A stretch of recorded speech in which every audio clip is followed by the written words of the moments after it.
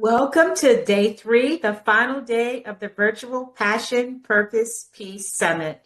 I hope you've enjoyed these 3 days with my speakers. I know they have some powerful information for you to help you live in your purpose. We are getting ready tonight for the live event at Martin's Crosswind.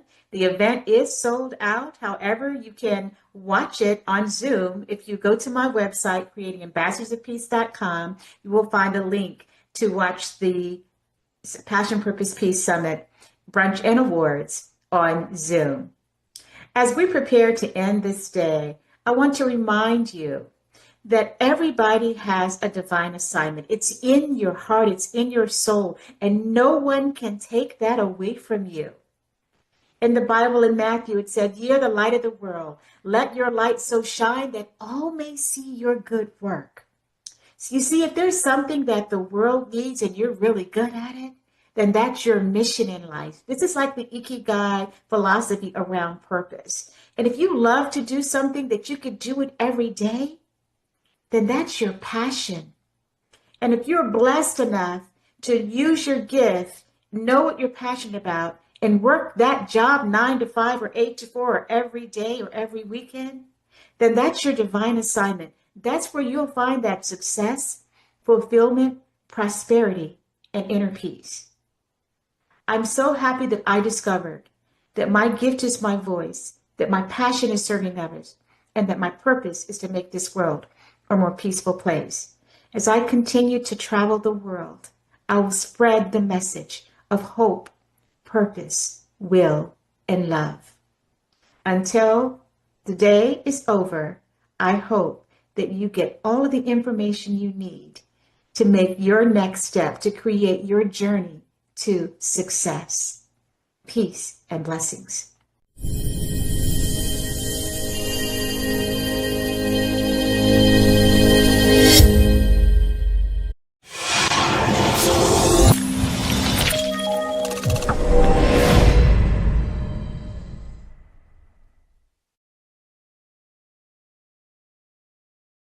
Dr. Maria Montessori said, "Preventing conflicts is the work of politics.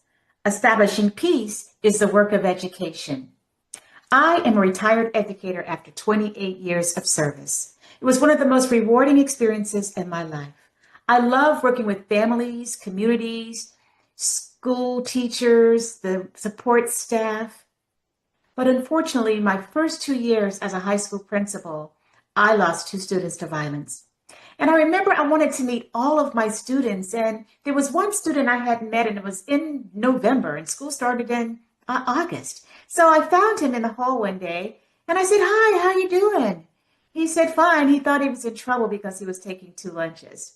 So I looked at him and I said, "Son, what's your passion?" And he said, "I play football." And I said, "Are you good?" He said, "Yes, ma'am." And so I said, that same work ethic you put in learning the football plays and strength and conditioning, put that same work ethic in your academics. What do you want to do with football? He says, "Well, I want to go to college and I want to play in the NFL. I want to buy a home for my mom and take care of our family." And I said, "That's a great goal." I said, "You can get there, but it takes hard work." And he said, "Are you good?" He said, "Yes, ma'am." And so he said, "Do you know football?" And I said, "I do know football." He said, "What's an H-back?" I said, "He's a man in motion. He fakes out the D. He's on the offense. As you will see, he's a big tight end. He blocks too. He's a man in motion. He's on the move." He goes, "Oh, my principal raps." But anyway, we talked for about 15 minutes, and I told him, "Okay, it's time for you to go to class. Now get to class, pull up your pants." And he went walking down the hall, and one tear rolled down my cheek. And by the time he turned that corner, I was full blown crying, and I didn't know what that was about. I do have the gift of intuition. I know my gift is my voice. My passion is serving others, and my purpose is to make this world a more peaceful place. But those tears, I just felt something was not right. 2 weeks later, I was coming off a plane from my cousin's wedding, and my phone kept buzzing and buzzing and buzzing. And it was my SRO telling me that this student that I just met 2 weeks ago was murdered.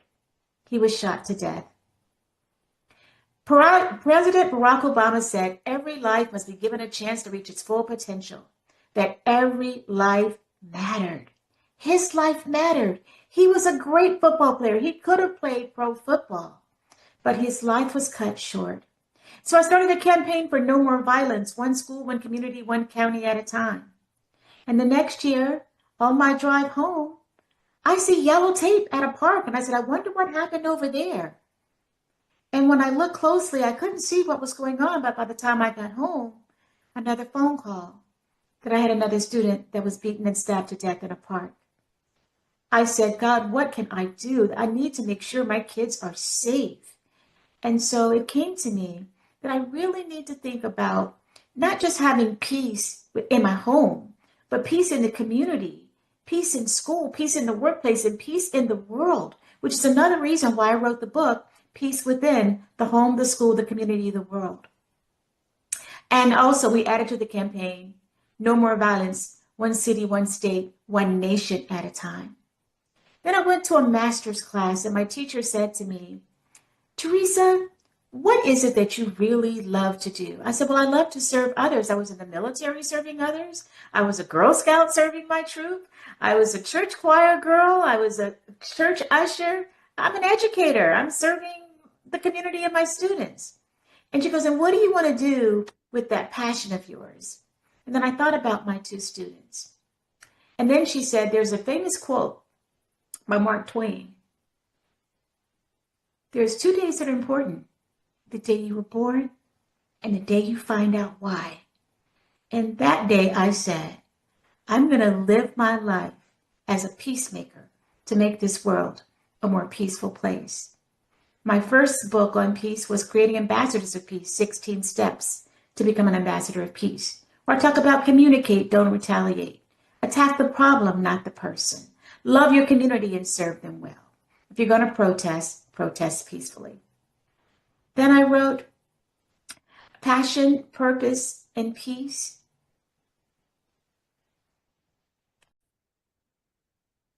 Pathway through trials and tribulations. It was an anthology with some wonderful co-authors with some amazing stories of hope and will and purpose. And this last book, Peace Within, the home, the school, the community. In my chapter, I talk about peace within the school. You know, in the classroom, all students really want to learn. But if your class is disruptive, someone is not going to be happy. So one of the things a teacher can do is make sure that you set rules in the beginning of the school year and make sure that the students also help you create those rules. It's so important that they feel valued and their voice is heard. The other thing is, if you ask a question and someone responds, give them some feedback. You have to acknowledge what they said, whether it's right or wrong, provide feedback, and make sure you're not calling on the same students all the time. You know, the kid in the back that has their hand and they're just waving and they're being ignored, they're going to get upset. And when they get upset, they're going to cause chaos in your classroom. The second thing is in the hallway. Make sure that the teachers are at their doors. They're greeting the students as they go by. They're moving students along. Make sure the time between first period and second period and third period and fourth period are reasonable, probably no more than 5 minutes, so they don't have time to loiter, to gossip, to get in trouble. And then there's the cafeteria. Oh boy, especially in middle schools, cafeterias can be a problem. They like to throw food in middle school. But you have to have rules in the cafeteria. You need to make sure that kids have roles and responsibilities. Maybe someone is dumping the trays. Maybe someone is washing the tables. Maybe you can give them some of the school bucks to buy school supplies, but also have rules in the cafeteria.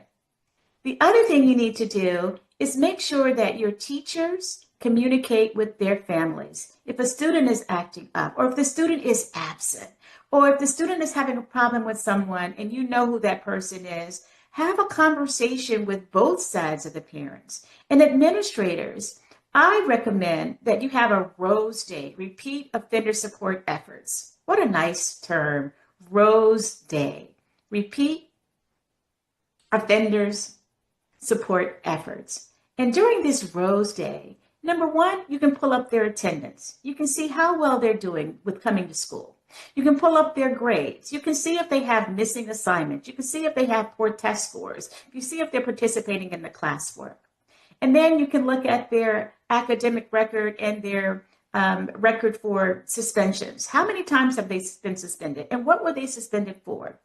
And talk about A, what happened? B, how did it make you feel? C, what did you do? And D, what could you have done differently? And you need to work with them as individuals first. And then if there's another party involved, something happened with somebody else, you have peer mediation. But you want to make sure there's some treatment. You just don't want to suspend kids from schools for fighting or whatever and not giving them something to think about when they come back. So my students always knew she's going to come back and say, how are we doing? So let's just work this out, right? So it's so important that you have peace within the school, in the classroom, in the hallway, in the cafeteria, and transitioning between classes. And then there's on the way home on the bus. You have to have school rules for the bus too, because the bus drivers will write students up and say, oh, he or she can't ride my bus anymore because they misbehave. So what I really suggest is that your vision and mission for your school, you share that with your students in the beginning of the school year and have the students write the rules for the classrooms and have them hold themselves accountable for their behavior. It's so important that kids understand that you have a choice to do right or wrong. And also, this is also very important. Every student in your classroom has a gift. Find out what it is. And then when they come in, hey, did you draw any art this week? Maybe they're an artist. How was that football game? When you talk about what's going on in their lives, personally, they feel like, oh, she really cares about me, or he really cares about me, or he cares about my family. Especially if you know there's somebody in their family that's not doing very well. Support your students. I think it's so important that you address the affective domain as well as the cognitive domain of all students. I want to read to you my call to action in this book. Peace within. You got to cultivate self-awareness and emotional resilience. Peace within the home. You need to foster healthy communication and conflict resolution. Peace in schools. You have to create environments where students feel seen, heard, and valued. Peace in the workplace. Build cultures of respect and collaboration. Peace in the community. Building bridges of respect and collaboration. Building divides through dialogue and action is actually peace in the community. Peace in the world. Understanding our interconnectedness and global responsibilities. In peace within, the stories, the strategies, and solutions, all are shared from real experiences. This is not a theoretical discussion. It's a practical guide for anyone ready to be a peacemaker in their own sphere of influence. My call to action, if my two students had lived, what would they have contributed to the world? We'll never know. But their memories fuel my work. It reminds me that peace is not a luxury, it's a necessity. Every child deserves to grow up without fear. Every person deserves to live in safety. Every community deserves a chance to thrive. I invite you to join this mission. Whether you're reading these words as a parent, educator, leader, or simply someone who longs for a kinder world, know that your choices matter. Peace begins with you. You can get Peace Within on my website, creatingambassadorsofpeace.com, or on Amazon. Peace Within, the home, the school, the community, the world. I am Her Excellency, Dr. Theresa Ann Moseley. I wish you peace and blessings.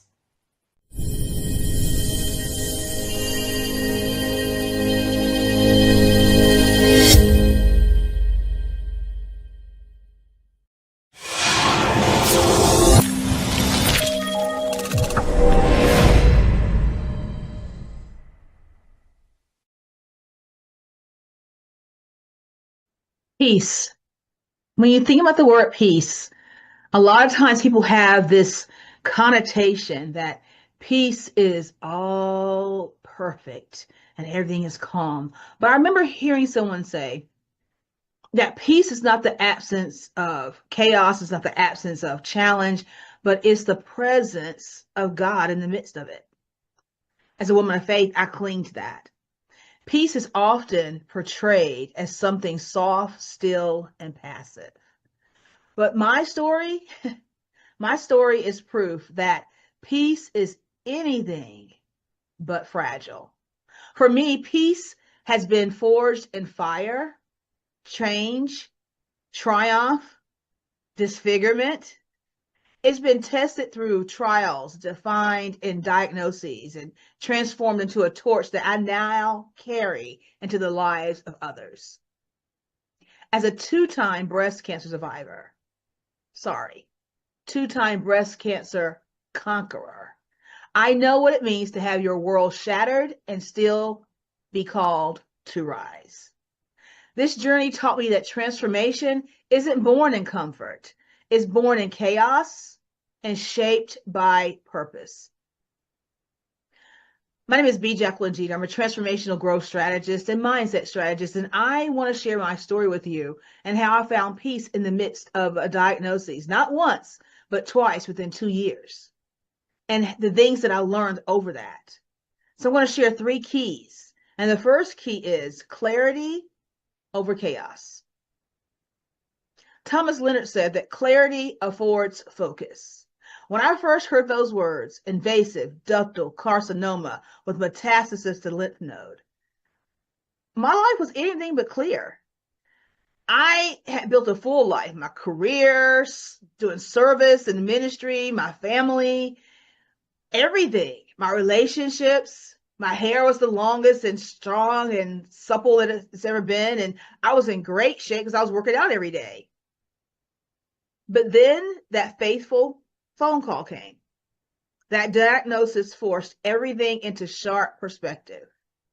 I began asking not just what am I doing, but who am I becoming? Why am I even here? And those questions changed everything. You see, clarity is the birthplace of transformation. It's a cousin and really a tag team of awareness. Once you're aware, you get clarity and you can then transform. It shifts us from just surviving by default to living by design and on purpose. So what are some transformation practices that I want to share with you? Are one, define a one-sentence statement of who you are becoming. Who are you? Why have you been here? My mom used to say, you're not just breath and britches. Go ask God why he put you here. And I'll say the same thing to you. Number 2, let go of commitments that no longer serve your present or future self. Remember, you're becoming what you are now, and who you have around you now may not be who you carry with you in the future. Number 3, recommit to what gives your life meaning, energy, and purpose. What truth about yourself have you been avoiding in the chaos? Okay, key number 2, collaboration over isolation. Helen Keller wrote, alone we can do so little, but together we can do so much. After that second cancer diagnosis, I didn't go to battle alone. Actually, I didn't go to battle alone in the first one. I learned the power of sacred community, of having just not my doctors, not just the nurses, not just those caretakers and those persons that were there, but my sisters, faith leaders, colleagues and friends, and sometimes, and a lot of times, strangers who just happen to see me on Facebook or see me on something and sent me something through the mail, through Amazon, or saw me in the grocery store or saw me at an appointment and they came to get some encouragement. This time, I wasn't just a patient. I was a woman walking deeper and more solidly and clearly in purpose and peace, surrounded by others to call to support my transformation. And that true transformation didn't just happen in isolation. It unfolded in connection, connected with other women who were going through the same thing or similar that I was, connected with someone who had already gone through it that strengthened me, connected with someone who was just diagnosed to encourage them. I needed a safe place to be seen, heard, and held, and I found that. So this second key What are the transformation practices I want to share with you? Identify who supports your soul, not just your role. That was good, wasn't it?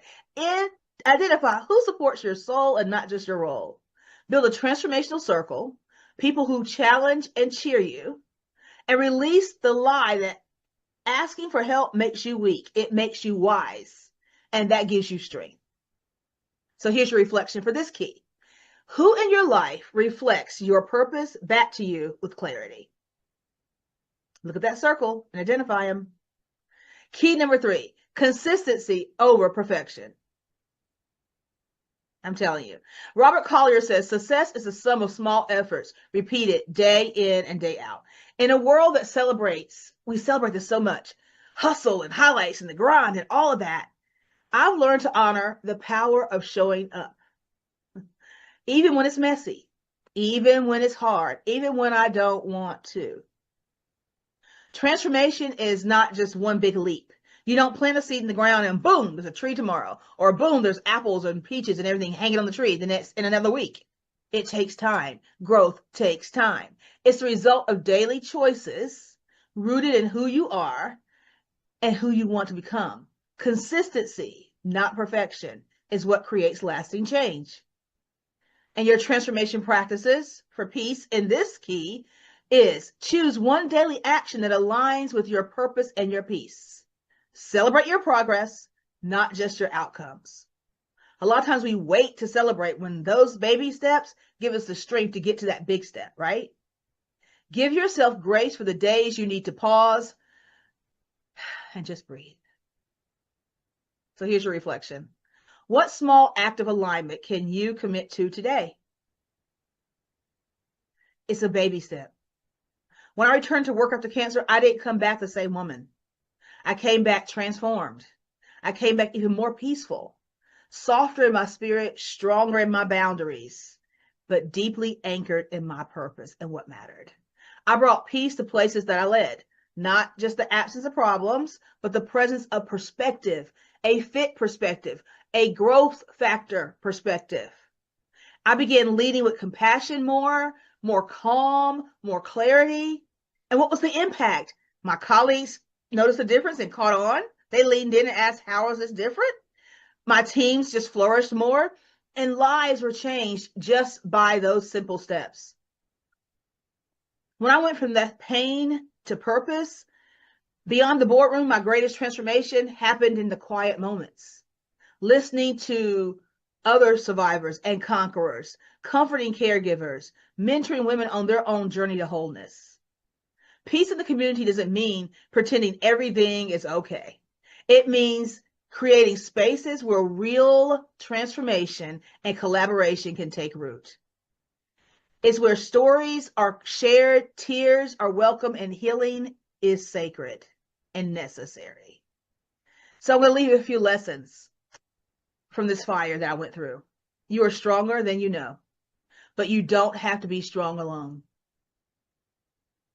Community is important. Peace is not a place you find, it's a presence that you carry.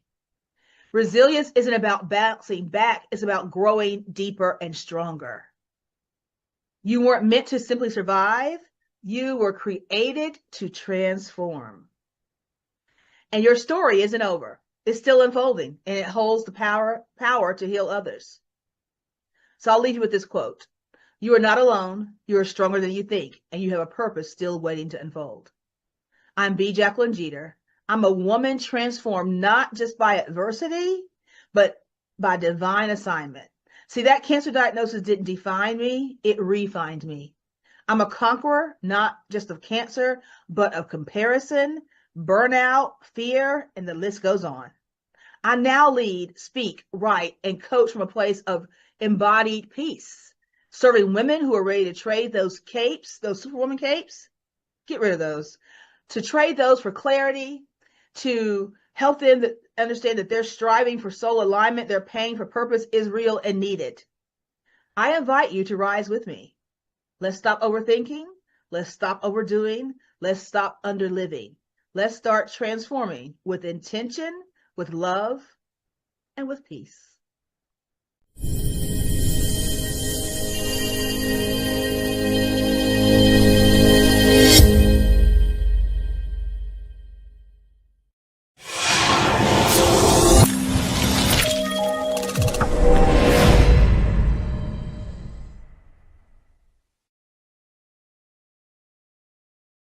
It's a great day. My name is Shay Brown, the happy entrepreneur, and our company is Sales Team Guru. And I want to welcome you to this conversation we're going to have, which is how to build a 7-figure sales team. And we have one mission. Yes, one mission. And that mission is to make sure that we're able to give you all of the revenue.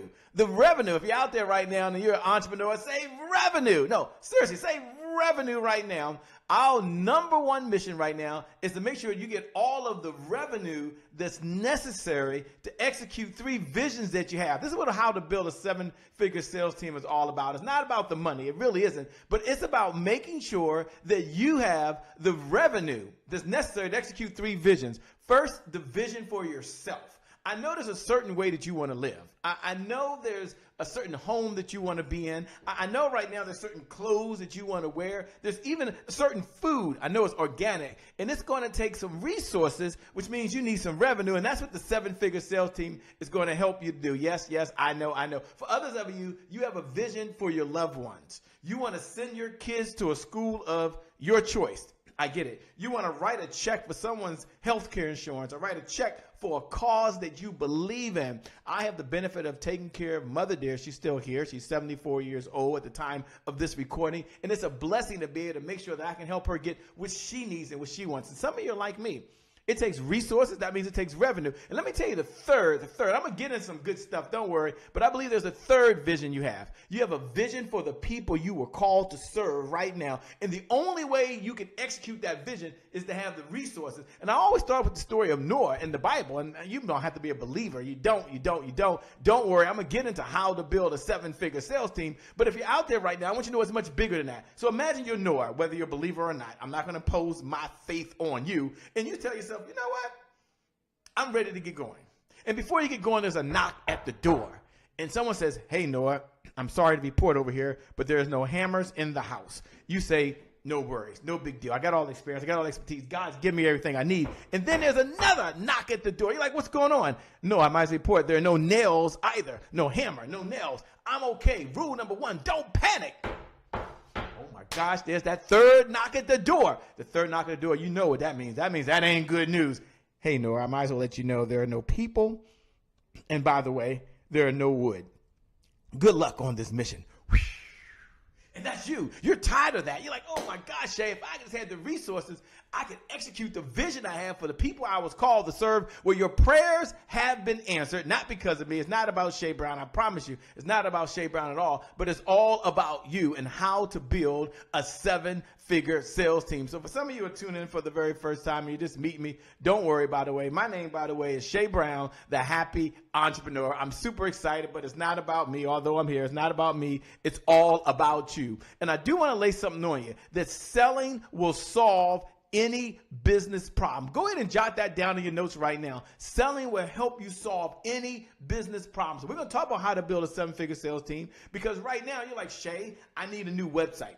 It takes revenue. Shay, I need to hire a personal assistant. It takes revenue. Shay, I need to make sure I can hire a tech team. It takes revenue. Shay, I need someone to do all of my marketing. I need a coach. I need a firm. It takes revenue. Selling will solve any business problem. You need a new computer right now, or you need you need a new webcam or a new camera? Selling will solve any business problem. Go ahead and jot that down in your notes right now. Selling will solve any business problem. And here's what I want you to know as we get started. All roads in business, everything you're doing right now, everything you're doing leads to professional sales conversations. So when we talk about how to build a 7-figure sales team, yeah, it's going to help you generate revenue. I get that. And yeah, it's going to help you get the resources you need. I get that. And yeah, your family, your family's going to live the way you always wanted them to live.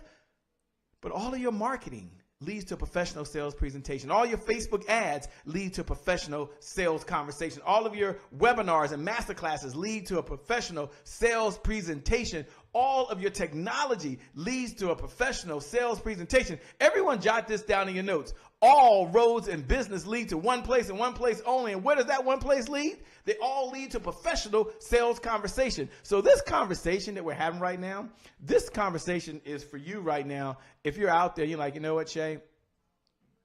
I want to make sure I'm at the right place. If you hate sales, this conversation's for you. Although you got to do all the sales right now, you hate it. You pay attention. If you don't sell right now because you're a full-time entrepreneur, you don't eat. This conversation is for you. If you're just tired of talking to unqualified leads, like Shay, if I got to talk to one more person that don't have the money, that don't have the time, that not sure if they don't want to do it, I'm so frustrated.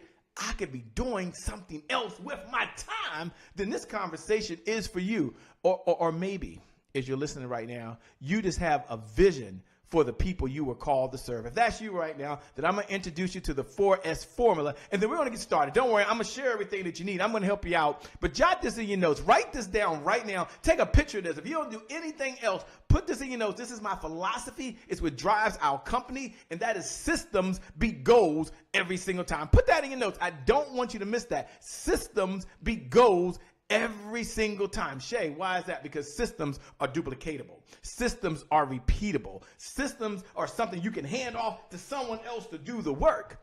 And you think about it. If you're lacking revenue right now, it's because of your lead generation systems. There's not enough qualified folks coming in. Someone say hello. Someone say, Shay, I hear you. If right now there's not enough revenue, it's because you have a system to have the right team in place to get it done. Someone say, Shay, that's me.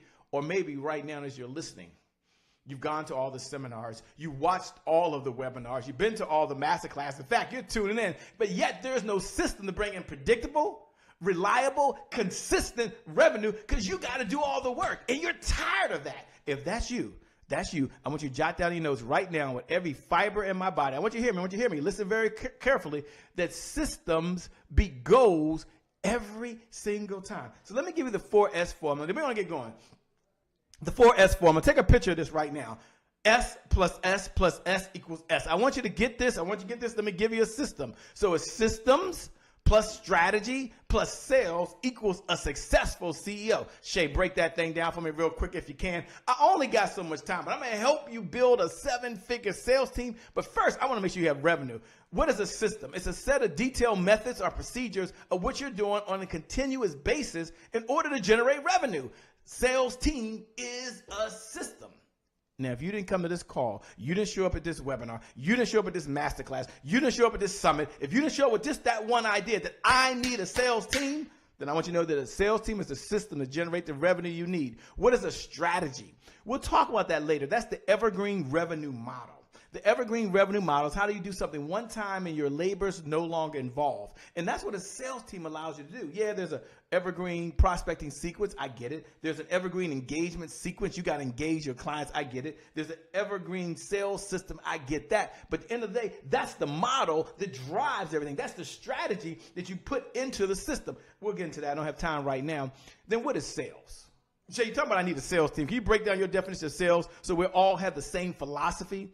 Sales is a source that provides the revenue to purchase the resources that are necessary to execute the vision for yourself. Did I start off that way? The vision for your loved ones. Did I start off that way? And the vision for the people you were called to serve. So Shay, if you're talking about that and you're going to get into how to build a 7-figure sales team, I'm feeling you. I'm smelling what you're cooking in the kitchen over here. I'm with you all the way. But Shay, what is a successful CEO? Can you break that thing down for me? Sure. A successful CEO, this is you, has more cash flow, has more profits, and has more freedom to spend time with the loved ones to do the things they really want to do. So right now, if you don't have any freedom because you're working all these hours, then I want you to pay attention. If you're someone that don't have the revenue, because if you don't be there, you can't stop to go to your daughter's recital. You can't go to your son's football game. You can't even right now go to the doctor without having your phone like this. Then you need a system. You need a sales team. You need someone to help generate revenue. See, a successful CEO has more cash flow. That's money coming in, more profits than money going out, and they got the freedom. If that's you, I want you to use a daily affirmation I share with one of my clients and create the greatest breakthrough for them. I only got so much time, but I'm going to teach you how to build a 7-figure sales team. But jot this down in your notes. I am a successful CEO. Don't worry about being an entrepreneur. Don't worry about being a faithpreneur. Don't worry about being a happypreneur. Don't worry about being a mompreneur. You be a successful CEO. When you signed those papers down there at the courthouse or you went online and you came a business, a successful CEO is who you are. Put down, I am a successful CEO because systems beat goals every single time. Jot that down in your notes. Please don't miss that. Systems beat goals every single time. I'm going to say that one more time. And please, if you're out there right now, I want you to jot this down in your notes. I don't want you to miss this. I want you to put this in your notes right now. Systems beat goals every single time. I am a successful CEO. Say it loud. I am a successful CEO. Say it one more time for me. I am a successful CEO. Here's what I'm going to do for all of you out there. I'm going to give you a free gift. It's my gift to you. And I'm going to get into how to build a seven-figure sales team right now. But I'm sensing some of you just want the playbook on how to put together the right system so you can not have to take any notes. Because I'm about to go rapid fire, okay? And you don't want to worry about taking notes. Text the word team right now. Text the word. Get your mobile number. I'm only doing this. Get your mobile number out right now. Text the word team. I'm going to give you the playbook. I'm going to give you the masterclass series I did because I only got so much time on how to build a seven-figure sales team. I'm going to give you the how to build a seven-figure sales team challenge. So I'm going to work with you for 5 days and help you build your team. And then for some of you, I'm going to do a one-on-one customized session with me or one of my certified representatives. So here's what you're doing. Let me give you the instructions, and then we got to go rapid fire. Number one, text the word team right now. Text the word team to 202-270-1662. Again, 202-270-1662. Let me give it again. Text the word team to 202-270-1662. Now, when you text, do it right now. Do it now. When now? When now? Now is the time. When you do it now. Include your first name so I know who you are. Include your last name so I know who you are. Include your best contact number. Now, you only texting team because you're ready to have a sales team. And put your best contact number and email. For some of you, we're going to just text it right to you. You can click a link. Some of you love to do it right on your phone. Others of you, you still want an email coming to you. I get it. So we'll send an email as well because you might not be able to save it to your phone. Been there, done that. But here's my promise to you. It'll create a breakthrough. Now, I'm going to give you the 5 components of a seven-figure sales team right now. And I'm going to go rapid fire. I only got so much time. But if you're out there right now, you haven't done it, text the word team to 202-270-1662. Again, 202-270-1662. I know for some of you listening, now is your time. Now is your time. One of the things my mentor has taught me, he says it over and over again, it's really landed with me. He says, Shay, now is the time to get the team going. When is the best time to plant a tree? When was the best time to plant a tree? 20 years ago. When's the best time to plant a tree? Right now. So now is the time. Let's prepare now. So let's do it. So let me go ahead and go over the 5 components of a seven-figure sales team. Because when I asked the question to folks, what are the components of a seven-figure sales team? How do you even build a seven-figure sales team? Most folks don't even know. They have no clue. They're like, I don't know, Shay, hire a representative. And then I hire more sales reps. And I hire more people. I'm like, no, you'll never get there at that pace. So let me unleash the formula that's taken me 15, almost 20 years to learn. It's not about the 20 years, but you don't have to go through that. You want predictable. You want reliable. You want consistent revenue without your labor. Then let me go ahead and drop it on you right now. Let's go ahead and show it to them. And for those folks that texted in, you'll get all the details. Hope you did that. The components of a seven-figure sales team. There are 5 components of a seven-figure sales team. Component number 1 is a sales rep. The first thing I want you to do is make a commitment that you're going to hire a sales rep. Now, here's what a sales rep does. A sales rep works on 100% commission. That means that they go out, they understand all your products and services, they make a sale, and when they bring in the money, you get a percentage of it. So let's imagine for a moment that they go out and sell $20,000 of revenue for you that you didn't spend any time with. And yet, as a result, you paid them a 20% commission. For some of you, it's higher, some of you, it's lower. 20% of $20,000 is $4,000. So you got $20,000 of revenue without your labor. Minus $4,000, just for the example, that means there's $16,000 left in. How many of you out there right now are doing all the sales? And if you just had a sales rep bringing in half the revenue you're bringing in right now, or double the revenue you're bringing in right now, your business would double right now. Your problems would be solved. Put 2 hands up if that's you. Sales rep. Go ahead and make a commitment. Write down in your notes right now. I will have a sales rep. So number 1 is a sales rep. For those that texted in earlier, and I'll give you that number again, we'll help you recruit. We'll help you train. We'll do that for you. Don't worry. But you make a commitment that you're going to have a sales rep. Number 2 is you need a sales affiliate. Now, Shay, can you break down what's the difference between a sales affiliate and a sales rep? A sales affiliate understands 1 or 2 of your products.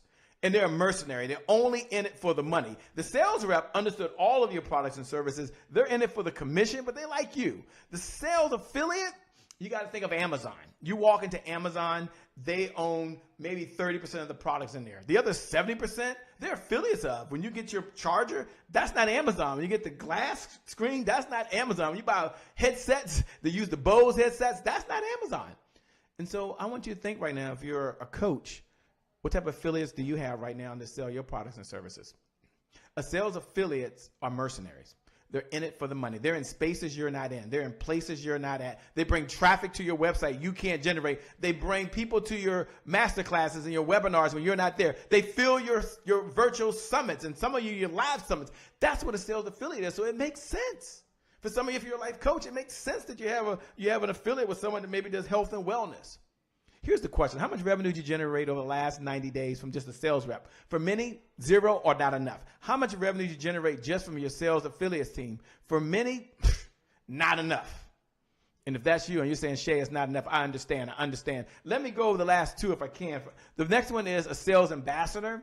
Now, we're going to teach you how to do a sales affiliate. I'm going to give you all of the software you need so it's none of your labor, okay? Some of you texted it earlier. I'm going to give you that number in a minute. You'll get that. The sales ambassador, they understand that they're not in it for the money. They're only in it for rewards and recognition. Rewards and recognition. They're already in your circle.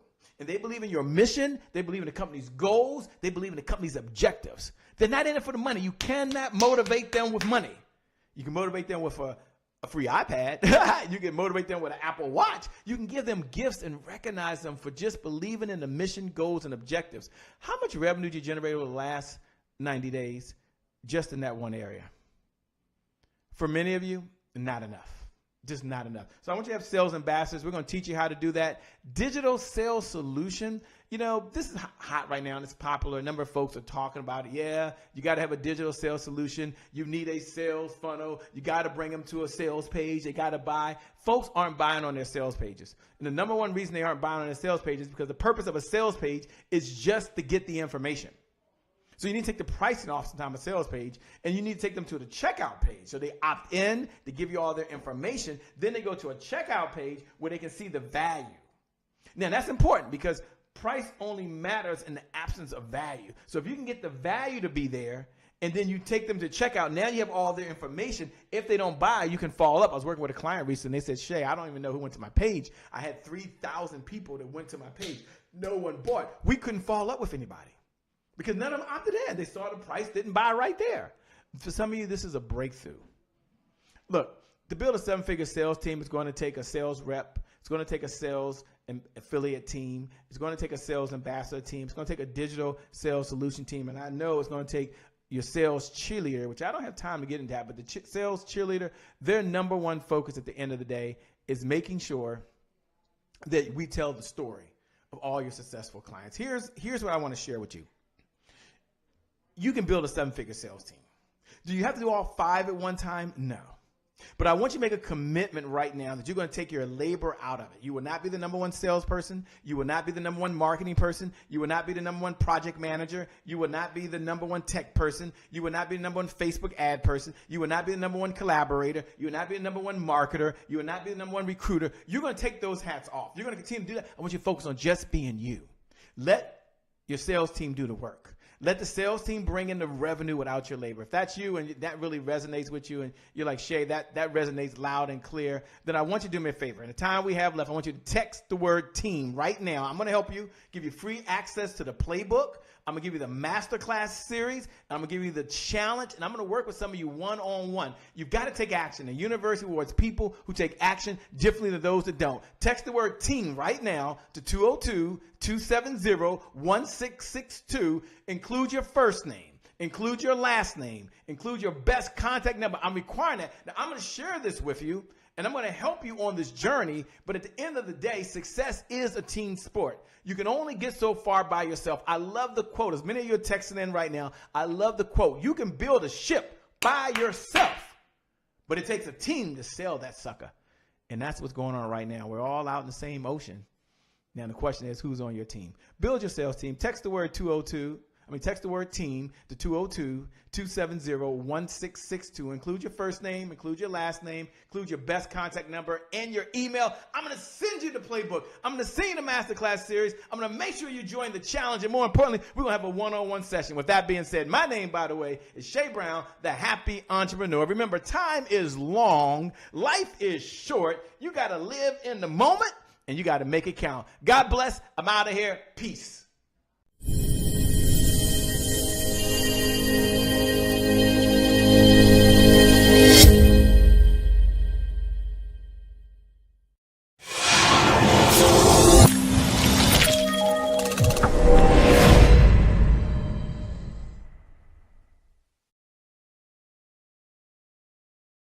Welcome. Good afternoon. I am Dr. Linda R. Taylor, and I am a certified relationship and business strategist coach. I am the founder and CEO of Divorce Think Tank.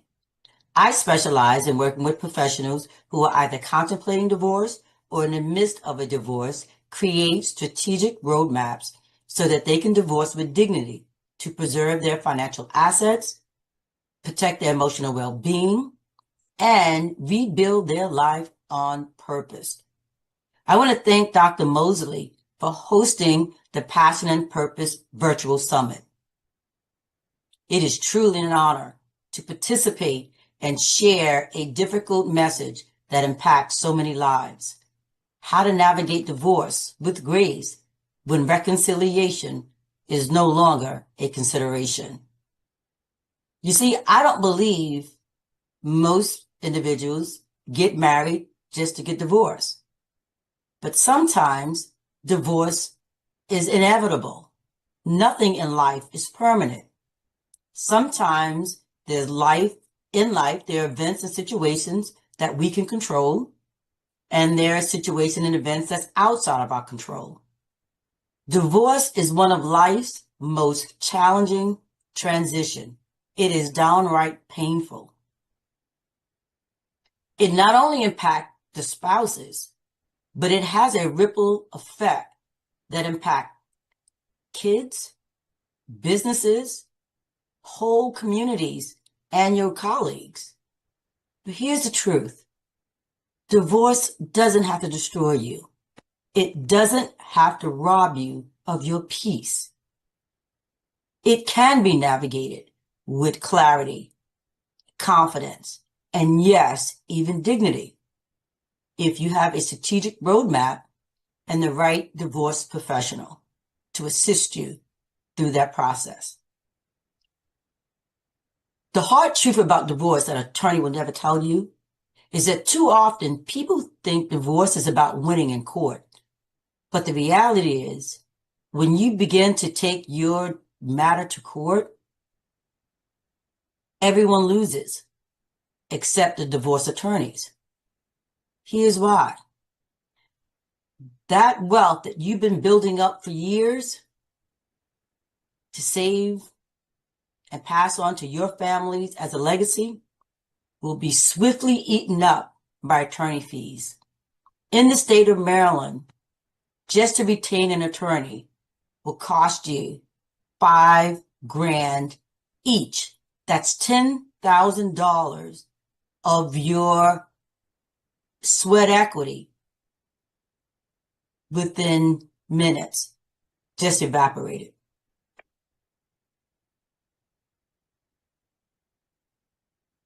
So, over the past 15 years, I have witnessed a lot of tragedy from bad and toxic relationships and bad marriages. What I realize is that bad relationships not only break hearts, but they also break down your health, your immune system. It creates chronic illness, inflammation, just long-term illnesses. And the more toxic a relationship is, it just drains you of your energy and it shatters your confidence. And it prevents you from moving forward to create the life that you were destined to create. The strategic decision that you would have to make, whether to stay or to leave, is going to be contingent upon how you make that decision, whether you make it on emotions or you make it on logic. Strategic thinking is the key as you navigate through the divorce process. So what I want you to do is ask yourself, what is it going to cost you if you continue to stay in a relationship or marriage that has run its course, or a loveless marriage? And are you staying out of fear or because you're overwhelmed and you don't know how to begin the process? Or are you ready to find a process that will give you the clarity that will help you realign with your core values?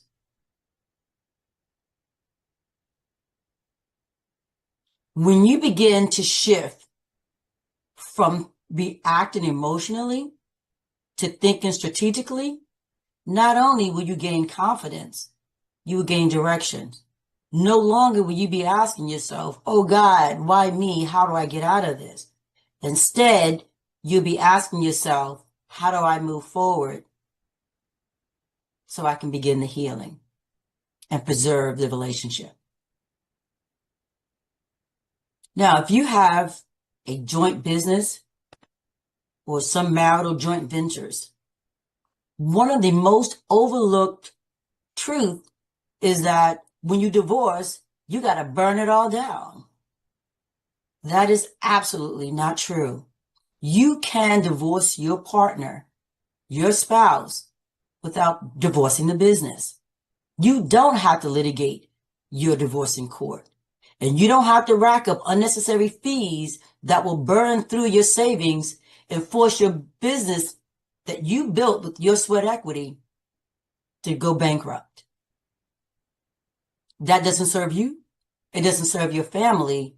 And certainly it does not serve your financial future, especially in this economy with so many layoffs and unaffordable housing.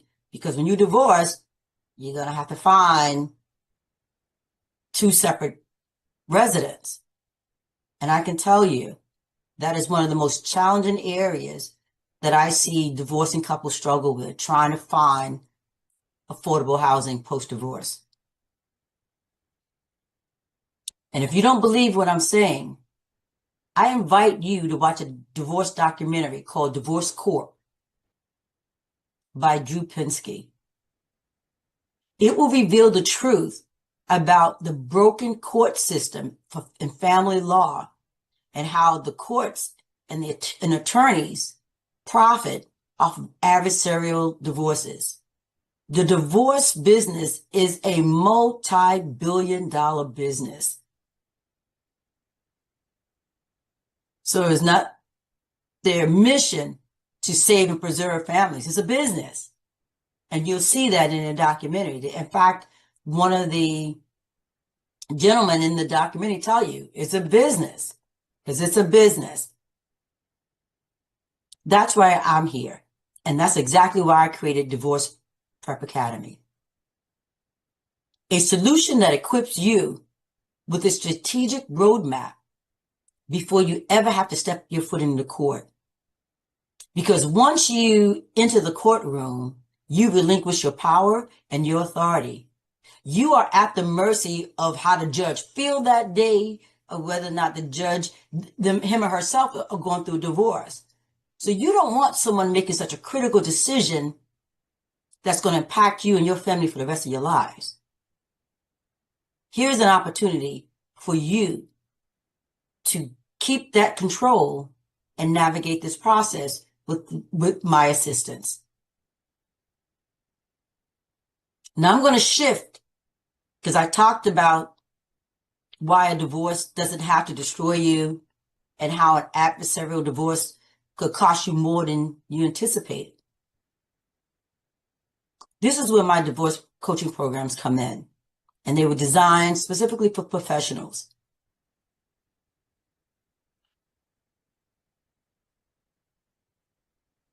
Some of my clients may come to me already that's ready to take action. They're ready to be unmarried, but they just don't know where to start. And if that's you, then you are in the right place today, right? Not knowing or choosing the wrong path could be detrimental, but I can tell you it's also very costly. So I created three coaching programs that will allow couples or an individual who is contemplating or couples who have mutually decided to divorce in a dignified way. My first coaching program is considered an uncontested divorce, meaning that within 90 days or less, for less than $5,000, you could be divorced. Yes, exactly what I said. You could be divorced within 90 days. It has 10 hours worth of divorce coaching, custody coaching, as well as 6 hours of divorce coaching and mediation. 10 hours of mediation and 6 hours of divorce coaching. It also comes with 2 online full courses. One is emotional intelligence. Why is that so important? Well, over the past 15 years, I realized that at least one of the spouses going through divorce sometimes look for emotional justice rather than legal justice.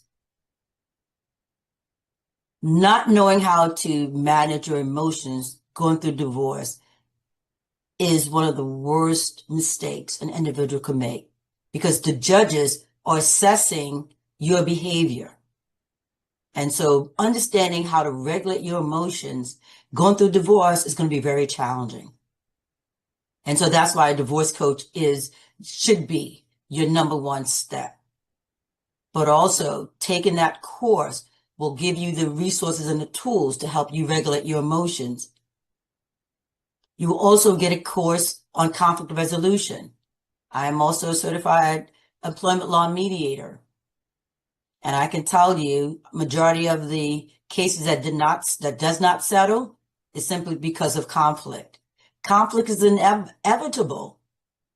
It's not if, but when. And going through a divorce, if there's such a time, it is during divorce. So my job is to help you understand what your actual conflict style is. It's an assessment to help you understand what are your triggers and how to identify those triggers and then how to regulate them. Because going through divorce is going to trigger a whole lot of stuff. So this is a program, again, for couples that are married and have assets and children. My second coaching program is uncontested divorce as well, but for couples that do not have children or minor children under 18, and generally has been married under 5 years and don't have a lot of assets. The investment is only $2,750, but you get everything, including the workbook, resources, worksheets. But in this program, you get 6 hours of mediation, divorce and custody mediation, 3 hours of coaching, and the online course. You also get unlimited support via email and Voxer, which is like a walkie-talkie where you can get direct access to me in cases of an emergency. So this is a real quick process. The judges do love when couples come to them already prepared with settlement agreements, and that's part of what I do. I help you draft the marital property settlement agreement. It's called an MOU, Memorandum of Understanding, as well as, in the first case, the co-parenting agreement regarding legal custody, physical custody, child access for the holidays and school breaks. So those are the elements that are needed for the first option to get a divorce. And in this case, where there are no minor children, the parties must mutually agree on the marital assets. And my last coaching program is for an individual who has made a conscious decision that their marriage has run its course and divorce will be imminent, but they want to strategically prepare for it. There's three aspects of a divorce. There's the emotional, there's the financial, and then there's the legal. And so this is a 3-month coaching program that walks you through each one of those. Each month we focus on one of those key aspects because it's a lot of information, and it will allow you the confidence to then have that conversation, because we also do a role play on how to tell your spouse you want a divorce. This is a 3-month program where there's 3 90-minute coaching sessions, unlimited email support, as well as a cohort. It's up to 20 individuals like yourself, professionals who are going through divorce. And what's great about that is they can offer additional support, but also you can lean on each other and have some shared experiences. This particular program will certainly give you the clarity on how to realign with your core values and your emotional needs, such as alimony, child support. How much is it going to cost you to live in your new place? You need to know what your numbers are. What's your credit score? All those things are essential before you decide to file that divorce. You want to be proactive. The more proactive you are, the more prepared you will be, and the more confident you will be, and the less mistakes and less costly it will be. So even if you want a unprotected divorce, say hypothetically, and your spouse is, say, a narcissist or someone who is not ready to walk away, in that situation, you have no choice but to file, and then the court will force their hand. But at least you would be prepared, because at that point, most likely than not, you're going to need an attorney to navigate that process if your spouse wants to litigate rather than mediate. Mediation is a needed process. And right now, the courts, whenever someone filed, the courts automatically send you to myself or other court-appointed mediators before they even go to trial. So certainly mediation and coaching, divorce coaching, are 2 of the best alternative dispute resolution processes for someone who's going through divorce that want to preserve their assets, especially if you have kids, because you still are going to be to death do you part, but it will not be in a wholly matrimonial aspect. It'll be in a co-parenting relationship. So understanding that although you divorce, you still to death do you part, and it's essential when you have children. So those are the 3 programs. You do not have to decide tonight, but let me give you the next steps, right? As I indicated, divorce does not have to be a battlefield. You are in control, and it's even better if your spouse are mutually on the same page. Again, within 30 days, max 90 days, you can have a mutual consent, uncontested divorce in the state of Maryland. And most states do now have uncontested divorce. There are a lot of courts that no longer look at, infidelity as a standing. That's not a defense. So if you are ready to make a decision, I'm here to support the 2 of you or you individually. So you can download my complimentary divorce prep book at www.coachdrtaylor.com. You can register for my upcoming 3-day divorce boot camp. Next camp is in October. Or if you're ready to move, if you and your spouse is ready to move forward, you can go to my calendar and schedule a discovery call, a 30-minute complimentary call, and we can begin the process. I'm looking forward to working with you, and have a great day. Thank you.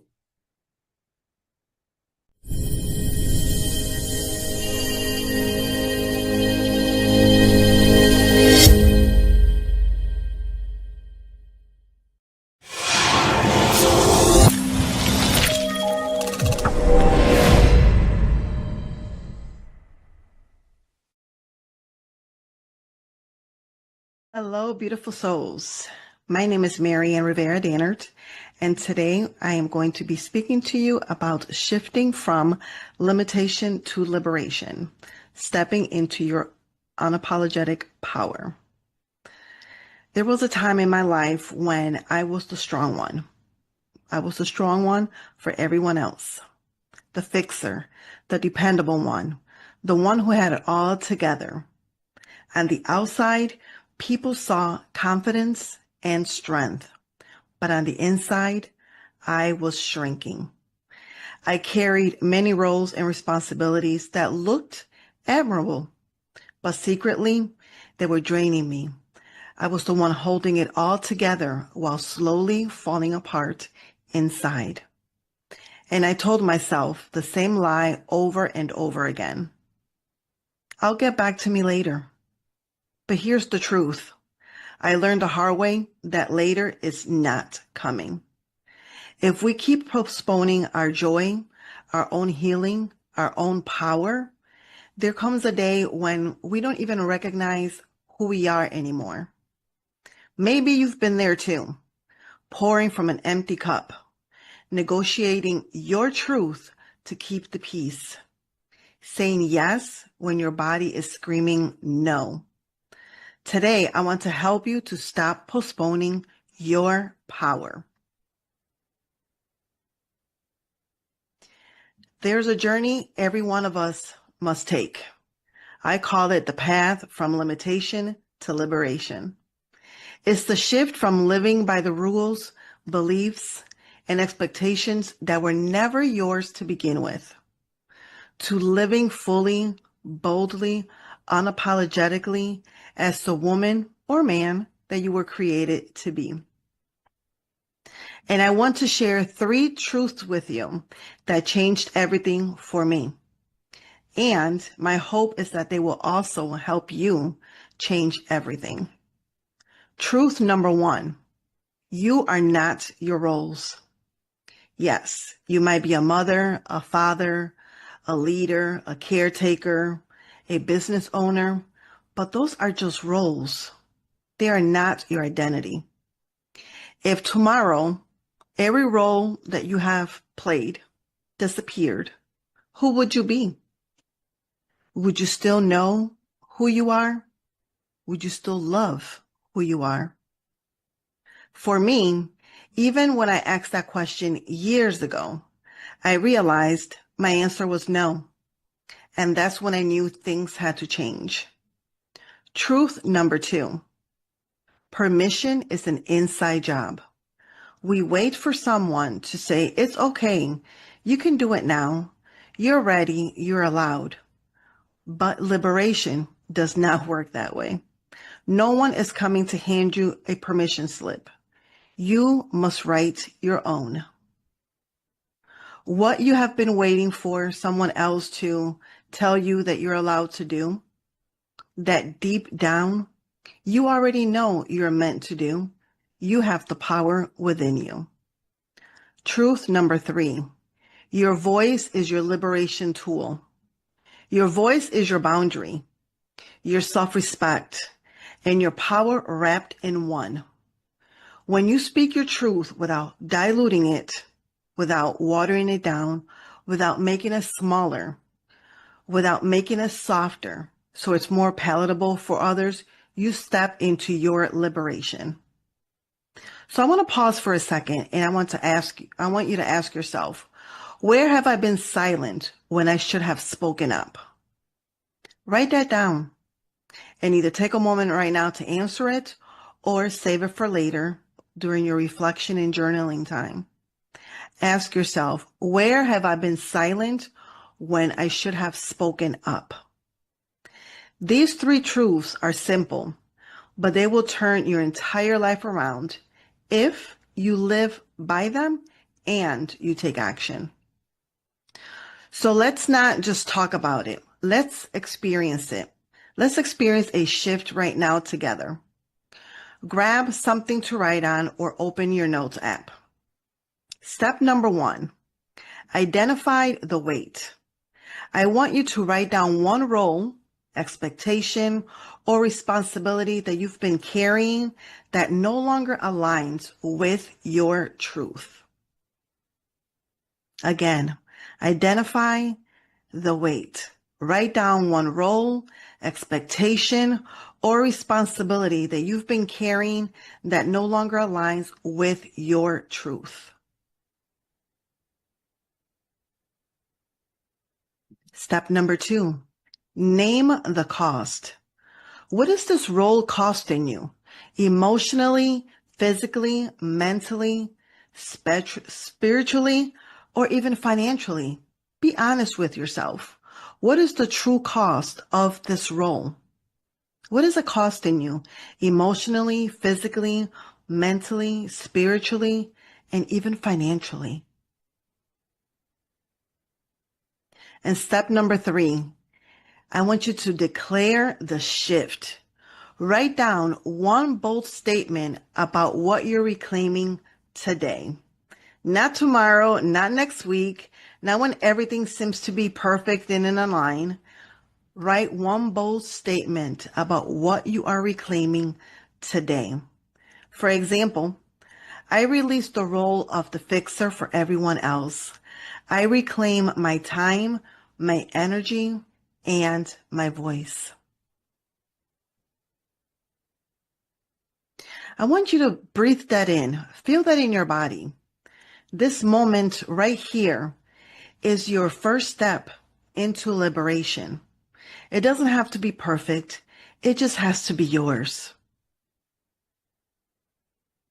I want to share three actionable tips for you to continue taking action and moving forward.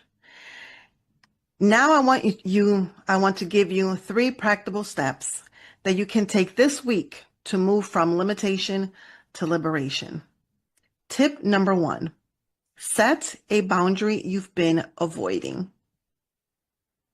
Maybe it's telling someone, I'm not available for that right now, or that doesn't work for me. Remember, boundaries are not walls. They are doors. You get to decide who comes through those doors. Tip number 2, claim your calendar. Block out at least 2 hours a week that are non-negotiable for you time. Non-negotiable for you. Not for errands, not for obligations. These are 2 hours a week for you to rest, for you to reflect, or to just enjoy pure joy, to do something that speaks life into you. Tip number 3, speak one unfiltered truth this week. Choose one conversation where you've been holding back and share your truth without apology, without softening in it. The thing is that when we make excuses, we kind of like make our boundaries negotiable. Like we can talk about it, like we can negotiate. And no, we're not softening it. We're not holding back. We are going to share our truth without apology. So today, you have identified what's been holding you back. You've reclaimed a piece of your voice, and you've got 3 steps to put into action. But here's the thing, your liberation is not a future event. It's a decision you must make today. So my challenge to you is that before you leave this event, having already taken 1 step towards your unapologetic power.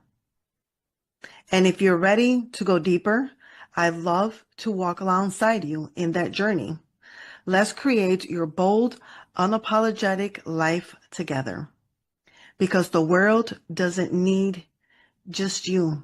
It needs the real you, the liberated you, all of you unapologetically unfiltered. Thank you. My name is Marianne Rivera-Dannert, and I want you to shift from limitation to liberation.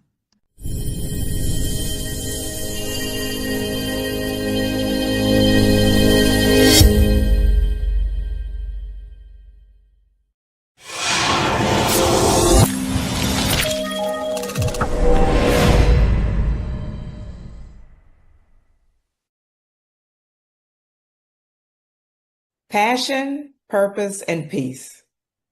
I remember it like it was yesterday. It was November of 2016 when my purpose found me. This purpose came at a time when my peace had been disrupted, and I felt as if I was just going through the motions. My purpose was revealed because it was tied to a passion that was ignited as a result of that day in November. Greetings. I am Dr. Robin McNair, educator, social justice advocate, and restorative coach. It is an honor to be with you today to share how I found peace that came through my passion, which now drives my purpose. Passion is the spark that makes us feel alive. Education had been my passion for over 20 years. There was great joy in seeing students show a love of learning. I was creative. I was unconventional in the classroom. And I got up every day wanting to go to work. Yeah, I was passionate about being an educator. However, when testing became a priority in education, that passion soon began to lose its light. The schools became dimmer, my classroom seemed to become dimmer, and the light in students' eyes began to fade. We were slowly losing our youth to the streets and to the juvenile justice system. As this era began to hover over the schools, I slowly moved into a time in my life where my peace was disrupted. I was in an unhealthy relationship. My son had his own challenges, and my work no longer brought me joy. Needless to say, the passion had been doused, my purpose was lost, and my peace was replaced with chaos. Now back to November of 2016. I participated in a peacemaking circle training. And while this training was for educators, it wasn't like your typical educational professional development. When I thought I was going into a training that was going to teach me strategies on what to do and how to do it, it was far from that. This was a training in which you had to sit with yourself. You had to dig deep down inside to really think about who you are as you interacted with your children, your coworkers, your family, your friends. Basically, I had to find out who I was. Before this training, chaos lived in my head and my heart, and this poured over into the classroom. While I maintained a great rapport with my students, with my coworkers, if conflict happened or the students didn't do what I felt like they should be doing, then of course, it came up in how I responded to them. Chaos led the way I responded to them. And this was not beneficial nor healthy for the children, for myself, or my work environment. I realized through this peacemaking circle training that there was a need for me to be in control.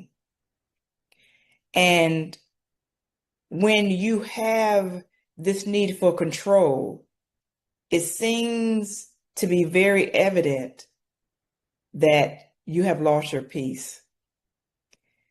A lack of peace causes us to try to control situations and others. And that's what I was doing. Letting go of that control, letting go of that need for control is what restored my peace. Restorative justice in education shows how peace can transform broken situations into a healing one. Making relationships the focus of how we educate students creates the backdrop of trust, growth, and healing.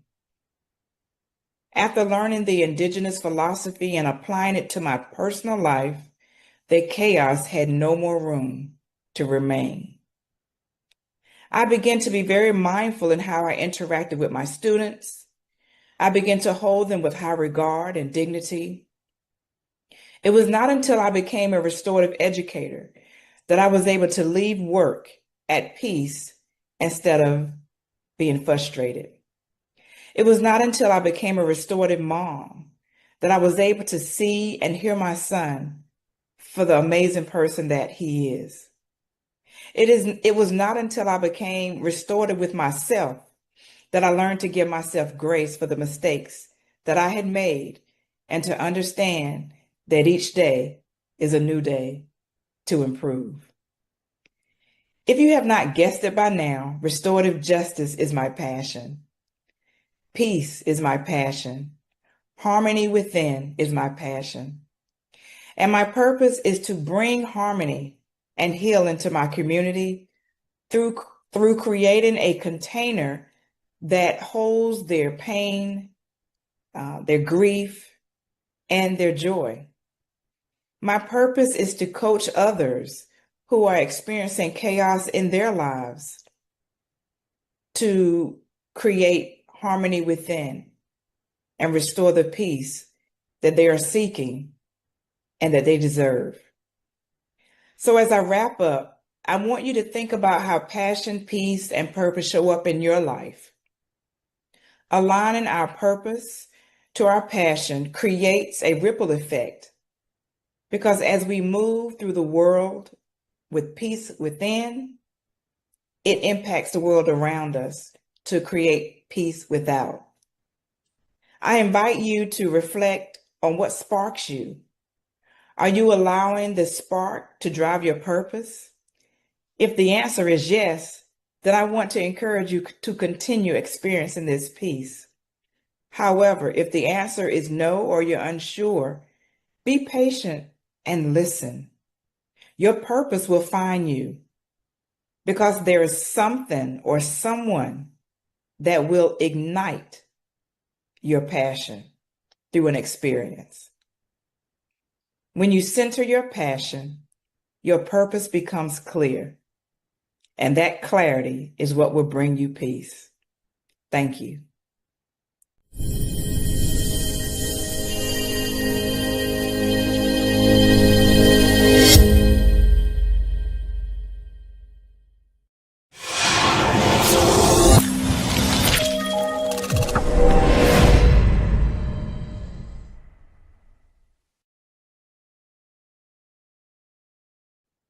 Hello, and welcome to the Passion, Peace, Purpose Summit.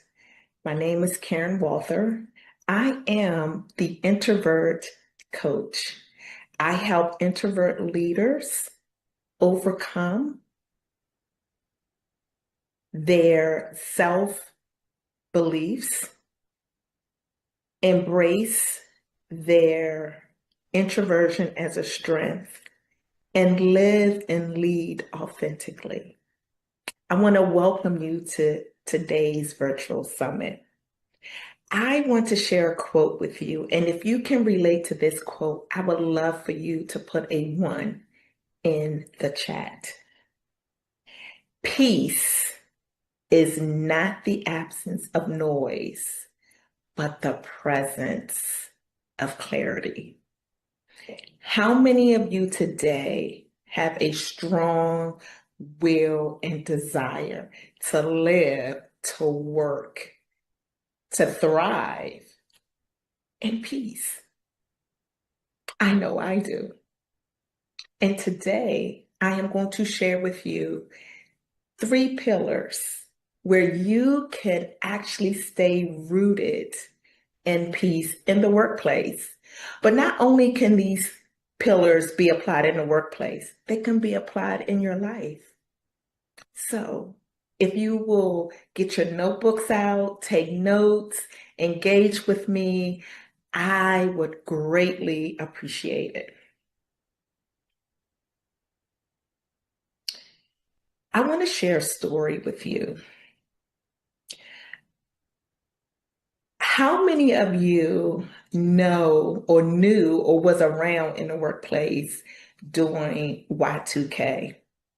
That was the big push for all IT professionals, computer scientists, major corporations to make sure that their systems will be able to continue to work during that time, because we were no longer doing, we were no longer in the 99s, we were now in the 2000, right? We was entering in the 2000s, year 2000. That's where the Y2K came from. For all of those who may not be familiar with the Y2K phenomenon, at that time I was working with Verizon Communications, and it was very stressful, very high pace, very high pressure environment.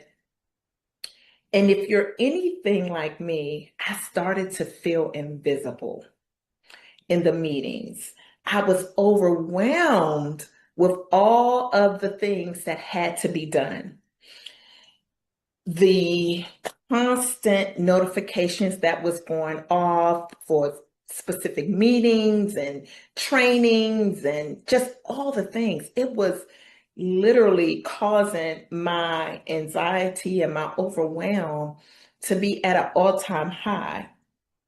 And you had all this small talk going around that, no one will be able to work. It was almost as if the world was going to be coming to an end, because a lot of things were dependent on this new technology. You think about your banks, your medical, your education, a lot of industries were dependent on finding a viable solution to ensure that everything would not stop. And as you can see here, we're now in 2025 and everything is still moving around, right? Everything is still happening. We probably have more technology now than we could ever imagine back then. I know for me, that's how I felt. So what I learned during that time with Verizon is that if I continue to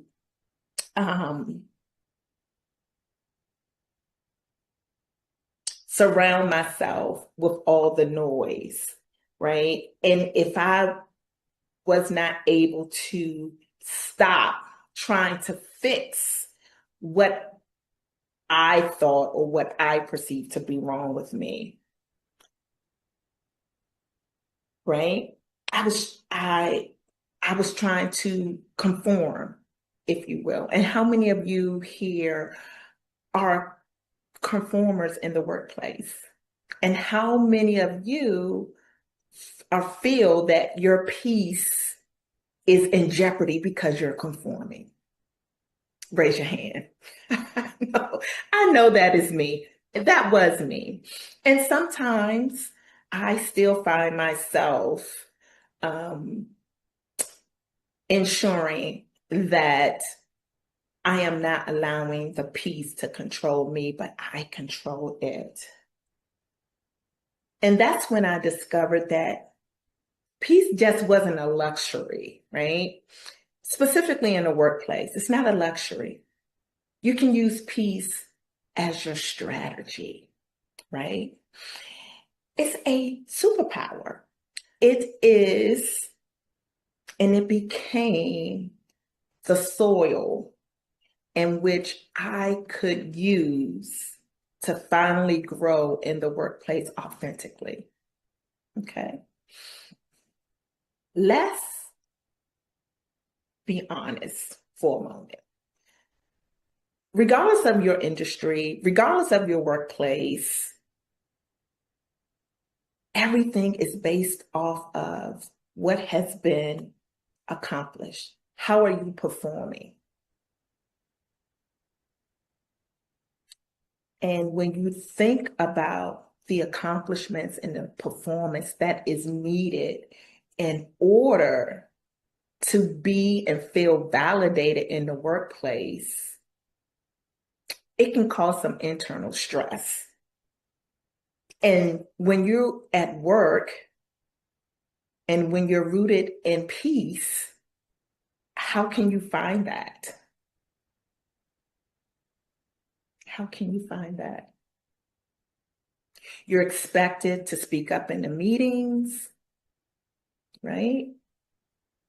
You are expected to smile and network when all you want to do is go somewhere so you can regain your energy so that you can accomplish the things that you need to accomplish.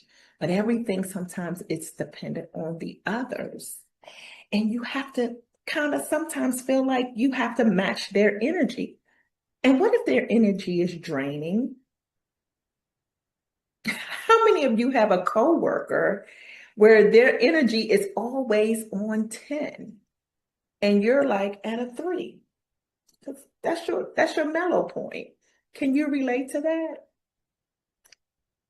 You know, I know that when I was at Verizon, the fast pace of getting all the systems updated to convert to 2000, right? It was draining me to the point where I was just shrinking and shrinking and shrinking. I wasn't speaking up in meetings. Although I had some great ideas, I had some innovative ways in which we could look at things. I had some valuable input that I would only share with my manager. And it was that one day where he said to me, Karen, are you speaking up in those meetings? Because in his office, I could be still.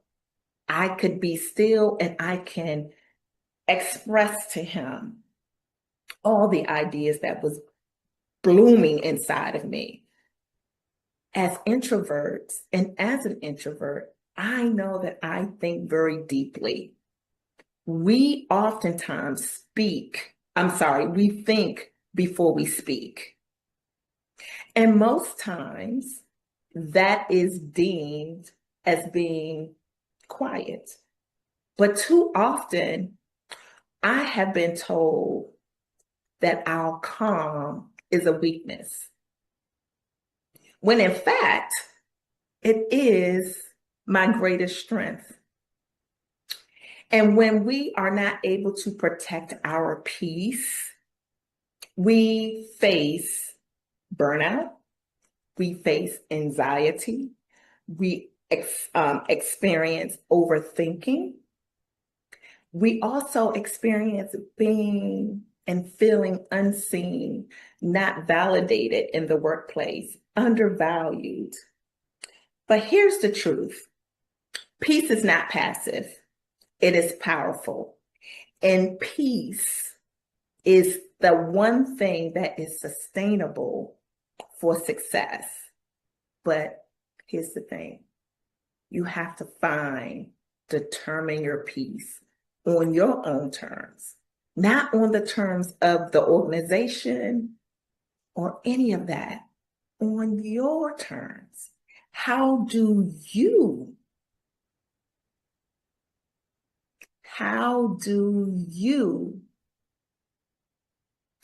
find peace to sustain your success? Think about that for a moment. When you think about that, I also want you to think about a tree. A tree. It can sway in the wind, it bends under pressure, and it even loses a few leaves every now and then. But does it fall? And if it falls, why? If your tree falls, why does it fall?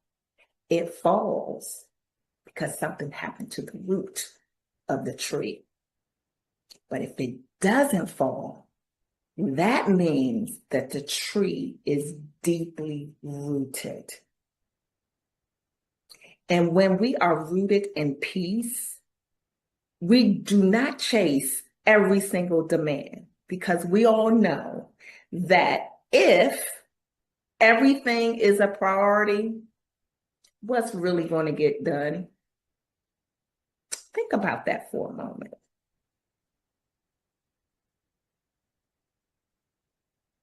If everything is a priority, what is actually getting done? We do not have to chase every single demand. We do not have to sometimes have the answers right away. You don't have to shrink in meetings. Do you have a strategic way of when you speak up in your meetings? Do your leadership allow you to speak because they know you have something of value to add, a different perspective? And given our current climate in both federal, state, local, and private sectors, we do not have to lose ourselves in the politics of the industries in which we are being represented. When you have peace, you become anchored. You're clear. You're unshakable. Do you all have peace? You are able to respond instead of reacting. Because I want to tell you that one of the things that I learned, a no response is a reaction. Okay? So even if you are sitting back as an introverted leader, and leaders, if you have an introvert that is sitting at the table with you and they're not saying anything, how are you getting it out of them?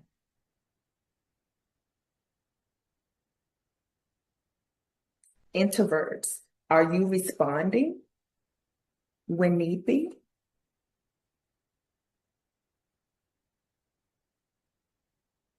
You are leading from the inside out, not from the outside in. That's what being rooted in peace actually looks like. And it's something that you can cultivate, even in the busiest, hectic, chaotic workspace, workplace, and work environments. And today, this is what I want to share with you. The 3 pillars of workplace peace. And again, you can use these pillars not only in the workplace, but also in your personal lives. It's universal. Okay? So, do you have your pen and paper? Are you ready to write down these 3 pillars that I'm going to share with you today? And this is how I help my clients as well as organizations anchor peace in their environments. Number 1, protect your energy. You do not have to say yes to everything. Build in what I call micro moments of calm. If you are a high leader, a high achieving professional, one of the things that you probably do is have days where you're just running from meeting to meeting to meeting. If that's you, I get it. I understand. That is me also. But this is one of the things that I do. After every meeting, if I know I have back-to-back meetings, I grant myself 5 to 7 minutes to recenter myself. If I'm late for a meeting, I apologize when I get there, let them know that I had something that I needed to do, and I carry on with the meeting. We all need space in our workplaces to allow us to digress from one meeting to another. And leaders, I hope that you're hearing me. Whether you have an introvert leader or an extroverted leader, they all need that space. They all need that time. Block out on your calendar mental breaks. This is a time where you can just take a break from work, whatever that may look like for you. Sometimes, for me, I listen to some worship music. I may listen to a podcast. I may journal about my feelings or thoughts in that moment. Whatever that may look like for you, make sure that you're taking some mental breaks. Say, and I know this is hard, especially for our yes people, our yes leaders, everyone that knows, that they can get it done. Let me get back with you. Let me check my calendar. Because when you say yes to everything, you're saying no to some things as well.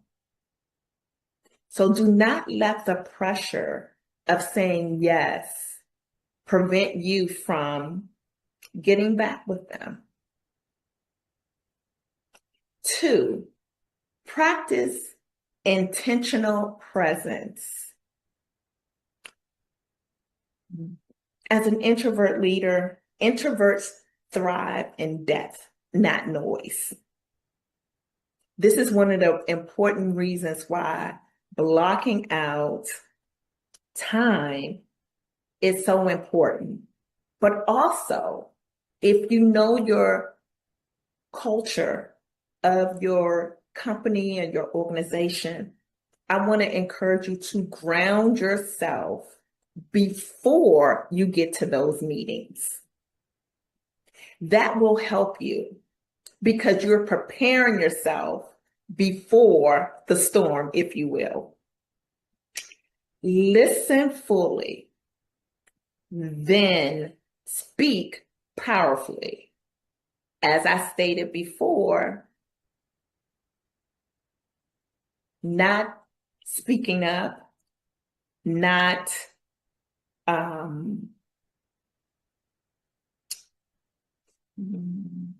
boy, I lost my train of thought there. Not speaking up, not saying anything is also a reaction, okay? It's also your response. So be sure to listen fully and then speak powerfully. There are specific things that I know in my workspace that I am very, very good at, right? No one can take that skill set away from me. And when it comes to me being able to speak on that particular skill set, I'm very strategic as to how I go about doing that communication, how I speak to them, who I speak with, right? So do you have a strategy for yourself when you know you need to speak up in a powerful way? I know that having that skill set has changed everything in my career. Replace urgency with intentionality. And that may sometimes, for myself, and maybe for other introverts, let me know if you can relate. Because everything is urgent for some people, but it may not necessarily be urgent for you. So before you say yes or no, go back to let me get back with you.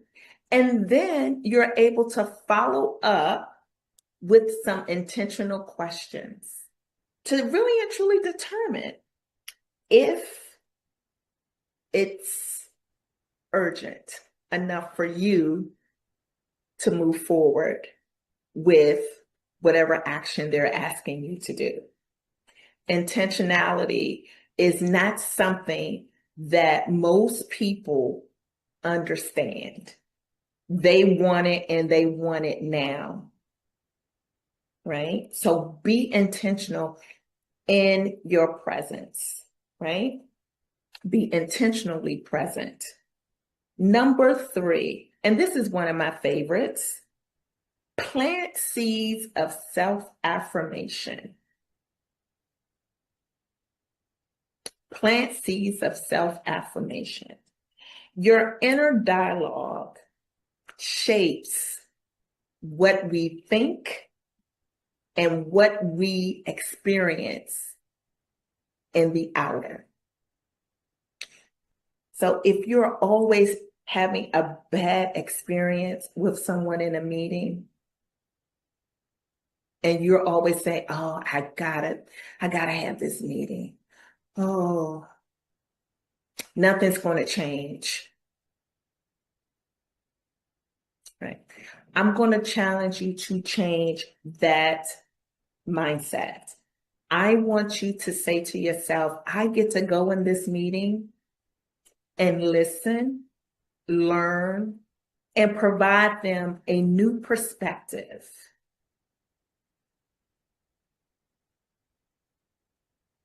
And I know people say affirmations are just really, really fluffy type of things that make us feel good.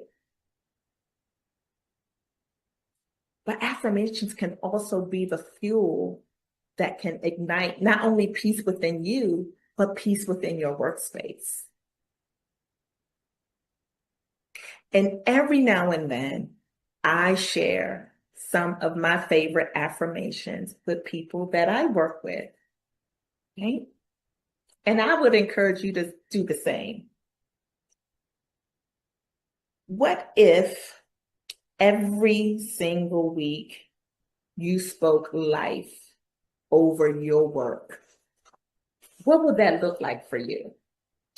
For me, I say, I am calm, I am capable, and I am enough.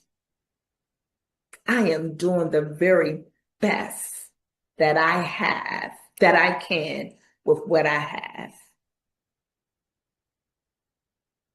Okay? I don't need to match everyone's energy. I don't need to agree with everyone's perspective. I know that I set the tone for not only myself, but also for some of my colleagues. And know that when they see me, they see someone that's coming in, walking powerfully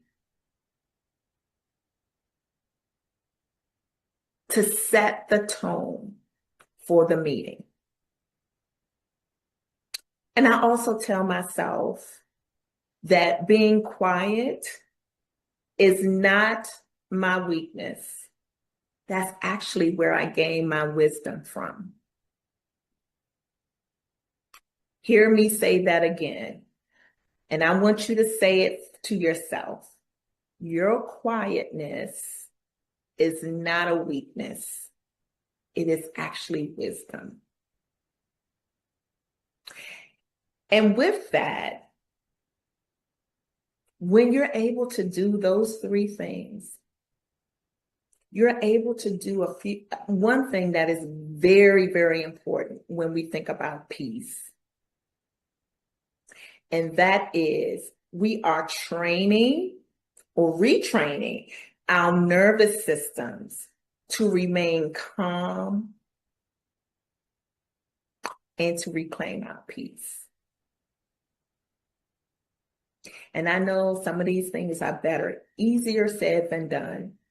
That's why I want to, one, work with you individually. If you are an introvert leader and you really want to rise up and go beyond where you are today, I would love to work with you. But I'm also speaking to those top level executives, those middle managers who have someone on their team and within their organization that has a quiet spirit, but yet you are trying to pull out of them the vision that you have. But guess what? You're not speaking their introvert language. So let me help you with that. I would love to work and partner with any organization out here that is looking to have their introvert leaders, their introvert employees to go beyond where they are today. And if you enjoyed the 3 pillars that I shared with you, I have a freebie for you. It is called the 52-Week Affirmation Guide. I designed it specifically for introverts. However, anyone can benefit from this. If you are ready to go deeper and rise fully, this 52 affirmation guide will help you. This guide gives you a powerful affirmation every single week. And these are affirmations that I actually use for myself. And I created them myself for the introvert. And not just the introvert, but anyone can use these. And this is not a guide.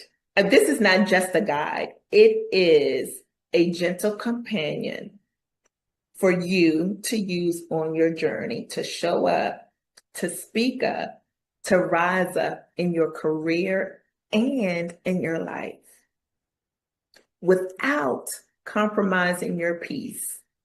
So if you're ready to nurture peace as a practice and not just a concept, this guide, these affirmations are for you.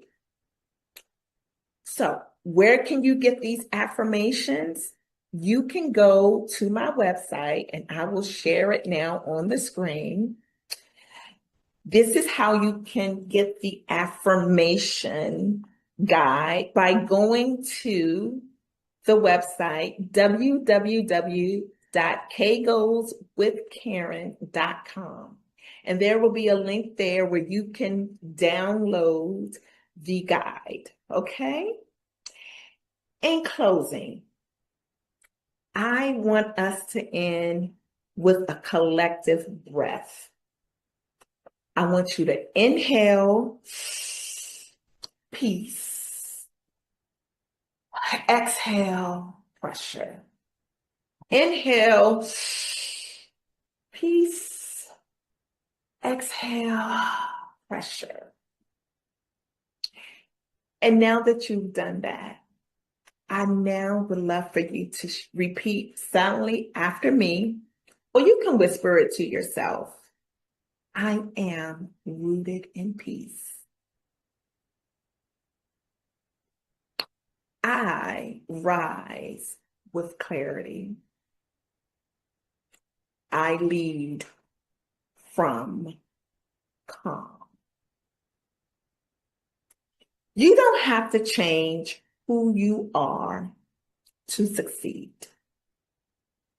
You simply have to be rooted in the truth of who you are. And when you're rooted in the truth of who you are, you can live and lead peacefully. Thank you so much. I am Karen, the Introvert Life and Leadership Coach. You have my contact information, and I extend my appreciation for you attending this virtual summit.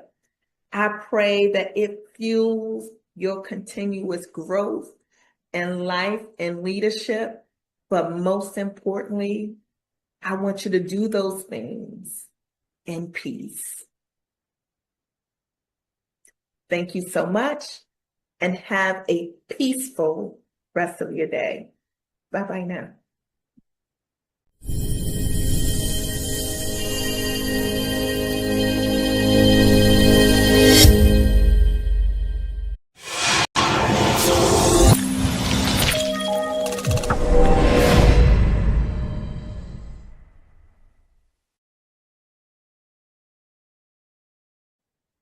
Hello, everyone.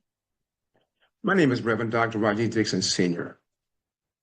My presentation today is pertaining to my platform. My platform is prison ministry.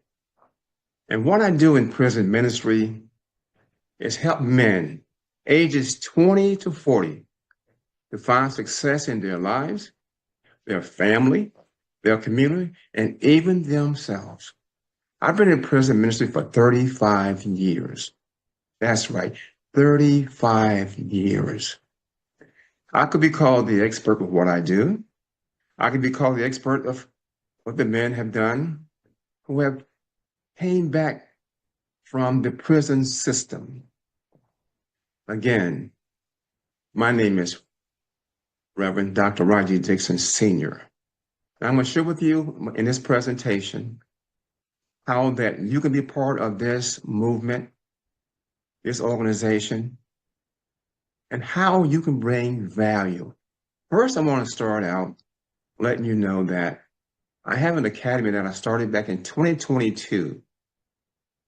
And what that academy does, it creates an environment that men can change through leadership training, through educational resources, job referral, family advocacy, and prison reform. But I want to share with you that the men that I serve have made some bad decisions, said some things to people, got them locked up in the first place. The men that I serve is awesome. We call them returning citizens, not inmates, not bad for society or throw away the key, or whatever negative terms society have for them. They're citizens, and that's why we call them returning citizens. Again, I serve all men, but my core group is ages 20 to 40. Again, my Success Academy provides information for them to change, and everything rise and fall on leadership. I explain the leadership situation in their lives. If they're employed, how to apply that leadership to their job, how to apply it to their family, community, their children, even themselves. You're going to be able to respect you as a person. And not only that, prison ministry gave me the opportunity to be that father figure to the men. Because most of the men that I serve, fathers was never around, absentee fathers. They had no mindset of their fathers as far as being in the home. And so that's why they're locked up in the first place. Mothers trying to do as best they can, but they need a father figure in their lives. And let me share with you my Monday night group in Dauphin County Prison. I'm here in the city of Harrisburg, Pennsylvania. I go to Dauphin County Prison, which is the county prison, here, once or twice a week. I have a group that I minister to, and I'm also a block chaplain. I go on the block and talk to the men. But after COVID, I can't go back to the capacity I did before. Now I has to be a block chaplain, or I have to do a thing called table talk. And what table talk is, I take my information to the men, such as Success Academy. It's an online course, but I'm able to take it to the men that's incarcerated to meet with them as a group session. I have a group of 10 to 12 men, and I share with them about the academy. And I'll share a little bit more to you pertaining to the academy. But there's phase 1 and phase 2 of the academy. In phase 1, it's about what I just mentioned to you before. Phase 1 is helping the returning citizens find success through leadership, education reforms, family advocacy, prison reform, and most of all, is helping the men be the best version of themselves that they can be. The phase 2 of the Academy is that if you in maybe different states of the United States or even around the world, I do have the online course, and the website is www.citizensuccessacademy.com. And my online course is 4 weeks. And those 4 weeks consist of leadership. And those 4 weeks consist of helping the men find their level of success. In those 4 weeks, there's 4 factors that they must finish after the 4-week course. And those 4 factors are goals, set goals, optimism, focus, and perseverance. And they complete that, they can fulfill my mentorship quote is, be your own success champion. Be your own success champions. And I want to share with you as well. That's why I'm talking today with this presentation. I'm going to reach out to whoever listening by way of internet, in person, that you can be part of this movement. You can be part of this ministry. My email address is rdixon532-000 and my cell number is 717-592-8694, and my website is www.rogerdixon. Be a part of this ministry. As I summarize a little bit what I do, I help men reach their level of success in their family, community, and also with their children, if they're married, with their wives. But I want to share this with you as well. People always ask me, Reverend Dixon, why you do what you do? Because this is my passion. This is my passion. This is what I do. And I'd like to have you to join me. And I will show you at the end of my presentation how you can be a part of this movement. People always ask me, Reverend Dixon, why you do what you do? Why you help the men?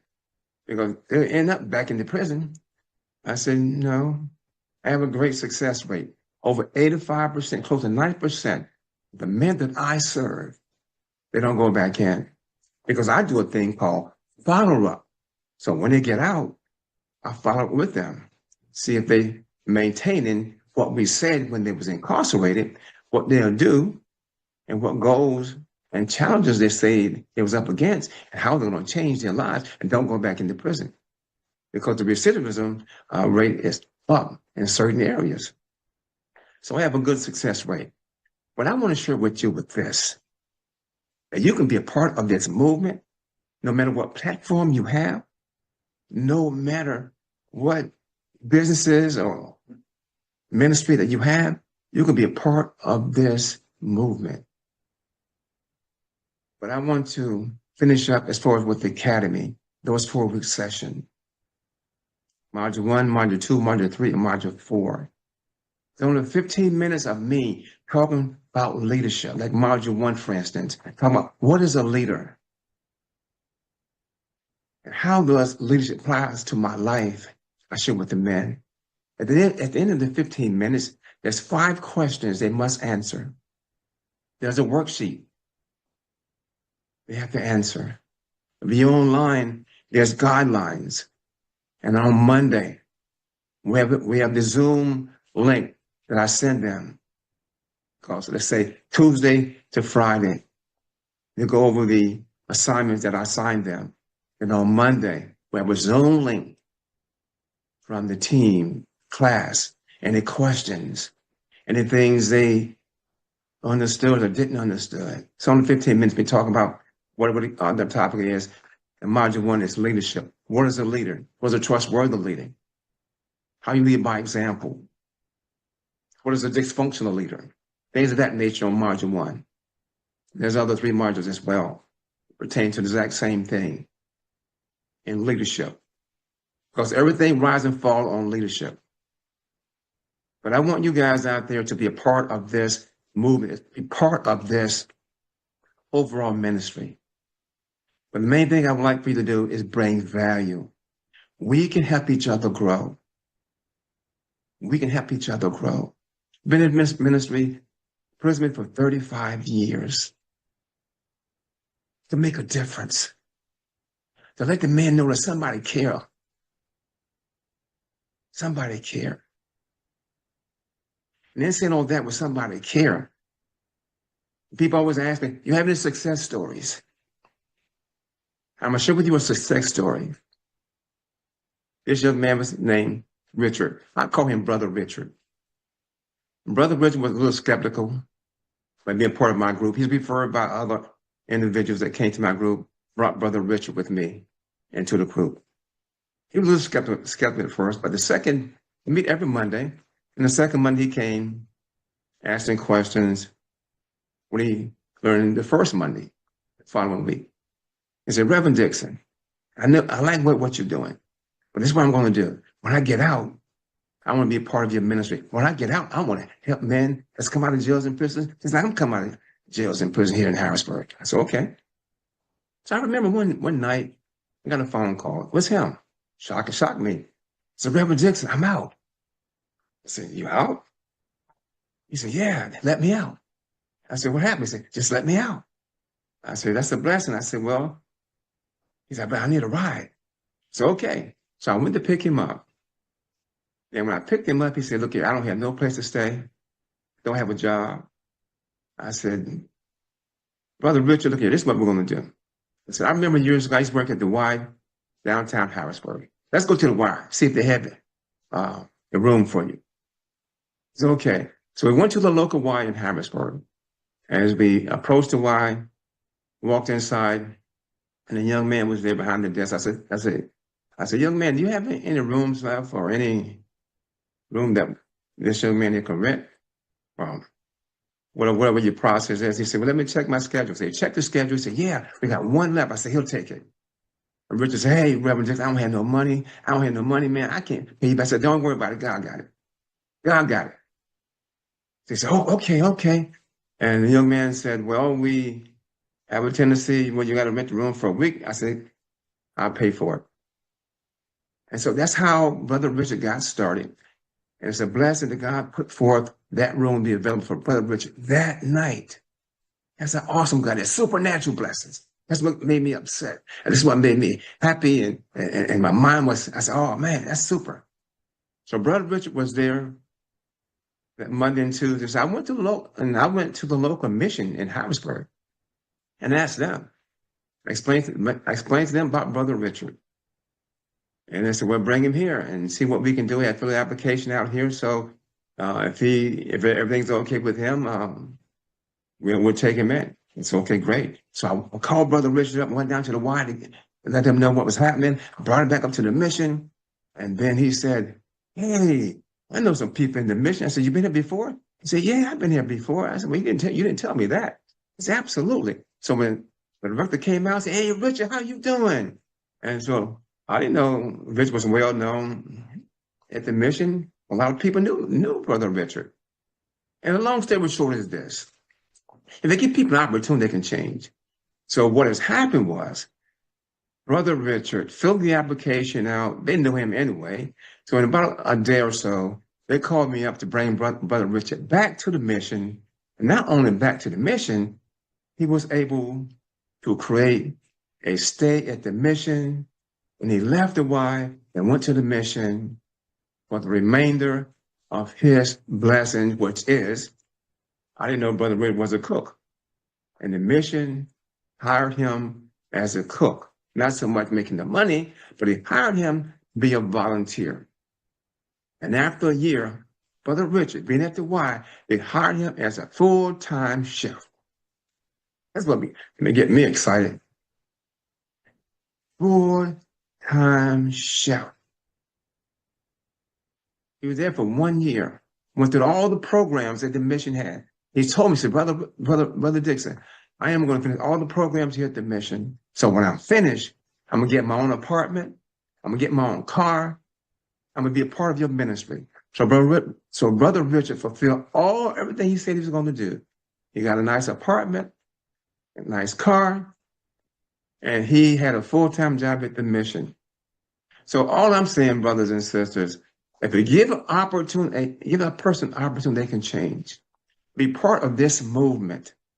Be part of the opportunity that you can bring value through this prison ministry that God chose for me. It's bigger than me. It's worldwide. Phase 1 is local. Phase 2, online courses. Online courses. It could be United States, be around the world. What I'm looking to do in the next 5 years is put it on social media platforms and other communication systems in America so it can be exposed worldwide. And the only way I'm going to do that is someone listening today, in person, online, or whatever the case may be, to help me, to help the men to have a better life in this present ministry. That we all can make a difference. And my contact information, again, is my website is www.rogerdixon, and my cell number is 717-592-8694. And my email address is rdixon532-000@yahoo.com. This is my passion. I need you. They need you.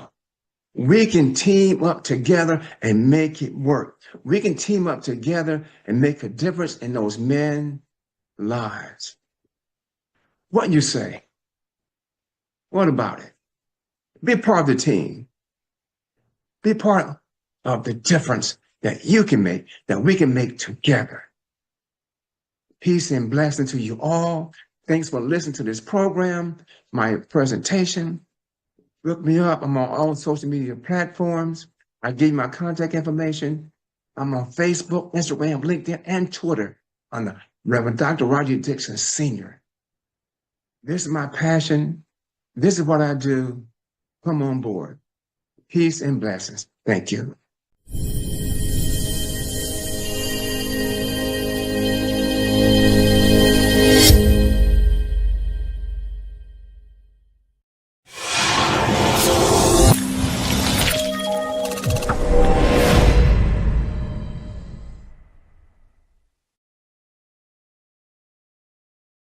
Hello, beautiful souls. What a joy and an honor it is to join you for the Passion, Purpose, Peace Virtual Summit, a sacred space and place created to help you to rise above the noise of overwork, overwhelm, and overdoing, and to finally live the full, abundant life that you were designed for. I'm Dr. Rhonda M. Wood. I'm a global mental health speaker, author, and advocate. I'm also a former corporate executive, and I am the host on a global television network called The Dr. Rhonda Show. I'm so excited to be with you today. Now, I'm here with you, not as someone who has figured it all out, and especially not overnight. I'm here as someone who has spent years chasing titles, chasing promotions, and chasing external validations, all while silently losing myself. So you see, for years, I worked in corporate America, and from the outside, everything looked picture perfect. I had the job.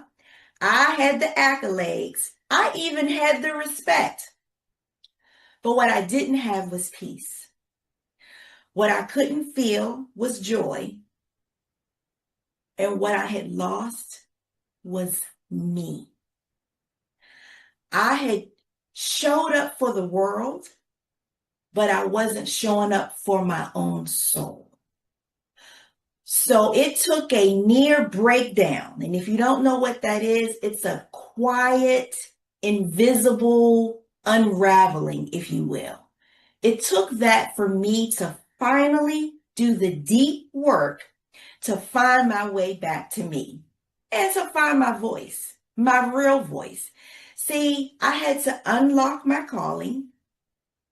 I had to rediscover my clarity, and I had to reclaim my calm. So today, folks, I'm sharing the exact roadmap that I followed because I don't want you to have to just survive this season. I want you to soar through this season. So here's my 3-part roadmap that I'm sharing with you. Now, part 1 is what I like to call the unlocking your calling. So that's where we go from performance to purpose. That's right, folks. So in corporate America, I became a master at performing. I'm sure many of you can relate. You know, you show up every day, head held high, huge smile on your face, right? I did what was expected. I delivered with excellence, and I kept everyone else afloat. But deep inside, folks, I knew this can't be all that there is. I was performing for promotions while my passion just sat deeply buried inside of me. So every single Monday felt very heavy. And every one of my successes, my accomplishments, my wins, they started to feel emptier. Until one day, I had to ask myself, I had to whisper the words in a prayer. I said, God, show me what I was really made for. Why am I here? Why was I created? What am I designed for? That was the beginning of my shift. Your calling isn't about climbing. It's about aligning. See, you don't find your purpose through overworking. You find it through listening, leaning in and listening. So I want you to lean in and ask yourself, what moves my heart? Then I want you to ask yourself, what breaks my heart? And lastly, I want you to ask yourself, what would I still do if no one paid me or praised me? See, your calling isn't about your career title. It's a divine assignment. And when you align with that assignment, let me tell you, your passion is activated and unleashed. So to sum things up for my first strategy, your purpose, it should not drain you, but it should be the thing that drives you. So strategy number 1 is about unlocking your calling and going from performance to purpose. Now, strategy number 2, let's go a little bit deeper. Strategy 2 is about unlocking your clarity, going from chaos to the vision. So there was a time when I was busy all the time, fulfilled none of the time. See, my calendar was packed. My inbox was overflowing. So life was full and busy, but I was overcommitted, I was overstimulated, and I was undernourished emotionally. Does that sound familiar to anybody? See, I thought that doing more meant that I was doing something right. I was keeping busy. But busyness is not clarity. It's just noise. And so my clarity came when I stepped away from the noise, when I reconnected to the things that matter the most. So what does that mean? It means I stopped saying yes out of guilt. How many of us can relate to that?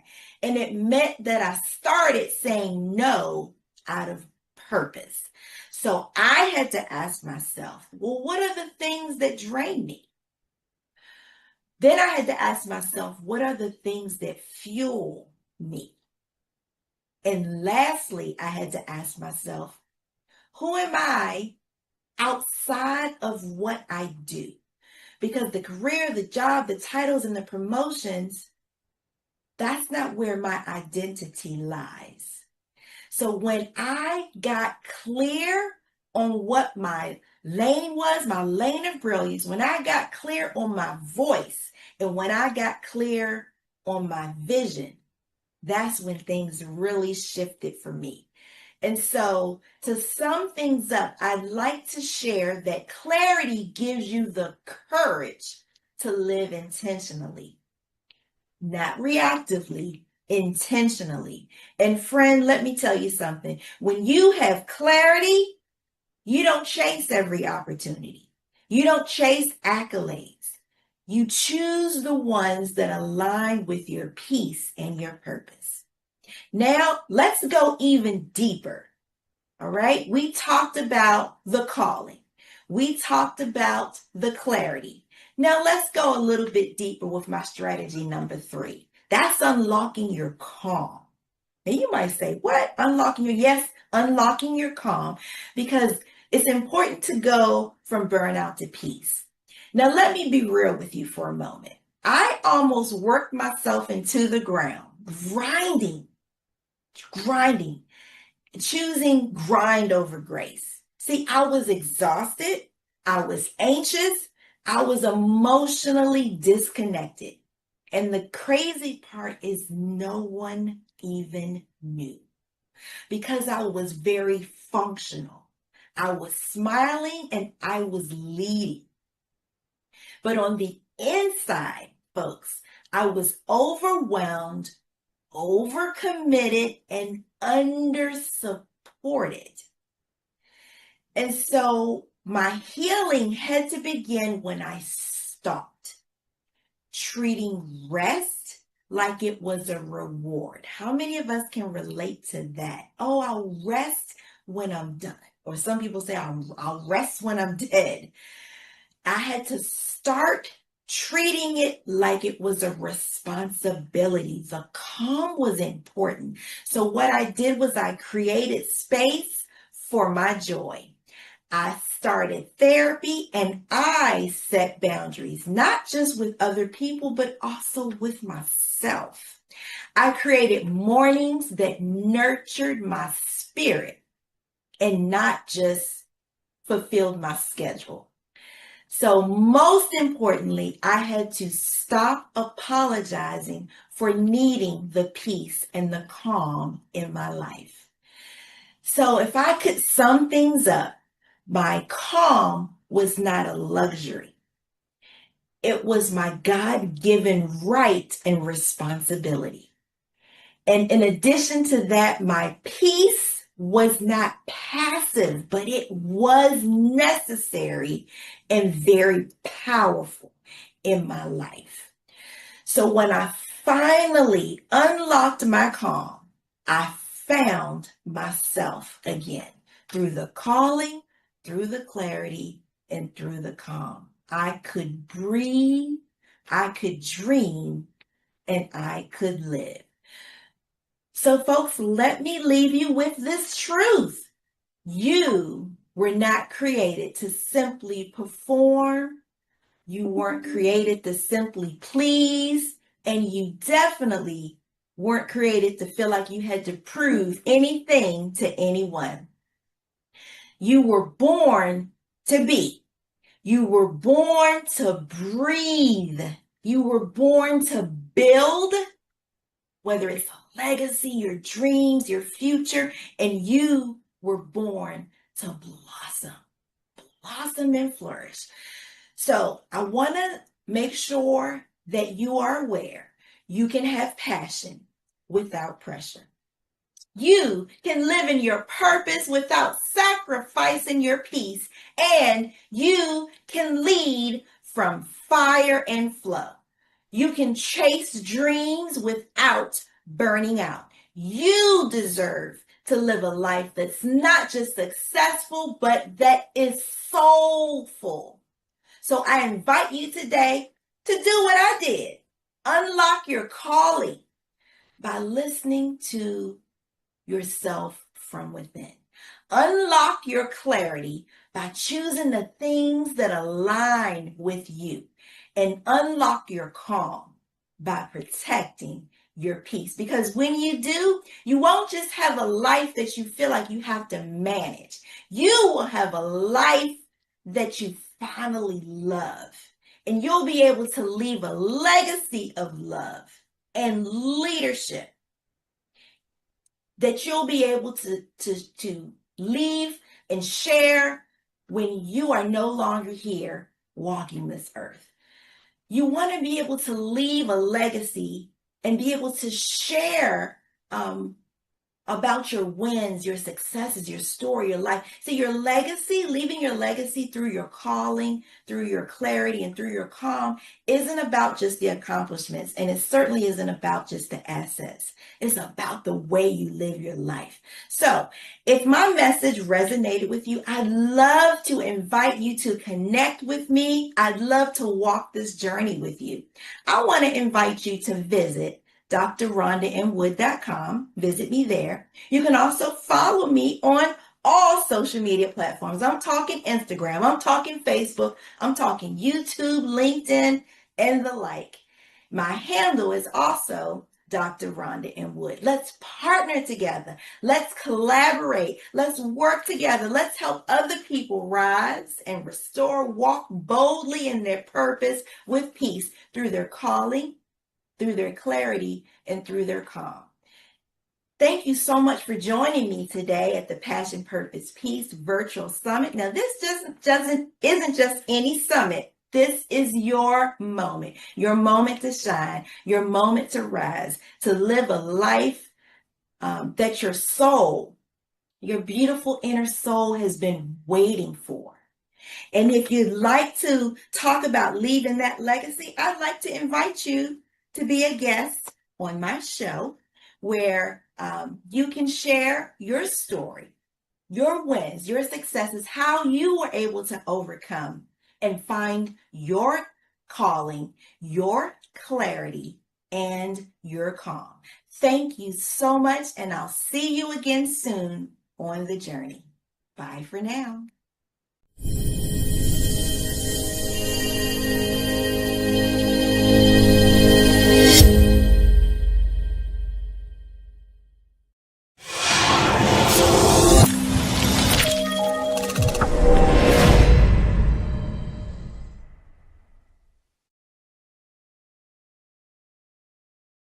Well, good afternoon, good morning, good evening, wherever you are watching this wonderful master class. Listen, I'm Dr. Pastor Anthony D. Shannon, coming to be your encouraging coach. Listen, I come to be a cheerleader of your success. I come to be a catalyst to get you off the couch or whatever you need to do, because I want you to be a leader. I believe, like the late Dr. Miles Monroe says, everyone has leadership inside of them, and there's a leader somewhere waiting to come out. I want to talk today because I have the opportunity to be a part of this summit, this great, wonderful summit, Leaders Live Generously Summit. Because of the Leaders Live Generously Academy, listen, this master class will be in the vault. It'll be able to encourage you for many, many years to come. I want to talk to you today about the power of leadership and why it's needed. The power of leadership and why it's needed. COVID-19 was a pandemic. Frontline healthcare workers took charge to protect lives all over the world, often risking their own lives. Leadership arose from unlikely places as nurses, doctors, and community leaders coordinated efforts to save lives and provide hope. My acronym for HOPE is helping others pursue expectations. What is leadership? There's all kind of definitions for leadership. John Maxwell says leadership is only influence. While leadership is not about titles, but about influence, vision, and the ability to inspire others to move forward to their common goal. In Proverbs 29:18, I love to quote this. He says, "Where there is no vision, the people perish. But he that keepeth the law, happy is he." The Passion version of the same verse says, where there's no prophetic vision. So therefore, you need a prophetic gift in your life. You need someone who would prophesy to you, someone who's going to tell you you're going to be a great singer. Barbara Streisand, her mother, said you're going to be an awesome singer. And she began to pursue it. That's what we call the prophetic, okay? Prophetic vision. Now, if you're going to understand why leadership is needed, then here it is. My objective of this lesson today is for you to explore the power of leadership, why it is essential in today's world, and how we can rise as leaders. Do you not know that we have the understanding? Why do we have the understanding in our modern day? The understanding is this: there is power in leadership. My modern day example is the Dr. Martin Luther King Jr., the late Dr. Martin Luther King Jr. His role during the civil rights movement. That's right. Martin Luther King Jr.'s leadership was grounded in his unwavering faith and belief in nonviolence. It was inspired by both the teachings of Jesus and the strategies of Mahatma Gandhi. He understood that true leadership required moral courage and a commitment to justice. That's right. He just couldn't sit back and watch this injustice take place. And he understood this. Not only did he understand this, even in the face of adversity, he wanted to do something about it, because through his speeches, like the iconic "I Have a Dream" address, Dr. King painted a vision of equality and unity that resonated deeply with people across racial and social lines. His leadership during the Montgomery bus boycott showcased his ability to organize and galvanize communities for a sustained cause, ultimately leading to the Supreme Court's ruling that segregation on public buses was unconstitutional. Additionally, his leadership in organizing the March on Washington brought national attention to civil rights issues, culminating in the Civil Rights Act of 1964 and the Voting Rights Act of 1965. You know, Dr. King's resilient, faith-based leadership demonstrated that transformative change is possible.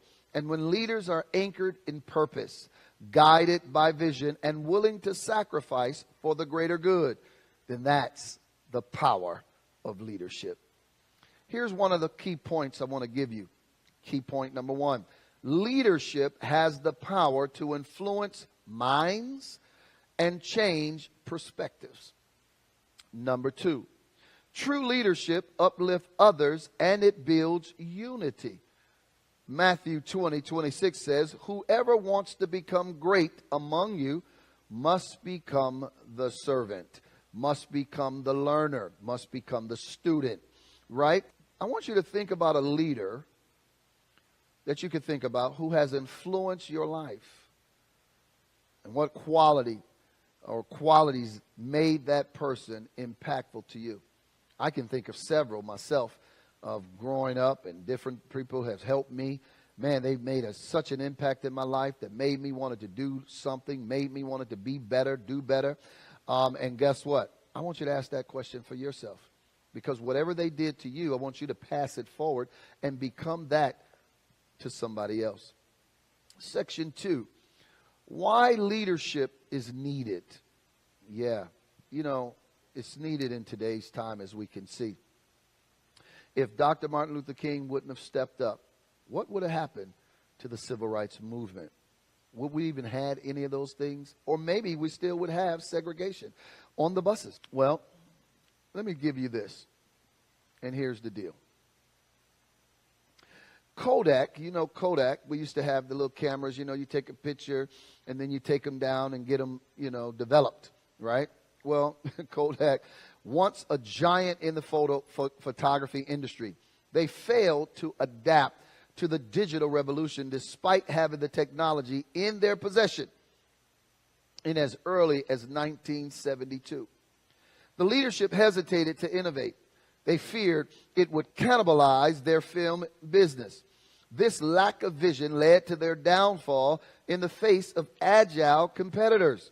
Similarly, Blockbuster, the same, dominated the video rental market, but they ignored the potential of online streaming and eventually on demand. So they rejected the opportunity to buy Netflix at the time for $50 million. Netflix was ready to sell. They were just sending out CDs, but they had the vision for the future. Their leadership's inability to foresee the shift in consumer behavior resulted in their demise. They're no longer here. Okay, these examples to me underline the importance of visionary leadership in navigating change and driving innovation. This is why leadership is important. But not only leadership, you got to have the right leadership. I like to say that I'm a leader leading from the future, right? I'm always on the cutting edge, always moving ahead, leading out so that I don't have to be behind. Because either you're leading out or eventually you're going to be leading from behind or not leading at all. And so you got to have not only leadership, but you need effective leadership. Jacinda Ardern, the former Prime Minister of New Zealand, and her empathetic yet decisive response during crisis in the Christchurch shooting and COVID-19. Her leadership is needed, and your leadership is needed. So, number one, why do you need leadership? Leadership brings order to chaos. You have chaos, you need a leader, right? Things are going haywire, you need somebody to take charge. Number two, leadership inspires faith and hope in challenging times, right? During the 1929, that was a mess. But guess what? Leadership rose to give hope to people. We'll give you food. People was lined up to get food, get cheese, get this, get a little money here or there, right? It inspired faith. It inspired hope. Number three, leadership fulfilled God's purpose on the earth. The reason we have leadership, that's a God idea. God is the one created leadership. He's the one created you to be a leader, whatever leader you are. If you become a father or a mother, you're automatically in leadership. And not only that, 1 Corinthians 14:40 said, let all things be done decently and in order. So in order to have, listen, can you just imagine this world without order? Can you imagine no street lights? No stop signs? Oh my goodness. You ever had a traffic light go out and they got the four-way stops and everybody, for a moment, they're courteous, and you, next thing you know, you got a few people that ain't letting you go by. You're like, wait a minute, I just got to go. That's what we would have. Nothing but chaos. I promise you that. So leadership is needed. And why leadership? Because of all those things I just mentioned.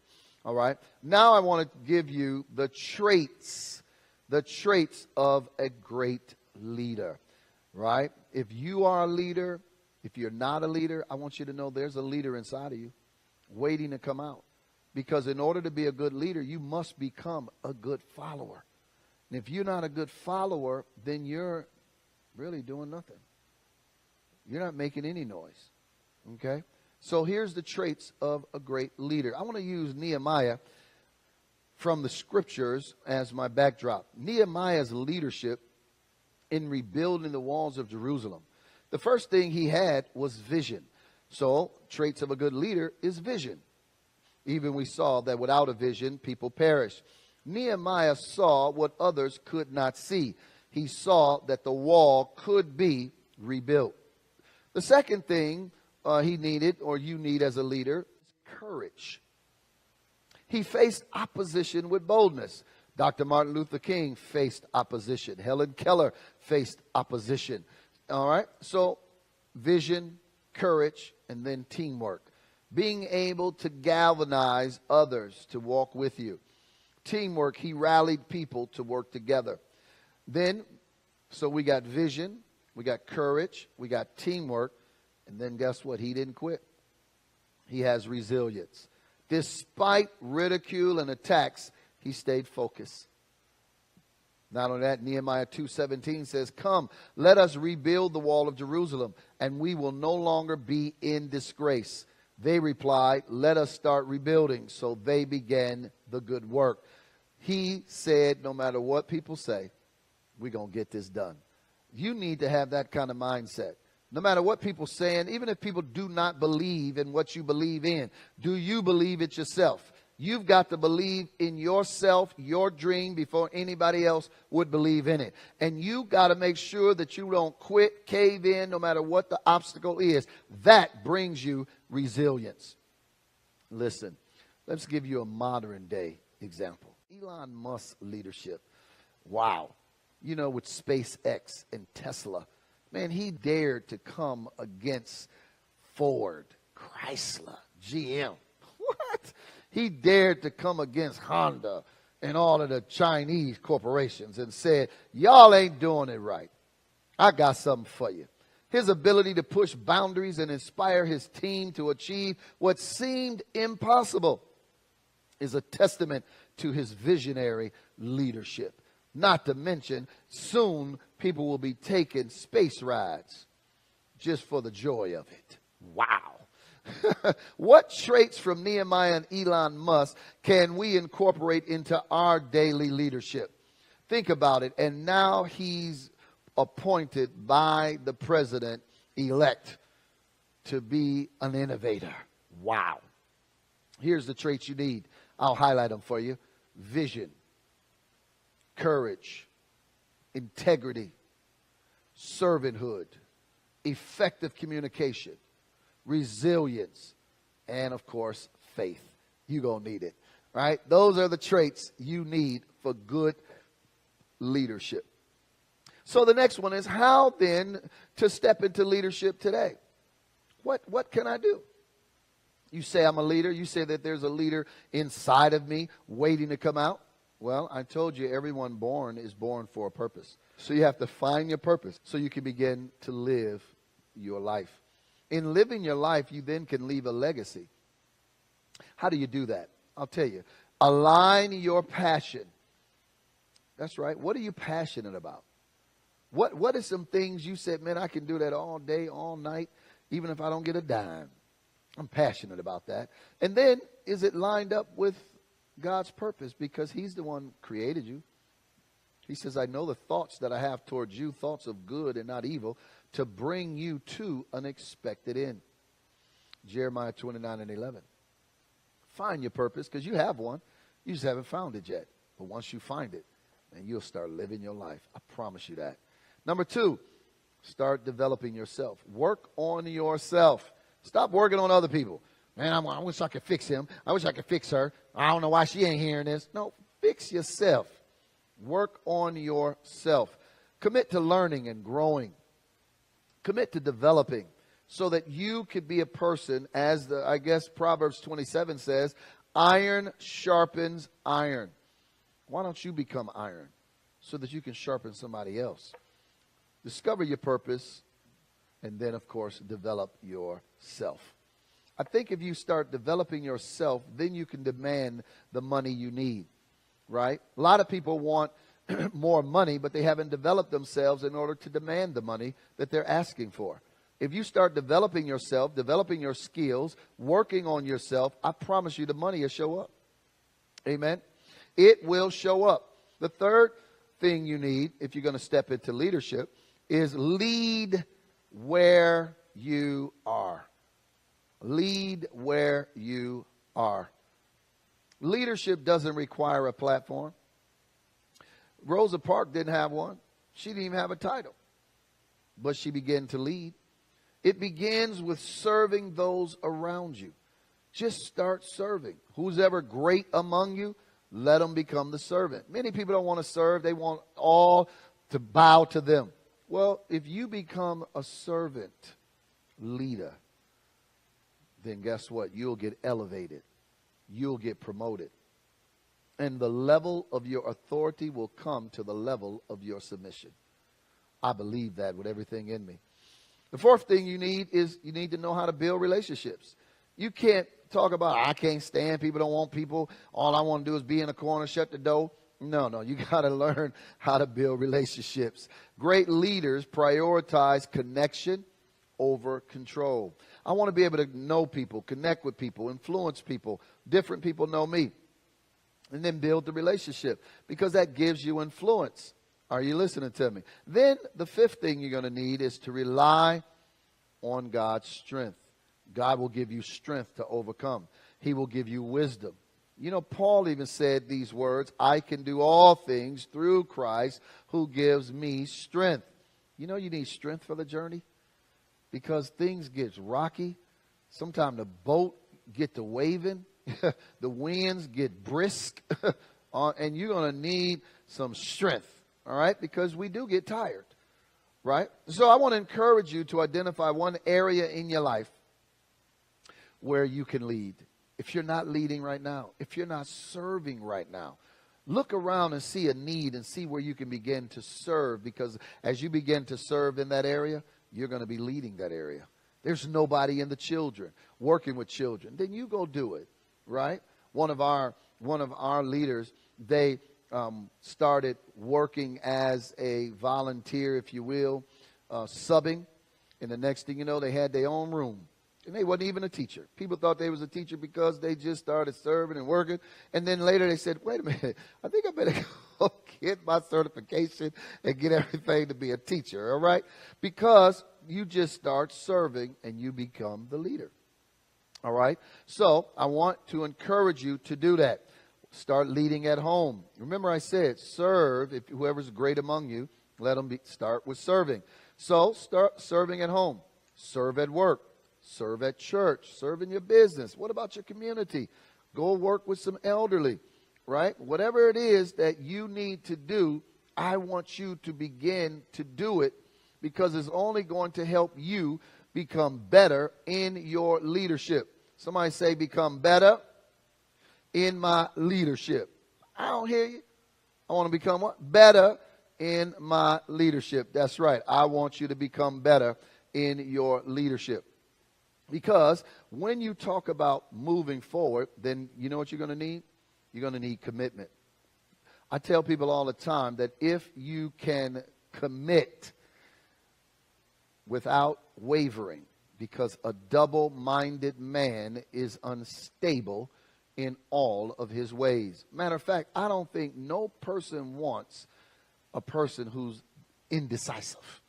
What do you want to eat? I don't know. Where do you want to go? I don't know. What kind of clothes you want? I don't know. It's hard to work with a person like that, right? Because you're trying to shoot out everything and they don't know what they want and they're indecisive. And because they're indecisive, you can't help them. Well, listen, leadership is about influencing. And you want to be able to influence people in order to move to the next level. And not only that, what are you going to do? You're going to sit there? Are you going to be average? Or are you going to be below average? No. There's a need for you. There's a need for leaders. You know what Jesus said when he walked the earth? The harvest is plentiful, but it's the laborers, it's the leaders that are few. That's amazing that he would say that the harvest is plentiful, yet we need some leaders. Amen. We need some good leaders in this place today, and I want you to be one of the next leaders that's going to help walking out as the power of leadership. I want you to know this, that you can be a leader who's going to change, innovate, lead, and then do it with generosity. I want you to not only lead, but I want you to do it with generosity. I want you to be able to do the stuff that you're supposed to do to help other people overcome. Because when you are an influencer, you can help people and push people to a whole new level. I call it a life without crumbs, but a life full of the overflow. Do you know that I think it says The thief comes to steal, kill, destroy, but I've come that you might have life to the full till it overflow. I believe that you can overcome, you can have expansion, and you can grow. I want you to start thinking about where you are and think about what you need to expand and think about where you need to grow. Not only in the natural, but also in the spiritual. I need you to find yourself stepping into areas that you once thought were beyond your reach. Your leadership can do that. Do not doubt your capacity. Do not. All right? I don't want you to doubt it. I want you to begin to move, to walk upward, and I want you to walk onward. You know what? Someone said, start where you are, use what you got, and do what you can. Arthur Ashe said that. Because if you got that, then you can move into leadership. You can move into what I call love and compassion. Because if you're going to be a leader, you're going to need to walk in love. You're going to need to love people. I mean, all kinds of people. And you're going to need to have compassion. Compassion is an action word. Okay? You can't have compassion and sitting down in a corner. No, compassion moves you to action. It's the love for the people that will cause you to have compassion for people. The Good Samaritan, he had love for his employee. And he went to get some help for him. Who do you have compassion for? See, I want you to understand that in today's time and in today's leadership, the leadership is going to help you, push you, and catapult you into what I call thrive, flourish, and increase. Your leadership can only develop as you develop. The people under you, I think John Maxwell calls it the law of the lid. He says that if you go to a 7, then people under you can only go to a 6 or a 5 at the most.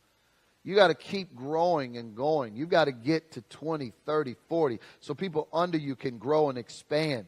The more that you grow, the more you expand, the more that you develop, the better it's going to be for you.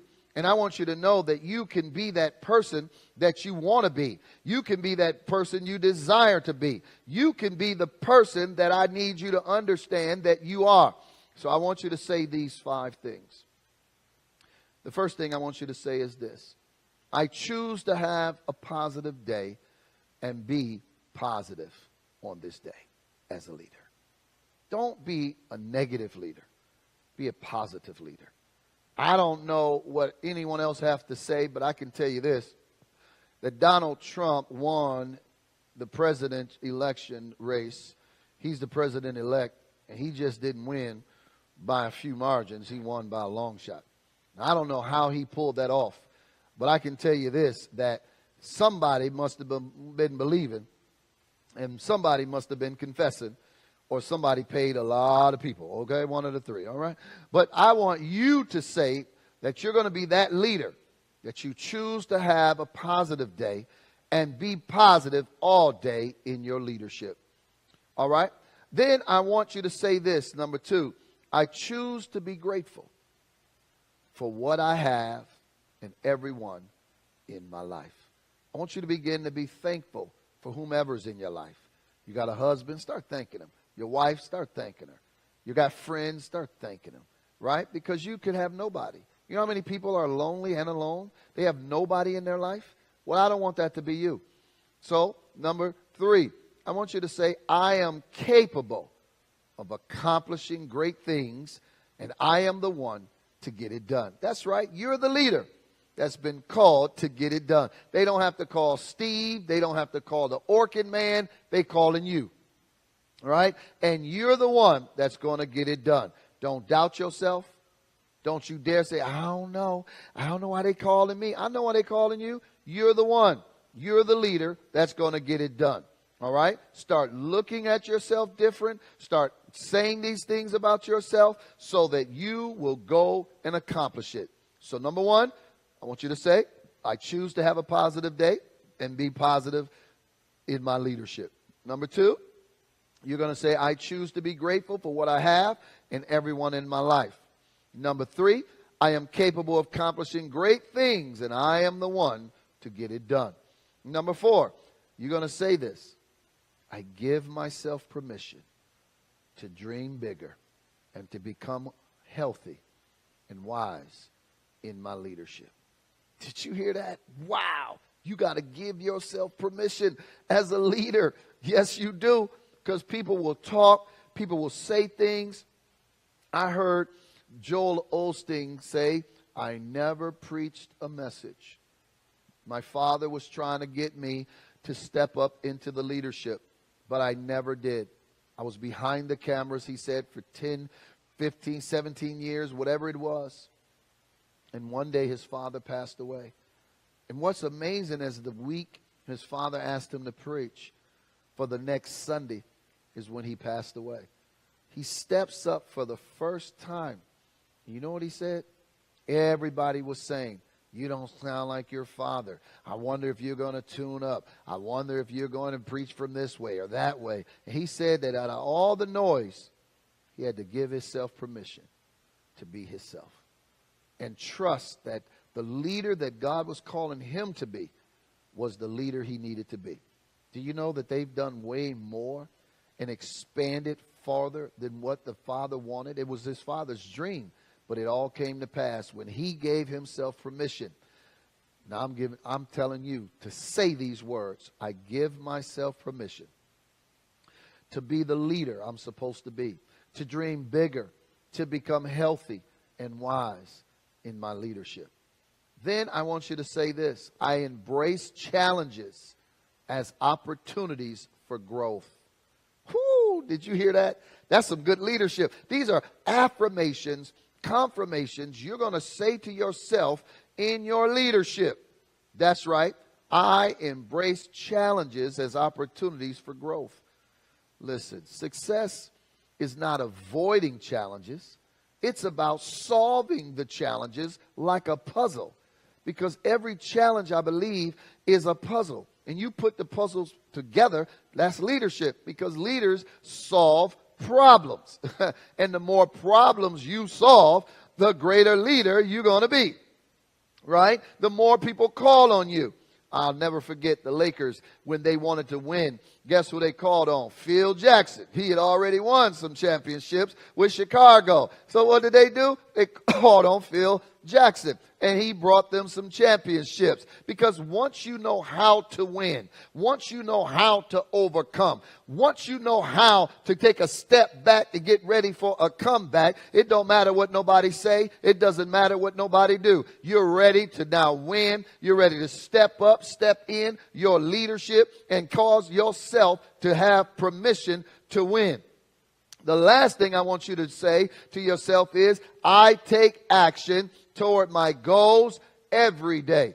I'm not waiting around for somebody to push me, help me. I encourage myself. I believe in myself. I believe that I can do all things through Christ that lives on the inside of me. Greater is he that's in me than he that's in the world. If the God of the universe can believe in me, I better believe in me. I better push me. I better, come on now, pat my own self on the back, not out of arrogance, but to keep my confidence.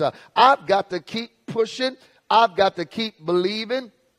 I've got to keep overcoming when everybody else doubts me, when everything else comes against me, when the winds are rising and the wind, I'm hearing it strong and the voices are strong. You'll never do that. Somebody said that it couldn't be done, but he with a chuckle replied, I wouldn't say so until I tried. So he buckled right in with the face of a grin. If he was fearful, he hid it. Next thing you know, he began to do the thing that he feared, and he began to tackle the thing that couldn't be done. And next thing you know, he did it. I want you to understand, to change where you are, you must become better. You must become that leader you're desiring. You must become that person you want to attract. See, what you have right now in your life is what you've attracted. That's right. You attracted it right now. So if you want to attract something else, then you got to become a better person. You've got to become a different person. If you don't have much, then you haven't become much. I want you to take this opportunity to become a better leader. I want you to begin to read 5 minutes a day. Read some stuff. Say, I'm just going to start reading. I'm just going to start drawing. I'm just going to start writing. I'm just going to start, keeping a journal. That journal might come into a book. It might even become a movie. Just about your life. If people get on Facebook, if people get on Instagram, if people get on social media just to look at other people's lives, what you think will happen if you just start writing your life? Woo! I'm trying to help you. You understand? Because don't wish it was easier. Wish you were better. Did you hear me? Oh, I need you to get that. I need you to quote that. I need you to tweet that. Don't wish it was easier. Wish you were better. Don't wish for less problems. Wish for more skills. Learn to work harder on yourself and you'll live forever. If you only work hard for someone else, it's coming to an end. Work on yourself. I want you to understand that you can reach me. That's right. AnthonyDShannonConsultingGroup.com. You can also reach me at LeadersLiveGenerouslyAcademy.com. And, of course, I'm always doing ministry at the Victory Church, INT.org. Hit me up on all the social media handles, Anthony D. Shannon. That's right, Anthony D. Shannon. You got to put the D in there, all right? D stands for determination. I'm always determined to win, and I'm always determined to inspire you and help you to overcome so you, too, can win. All I know is what I know. And I want you to know that the power of leadership is needed. And why it's needed. Because there's always a harvest waiting for a leader. I need you to walk in vision. I need you to walk in purpose and be the leader God's calling you to be. I'll see you next time, wherever I see you, but it will be at the top. I'm Dr. Pastor Anthony Shannon, signing off, saying deuces, double victory come in your life. Thrive. You got it.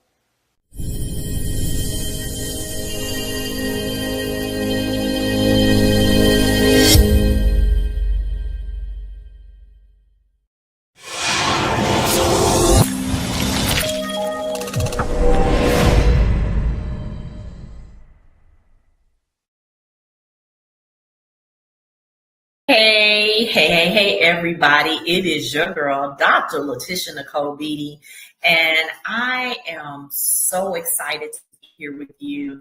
And I'm going to be talking about today, living a life of abundance on purpose. And so I want you to get your mind right. I want you to get your mind right so you can truly understand what living a life of abundance on purpose is about, okay? Because today, what we're going to do, we're going to explore how to live an abundant life on purpose. And not just on purpose, but with a purpose. Can we all say that? On purpose and with a purpose, okay? So go ahead, get your pens, get your papers, get your tablets, because I'm about to take you to church and to school, okay? All right. So what is intentional abundance? I'm glad you asked. What is intentional abundance? Now, I want you to understand that it's more than wealth. It's more than emotionalism. It's more than spiritual. It's more than rational. It's more than creative. Okay? It's a mindset plus discipline. That's right. Mindset plus discipline. I know we don't like that D word, right? You can listen to mindset all day long, but when we talk about discipline, it becomes a problem. So again, it's mindset plus discipline, and it's abundance on purpose, which equal to living with deliberate generosity, gratitude, and aspirations. I want to say that one more time for the people way in the back, is deliberately being generous. That's what I said. It's gratitude and aspirations. All right. So also, it all depends on what you believe right now. And we have to have anchoring beliefs. What I say, anchoring, that means when you can visualize an anchor, it's huge. It's huge. It weigh a lot, and so does your belief. It has to be huge and weigh a lot, right? So repeat after me. Say, I am worthy of abundance. I am worthy of abundance. Also repeat after me. Life supports my highest good. Say it again. Life supports my highest good. And number 3, I am a co-creator with God. Come on here, somebody. Come on. I am a co-creator with God. Amen. Proverbs 23:7. Write this down. Write this down. Proverbs 23:7 says, as a man thinketh in his heart, so is he. Okay, as a man thinketh in his heart, so is he. So today, right now, now 30, now o'clock, right? We anchored your belief that you are worthy of abundance, that your life, that your life is in support of your highest good, and that you are a co-creator with God. Because as a man thinketh in his heart about himself, about his finances, about his, come on here. So as a man thinketh in his heart, so is he. That's Proverbs 23:7. So listen, you got to practice this daily. Write this down. Practices of daily abundance. Practices of daily abundance. Okay, you got to practice this daily. Now, what does that mean? That means that you need to be practicing gratitude journaling. Okay, if you're not journaling right now, if you don't have a journal that you're writing it down and making it plain, you don't have a journal, get you a journal. You have to practice daily abundance. By number 1, what? By journaling gratitude. What does that mean? Glad you asked. It means practicing what you're thankful for. What are you thankful for? It also means that you have to speak affirmations. You have to speak affirmations. I love to say, I am rich. I am blessed. I'm walking in the fullness of God. I am debt free. I am healthy. I am wealthy, and I am wise. And the days are barely making it are over when now in Jesus' name. Yes, I use the word Jesus. That's what, listen, I am the co-creator with him. And so I'm going to speak affirmations over my life because those are my anchoring beliefs about me, right? What are your anchoring beliefs about yourself? And then you have to do visualization exercise. What does that mean? Visualizing where you want to be right now. Maybe you're not there yet. You have to see it spiritually before you see it naturally. Okay, so you have to visualize where you want to be and see it in the spirit so you can produce it and manifest it in the natural. That's the visualization exercising. And then you have to practice generosity. Okay, practice generosity. Okay, now what I mean by that, now write this down, Luke 6:38. Luke 6:38. Now what that means, give and it shall be given unto you. I'm going to stop right there. You can read the rest, but give and it shall be given unto you. And that's how you practice generosity. Okay. So number 1, you have to gratitude journaling. You have to journal. Then you have to speak affirmations. Then you have to visualize yourself where you want to be in the spirit so you can see it in the natural. And then you have to practice gratitude. Practice gratitude and generosity, right? Okay. Then you have to clear those limiting beliefs. What does that mean, Elder? What does that mean, Dr. Letitia Nicole? It means that you have to identify the inner critic in yourself, and you have to replace that with the truth, because sometimes those critics tell you lies. And you have to ask, God, what does he really say about you? How does he see you? And you have to see yourself the way God sees you. Ask him, God, what do you say and see about me that I don't see? Romans 12:2 say, be transformed by the renewing of your mind. Okay? All right? All right. Then you have to rewire through experience. What does that mean? Rewire through experience. You have to create new abundant experiences. You have to create new abundant experiences. You have to celebrate your wins. That's right. You need to celebrate your wins, and you have to build your inner evidence bank. Right. That's how you build it, by celebrating your small wins. Come on, y'all. It doesn't matter what it is. You win every day. Why? Because you chose not to give up. That's worth celebrating. Okay.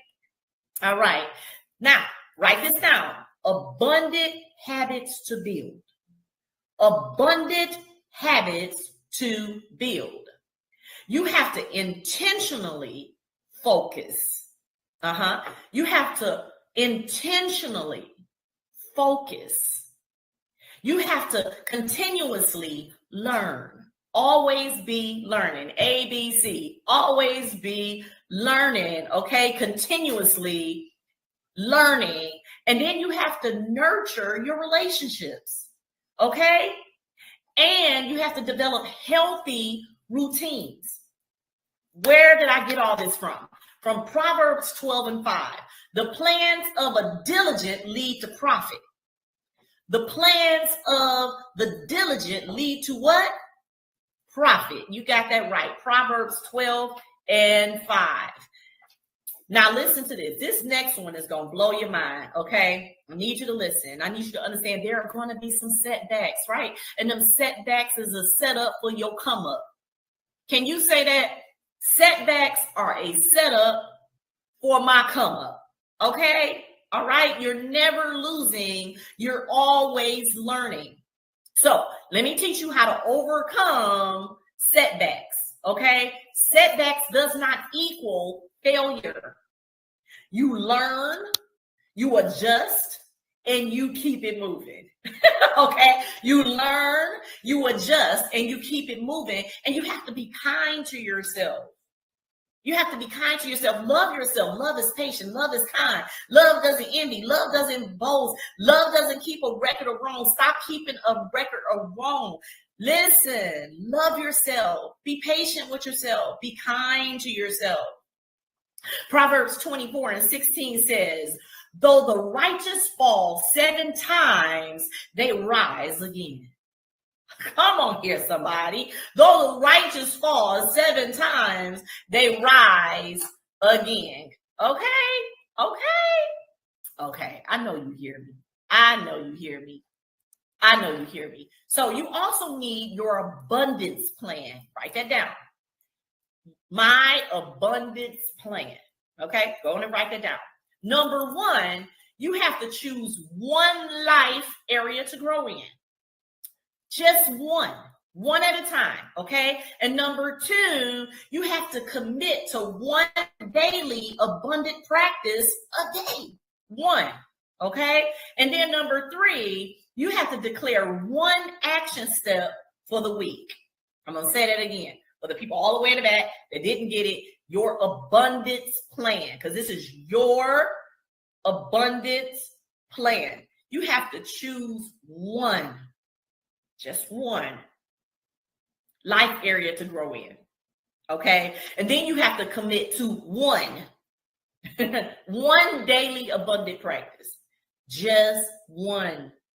And then you have to declare one action step for the week. And when you do that, celebrate your wins. Celebrate you. Okay. Celebrate. And you have to sustain the momentum. What does that mean by sustaining momentum? You have to track your progress. You have to stay connected. And you have to celebrate your small wins. There you go again. And you have to refocus as needed. refocus as needed.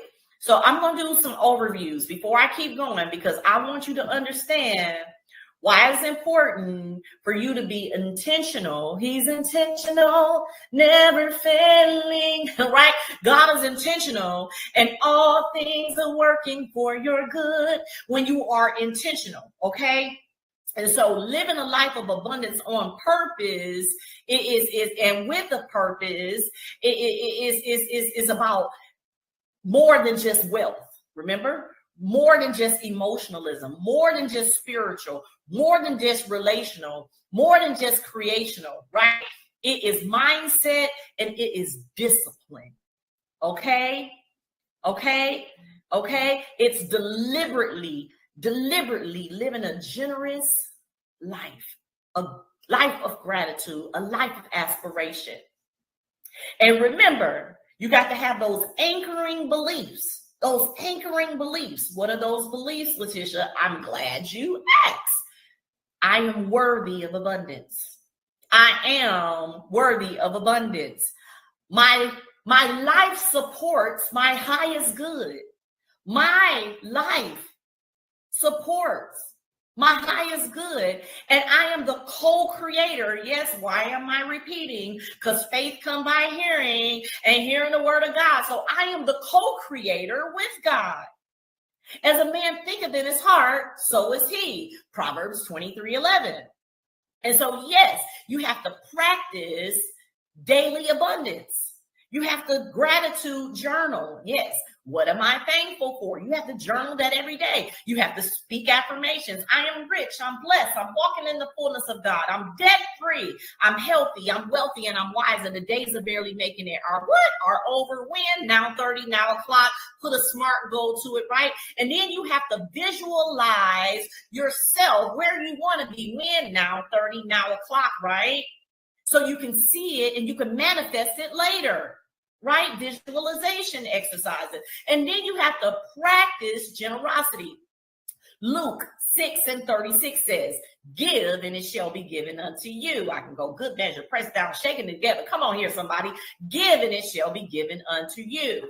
And then you have to clear those limiting beliefs about who. The who is you. The whosoever, that's you, right? Clear those limiting beliefs about yourself. And you have to identify what the inner critic is saying about you. What is the inner critic telling you you can't do? You can do all things through Christ Jesus that gives you strength. What is that inner critic saying to you about you that you can't do when I'm telling you that's a lie? And you have to replace the lies with the truth. Oh, that's good to me. And you have to ask yourself, what does God say about me? What does God say about me? Romans 12:2 say, be ye transformed by the renewing of your what? Of your mind, right? So again, you're clearing those limiting beliefs about yourself because you want to manifest what's good, what's perfect, what's pleasing about you, what God has said about you, those good things. And you have to rewire through experience. You have to create new abundance and new experiences, and you have to celebrate your wins, and you have to build where your inner evidence bank. How do you do that? By celebrating your wins, by thinking of those things that are pure and noble and praiseworthy. Come on here, somebody. Faith come by hearing, and hearing the word of who? God. That's right. And you have to practice those abundant habits to build you. Intentional focus, continuous learning, nurturing your friendships and your relationships, right? And healthy routines. The plans of the diligent lead to profit. Proverbs 21:5. You have to put that into motion. And you have to overcome those setbacks. Remember, a setback is just a setup for your come up. Come on, get somebody. A setback is a setup for your come up. You got to stop looking at setback as a failure, and you have to learn how to learn, adjust, and keep on moving. Yep, keep on moving. And you have to be kind to yourself. You have to love yourself. You have to forgive yourself. Love is patient. Love is kind. Love doesn't keep a record of wrong. Listen. Love, and be kind to yourself. And Proverbs 24:16 says again, though the righteous fall, when, how many times? Seven times. They what? They get back up again. They rise again. They rise again. And you have to have real life stories, y'all. Real life stories. Proverbs 12:11 says, we overcome by the blood of the Lamb and by the words of our what? Testimony, right? And you have to shift from scarcity to abundance. You got to know the turning points.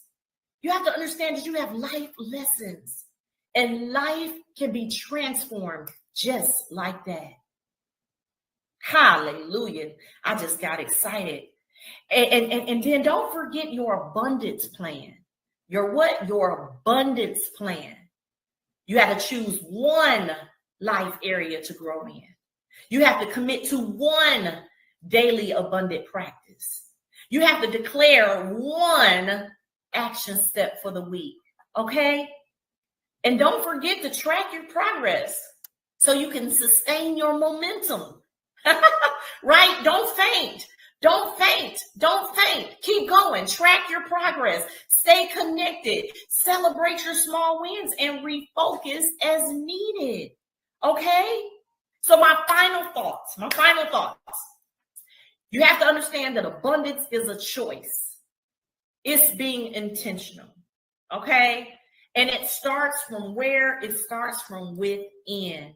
It flows outward into impact, but it starts inside of you. John 10:10 says, I came that they may have life and have it what? More abundantly. You got to know that that means you too. That word is for you too. It's not for everybody else except you. It's for you. I came that you may have life and life more abundantly, the Lord said, and you are the co-creator, so you can manifest this, right? And if you need any help, any help, I have resources. I have books that are on Amazon. I have books on LetitiaNicole.com and SpeakLife2TO in the letter U.com. You get the Speak Life devotionals, the Speak Life coaching, the Speak Life planners. Just go and see. But before we leave this place, but never the presence of God, I want you to repeat after me, okay? Make this declaration. Make this declaration. Make this declaration over yourself. Because why? Proverbs 21:18 says that we have the power of death and life in our tongue, and those that love us shall eat the fruit. So we're going to make this declaration to ourselves. Repeat it. Say, I choose to live a life of abundance, on purpose, by purpose, and for purpose. Oh my God, we got to do that again. Come on, somebody. I need you to declare that I choose. Say it out loud so you can hear yourself. Why do we repeat? Because faith comes by hearing, and hearing what? The word of God. So I choose to live a life of abundance, on purpose, by purpose, and for a purpose. Okay? I want to thank you for joining me. Hallelujah. I want to thank you for joining me as we learn how to live a life of abundance on purpose together. Again, my name is Elder Dr. Letitia Nicole Beatty, and I speak life so that we all may have life more abundantly. God bless you, and thank you for your time.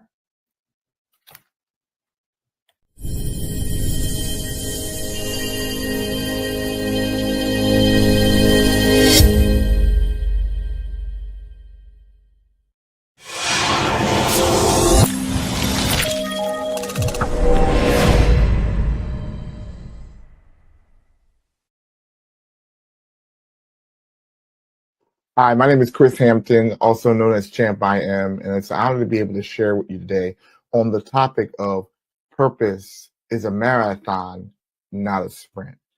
Now, just to give you a little bit about me and my journey, I am the founder of the Champ I Am organization. It's a leadership and development organization that is helping people to be able to find their purpose. I help them dig deep as leaders. I help leaders to dig deep. What I mean by that is help them to discover that they have a purpose, embrace their purpose. And then when we embrace the purpose, we equip you to go after your purpose and then pursue it, so dig deep in your purpose. And when Champ I Am started in 2016, it started as motivational speaking, and it evolved into becoming a resource to my community as a community leader. And then just all of a sudden, COVID broke out and gave me more opportunities to spread my wings and spread my influence globally. And it didn't happen overnight. I remember a lot of speakers that started with me that are not here today because they thought that, it was instant wealth. It was thought that they were going to be at the top of the pyramid per se, and it was going to be overnight. But one of the things that I learned was, again, that it's not a sprint when you're going after your purpose. It's what you're aiming for, because soon as you look like you are obtaining your purpose, your vision expands and there's more to the story. So again, I like to look at it as a race, but let's not look at this as a short-term race. A sprint is when you put all your energy in one race and it's in a short distance, and you give it your all for that 100-yard dash or that 100, I don't know if it's a meter or the short distance run, but you're doing it in short bursts. It means all of your energy is focused on this short distance. When you're done, you collapse to the ground and you don't have any energy to go and run another race, right? Because you put everything in there for a short period of time. Where a marathon, you just don't wake up in the morning and do either run. You don't wake up in the morning and do a sprint either. You're out of shape, but it's a different condition. And I think that's the point I'm trying to make, is knowing what race you're running is going to dictate to you how you're going to prepare and how you're going to practice for what you're going to step into. So when you have it in your mind that purpose is not just a short-term race, but it's preparation for a journey, then how you prepare and how you practice is going to be different, right? It's going to be different. You're not just trying to get over the short-term microwave, quick business, get rich quick off of, it's not going to build that way most of the times.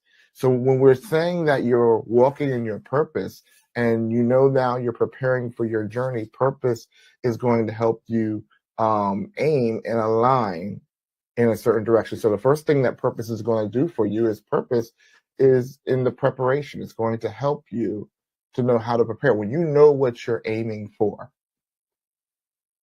let's backtrack. Let's talk about what purpose is. Purpose is not just I kind of like say it like this because sometimes I think we over spiritualize and make purpose more deeper than it really is. We think that the heavens are going to open up and the angels are going to scream and say, "Ah, you are called." No, purpose is not that deep. Purpose is more about, what are you aiming for?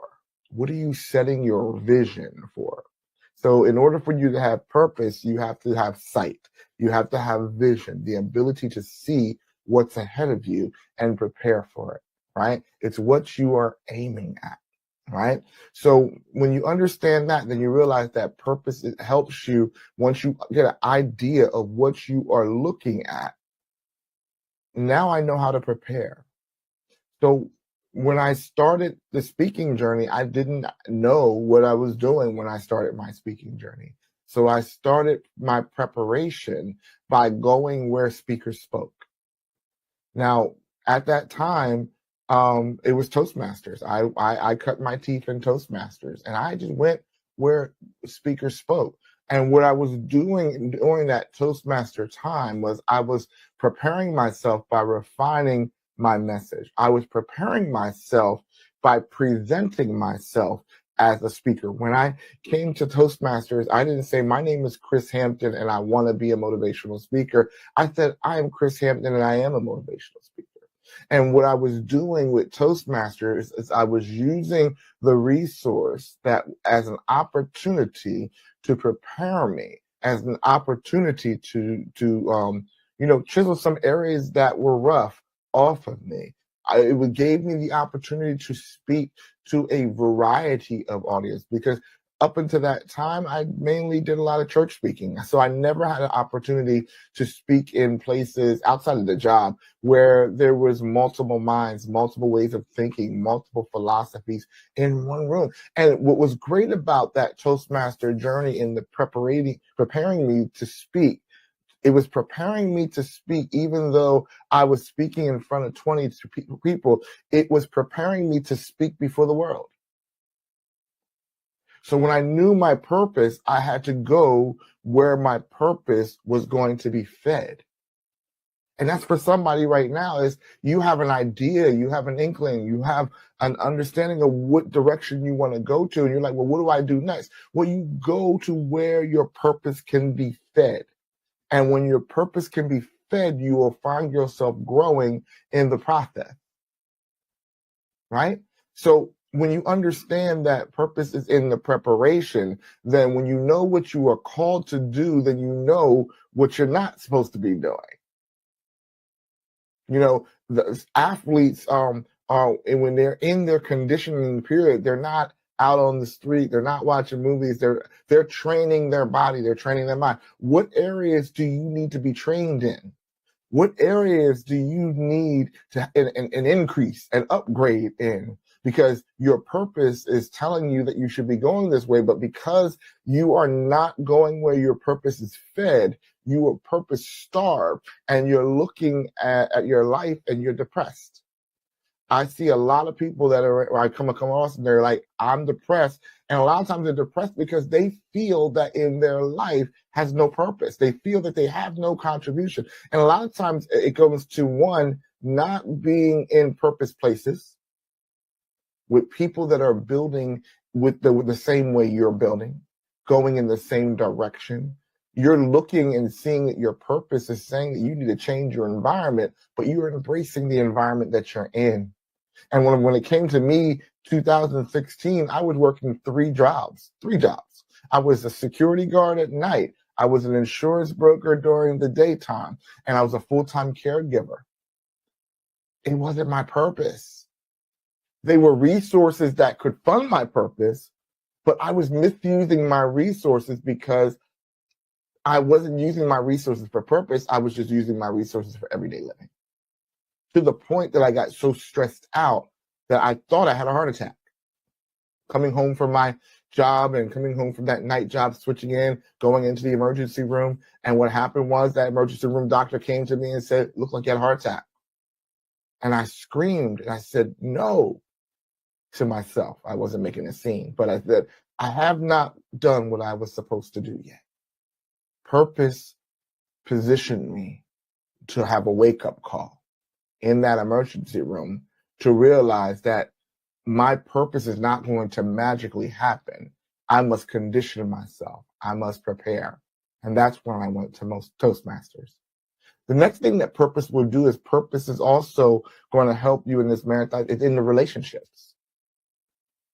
I am here today in front of you because of the relationships I have made. And I have been to the point where I am now consistently aware of the relationships that I am in. From my marriage, it's a purpose relationship. It is the purpose relationship, right? To my spiritual walk and the church that I go to aligns with my purpose that I'm called to, right? Where I serve in the community, all those relationships are purposeful relationships that are positioning me to move forward. Let me ask you this. Are you in places right now where the relationships do not reflect your purpose? That's a very important question that you have to ask yourself. Because in this marathon in life, the wrong people will slow you down and overtax you and drain you of the energy that you need to run this purpose race. It is very important that you are more considerate of the relationships that you have around you. Are the people that I have around, do the people that I have around me, do they feed me or do they drain me? Purpose relationships push you further and further and further towards your goal. To the point that I have mentors in my life right now in the speaking industry that whenever they're in my life, my platform goes to another level. Why? Because I'm strategically finding that the relationships that I have are there to take me to my future faster. And I am also looking at the relationships to make sure that my relationships are symbiotic and not parasitic. And you have to ask yourself, am I a symbiotic relationship? Meaning that it is a relationship that gives as well as receives. Are you always the first person to take, but don't look for ways that you can give to the platform? One of my mentors has a leadership platform, and I'm so excited to be around them when I'm around them, but I'm always looking for ways to serve that platform. Though I have great speaking skills, I don't have to speak all the time when I'm at that platform. I am okay with putting the stage together. I am okay in working in the background where I'm in building that man's platform and helping to grow his platform. Why? Because two reasons. You're sowing you're sowing as a form of preparation. You're giving as a form of preparation, right? The other part of that is that you how you serve someone else's vision will dictate how someone will help serve you. And I serve that vision with no strings attached. I serve that vision knowing that as I give into him and help his visions grows, right?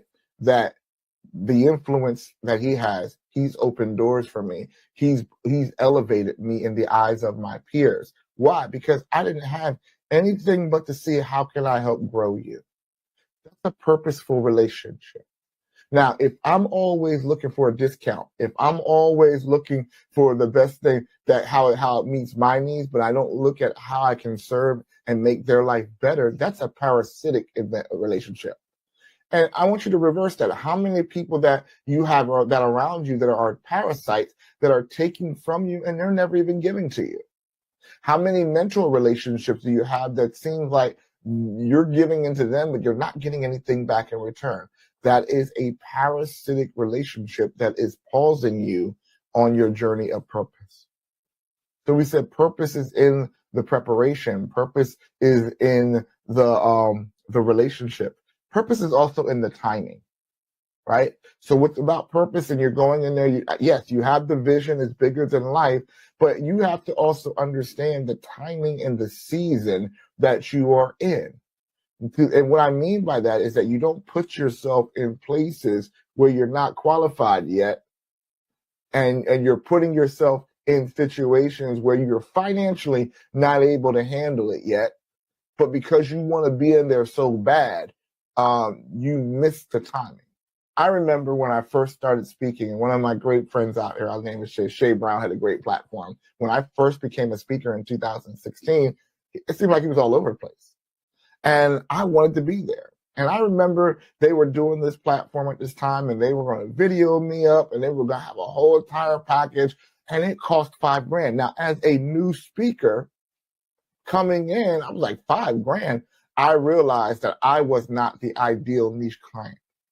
But 5 or 6 years down the line, as I continued to build my brand, as I continued to build the Champ I Am brand, and now it became known, what happened was I came back around and I was able to use those services. And I'm like, wow, look at God.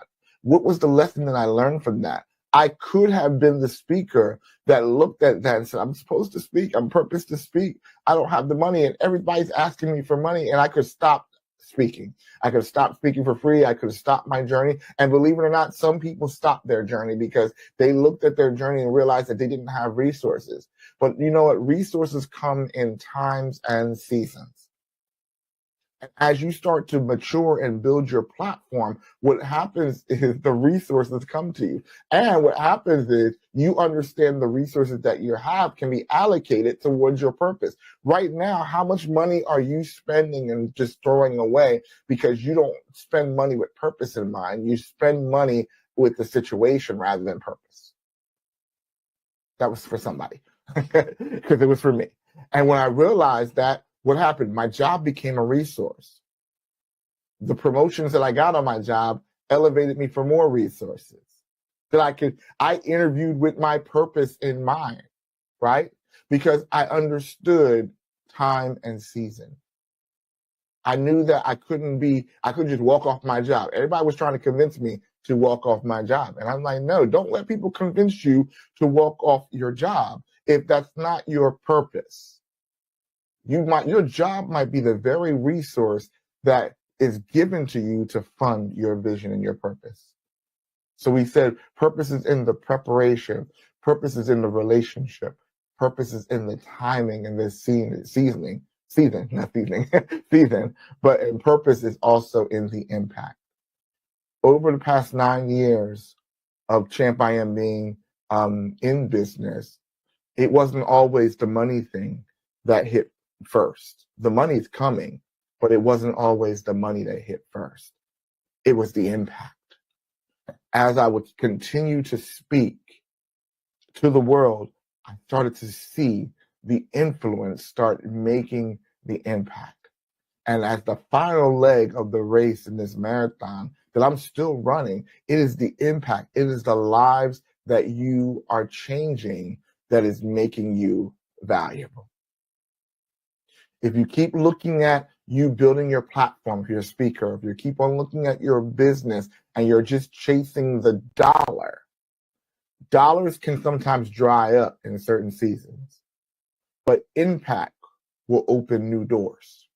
And what I began to see is as I became more purpose-minded in my relationships, my timing, and my preparation, my eyes were open for opportunities. And all opportunities are not financial, but many opportunities that are not financial may open doors for you to become financially able to do that. And one of those areas was when I volunteered in my community of Camden, New Jersey, to start an open mic for young people in Camden, New Jersey. Now, I was not one of the founders, but I kept it going. And I'm the main person keeping it going with a team of young leaders to this day. That's been about 9 years now. To this day, we're still into effect, and we're impacting the world, and we're impacting young artists. New artists are coming up with music. Every time we come to this open mic, they're finding and discovering their purpose, right? That opened doors for me to become a commissioner for the arts. That opened doors for me to be able to create an anti-bullying ambassador program for the city of Camden that they use to train young ambassadors to fight against bullying, right? Those gave me opportunities. And by doing all that, that opened up an opportunity that didn't pay me at that time, but was part of the reason why I was invited to speak on the panel at the Yale University's Black Student Union Coalition panel that they have. They have a Black Solidarity Conference every year, and we were part of that panel, right? It was those things that opened that door to Yale University, which then opened doors to a college that I'm now teaching leadership at and to young leaders that we're doing to this day. All those things led up to that paid college opportunity. It was preparation, it was relationships, it was timing, and it was the impact. Listen, the best things in life are going to take time. What you want to do is build your business, build your platform in such a way that it holds your weight, that you understand that your platform that is being built is not going to be an overnight platform, but it's going to be a lasting impact. It's impact that opens doors for resources and money and for you to fulfill your goals and purpose. So again, purpose is a marathon and not a sprint. I am Chris Hampton, Champ I Am, and I hope this was helpful for you. Continue to dig deep, discover, embrace, equip yourself, and pursue your purpose. Have a blessed day.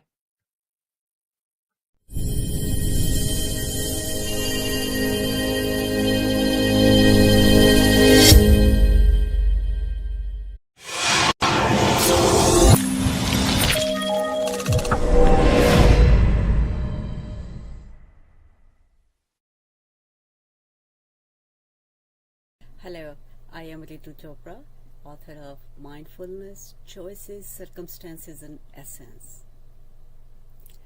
The mind is a strange thing, a storm and the symphony all at once, the cohesive chaos, 1,000 voices weaving stories and not all of them true. To see it, you don't silence it. You step back. Watch. Notice the replay, the rehearsal, what if parade. That's awareness. The shift from actor to audience. Sometimes you lean in. Follow a thought to its roots. Let it teach you. Other times, you let it drift, like a cloud with no rain. The wisdom is knowing the difference. But what does silence really mean? Is it just not speaking to the people around you? Holding your tongue when anger boils?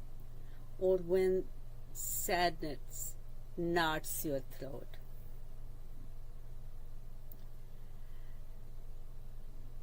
That's not silence.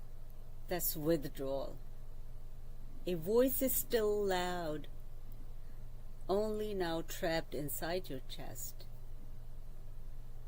True silence is not the absence of word. It's the absence of noise in the heart. A stillness untouched by anger, unshaken by resentment, unburdened by disappointment. It's not biking back, a sharp reply. It's having nothing sharp to say. A quiet that feels full, not empty. A quiet where you are not at war with yourself.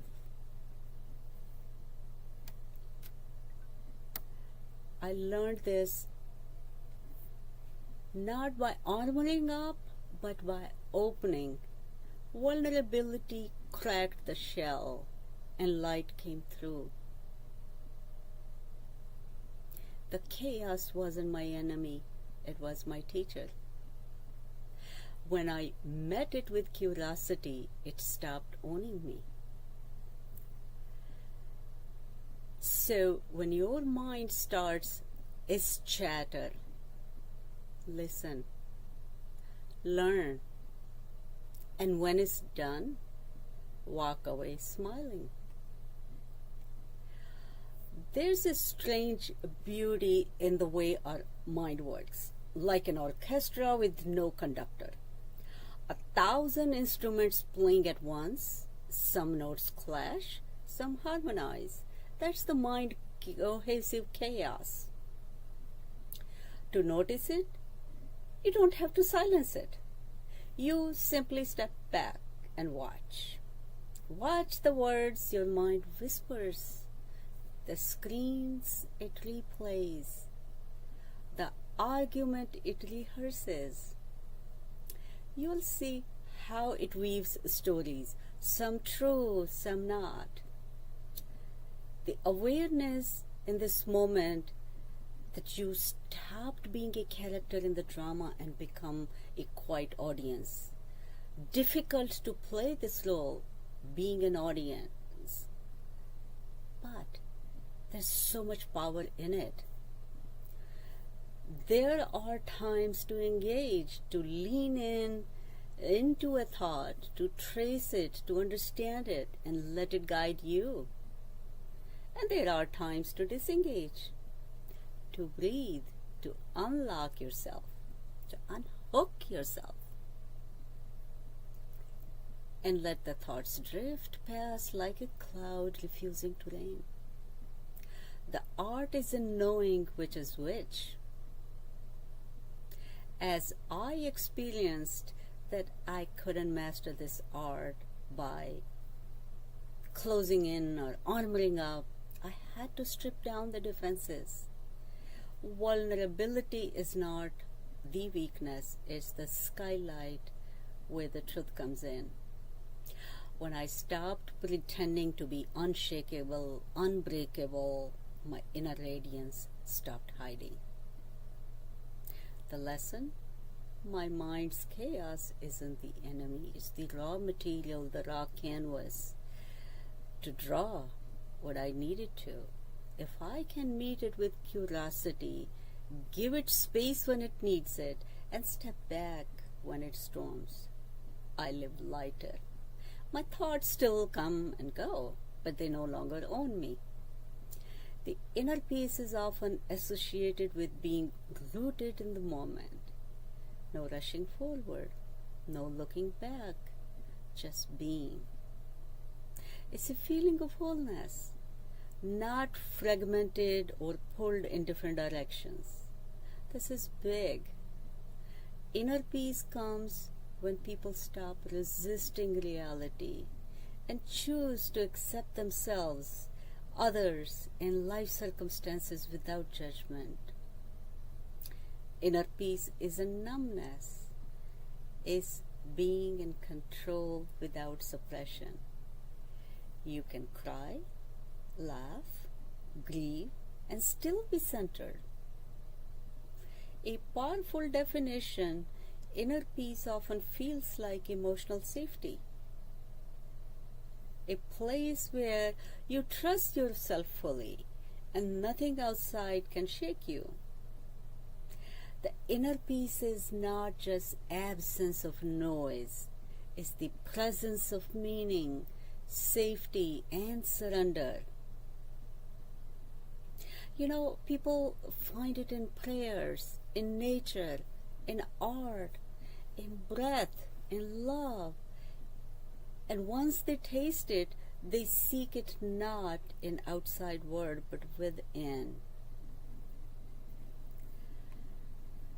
So next time your mind starts to chatter, don't rush to shut it down. Greet it, welcome it, learn from it. And when it's done speaking, walk away smiling and cherish the peace within. Thank you for listening.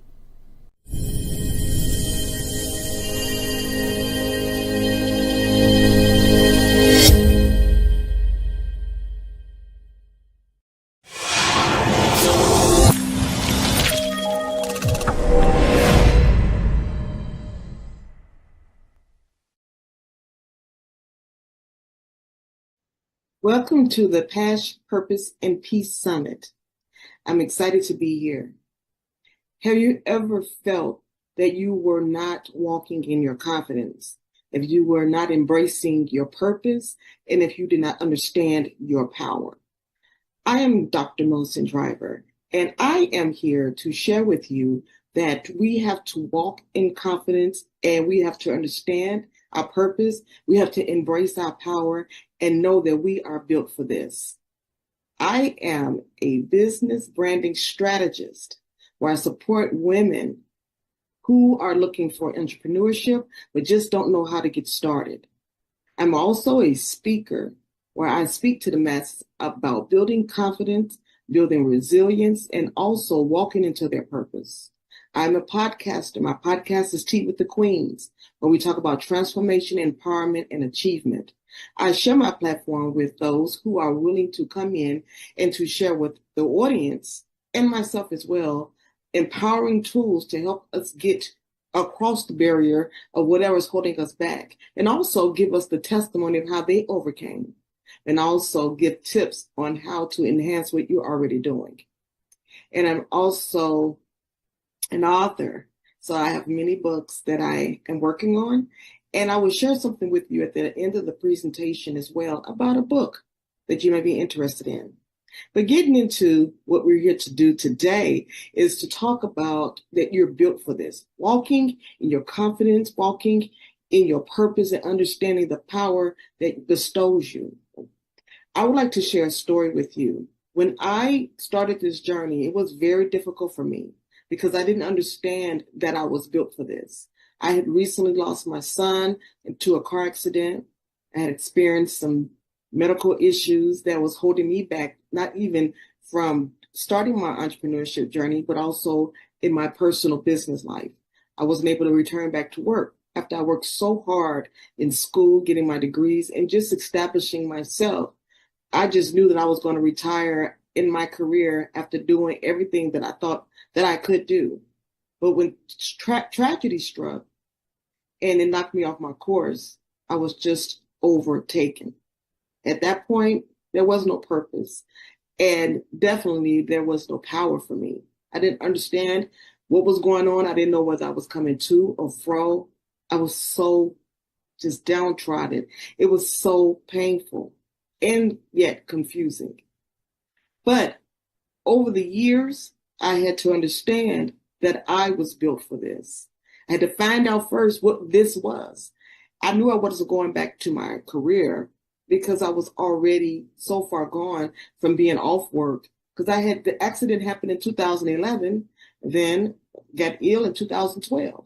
Well, it's 2025. So many things have happened in the world since that particular time. So going back to work just didn't seem like it was relevant for me. But what was I to do? Because now I understand that I was built for this. So I would like to share with you a quote. It says, "You are created with intention, equipped for the assignment, and built for the journey." So I'm not exactly sure where you are in your journey, what you're feeling, what you've been through, and what you desire. But you have to understand that you were created with intention. The things that we go through are not meant to destroy us and to break us down, but their intentions is to build us up, to give us power. Now, let me say this, because a lot of times when we hear words like this, we often think, do I have to go through such suffering? Do I have to go through such disappointment? Do I have to go through the heartache? No, not necessarily, not at all.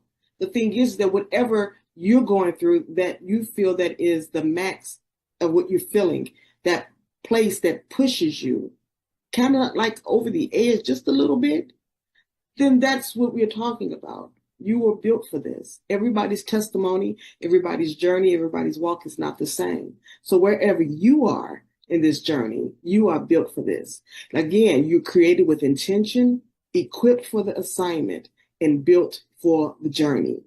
So we're going to be talking about three things, and I would like to bring to you today as I share with you that you are built for this, walking in your confidence, purpose, and power. The confidence, again, the purpose, and the power. So what does walking in your confidence mean? First, let's define confidence. It's not arrogance, but it's reassurance. A lot of times people, when they become confident, you can tell the difference in them. They start to move in different ways and they start to act differently. But that is not arrogance. That is not being haughty. But that is confidence. There's a thin line. But I think that because no one wants to be considered arrogant, they don't want to be considered haughty, they stay away from acknowledging that they do have confidence. Confidence is not an ugly word, but it's something that you need on this journey. You have to be confident.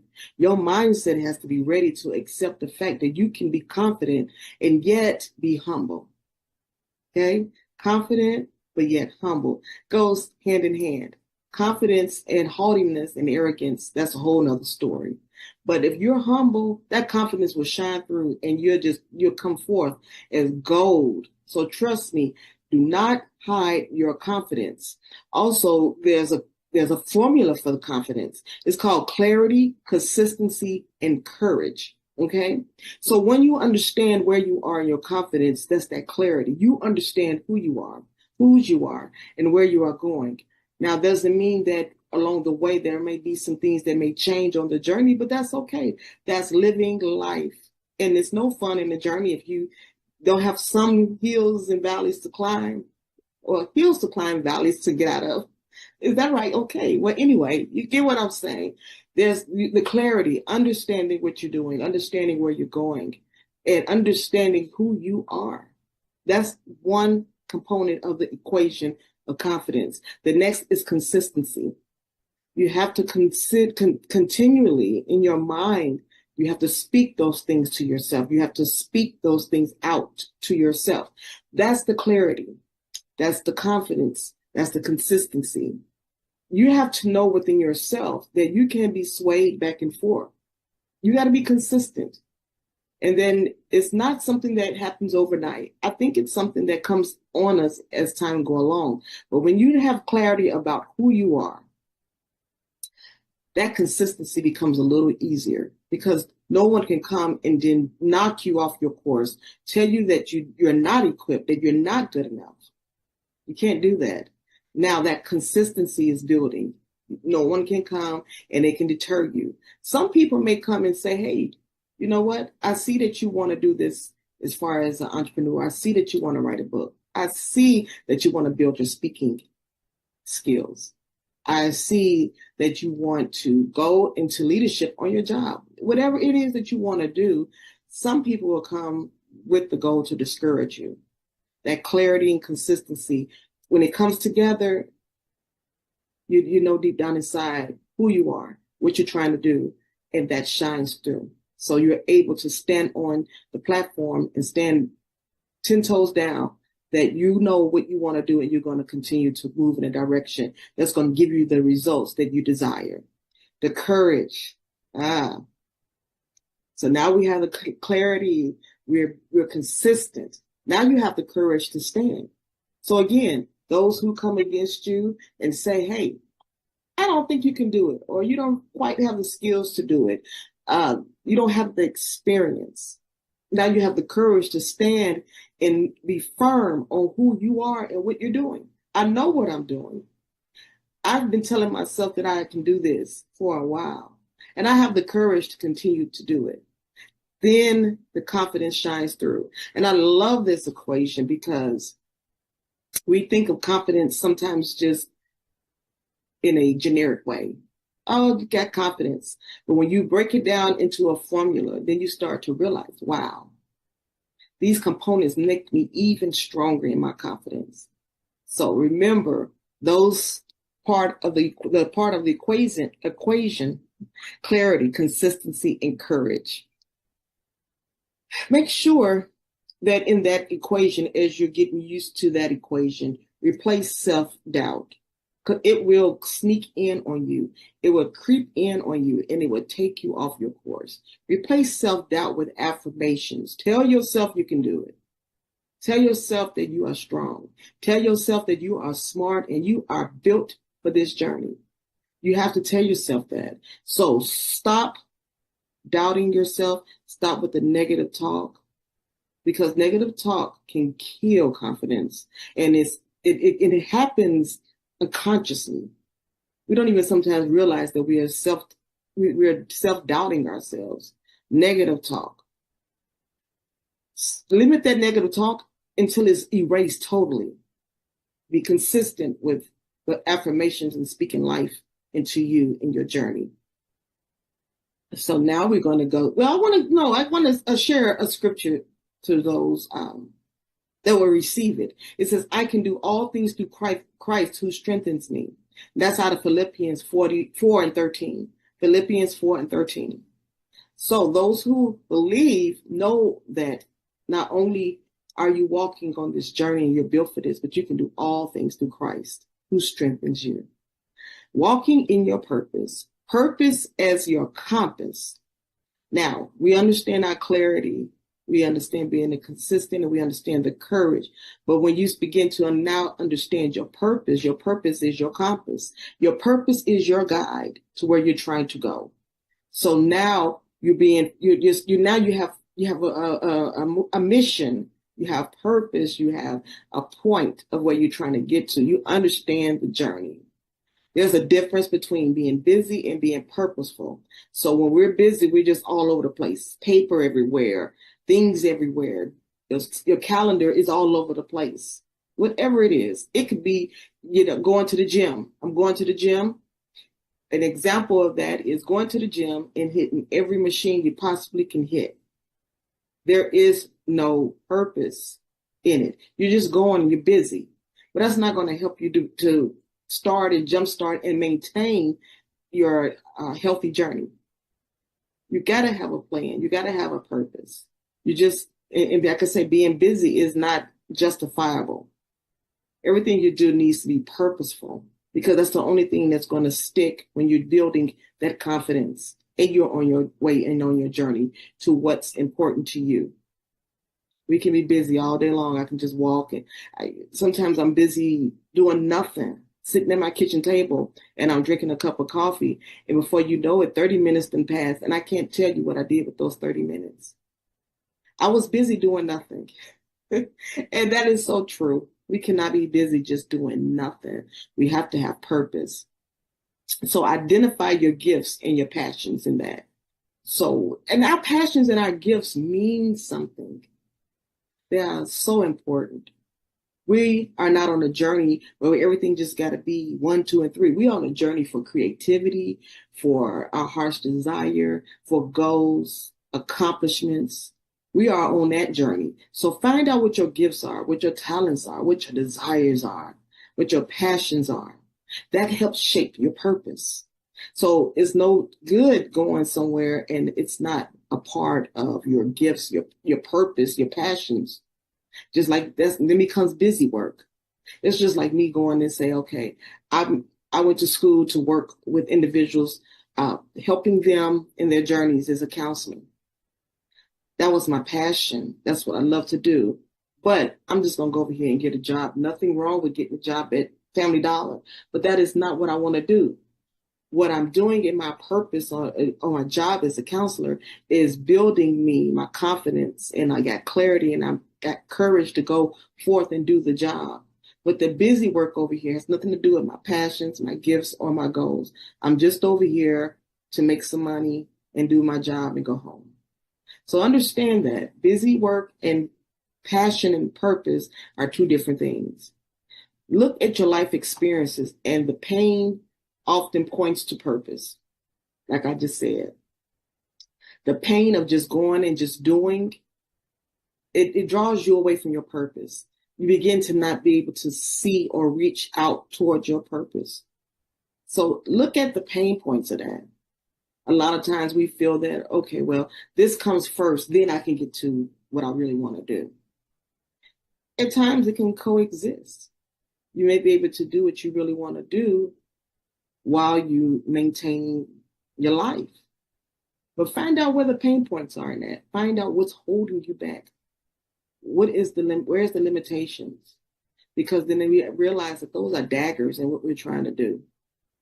And I hope this makes sense, and I hope that it smooths out a little bit on your journey, that it's not perfect, but if you take these steps, the progress you'll begin to see for real, and you'll take control. You'll take control of all of this. Ask, who am I called to serve? If you're called to work somewhere in a public place like Family Dollar to serve, do that with all your might. That is some people's passion, for real, to really involve themselves in the public, to be a service to others in the public, to cater to those in the public. You got some that stay away from that is not what they want to do, but that is not what they're called to do. Find out who you're called to serve. Like me, I was a counselor, and I loved what I did. And I knew that was my time to go and to encourage others, to pour into others, to give a kind word to others. That's my passion, and it still is. I know who I am called to serve. I am called to support women who want to go into entrepreneurship, who don't have the confidence, maybe the mindset or the knowledge to really get going. But I cap all of that so that I am pouring into them so they are successful and they have that light at the end of the tunnel and they can see over the rainbow. That's the passion that I have. So find out who you're here to serve. What does your desire say? What is your desire as far? It may not be able to serve, might not be there to serve any human being. It could be a veterinarian, it could be whatever. But find out what is that desire. Sometimes you have to sit down, you may have to journal it out, you may have to write it out, you may have to even talk it out. But whatever you do, find out who you are called to serve. If it doesn't come immediately to you, give yourself some time. It'll come. Encourage yourself. Know your purpose and your destination. Okay? Along the way, we have to encourage ourselves. We have to pat ourselves on the back along the way in this journey. Your purpose is not the destination. Your purpose is part of the journey. And it's a daily walk. It's a gradual walk. So encourage yourself along the way. Pat yourself on the back and know that I'm making moves. I'm making strides. This is not the end of the journey. This is not where I put my exclamation point, my zero, or even the question mark. But this is moving forward towards what I'm trying to achieve. And I think that sometimes we circle right back to where we started from. Sometimes we go right back and we start over again. Now, walking in power. I love this one because now we're walking in power, which means that we're aligned, we have authority, and we're taking action.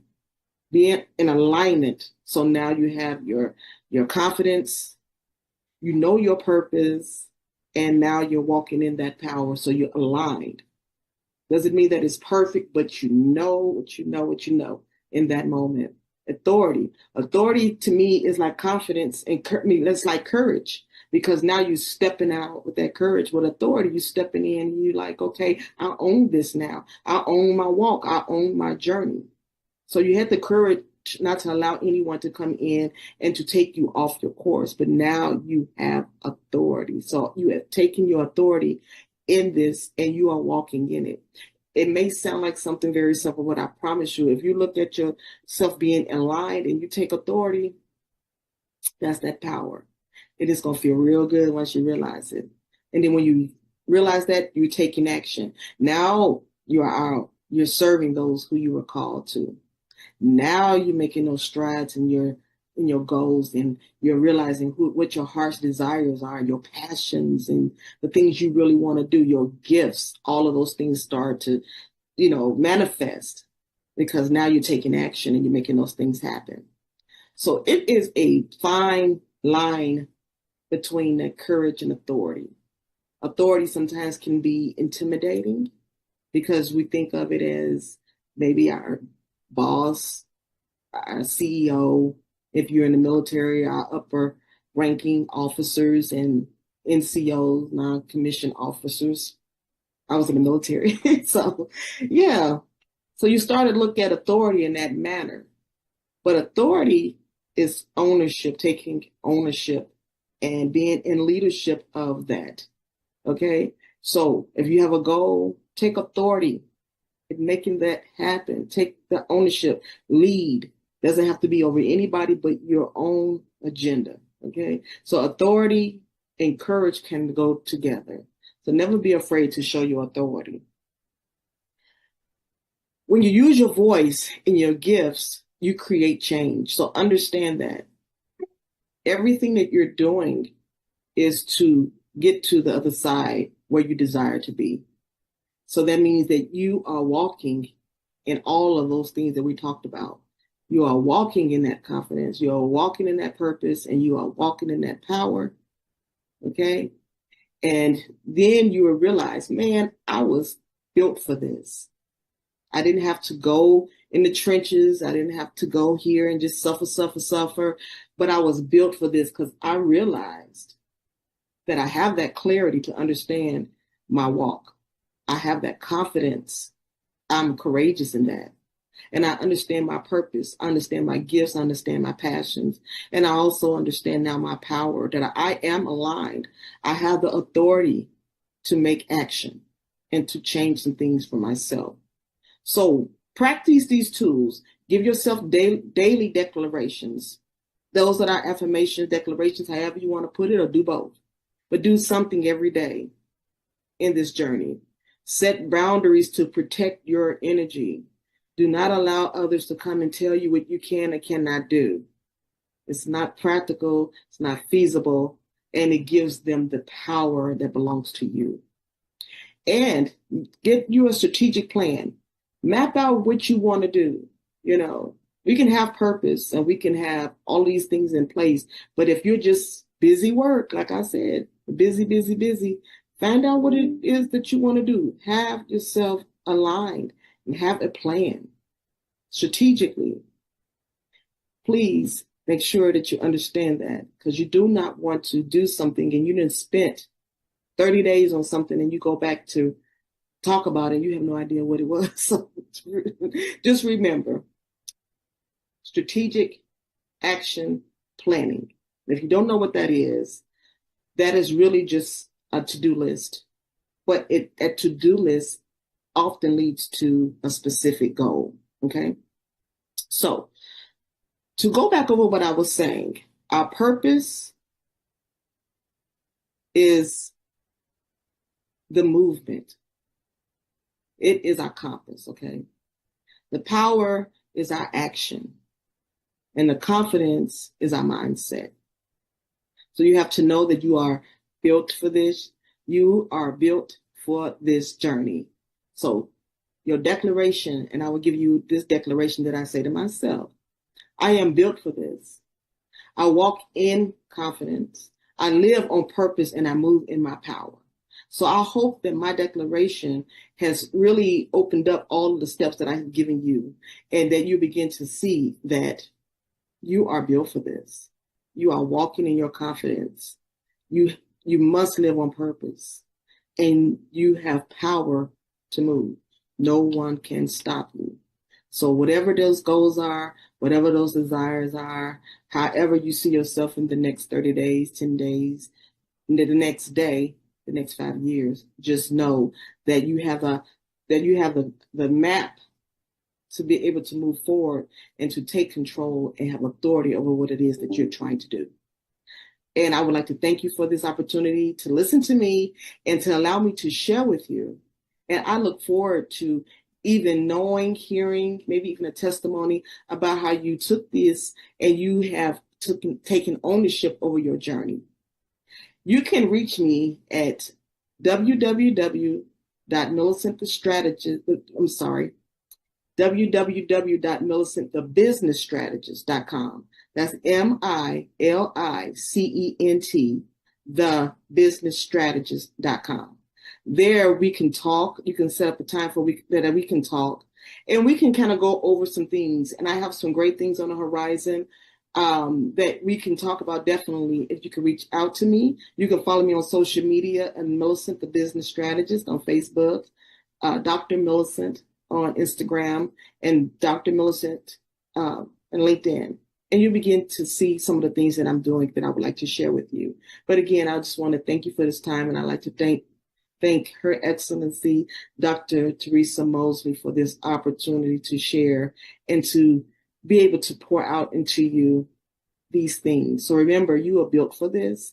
Walk in that confidence, understand your purpose, and embrace your power. Thank you.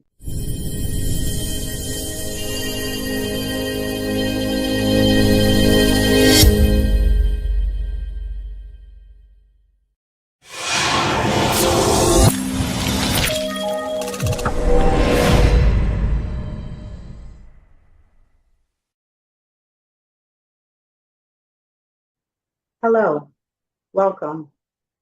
My name is Katanya Trent. I am an author, a social impact speaker, a premature birth advocate, and the founder of Connected Through 22, an organization dedicated to supporting families impacted by premature birth. But the most important role and title that I carry in life is being a mom to a former 22-weeker who I unexpectedly delivered at home alone. He is now 7 and thriving. That experience, although was traumatic, gave birth to more than just a child. It gave birth to purpose, passion, and a life mission rooted in resilience, awareness, and connection. Before I share what grew from that pain, let me take you back to where it all began. Like many first-time mothers, when I found out I was pregnant, I was overjoyed. My child's father and I were thrilled. When we shared the news with our families, they were just excited, if not even more. I vividly remember seeing my aunts running around the room, dancing in joy. That moment left me filled with warmth, love, and so much gratitude. I followed all my prenatal guidance. I never missed an appointment. I experienced some morning sickness and lost a little bit of weight during my first trimester. But the doctor always reassured me that everything was normal and I had nothing to worry about. On the morning I gave birth, I woke up around 4 a.m. feeling what I thought were mild cramps.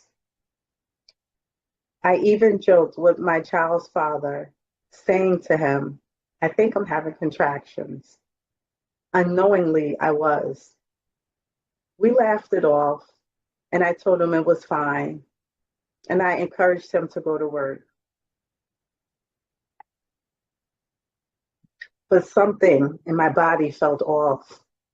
A few hours later, I couldn't get comfortable, physically nor mentally. So I called my doctor's office. I explained my symptoms, but I was met with what felt like textbook response, standardized questions. It sounds like Braxton Hicks, she said. Make sure to rest, stay hydrated, and I'll call you back to check in. She never called back, and within 2 hours, the unthinkable happened. My water broke. In a matter of moments, my body went into labor. There I was, at home, alone, and confused why this was happening. I dialed 911, and the operator talked me through what to do. I couldn't feel my hands. I was in shock. But somehow I found the strength to deliver my son. I pulled Kareem all the way out on the couch. He wasn't moving, still connected by the umbilical cord. I gently wiped his eyes, his nose, and his mouth, praying he would breathe. The emergency team arrived fairly quickly. They rushed us to the nearest hospital. But that hospital wasn't equipped to care for premature babies. There was no neonatal intensive care unit. The scene was chaotic. Some of the staff members were visibly panicked. One even walked up to me to say, "This doesn't look good." My son had to be intubated and transferred to another facility. I was told I couldn't go with him. I was left behind, alone, scared, wondering if my baby was going to survive. The care I received at this particular facility felt cold. I wasn't treated like a mother in crisis. I was treated like a case. I was dismissed, judged, as if I had done something wrong. My family and I were in a state of panic, emotionally drained, and trying to make sense of what was happening. And yet, we were met with indifference. The next day I was discharged. No infection, no complications, they said. No reason for me to stay. No concern for my mental or emotional state. No acknowledgement of the trauma I had just endured. This separation, being forced to leave my son behind, triggered a level of anxiety and grief I never knew existed. I blamed myself. I questioned everything. I just seen my doctor 4 days prior. I had done everything I was supposed to. Why was this happening? But today, I can truly say, why not? That day I was discharged, my child's father and I rushed to see Kareem at the hospital he was in. What awaited us was overwhelming. machines, wires, medical terms we didn't understand. A wall of uncertainty stood in front of us. Kareem spent 180 days in the NICU. He received an extensive amount of care, such as a PDA ligation. He had a grade 4 and 3 bilateral brain bleed, chronic lung disease, G-tube placement, and a host of other critical interventions. We lived through what felt like an emotional roller coaster. Hopeful one moment, terrified the next. For the first 3 months of his life, we didn't know if Kareem would survive or not.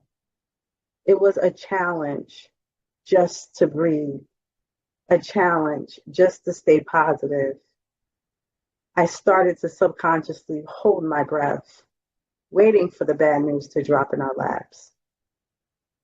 The first time I held my son was when he was being transported to have his PDA ligation heart surgery in another facility. The first time I heard my son cry was months after his birth, and he didn't open his eyes for weeks. But every little moment was a milestone. Every breath, every blink, every beat was a true miracle of life.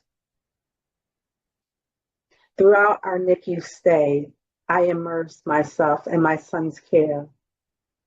Visiting my son every day made me feel more like a visitor than a parent. I would change his diaper. I learned how to take his temperature. I asked the nurses and doctors every question I could think of. Those were the type of things that made me feel like a parent. I found strength and connection, connecting with other NICU families, connecting with myself in the most darkest moments, and most importantly, connecting with our son. The journey taught me power of presence. It taught me patience. It taught me the importance of the smallest things in life. It taught me how strong love can be when you have nothing else to hold on to. It taught me that no matter what, God has the last say. But it also exposed a deep truth. Too many mothers are experiencing traumatic birth. My story is just one of survival, but it's also a call of action. It's time that we pay more attention to our mothers who are carrying life inside of them. We need to ensure that all expecting mothers and moms who have babies are supported physically, mentally, and emotionally. Today, my son is 7 and thriving. He is doing everything that the doctors say he may never be able to do. He can walk, he can talk, he can see, he can hear, and he is learning. He's teaching me something new every single day.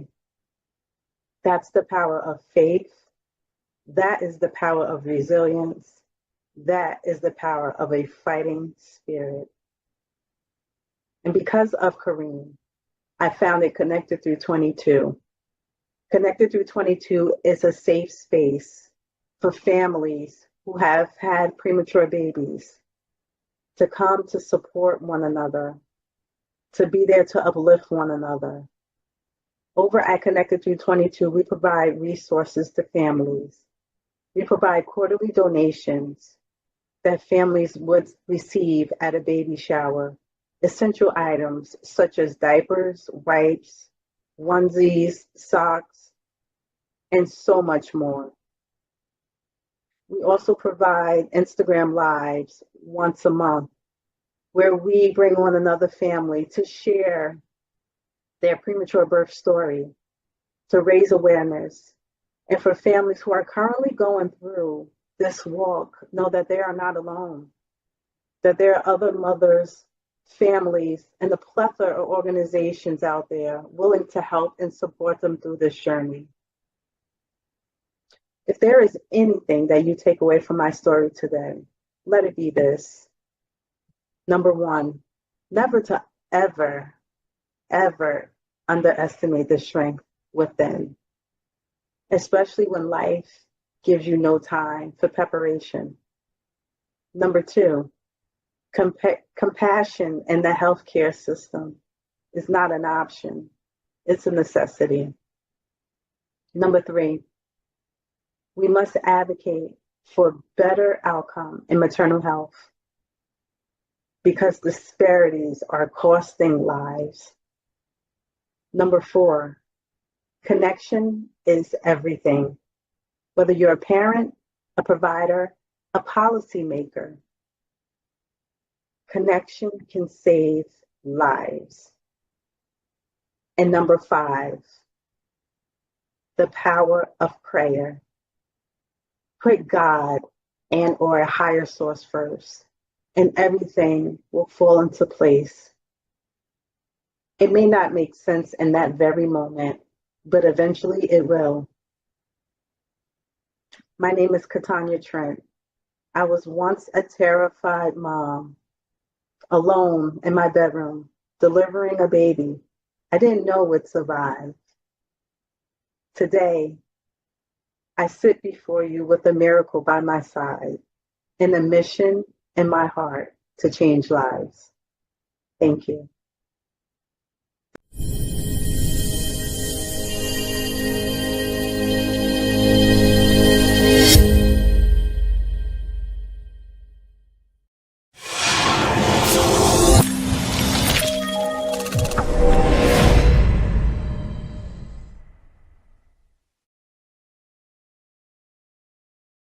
Good morning, afternoon, and evening, everyone. My name is Jermaine Stanley, and I am deeply honored to stand here today among so many extraordinary changemakers at the Passion, Purpose, and Peace Summit. Let's give it up. To be recognized alongside over 100 individuals who have dedicated themselves to serving others is both humbling and inspiring. First, I want to express my sincere gratitude to Dr. Theresa Moseley. Thank you for your vision, your leadership, and for creating this summit that reminds us that peace begins within and radiates outward into our families, our communities, and ultimately the world. The theme this year, Peace Within, Uniting Voices for a Harmonious Tomorrow, resonates deeply with me. For me, peace within comes from living a life anchored in service, whether it is through my work with the ISACA Foundation and the ISACA Greater Washington, D.C. Chapter of ISACA, helping provide scholarships to open doors to cybersecurity careers, or serving as a board member of the Bender JCC in Rockville, Maryland. I've witnessed firsthand how small acts can ripple into lifelong impact. My family and I also have the privilege of raising dogs to become guide dogs for the blind with the Guiding Eyes for the Blind organization. It is a daily reminder that peace and purpose often come in the form of quiet, consistent acts of love and commitment. Giving back is not just something I do, it's who I am, and those who know me know me. It is my ethos, my way of honoring the opportunities I've been given by ensuring others have access to hope, dignity, and possibility. Tonight's recognition is not mine alone. It belongs to my family, my colleagues, and to the many communities I have been blessed to serve. And it belongs to every person that's in the physical room as well as the virtual room who believes, as I do, that when we come together with passion, purpose, and peace within, we can create a truly harmonious tomorrow. Thank you again, Dr. Moseley, for this honor. May we continue to serve, to lift others, and to be instruments of peace in our time.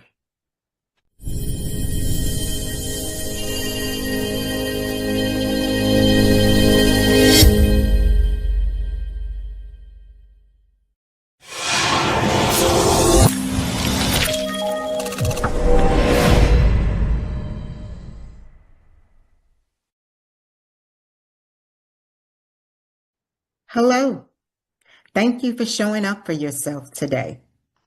I'm Dr. Talantine Benjamin, life coach, leadership strategist, and two-time international best-selling author. I am the founder of Quintessential You, and above all, I am a woman who's passionate about helping others live with purpose, alignment, and clarity. There was a time when I looked successful on the outside, but I was silently struggling on the inside, carrying wounds I never talked about, doing everything except fully forgiving. It wasn't until I surrendered that pain and aligned my life with God's plan that everything shifted. That's when I stepped into the kind of peace, power, and purpose that I now call faith-fueled optimization.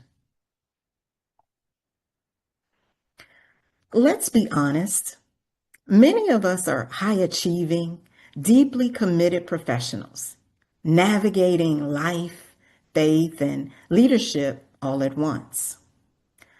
But how often do we pause to ask, am I aligned with what God truly called me to do?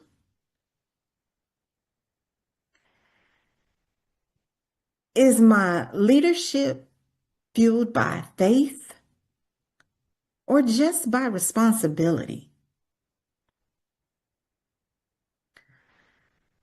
The session isn't about adding more to your plate. It's about refining your focus, renewing your spirit, and learning how to lead with obedience and not just ambition. So take a deep breath and grab your journal, open your heart, and let's lean into this moment together.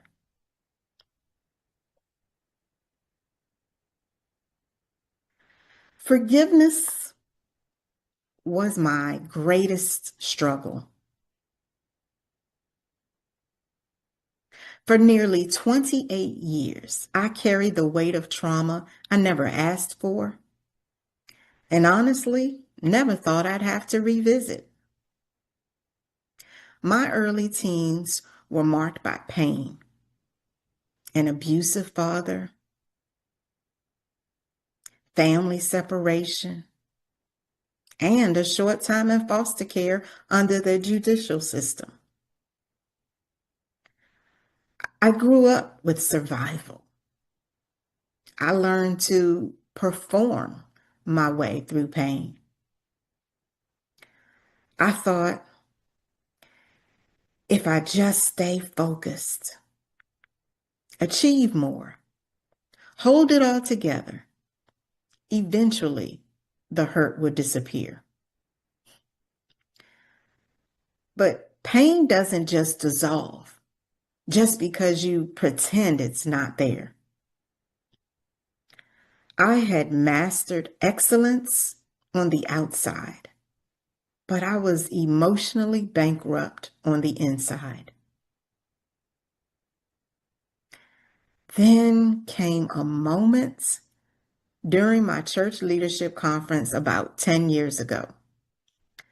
A minister I never met looked right at me and said, "You have a tremendous anointing for leadership, but you'll never walk fully in what God has for you unless you learn to forgive.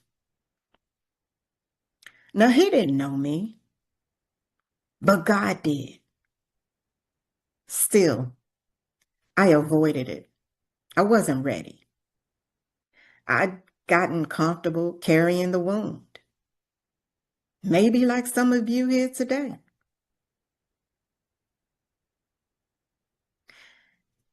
Everything changed when my father, the source of my pain, became terminally ill. And in his final days, I was the one advocating for him. In those moments, I realized I wasn't that broken teenage girl anymore. I was a woman of faith, a woman called to lead. And I chose forgiveness, not because he deserved it, but because I deserved freedom. That act of obedience gave me the kind of peace I never thought I'd access. It became the blueprint for something bigger, faith-fueled optimization. Because what we choose to avoid in private can keep us from stepping fully into the opportunities God has prepared for us. When we decide to release what's been buried, we position ourselves for the breakthrough He's ready to bring.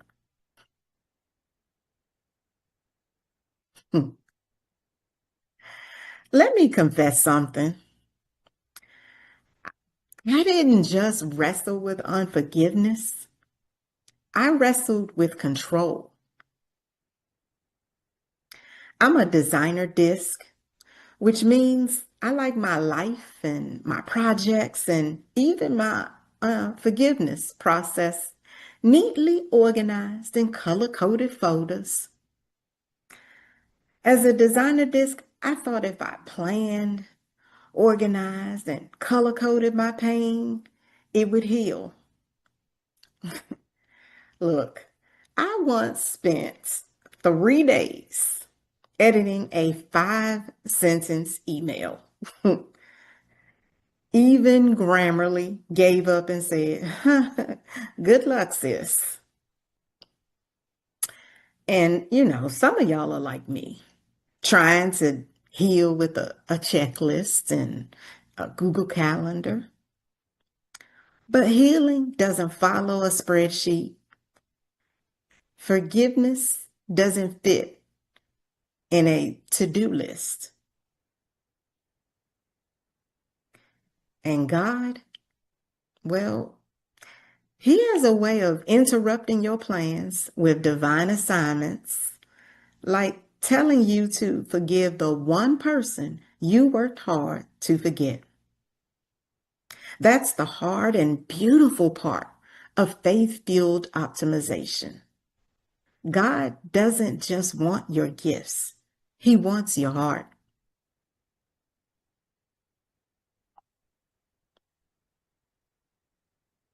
So there are 3 main parts to faith-fueled optimization. The first one is life alignment. Are your daily rhythms helping you grow or slowly pulling you out of alignment? In life alignment, we'll use spiritual process maps to identify what supports your walk and what sabotages it. Because spiritual maturity doesn't just happen by accident. It happens by intention. If it's not feeding your faith, it's draining your purpose. Next, leadership alignment. You're anointed, but exhausted. Gifted, but stretched thin.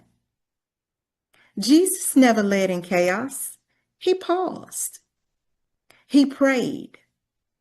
He delegated.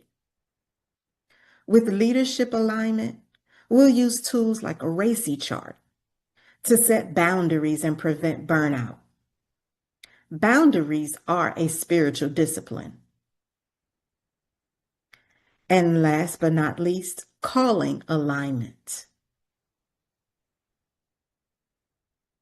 Just because you're good at it doesn't mean you're graced for it. With calling alignments, we'll use root cause analysis to ask, what's really blocking your purpose? Is it fear, people pleasing, or over-functioning? The wrong assignment will drain the right gift. Faith-fueled optimization began as a workshop, then became a coaching framework, and soon a workbook. I'll help leaders live aligned, anointed, and effective, not overwhelmed. Faith-fueled optimization turns breakthrough into blueprints.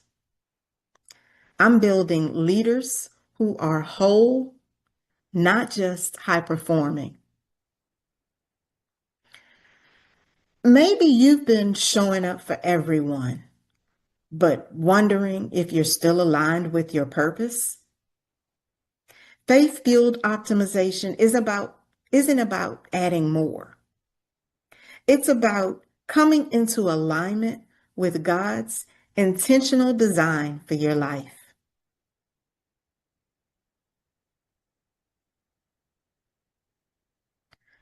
When I forgave my father, it didn't just set him free. It unlocked me. It gave me access to new dimensions of peace, leadership, and purpose. You're not behind. You are exactly where God intends you to be, positioned to realign. Every painful moment is divine fuel refining your purpose. If today's message touched you, I invite you to go deeper. You can check out my book collaborations, From Trial to Triumph, Women Beating the Odds, in Chapter 4, where I go deeper into my path of learning to forgive. In Leadership, Our Journey and Culture, I go deeper into fully walking into my calling into ministry in my chapter, Anointed to Lead, A Diamond in the Rough. And in Step into Leadership Greatness, Volume 3, Be a Force Multiplier, Elevating Others to New Heights, I discuss the leadership trifecta. Beginning in September, I'll be offering coaching services, one-on-one sessions, workshops, and leadership intensives will be available through Quintessential You. Visit quintessentialyou.com to start your alignment journey. You can scan the QR code for more information or to contact me. Remember, you are called on purpose, with purpose, for purpose. Stay aligned. Stay anointed. Stay optimized.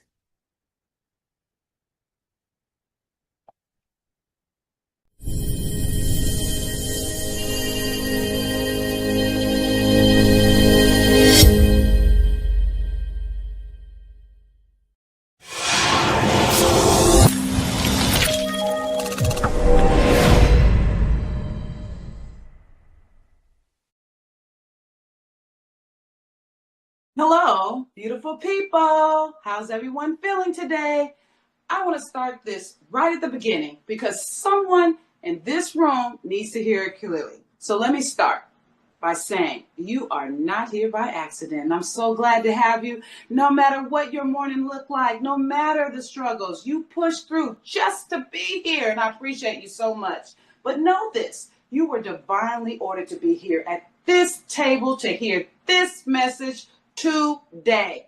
Your spirit has been yearning for something more. And guess what? More is purpose. More is peace. More is power. And that's exactly what this moment is about here today. So I want to welcome you to establishing a worry-free mindset, eradicating pain to building legacies of wealth.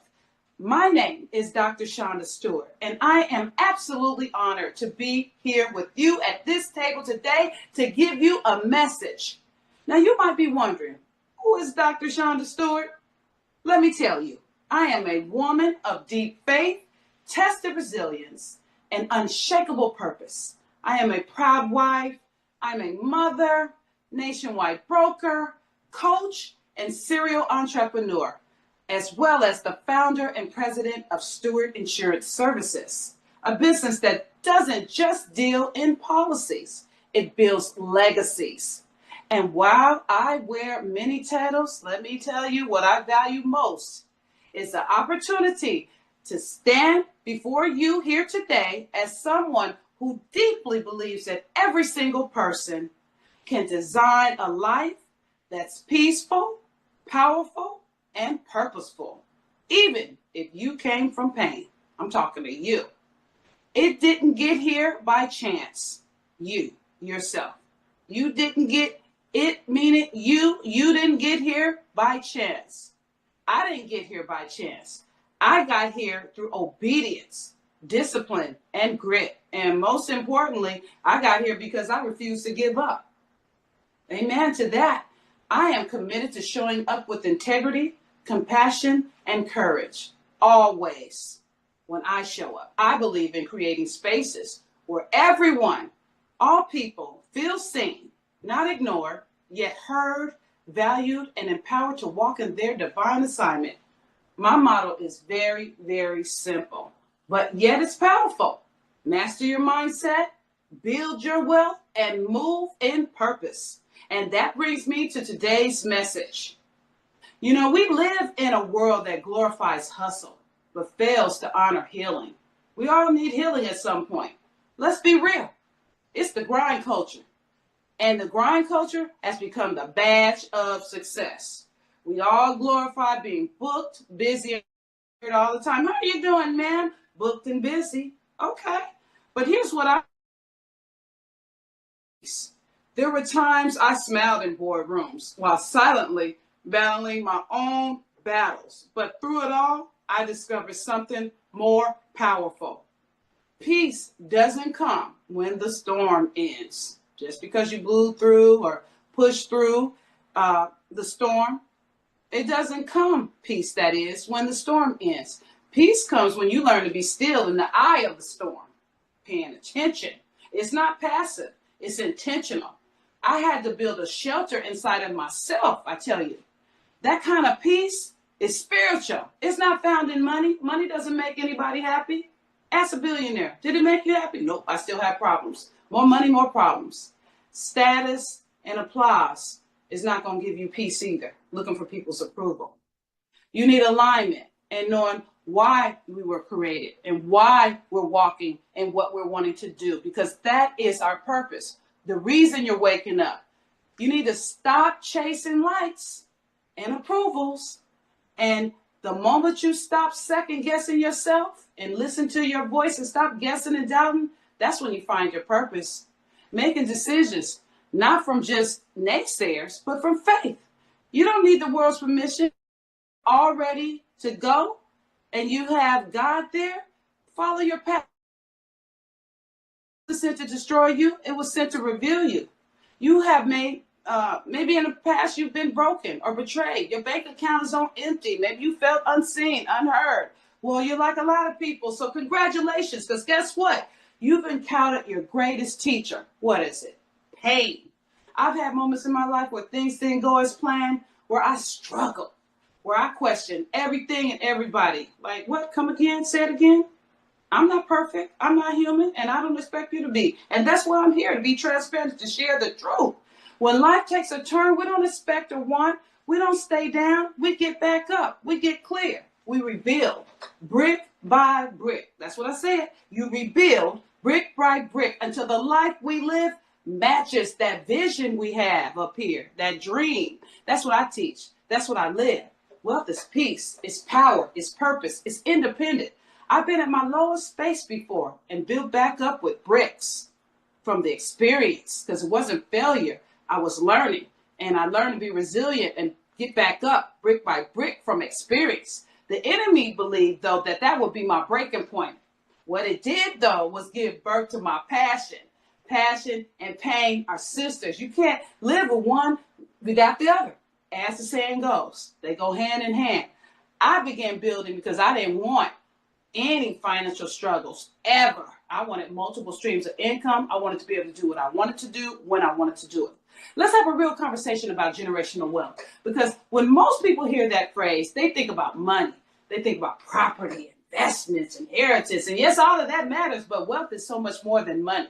See, we are not just breaking cycles of poverty in dollars. We're breaking poverty in mindset, in our spirit. Many of us come from homes where survival was the only goal.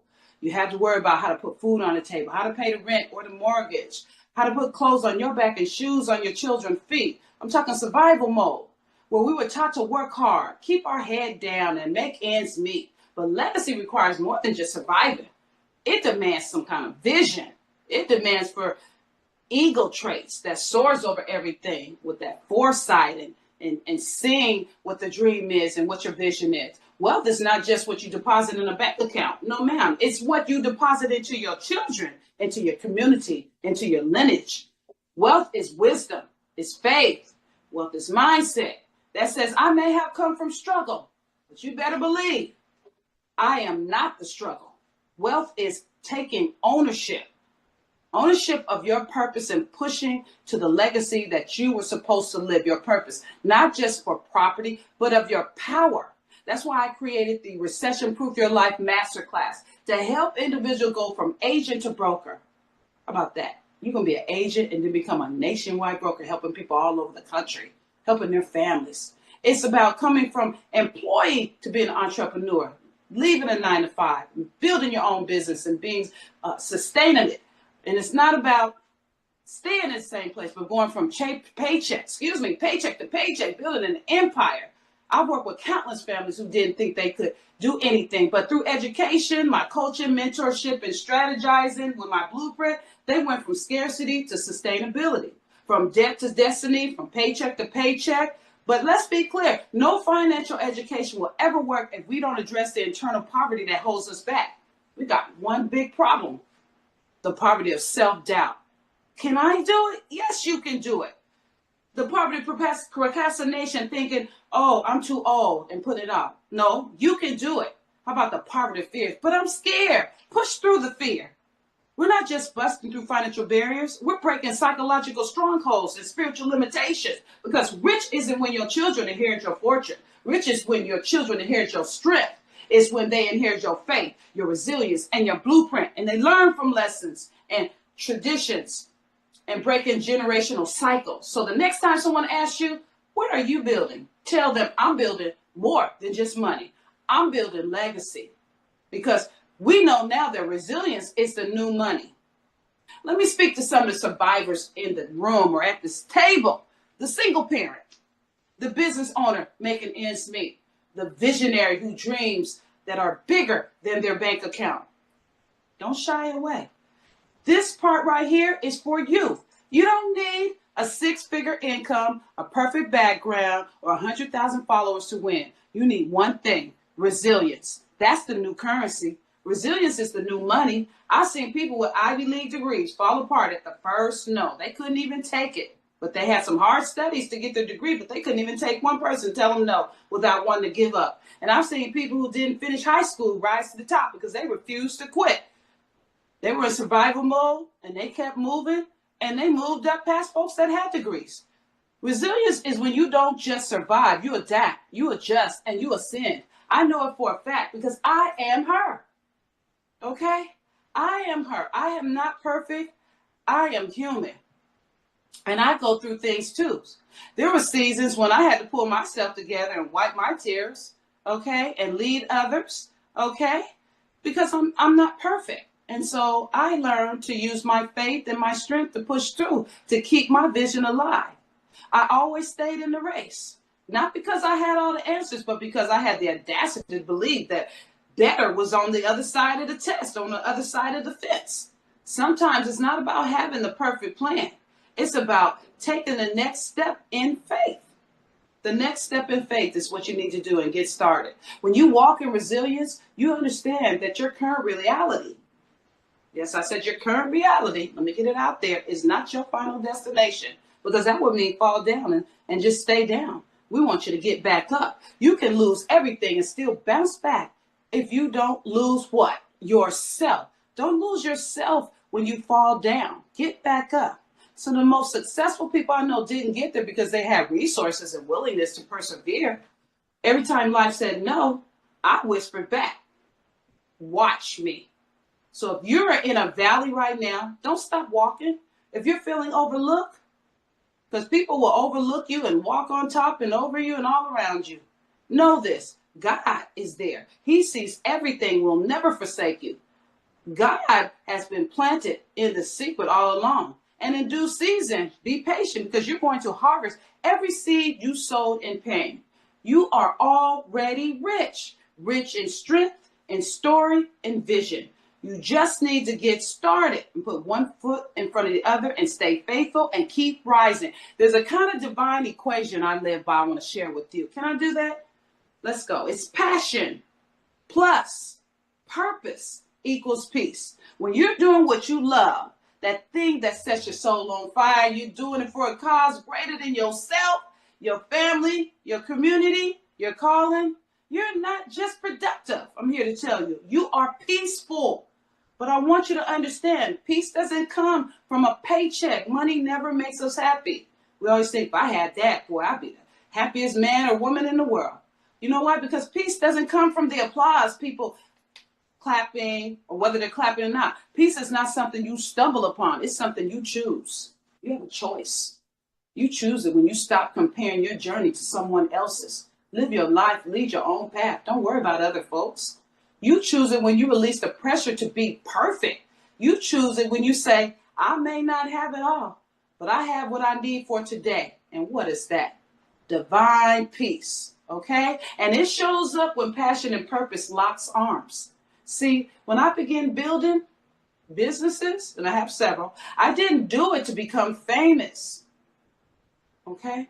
I did it because I was tired of seeing just the same thing all the time, generation after generation. And I wanted to build a legacy. I wanted businesses. I wanted something left for my children. I did it because I wanted to turn my pain into provision. I did it because I knew deep down that I was called to do more. God had more for me. And even when the checks weren't as big as I wanted them to be, they got bigger because I was patient. I believed in God and my vision. And that gave me peace because I was in alignment with God's purpose for my life. Peace is not the absence of chaos. Peace is your posture within the chaos.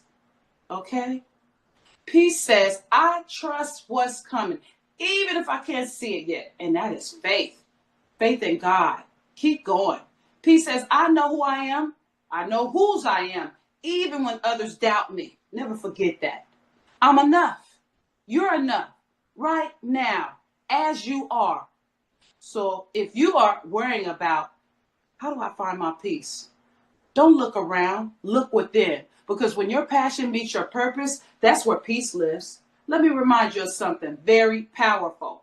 You are the answer to your ancestors' prayers.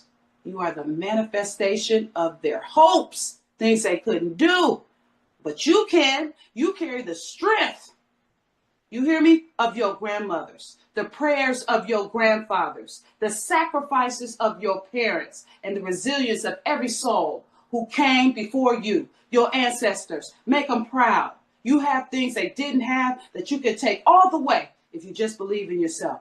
You may not have inherited wealth, but you inherited a calling. Find it. And what you do with it, that's called legacy.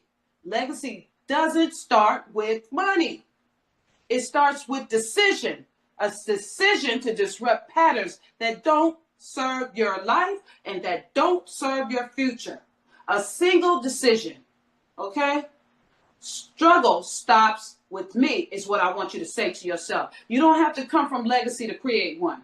You are the turning point for your family. You are the first millionaire. You are the first homeowner. You are the first emotionally healed, spiritually grounded, financially free leader in your bloodline, in your lineage, in the cloth that you're cut from. And no, it won't be easy.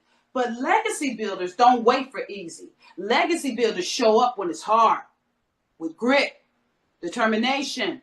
Legacy builders walk by faith and not by sight. You must walk by faith. Things don't just pop because you want it. Legacy isn't just built, it's lived. How you show up in quiet moments when no one claps. Because believe me, they won't clap. You still need to show up. Legacy is a discipline you maintain when comfort calls. Just because you're comfortable, maintain. Legacy is the love you teach your children when the world tries to break them.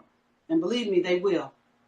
Every decision you make today, every sacrifice, every prayer, every investment, it matters. Not just for you, but for your children.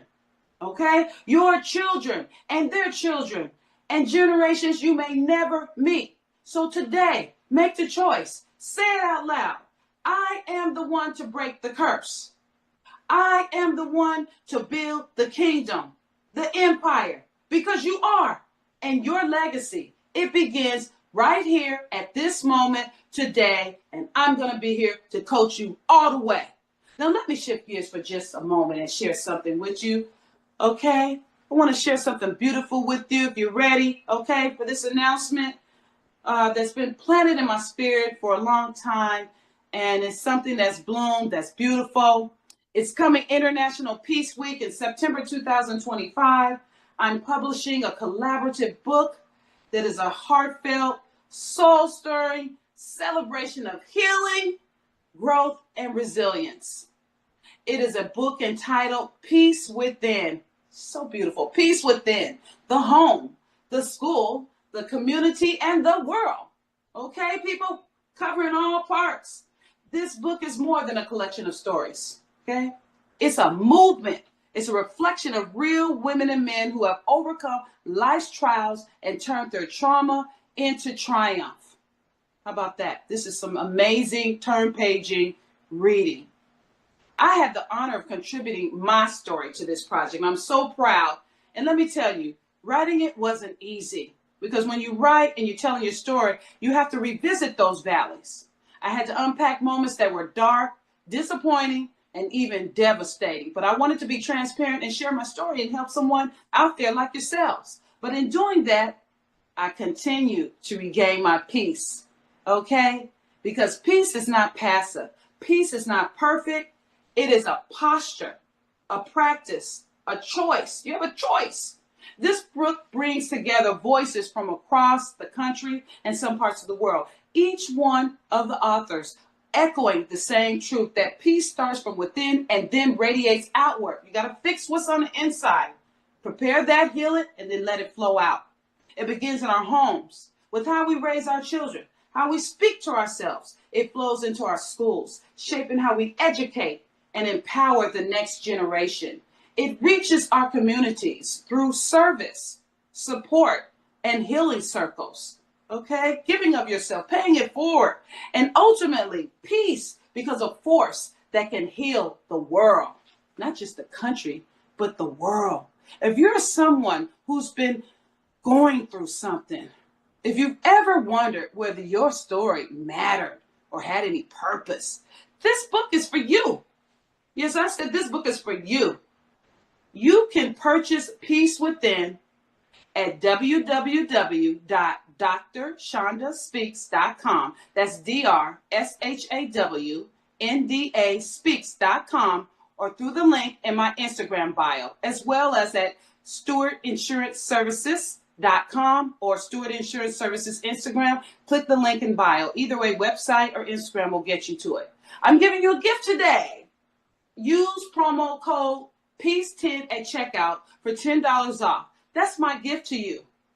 And don't just read it. I want you to live it. Let this book become your reminder that peace is possible. It is not a myth by any means. It is not reserved for the lucky. It's not a myth. It's not reserved for the lucky, but it's a birthright. I'm talking about peace. It's a birthright, and it starts with you. I also have a free masterclass. Okay? A free masterclass is, again, if this message has stirred up something in you, if you're done with surviving, you ready to thrive, then I have this one more gift for you. That's right, I got my second gift for you. I'm so excited. I want to invite you to my Recession Proof Your Life Masterclass. Okay? It's a transformational training where we dig deep into the strategies that help me. It helped me build businesses, break cycles, and protect my peace and income at the same time. Okay? And I want that same thing to happen for you. That's why I'm giving it to you as a gift, making it possible. This will not be your average webinar. Okay? It will be a blueprint. Okay? This free masterclass, expect to learn how to protect your income in unpredictable times. We're always in a recession or something with the economy. So you want to know what to do in these unpredictable times. Build generational wealth using proven systems, my blueprint. Start and scale your own business, become an entrepreneur with mentorship and strategy. And most importantly, find peace in the middle of your financial journey. Because here's the truth. Peace should not be a privilege. Okay? It shouldn't be a privilege. It should be a practice. So if you would like this second free gift I'm giving you, join my masterclass, Recession Proof Your Life, at stewardinsuranceservices.com. Okay? Click the button on the home page that says register for masterclass. Okay? And I will be notified and we will talk. These are bonuses that are waiting for you to take advantages of. When you join the class, I have more gifts for you. Okay? This is my seed into your journey because I believe that when others win, we all win. Let's build together. So I feel this opportunity is so amazing because you get to level up. Okay? And I want to leave you with a few declarations because I encourage you to hear these words, receive these words. You are not just here to exist. I believe you can win, and you are here to elevate. You're not just working for income. You are building impact, okay? You are breaking all of the generational curses. You are establishing a kingdom, an empire of legacy and generational wealth, additional multiple streams of income for you yourself. There is still more for you. It's not too late. There is still more peace, more power, more purpose, more legacy, and you have not missed your moment. I'm here to tell you, I'm not a spring chicken. I can do it. You can do it. You're walking in it right now and you don't even know it. And everything you've been through, every late night, every loss, every lesson, it was not in vain. Because as I told you before, there is definitely a way to turn your pain into passion, your passion into purpose, and your purpose into peace. You are not just creating wealth. We're not just creating wealth. Understand me, you're creating a space for healing. Okay, you're not building a business, you're building a blueprint. You're building something for generations. Okay, your children. Okay, you're making your ancestors proud. You're making your parents and your grandparents proud. You are not just alive, you are leading. So now, go out and shine. Okay? I want you to go out and shine. Hold your head up. Walk in your purpose. Build with boldness. Lead with grace. Love with conviction. And always, always live in peace. Okay? Because the world is not waiting on a perfect vision of you. You may fall down. Be resilient and get back up. You don't have to be perfect. You don't need 1 million followers. You don't need approval. The world is waiting on the authentic, purpose-filled, not perfect, purpose-filled, driven version of you that was born to break barriers. Okay? You were born to lead and leave a legacy. I was born to lead you into that peaceful journey. So I thank you so much for your presence, your heart. I love you deeply, okay? And I'll see you at the next class, so we can continue building inside and out. I'm Dr. Shonda Stewart. Have a good day.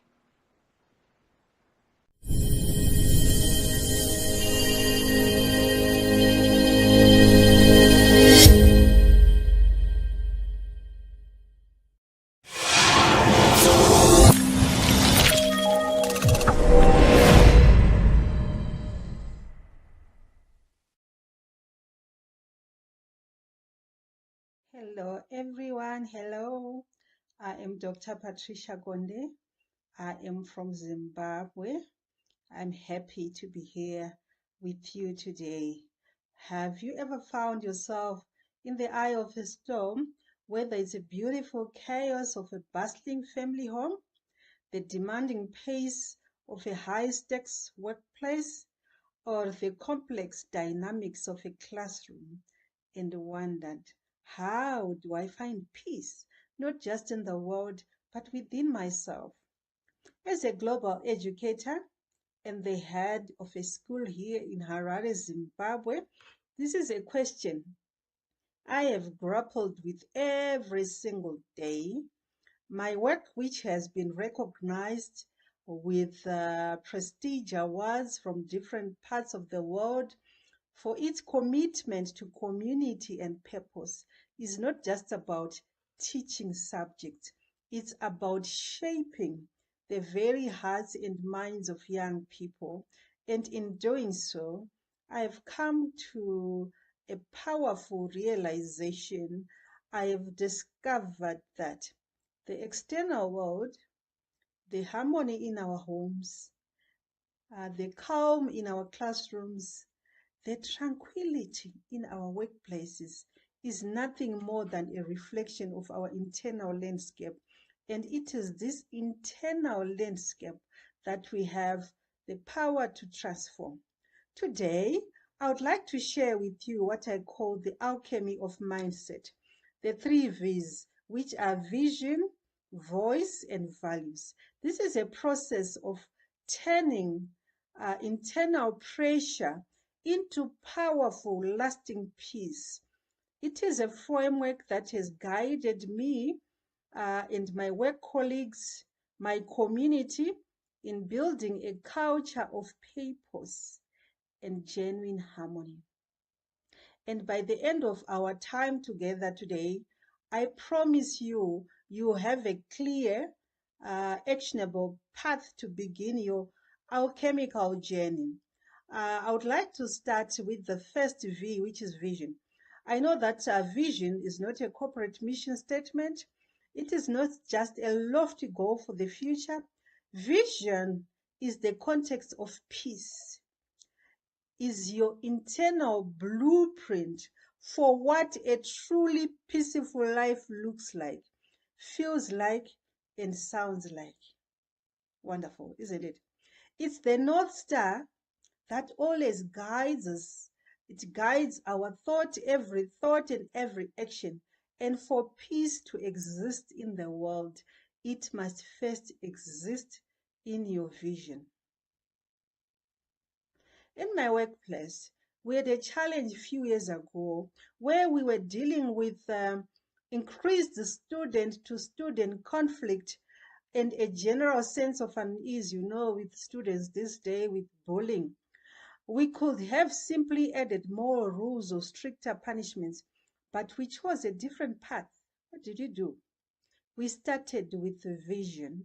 We brought our students together, our parents together as well, as they were part of the equation, and asked them not just, what is your problem, but what is our shared vision for a peaceful learning environment?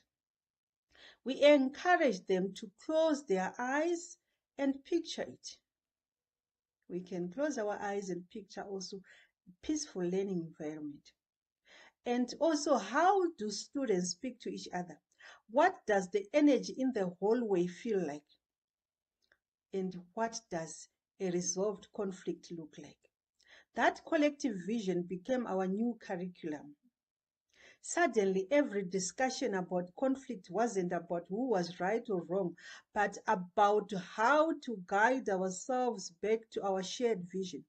It transformed our school from a place that managed conflict into a place that cultivated harmony.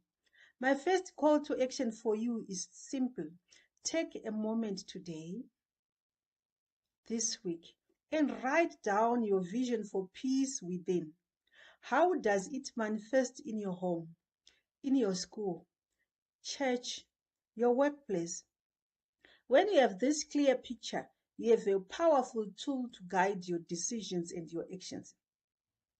The second V is voice. Your voice and my voice, they are powerful instruments of peace. But the voice has two crucial parts. There is the voice you use to communicate with others, like I'm doing, and the equally, if not more important, the voice you use to speak to yourself. Do you ever speak to yourself? I know I do. True peace begins when these two voices are in perfect harmony. I learned this lesson the hard way. Early in my career, I prided myself on being a calm and collected leader, but internally, my voice was one of constant self-criticism and doubt. This internal friction created a disconnect. I was speaking words of encouragement to my teachers while my own mind was telling me I wasn't enough. That misalignment was exhausting, and it was a barrier to true inner peace. A defining moment for me came during a particularly difficult meeting that I had with one of our parents, and I could feel my own stress rising and my internal voice was spiraling. But in that moment, I took a conscious breath and chose a different voice. Yes, we can speak with different voices. I chose empathy. I listened not just to the words, but to the emotion behind them. By deliberately choosing to use a voice of understanding and non-judgment, both externally to the parent and internally to myself, I was able to de-escalate the situation and build a bridge of trust. It was an alchemical moment. My second call to action is this. We need to practice the pause. When you are faced with a difficult conversation, or even when you catch your own mind spiraling, pause. Take a single, intentional breath and ask yourself, what would my voice of peace say right now? And then speak that voice. Now, the third and final V is values. We all have values. Your values are your moral compass. They are non-negotiable principles that serve as the foundation of your mindset. They are the bedrock upon which you build your vision and the ethical guide for your voice. For peace to be authentic and sustainable, it must be deeply rooted in your values. In our workplace, I want to give examples of my workplace, our school. Our core values are respect, integrity, and empathy. And whenever a crisis arises or we have a difficult decision that has to be made, whether it's a budget cut, whether it's a new policy or a disciplinary action, we don't just ask, what is the fastest solution? We ask, does this decision reflect our core values? This simple question ensures that every action that we take, no matter how big, no matter how small, it is an expression of our commitment to peace. I've come to understand that whenever there is a misalignment between your values and your actions, there is a fundamental friction that makes our inner voice impossible, our inner peace impossible. You cannot have peace within you if you are living a life that is out of alignment with what you truly believe. So my final call to action for you today is to do the inner work. You need to identify your core values that are essential to peace. Perhaps we can talk about kindness, we can talk about compassion or justice. You need to write them down, keep them close, and use them as a filter for your actions. And we need to ask yourself, does this choice align with my values? In conclusion, the journey to peace within is an alchemical one. It begins with a clear vision of the peace you want to create. It is articulated through a compassionate and authentic voice both within and without, and it is grounded in your most sacred values. So when you combine these three ingredients together, voice, vision, and values, you don't just find peace. You become an embodiment of it. You become a source of peace for your home, for your workplace, for your community and your country, and ultimately for our world. The world doesn't need more people who simply wish for peace. It needs more people who embody it. Thank you so much for listening to me.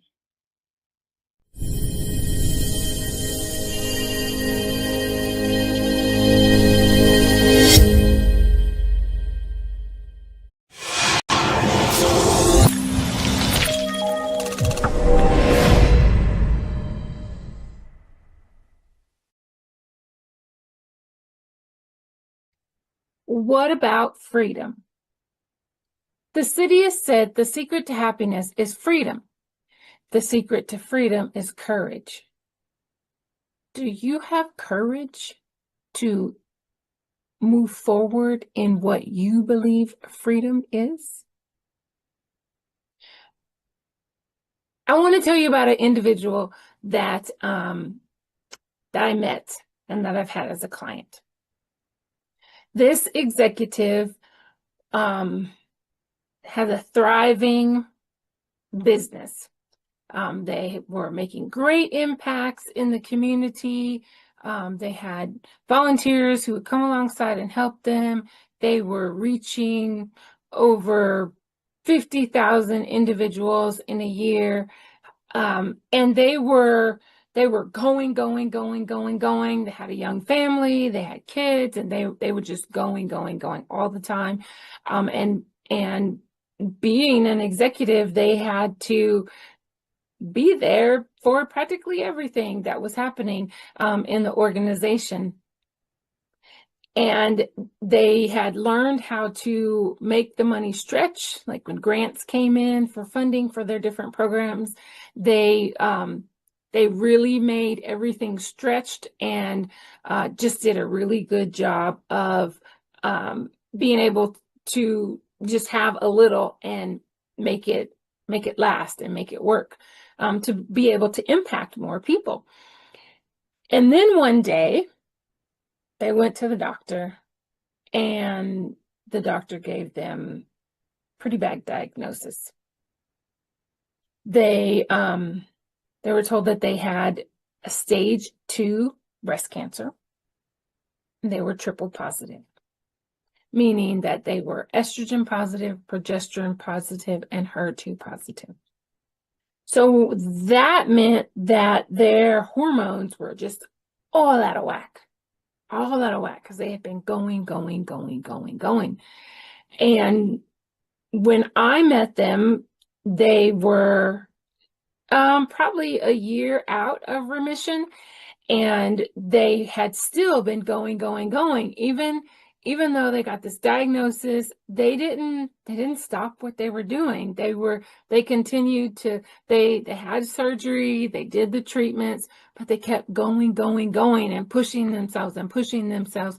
So by the time I met them, like I said, it was probably about a year after they had finished their cancer treatments and rang the bell and everything, but they were tired. And I don't know that they realized that they were tired and they were on the edge of burnout, but they had just been going and going and going. And I remember this client saying that that the kids, because some of their programs involved kids, that really helped them to get through it, really gave them life. So like I remember them sharing about going to have their chemo treatments, that morning, and then in the afternoon they were doing an event because the kids were there, and they were that just really helped them to be able to move forward and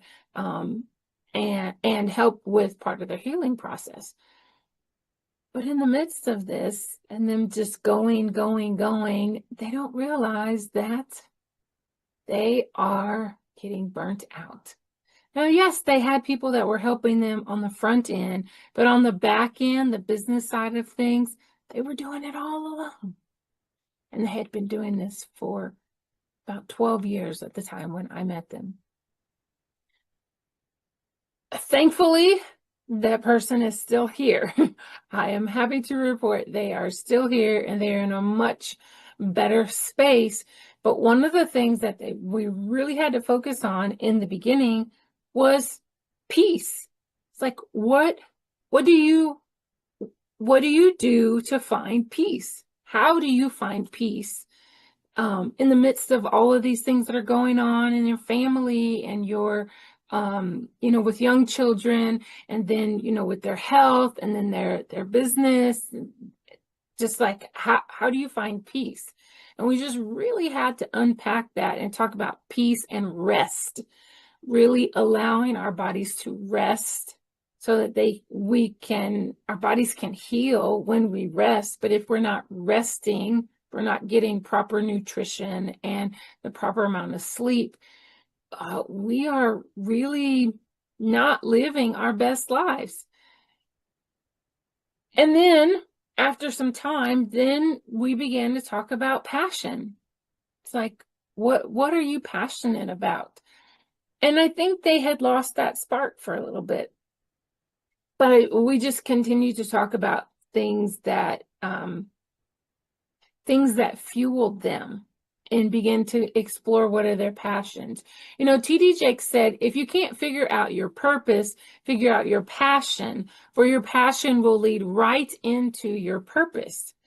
So I offer that to you as well. If you have forgotten maybe what your purpose is, what is your passion? And really lean into that and discover or rediscover what your purpose is. This particular client also had a code of conduct, and we began to talk about that code of conduct and what that meant to them, and really explore what can that look like now, after having some time off and some much needed rest. What does it look like to fulfill your purpose? What does it look like to actually live out your personal code of conduct? And then we began to talk about goals. And so all of these things were helping to empower her to really break free from that burnout, in addition to some therapy and some other things. But these are just practical things, this is the Passion, Purpose, and Peace Summit. So realizing that if we're not operating from a place of peace and rest, it's going to be really hard to do some of the other things, to really live out our passion and our purpose if we don't have any peace. And so I just have a couple of questions for you. I'm just curious about the things that you're doing, because we want to empower you and inspire you to start living your best life. What have you learned in the last 6 months? What are you doing right now that's helping you move towards your passion and or your purpose? These are questions that we really need to take time with. And just, maybe just journal. If you don't journal, I would encourage you to start journaling, even if you don't do it every day, maybe do it once a week or every other day, but just get in the habit of writing down your thoughts. It helps to think through things and to just reflect and see, okay, of the things that I'm doing, are these things that I'm passionate about? Are these things that I'm doing, are they in line with what my purpose is? And are these things giving me peace? And if they're not, then we need to do something different because we want to be doing things that are helping us to move forward, that we don't have, a lot of anxiety about. We want to be, we want to have peace within ourselves so that we can have peace within our home. And then it trickles out, to the school, to our community, and to the world. But if we don't have peace within us, that's where we need to start. We have to look inside and see what is going on. Is there anything that's causing me to be a little off balance and not have that peace? And so what about freedom? So once we've kind of, we know what our passion is, we know the things that bring us peace and rest, and we know what our purpose is, what does freedom look like? Freedom to me is watching a sunset. It's walking on the beach. It's being very childlike. But freedom to each person is different. And so I want to encourage you to really think about, what does freedom look like for you? And maybe you want to just pick a particular area of your life to think about freedom. What does freedom look like in your home? What does freedom look like in your work? Thucydides said the secret to happiness is freedom. The secret to freedom is courage. I want to encourage you to be very courageous when you're thinking about what freedom looks like to you. And it doesn't have to, no one else has to agree with you, because it's about what freedom looks like to you. Freedom, having the sense of freedom is such a wonderful thing. And when we have freedom, we're just able to soar. We're able to soar and live in our purpose and fulfill our passion. And then ultimately, as a result of that, we're going to have peace as well. And so these are just a few ways, when we're thinking about what is freedom, that ways to empower us to break out of the box. Sometimes we put ourselves in a box. Sometimes other people put us in a box, but break out of the box. And especially if we're feeling a little burnt out, we want to break free from that. And we want to move forward and live out our best life. And if we are taking care of ourselves, getting good rest, eating nutritious food, We're going to have more peace if we have identified our passion and know what that means for us, and we're walking forward in our purpose. We know what our values are. We have goals. Maybe you even have a personal code of conduct, and you know what freedom looks like for you, and you keep your goals in front of you to help keep you on track and your purpose. If you're like me, I need to write things out, put sticky notes around different places, just as reminders. Like, are the things that I'm doing lining up with my purpose? Are they giving me peace? And is that helping me to just be able to contribute better to my family, the world around me, my community? Because I have peace because I'm moving forward in my purpose. So I want to encourage you to explore what you've been doing. Take a look at what you've been doing in the last 6 months. Is it helping you to move towards your passion and your purpose? Do these things, are they helping you to have a sense of freedom? And if they're not, I want you to be courageous to make some changes and to take a step in the direction that's going to bring you freedom and peace as you live in your passion and walk out your purpose. And I just want to leave this with you, that every day is a good day to make a positive change. It's been great being with you. Have a good one. We'll see you next time.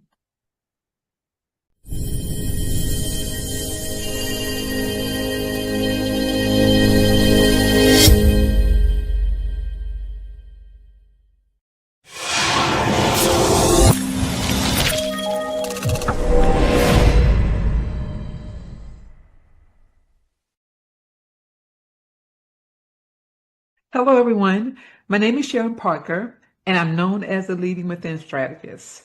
I would like to take this opportunity to thank Dr. Theresa Ann Moseley for giving me an opportunity to share my legacy story on her Passion, Purpose, and Peace third annual summit.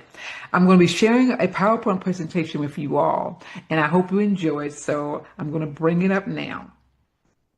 So hopefully you can see this. So again, my name is Sharon Parker. I was honored to be a Passion, Purpose, and Peace honoree for 2024. So thank you, Dr. Moseley, again for that opportunity. For those who don't know me, I love what I do in the community through an organization that I call ROSA. And ROSA means Remembering Our Ancestors Synergistic Association. All of these images at the bottom are just organizations that I have been blessed to work with, either volunteering my time on their national platform, on their local platform, and just speaking and sharing my story, which you will learn about today. So what I'm going to do now is move on to what we're going to talk about today. Again, thank you, Dr. Theresa Ann Moseley, for just connecting with me. You may not remember, but back in 2015, our late Sandra Kraft connected us together, and we were able to go to New York to take some young children there to see the Christmas play. Well, I just want to thank Sandra Kraft for all that she's done. She passed away a few years ago, and I consider her my ancestor, but I just want her to know that she will never, ever be forgotten. I also want to talk a little bit about, my why. My why is synergy, making connection with people, adding value, giving back, connecting with the right ones who knows how to make life a little better for others. I'll talk a little bit about my mom, my grandmom, and also, my community where I'm from in Calvert County. I'll talk about some of the legacy platforms leadership platforms that I've walked in over the years. I'll also talk about some tips and connections and resources that I think will benefit the audience as I share my story, and then some of the projects I worked on as well. But one of the most important project that I think is very passionate to me is my book, which you all will learn a little bit about that as well. It's called True Synergy Work, Leading Within, the 7 Defining Principles of Knowing Self to Birth Greatness. And then, we're just connecting. I'll give you some information for you all to connect with me. So let me just jump right on in it. Okay. Again, Dr. Theresa, thank you very, very much for giving me this opportunity to speak on the platform today. And as you can see, we met at Clarkson High School, and again through Sandra Kraft, who was the Clarkson High School career counselor, where she sent a lot of young people to college. It was just amazing. I shared with you all that I'm known as a leading within strategist. Not only that, I consider myself a civil rights baby. And guess what, guys? I'm doing this because I want to honor my mom. My mom was born in 1929 during the Great Depression. She passed away in 2010, but she believed in me. And even when I didn't believe in myself, my mom believed in me. And I just want to say, Mom, continue to rest in heavenly peace, and just know that I hope I'm making you proud based on what I'm doing in the community. So today you're going to hear a few stories about my mom. You're going to hear about why I do what I do in the community. And there's a couple of words I want you to remember: auspicious occurrences, and I want you to remember synergy. Yes, the word synergy. And we'll talk a little bit about that in a minute. So, guys, this is what it's all about right here. I consider myself a public servant. I'm an author. I'm a speaker. I'm a senior project manager. And most importantly, I am a community leader. Synergy means just what you're seeing. And I'm just going to go back. It means that we can't do this alone. We can't do it alone. The true definition of synergy is the interaction of elements that's, when combined, produce a total effort that is greater than the individual elements, contributions, etc. What does that mean, guys? I just said it. It means we are great together when we work together. So on the screen, you'll see a few organizations: the Blacks in Government, the Maryland Commission on African American History and Culture, which I used to be a commissioner, some of the American Mothers Organization, where I served on and still do serve on the national board. You'll also see some pictures on the screen about me being interviewed with Great Day Washington, sharing my story. Again, the first picture to the left is with Dr. Theresa Ann Moseley, where she recognized me last year at her, Passion, Purpose, and Peace Summit. So I was excited about that. You'll see some pictures of me at the United Nations in New York, the Rotary Club, where they're honoring me last year. And I guess I'm getting a tree in my name too. But just wanted to share a few pictures, because sometimes pictures are worth 1,000 words, right? So again, I'm a public servant, I'm an author, I'm a speaker, I'm a senior project manager, and I am a community leader. So let's keep on going. So with this being said, I like to say, what is my passion? My passion is being a mom. My passion is being a grandmom. My passion is becoming a servant leader, right? Because I know that in order to really gain the essence of what the community need, you need to tap into something that will help others. So that's why I do what I do in the community. My purpose is to share the American history that includes the African American journey here in America and abroad.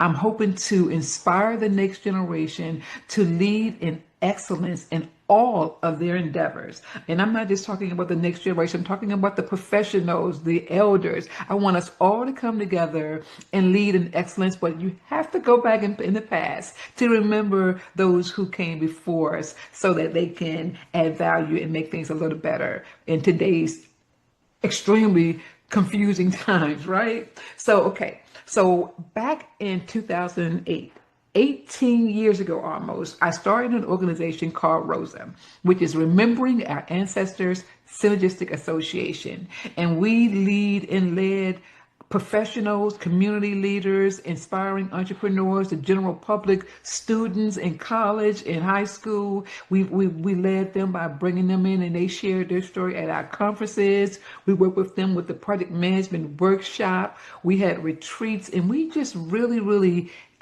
poured into the community. And I hope you've heard about us on social media or on either Facebook, Instagram, TikTok, all of that, because we've been really working ever since 2008 to add value about how important it is that you never ever forget your history. So, all right. So let me just give you a little content. I mentioned already we started in 2008. We're still going at it, guys. We had 10 conferences. We're still going at it. I started with the National Board of American Mothers, but I've been associated with them since 2012, but been on the board now for about 2 to 3 years and got another couple of years to go. I am a former commissioner for the Maryland Commission on African American History and Culture, which I was appointed by the governor of Maryland in 2013 and to 2015. And I really enjoyed being the president for the Robert C. Weaver Blacks in Government chapter at HUD from 2016 and 2018. It was really a good cause. And now that we have a lot to do to keep our history going, I just wanted to share with you that I am working on that. So my book is called True Synergy Work, as I mentioned before, Leading Within, the 7 Defining Principles of Knowing Yourself to Birth Greatness. All right. What does that mean, guys? It means that if I can tell my story, you can tell your story as well. I am a civil rights baby, as I mentioned earlier, born during a time when, unfortunately, I was 5 years old when Dr. Martin Luther King was assassinated. And I asked God this powerful question, and I wanted to get the answer, but I didn't get it at the time. I got it 40 years later, and I'm going to explain to you what that question was and what the answer is. But this is a picture of my mom's house and my grandmom's house. We were the first to have electricity in Calvert County, Maryland, and my family were able to get their 40 acres and a mule, and yes, they kept it. So now we're building homes and uplifting our next generation. So this is one of the reasons why I like to uplift and empower all to remember your history, because you got to share it, and share it again with the next generation. So let's go on. Before I go any further, I wanted to start out with some tips, guys, because it's nothing like giving away resources before you jump into just telling your story. For those who feel like you may not have a voice, for those who feel like, okay, what can I offer society? What can I give back to society? Start with giving to yourself first. If you are lacking in any type of areas, here are a few tips on communicating, speaking, presenting, technology, whatever that is that may hold you back from telling your story. Start with developing a team. Get a Power 5 team. And I'll talk about the Power 5 for me. Some of you all may already know my Power 5 story. But start with getting 5 people that you can work with that can help you grow your platform, grow your business, and find your voice. Lead with your legacy story. Just like I found my story, you have a story as well. Find your story and just talk about it. Walk in excellence, guys, 24/7. As you're learning to become whatever professional industry you're getting into, walk in excellence 24/7. Make it about the youth. My targeted audience is the youth. Why? Because our ancestors told us in the past that if we don't prepare our youth, we're going to be in trouble, right? So as we see in society, there's a lot of things going wrong, and there's a lot of attacks on our next generation. And we got to protect them at any means necessary. So just remember that. Remember your story. Inspire others with your story. And most importantly, keep yourself educated about your family, your community, those who are giving back, those who have messages to share, so that our next generation can benefit from it. And start by learning about all the notable leaders in the community that can help you achieve what you can achieve. So those are my quick tips for you.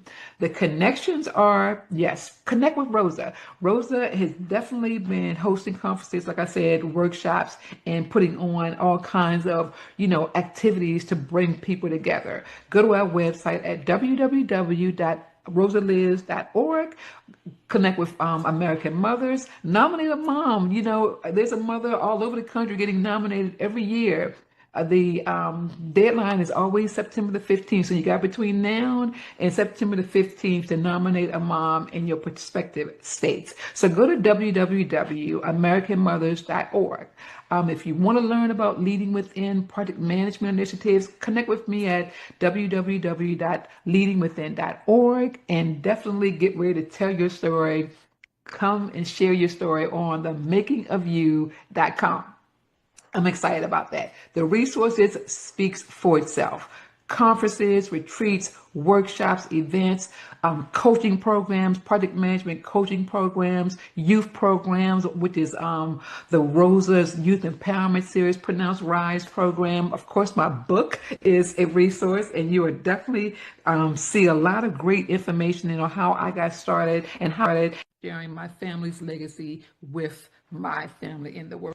And last but not least, my podcast show, Sharon Lee Briefing Podcast Show, is here to help you tell your story. So thank you for that. Here's some projects that I've worked on. Now, you all may have gone on the website at in the White House back in 2013, where they were doing a 1864 emancipation statewide quilt.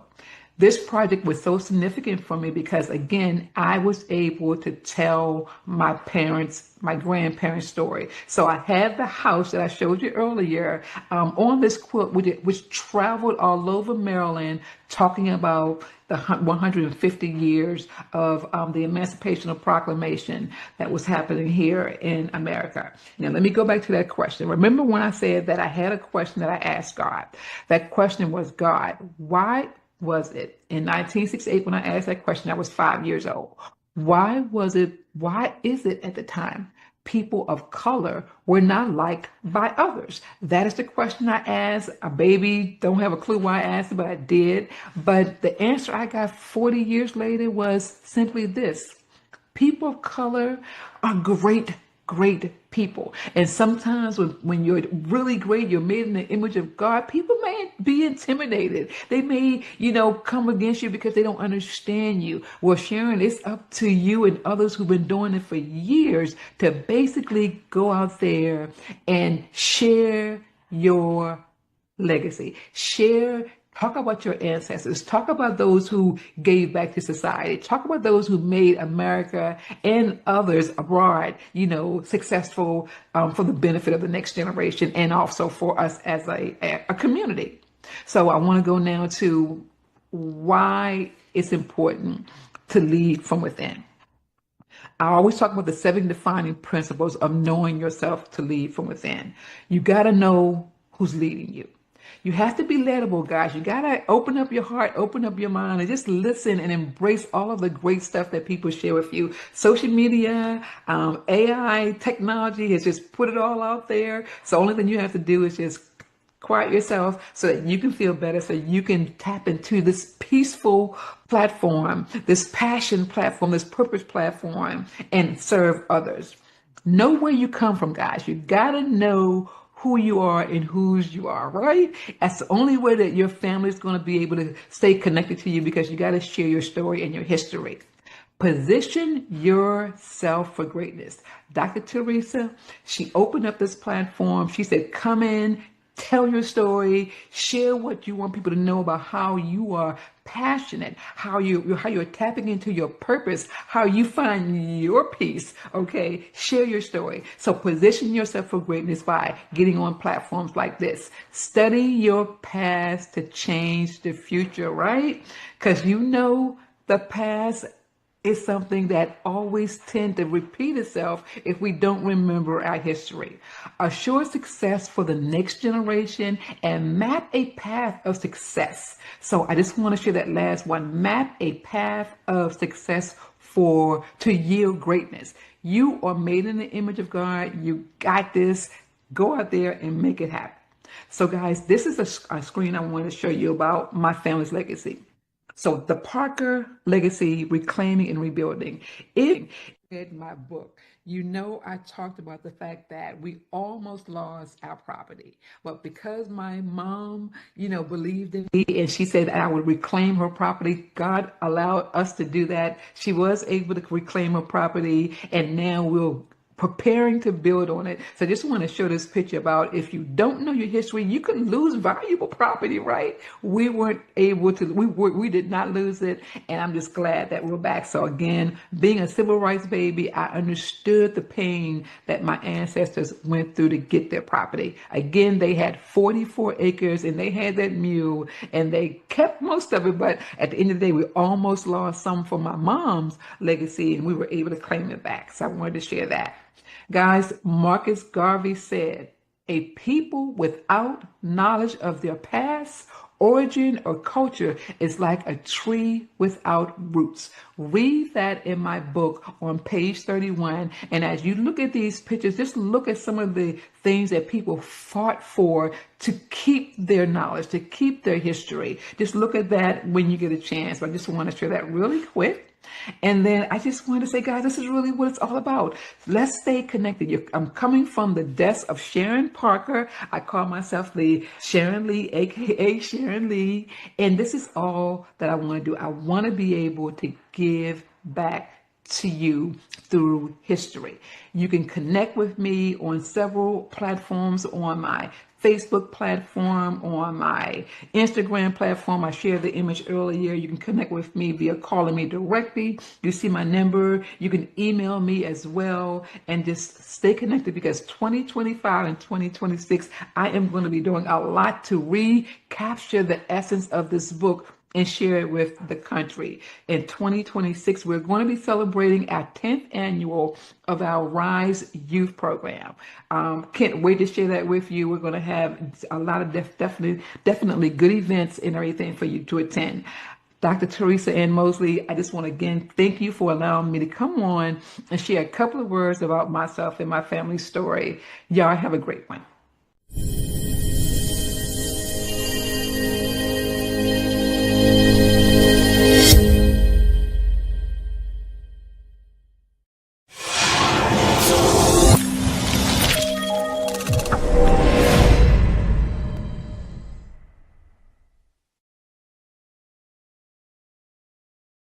Hello, everyone. It's indeed an honor and a pleasure to come before you today to talk about a topic that is deeply personal, yet universally relevant, and that's finding peace amidst chaos. Life is unpredictable. It throws storms our way, storms of conflict, loss, stress, and even trauma. But within those storms, peace is not only possible, it's essential for our survival and our growth. You see, I grew up in a home where chaos was the norm. My father's battle with alcoholism turned our house into a battlefield. Fear, instability, dysfunctionality were my constant companions. Yet amid that turmoil, I discovered something very profound, and that is peace isn't the absence of chaos. It's the ability to stand firm within it. Today, I want to share with you how we can cultivate that peace in our homes, in our workplaces, and most importantly, within ourselves.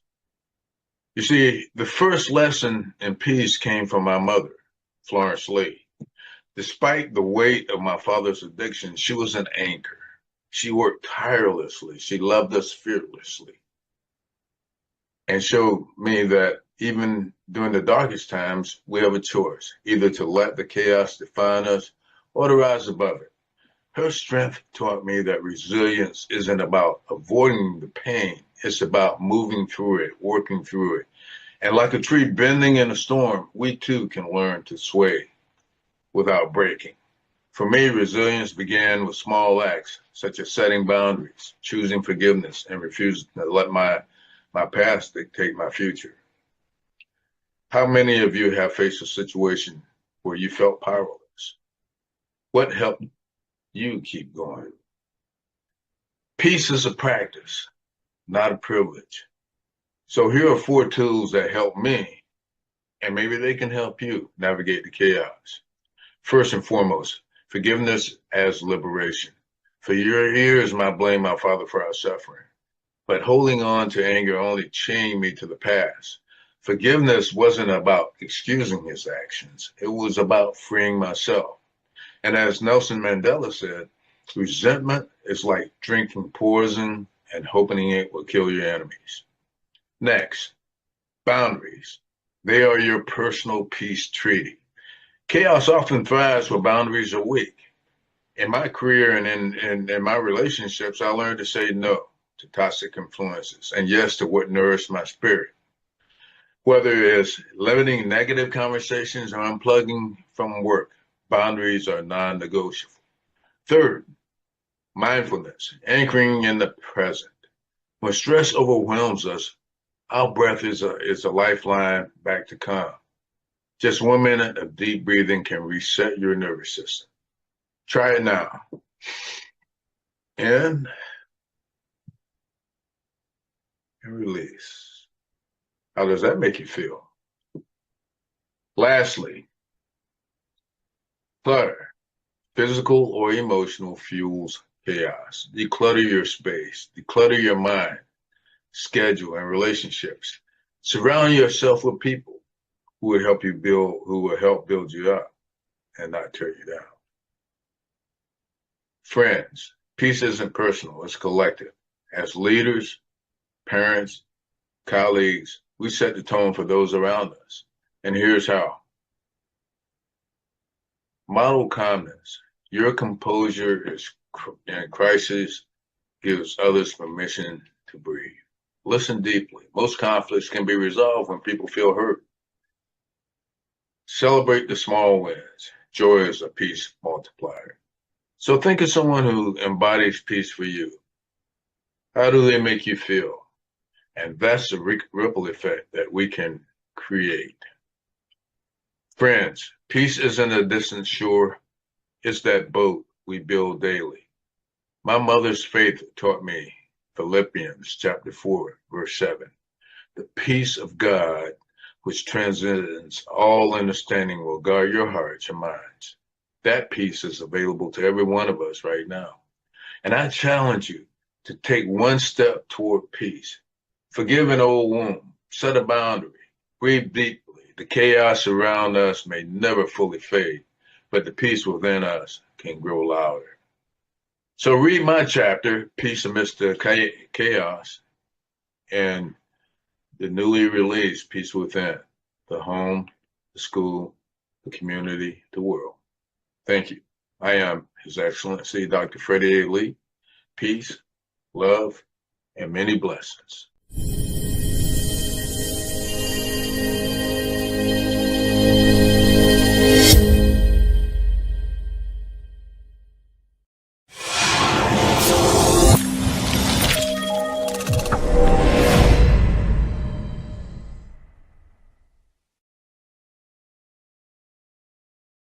Hi, my name is Dr. Rita Carter, and I am the CEO and founder of Breakthrough. I am passionate about guiding women on a journey to help them break through the barriers that are holding them back from becoming who God created them to be. I want to talk to you a little bit today about the power of alignment, living with peace, purpose, and passion. This is where we want to be. A lot of times we are living, but we're not living with peace from within. We're not living, walking in our purpose. We're not living with the true passion that fuels us. So I want to talk a little bit about that to help you get you on your way to living with peace, purpose, and passion. So I do want to start this out with asking a simple question. When was the last time you felt complete peace? I'm not talking about the peace from a noisy neighbor, the distractions from your children running through the house, the deadlines that are at work, the loud music that's playing down the street. I'm not talking about that kind of peace. I'm talking about peace from within. I'm talking about despite what's happening, you are at peace. So I really want you to think and reflect on this question. When was the last time you felt complete peace? Peace is not the absence of problems. It's the peace of God in the middle of them. Now, we've had job loss. We've had loss of loved ones. We've had relationship concerns or issues. There has been divorce and death and financial woes. I can continue on naming the things that keep us up at night. But despite those things, there is a place where you can be at complete peace. Despite your surroundings, despite what's happening in your life, you can still, believe it or not, be in complete peace. And it's coming from the inside. Because despite what's going on around you, despite your environment, God gives you a peace that surpasses all understanding. So some people may look at you and say, now how could she be walking and being in such peace, knowing that she just lost her job, knowing that she just finished going through a divorce, knowing that she just having trouble with her children? How could she sit there and be in peace? Because it's not about what you are in the midst of. It's about what's on the inside, trusting and believing that God is with you and He is going to take care of you. And despite what you may be going through, He is still with you. And He will give you the peace that you need. Peace begins with surrender. Now, that is a tough word. Some people don't like that term, surrender. But surrender is not striving.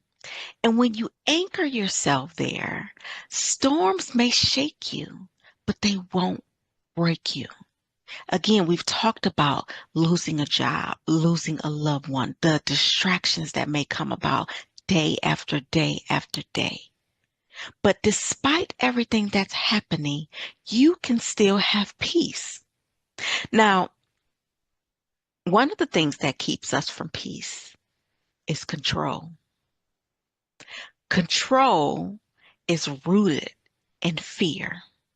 I know a little bit about that. That's one of the strongholds that I have had to continue to fight over the years. Because I always felt that if I was in control and I can control the beginning and the end, I can dot the I's, I can cross the T's, that I can control the outcome. But truly, I was in fear of the unknown. And that fear prevented me from having true peace. So let's jump to the next topic. Purpose. Do you know your purpose? We talked a little bit about peace, digging within. But the next question, it seems so simple, but the next question is, do you know your purpose? Purpose is not your job title. I love a good credential. Don't get me wrong. I have credentials. But it's not your role.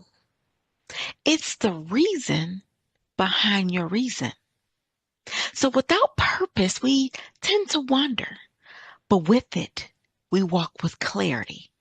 So let me tell you a little bit of what that may look like in case you're not sure. When you're wondering and you're not sure of your purpose, you will get a degree in several different industries because you want to try this and there's nothing wrong with changing lanes. Maybe you've tried that and you've worked so many years and you've grown interest in a particular area. There's nothing wrong with shifting. However, usually when people have several job titles and several degrees and they're just keep reaching, it's because they're searching for something. They're searching for something to fill a void. They're searching for something to complete them. But if you was just to pause a little bit to really identify what your purpose is, that can help eliminate some of those steps that we take. I know for me, I have taken some roles and some roles I truly enjoyed.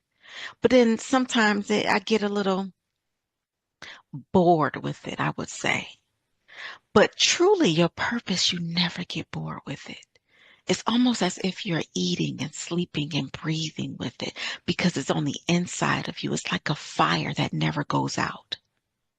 And so without purpose, you wonder because you're in search of something. But when you identify your purpose, you can walk with clarity.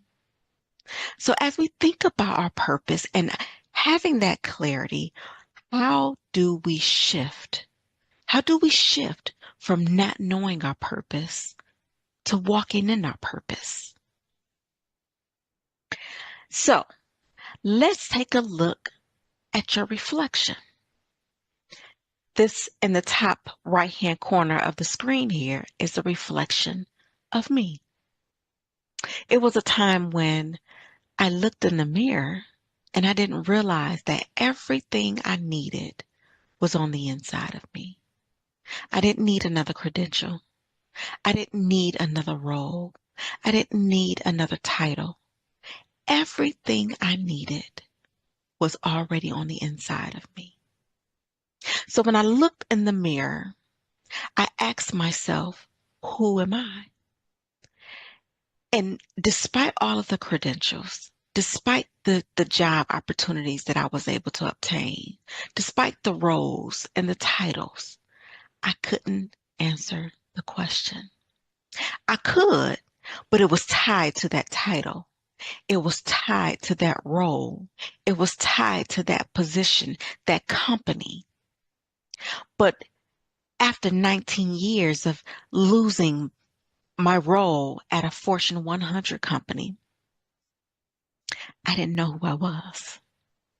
So I was forced to look in the mirror and ask myself, who am I? And everything that I could think of, it was tied to a role. It was tied to a position. So I truly didn't know who I was. At the core, going back to that core, what's on the inside? Who was I on the inside? So you have to ask yourself the question, who you are. Who am I? So if I was to lose this job, if I didn't get this degree, if I didn't get this certification, who am I? Who was I created to be? The word says that we were created before we entered our mother's womb. God had a plan for us way back then. So who were we in his eyes before we were born? That is who I needed to find. And that may be who you need to find. And so instead of it asking, what do I want to do after you ask, who am I? We should ask ourselves, who am I called to serve? Remember that question? How do we shift? That question changes everything. It's not really, what do I want to do? Because today, I may want to go shopping. I may want to be a content creator. But tomorrow, maybe I want to be an artist. Maybe I want to be a lawyer and get into law, corporate law. It could change. What I want to do can change. My interests can change. So instead of asking yourself, what do I want to do? Ask yourself, who am I called to serve? We are here to serve. The journey that you're walking is not just for you. It's for the individuals coming behind you that's looking at you as an example. Your journey is somebody else's blessing. So it's not always what about what I want to do. It's about who I'm called to serve, who I'm called to be a blessing to, who I'm called to help transform a life. So ask yourself, yes, who am I? Strip away the layers, the titles, the roles, the positions, and truly ask yourself, who am I at the core? Once you do that, don't ask yourself, what do I want to do? Ask yourself, who am I called to serve? You're here for a reason. So passion. We had 3 things we were going to talk about today. We talked about peace from within, despite what's going on. We talked about your purpose, how your purpose is not tied to a title, a role, a position. It is who you are at the core, who you were created to be. And then we want to talk about passion. The passion is what fuels you. It is what keeps that spark going, moving on the inside when sometimes you just want to give up. Sometimes the money gets funny and it runs low. And you don't have the funds to keep your passion up, your purpose up. It's when you don't have the support that you desire. It's when you're not sure what's next, how to get from point A to point B, how you have a plan, but you don't know how to achieve it. You don't know how to make it come to fruition. That passion keeps you going. It keeps you up at night wondering. It keeps that sticky note on the side of your bed, on that nightstand, because your wheels keep running. Your wheels just keep rolling, trying to identify what's next. Those ideas, that creativity that's flowing. That's passion. And sometimes it's like long nights. It's the tears, it's the sacrifices, it's the long nights in the office when your children go to bed, when your spouse is in the bed and you're still up at night, when you don't get much sleep. That is your passion that keeps you going. When you are not sure how you're going to walk this purpose out, but you don't give up. You keep going. That is your passion. So I want to ask a question. What's one area of your life right now where you're trying to control everything? I talked about that a little bit in the beginning. How I couldn't, me personally, I couldn't get true internal peace because I wanted to be in control. I wanted to control the outcome. I wanted to dot every I and cross every T. But when I wanted to be in control, I moved God out of the way. I moved his purpose and plan for my life out of the way. Because the word says that your thoughts are not my thoughts. Your ways are not my ways. And so sometimes we are out of alignment. So we have to surrender our will and allow God to come in and take control. He has to take control for you to have true peace. So I want to ask the question, what's one area of your life right now at this very moment where you just trying to control everything? What would it look like if you released it? What would it look like to hand it over to God? What would it look like to say, God, I surrender all to thee and I trust you. I don't know the outcome. I'm afraid of the unknown, but I'm going to do it anyway. I'm going to be at peace on the inside because I trust you. What are you controlling? The next question, remove the titles, remove the roles, and ask yourself, who am I? Who am I called to serve? Remember, your journey is somebody else's blessing. You are called to serve, whether if it was to help someone build a business, if it was to help someone get closer to Christ, if it was to help someone mend a relationship, if it was to help someone find their own purpose, you have a purpose, and your purpose is to serve. Not serve yourself, but serve. And as you serve others, God replenishes you. He fills your cup so you can keep pouring it out and you can keep serving others, and he keeps pouring. And I'm telling you, the things that you continue to pray for as you take this journey, God will answer your prayers, and he will expand your territory, and he will allow your cup to overflow, because what you're doing is surrendering, and you are serving. You are serving who you're supposed to serve. So your cup will never run empty. So here are some takeaways. Peace is not found in control. but in surrender. There is nothing wrong. I know you may hear people, I hate that word. I don't like to surrender. I don't want to be walked over. I don't want to be taken advantage of. We're not talking about surrendering to people. We're not talking about surrendering to man.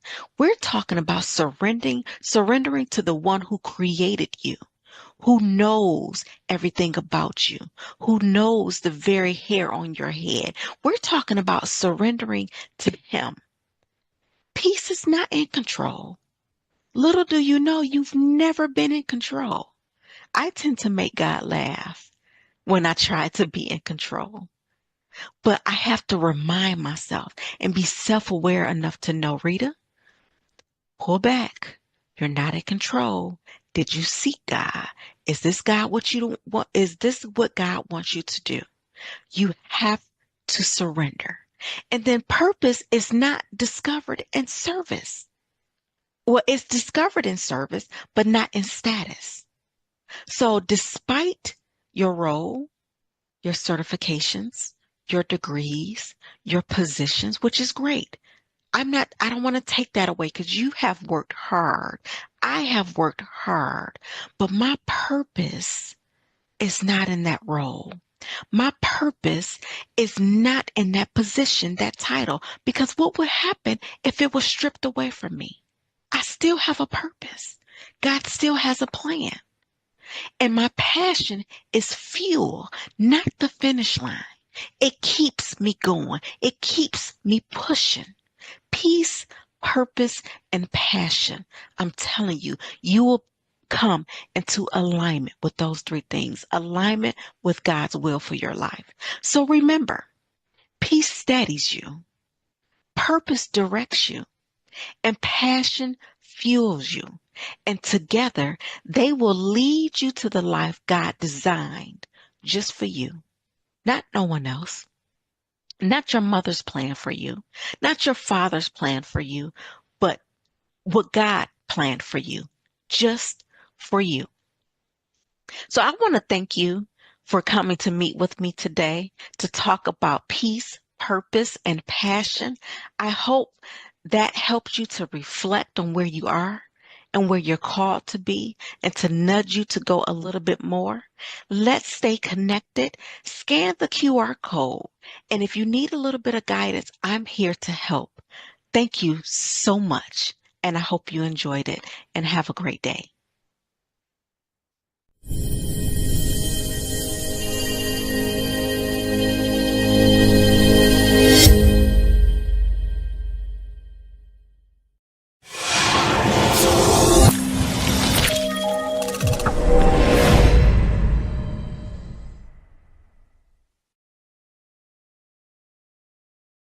Before we begin, I want you to think of one area of your life, whether it be in your personal life or your professional life, where, really deep down, know that you are playing it safe.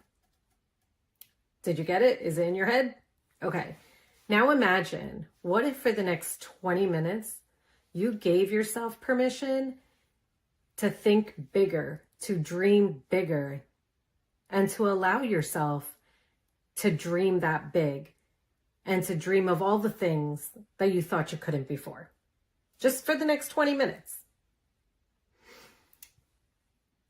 Think about that one place where you have played it safe, you wanted to make a change, you wanted to do something differently or move differently, but you just played it safe and stayed there. Hi, I'm Dharmi Shah. I am a global entrepreneur, a speaker, an author, and a life coach. I am the founder of The Corporate Experience, a relationship marketing firm, and I'm the creator of Refresh and Revitalize, which is a life coaching and business coaching brand. Years ago, I thought I had everything I wanted, everything that I was meant for, everything I had dreamed of. I had everything planned out. The dream, the vision, the future, it was all in my head. It was all planned out. I knew everything about what my dreams were, what my goals were, both personally and professionally. I spent a lot of time figuring out what I really wanted life to look like for me, right? Now, it wasn't some amazing, I sit around and lay in bed thinking about my life and what I have to do to get there. But it was just naturally progressing in exactly the way that I would have liked. The decisions that I was making were helping those ideas all become achievable. I felt like all of it was going exactly as I would have wanted it to go. Well, until it wasn't. And there it was. Boom. Just like that. I watched things crumble slowly, piece by piece. And it became disorienting. It became painful. And honestly, I didn't really know what moving forward would even look like at that point. After you've had it all planned out and then the cookie crumbles, it becomes very challenging to put ourselves back into a position where we can dream those things again, or want to put ourselves in a position where we can redream all those things. So after I took time to really evaluate everything, something amazing and magical happened. I began to see possibilities that I had never even considered before. I realized that what was really happening and what was really ending was also this beautiful invitation for things to change and for things to be new and for a whole different journey that I had never considered before. An invitation to stop playing small and to really start leading loud. And that's why I'm here today, to help you see what's possible when you choose courage over comfort. When things fell apart for me, I had a choice. I can stay in that safe, small space of fear and uncertainty, or I could take the risk and see what else is possible. And of course, it's not as easy as I make it sound right now. But the truth is, for a while, I did play small. I hesitated. I told myself I wasn't ready. I wasn't able to do anything differently. And then I learned something. That playing small doesn't just keep you safe, but it also keeps you stuck. So when we play small, we don't just miss out on these amazing opportunities that come our way, but we also completely rob the world and those around us of the impact that we could make. It doesn't always have to be some large scale impact, but on a daily, we're making impacts. We're making an impact on our friends, on our family, maybe on work-related acquaintances, friends, etc., etc. So think about it. What's one thing that you've put off because you just felt like you weren't ready? And unfortunately, we're not in a room together. Had we been in a room together, I would ask you to shout those things out. So instead, I'm going to ask you to just place that on a piece of paper. So that way, as you continue your journey, as I did, it's something you can look back on. Because playing small is not humility. It's hesitation dressed up as safety. And it costs us so much more than we even realize. So how do we stop playing small? How do we start to lead loud? Like screaming from the rooftops loud. It's not about suddenly becoming fearless. It's not about choosing, It's not about just choosing to overcome these things. We all know it doesn't happen that easily. But it does come with choosing courage over comfort. Even though comfort is easy, we all like comfort, but courage will take us to the next level. So there are 3 bold move principles that I want to go over with you. The first bold move, permission before perfection. Waiting until it's perfect means, well, quite frankly, it's just never going to happen. Bold leaders give themselves permission to start before they're ready. When my life reset, I had to move forward without all of the answers. Actually, with no answers. I just had to keep moving. And that momentum built my next chapter.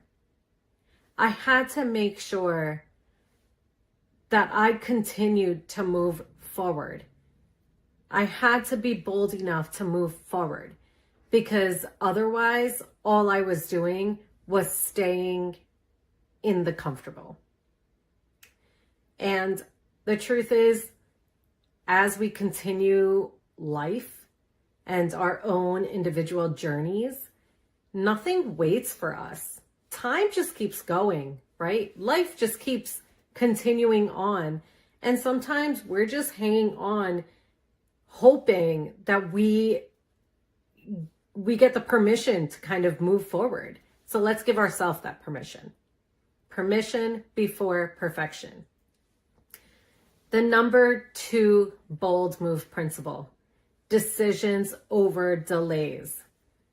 It's kind of like the 48-hour rule, if you've ever heard of that.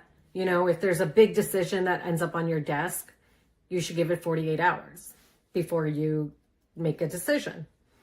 Unfortunately for me, I am not that patient. So 48 hours is quite a long time for me. So I probably make decisions a little bit quicker than 48 hours. But I make them. I do make the decisions eventually, but usually before those 48 hours. But if you need 48 hours, take your 48 hours, but you don't get to have any more than 48 hours.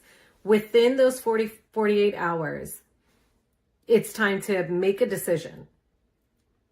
Because leading loud, moving with intention, means decision making.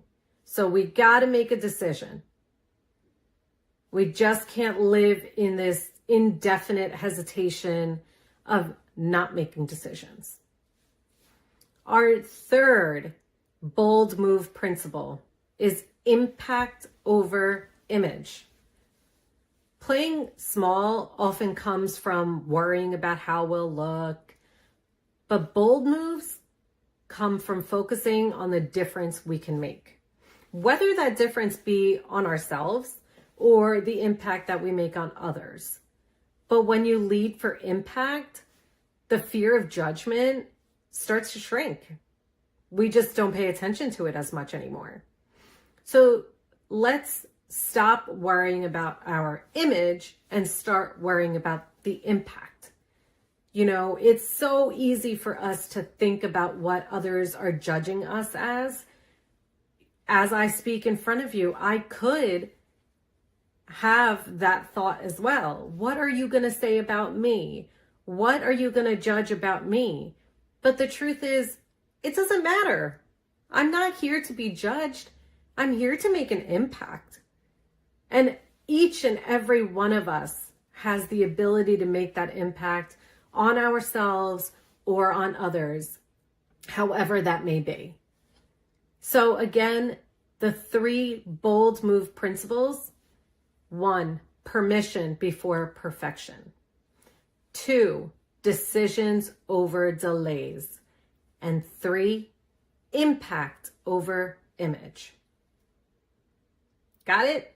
Those are your 3. Now imagine if you use those 3 bold principles, what things could look like in a year. The season of my life that I had gone through taught me this. Leading loud, it isn't about shouting the loudest. It's not about having a ton of abundance. It's about living with such clarity, courage, and conviction that people can't help but notice. I began saying yes to opportunities that scared me, sharing my story openly, and stepping into spaces I had never even thought about being in. And that's what it means to lead loud. You become the example of what is possible and not the impossible. It taught me that leading loud gives me so many more opportunities and opens so many doors and so many avenues that I never even considered. So when you start to live your life leading and impacting yourself or others, you start to live big instead of being the small, shrunken in person that we've put ourselves in, right? So what does leading loud really mean? Speaking up when it matters, making decisions for ourselves that matter, standing firm on our values, and using our influence to create opportunities for others, but also using the influence of our past and our own stories to impact our futures. So picture this, okay? It's 1 year from now. Maybe I'll see you in a year. You've made the bold moves you've been avoiding. You've led with intention.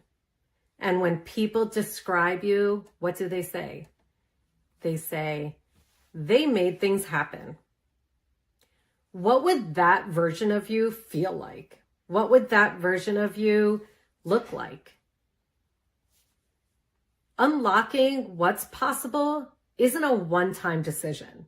It's a daily choice. It's the decision to show up, to speak up, to make decisions, and to lead like your voice matters, because it surely does.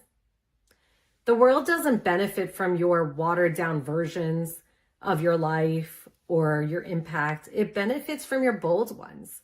It benefits from the bold version of yourself, the courageous version of who you are. So instead of thinking about the impossible, if we started to focus on what is possible and start to create that impact. So today, I'm going to ask you to pick one area where you've been playing small and to commit to one bold move. Not tomorrow, not in a week, not one day or someday, but today. Because when we stop playing small and start leading loud, you unlock what's truly possible. And I cannot wait to see all the bold moves that all of y'all make. Thank you.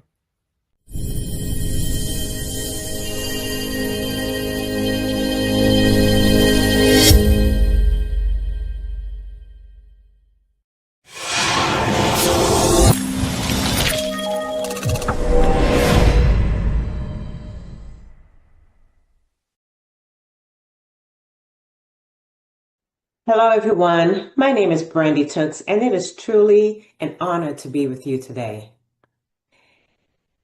Growing up in Trinidad, I always heard a saying that training begins at home and ends abroad. I modify that to say that peace begins at home and ends abroad. I believe that because it truly begins within us, how we live, how we lead, and how we treat each other. Peace spreads to our homes, our communities, our workplaces, and eventually to the world. Let me tell you about a little bit where I'm from and how did I arrive here.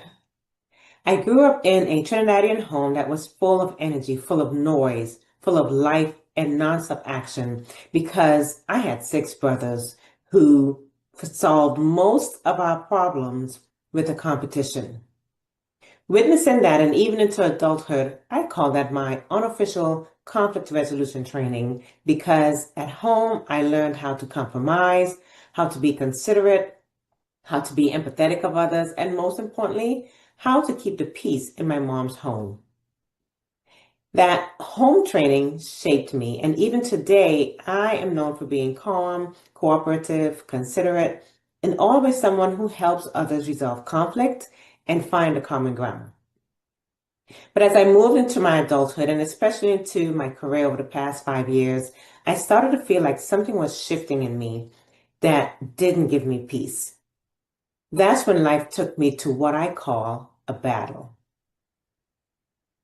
Now, some of you may know that I am a military officer, excuse me, but this is not the type of battle that I'm referring to, where I'm trained, I'm geared up, I'm ready to go, I'm wearing my helmet, I'm carrying my weapon. No, this was more personal to me. My therapist suggested I go to a program not once, but twice. And at first, I normalized the symptoms and brushed off the reason why she wanted me to go, because I thought I didn't need it. It's just stress. But deep down in me, I knew I needed a shift. And so eventually I conceded and I thought, maybe, just maybe, I can learn something to help someone else. What my therapist recommended was a 30-day outpatient mental health program at Walter Reed National Military Medical Center. Once I was in the program, I was surprised because I was diagnosed with chronic stress, anxiety, and cognitive dissonance. The way I interpreted that, it meant to me that my mind, my body, and my soul were a bit out of sync, and I was not okay with that. My sleep was poor, and I was ignoring the unexplained body aches and pains in my body, and emotionally, I felt stuck. I couldn't understand why this was going on because when I thought about it, I knew that I was happy with myself. I'm a happy wife, a proud mom. I have strong, long-lasting friendships. But when I looked at another domain in my world, my work, the place where I poured 18 years of service to the warfighting mission, I felt an internal battle and a bit unbalanced. Now, don't get me wrong, I was proud of the mission that I supported, but I couldn't continue this way. You see, cognitive dissonance is the mental discomfort that comes when there's 2 conflicting beliefs between your values, your attitudes, and your beliefs. And that was the nexus of my issue. I'm pretty much a peaceful person, but like Bob Marley's 1976 song, Everywhere is War, that was my world. By nature of my work, a military member, I was surrounded by war. On the news, they report nightly crimes, school shootings, political unrest, community unrest. There was some form of war and disagreement in the way we speak to each other, the way we hold grudges, the way people dismiss each other, and the level of inconsideration that I saw happening around me was overwhelming, and it created an imbalance that began to take a toll on my well-being. Jessica Long said that sometimes the hardest battles we face are the ones within, and that was a battle that I was determined to win. So during that 30-day program, my daily homework was based on 3 strategies that helped me move from war to peace. The first thing I spent my time doing was I spent a lot of time in self-reflection. I started to self-reflect and sit still and do what Bishop T.D. Jakes said we need to do more of. We need to do more intimacy with ourselves, with our thoughts, our patterns, our emotions. And so that's what I did. I got curious about how I really felt and why. The next thing I did was I prayed because prayer has always kept me grounded. I leaned on a lot of scriptures, but one scripture in particular, Isaiah 26:3, that says, "You will keep in perfect peace those whose minds stay on you because they trust in you." The scriptures reminded me that where focus goes, energy flows. So my focus and my energy shifted towards the peacemaker. Coaching myself and journaling was the next thing I did over this 30-day period. I asked myself hard questions like, what values matter to me most right now? What legacy do I want to leave behind? And what can I do to begin working on that legacy? These three principles, these three practices gave me clarity, peace, and most importantly, the harmony that I needed in my mind, my body, and my soul. This was also my pivotal moment where I stepped into my divine purpose, where I have the awareness to spread the message of peace through etiquette. Now, when I say that, that may sound a bit prophetic to you, but when I think about my home training, my default character being cooperative, calm, helping others find the common ground, I realized that is etiquette. I just didn't have the words for it yet. Renowned etiquette expert Elaine Swan defines etiquette as the principles that govern our behavior to help us interact respectfully and positively with others.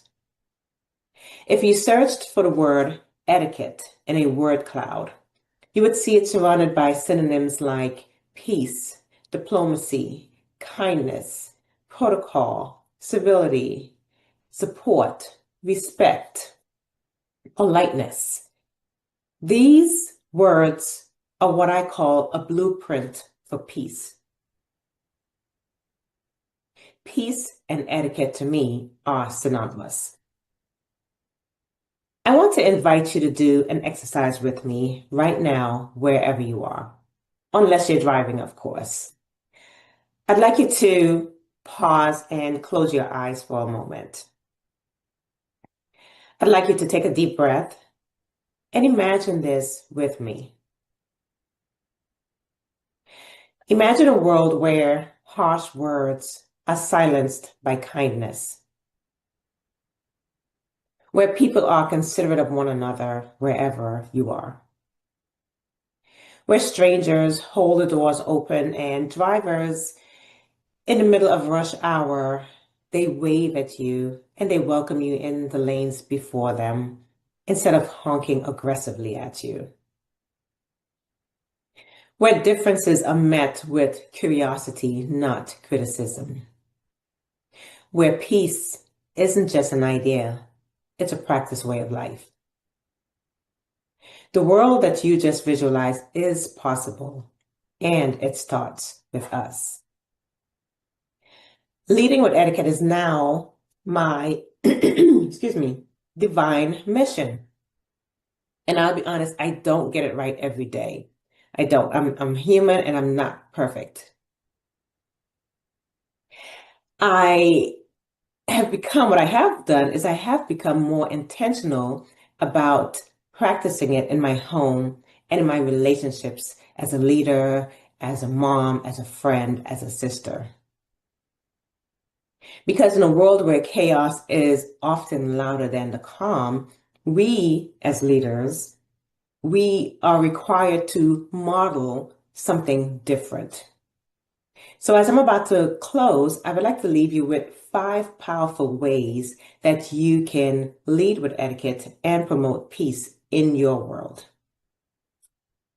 The first thing we can do is we can model etiquette during our interactions with others, giving a warm greeting, maintaining eye contact, and using body language that communicates attentiveness and openness, rather than being closed, using closed body language with our arms folded. and being distracted on our phones. Showing up on time, dressing appropriately for the occasion, and if there is a disagreement or conflict, showing consideration and treating everyone with dignity for the sake of their humanity. This builds respect and peace becomes the byproduct. The next thing we can do is we can speak peace into the room with courtesy and civility.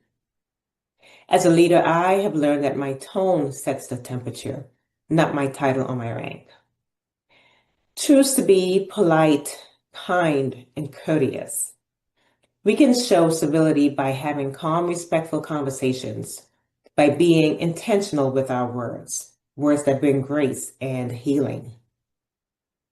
Avoid sarcasm, insensitive language, and aggressive tones.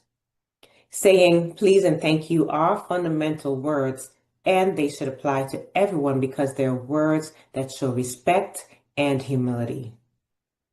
Especially in our homes and our circle of close friends or friends in general, allow forgiveness and restoration to be the goal in our conversations if they become tense.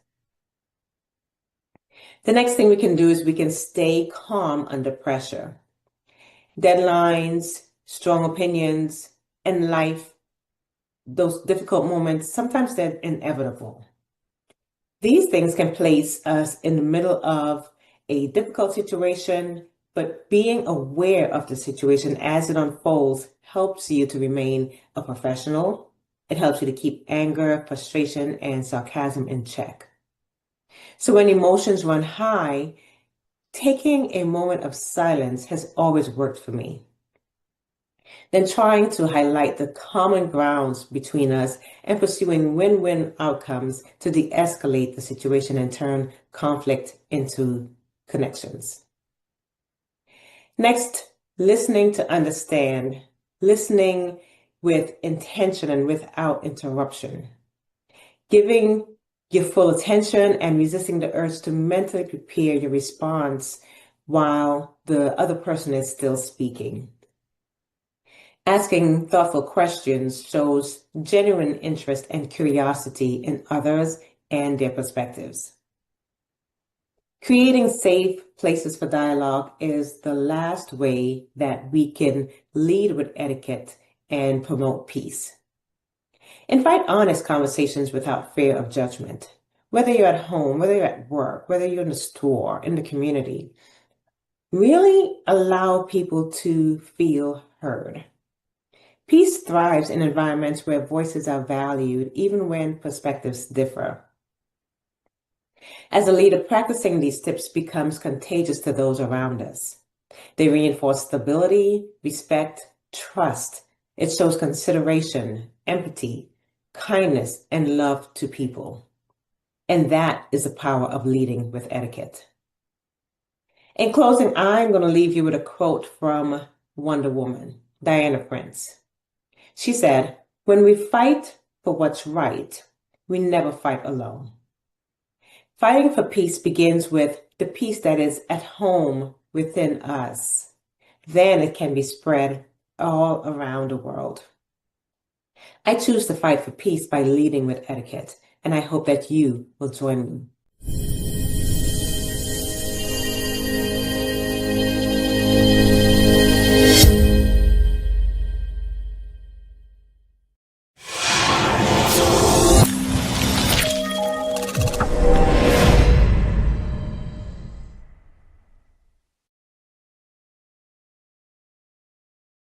Well, hello and welcome, courageous women. I am Dr. Carolyn Brooks Collins, and I am so honored to be able to participate in this year's Passion, Purpose, and Peace Summit.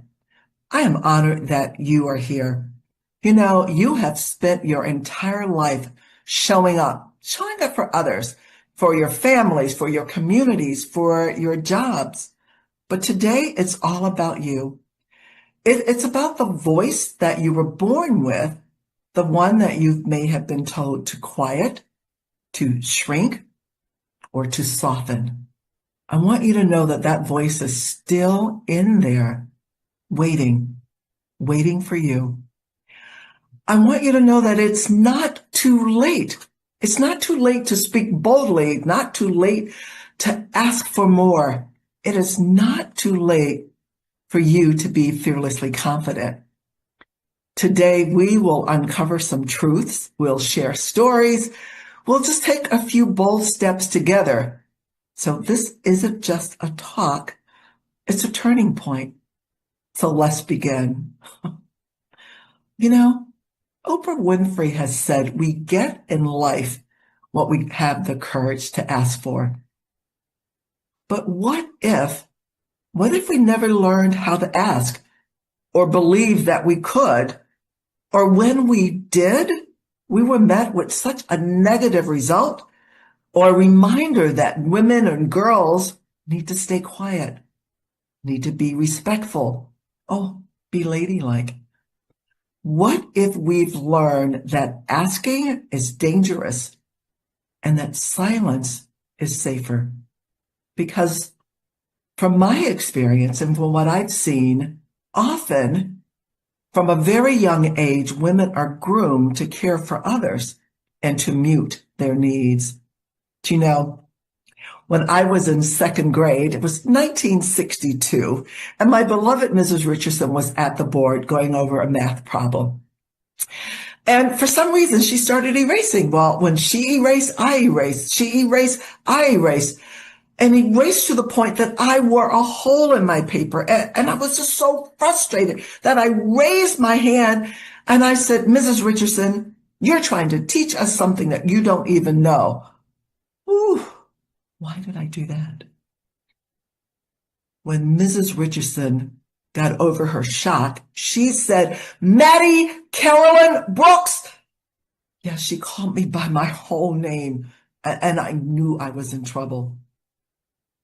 She said, you get down here right now. And I made my way to the front of the room. And when I did, Mrs. Richardson grabbed a yardstick and she wore my behind out. In fact, she broke the yardstick in half with one of her many swings. You can imagine the rest. Went to the principal's office. Parents were called. My mother came to get me. And I was punished again when I got home. And when my dad got home, I was punished even more.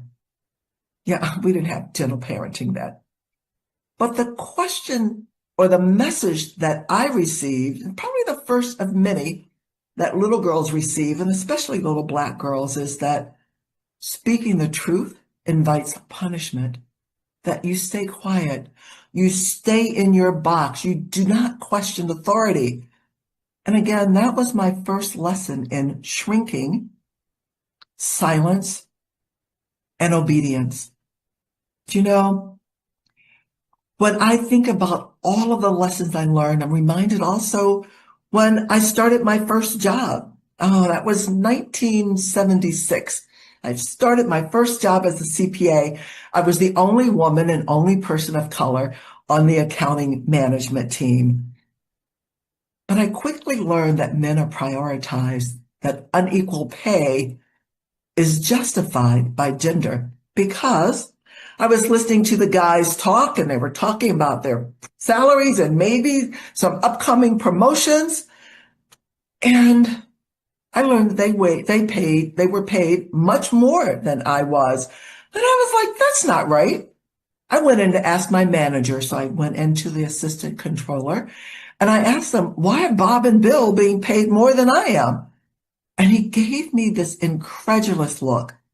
And he said, Carolyn, you are paid well for a woman.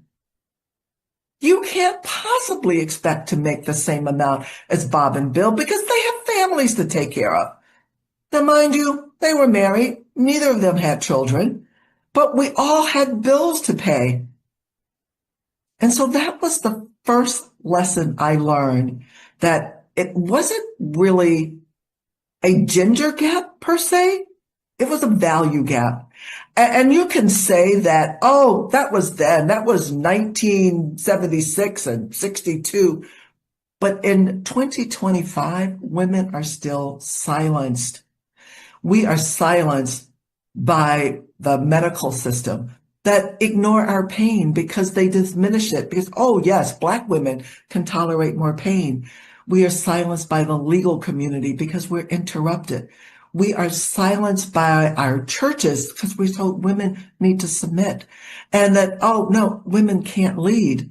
We are silenced by our families who still tell us it's not that bad. Oh, don't say anything.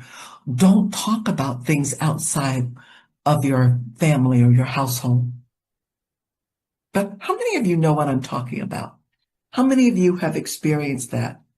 Yeah, it still happens to today.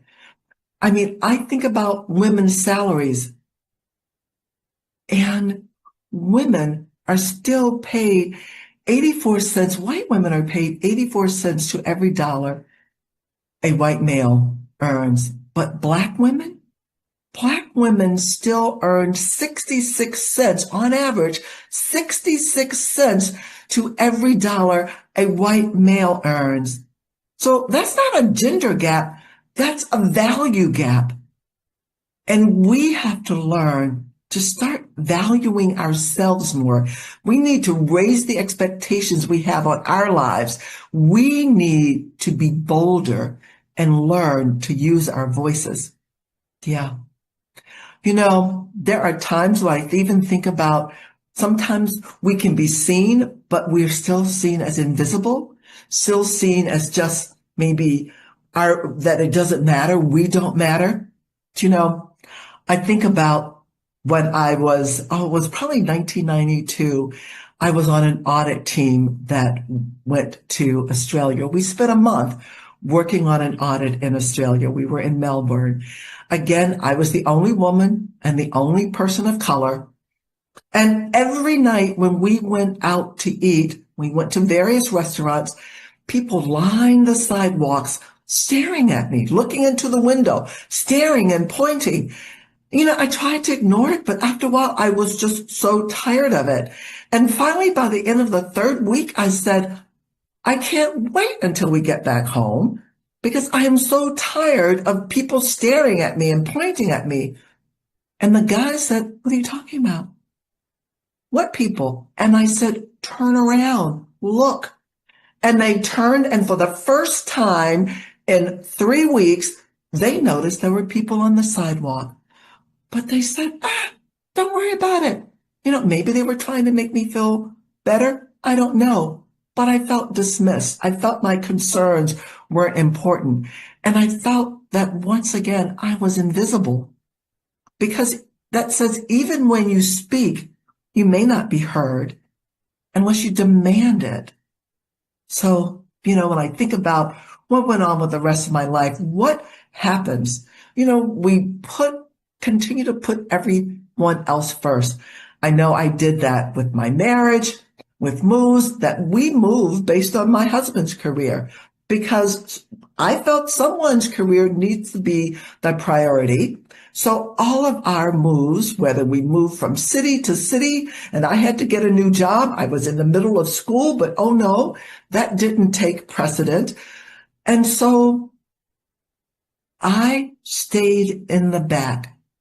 I did not voice my goals, my opinion, my desires. And so I just kind of stayed in survival mode, particularly when I became a widow at 52. My husband lost his battle with cancer.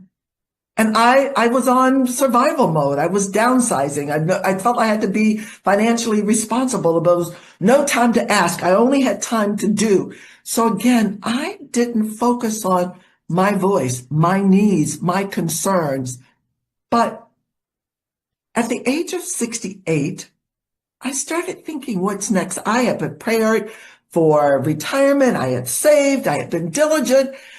But then I said, if I am blessed to live another 15, 20, maybe 25 years, what do I want to do?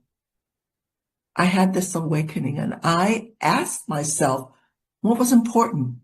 What was important to me? And that was the start of my journey into rediscovering my voice, rediscovering my needs, rediscovering me. So I learned that my voice was important. I started taking classes and started joining communities. I took acting classes. I started writing. So I stand before you now, an actor, a model. I say an actor with an agent, a model, a speaker, a coach, and an author. And I know I wanted to use my voice to show other women that it is not too late for them to find and use theirs. So I want you to think about this.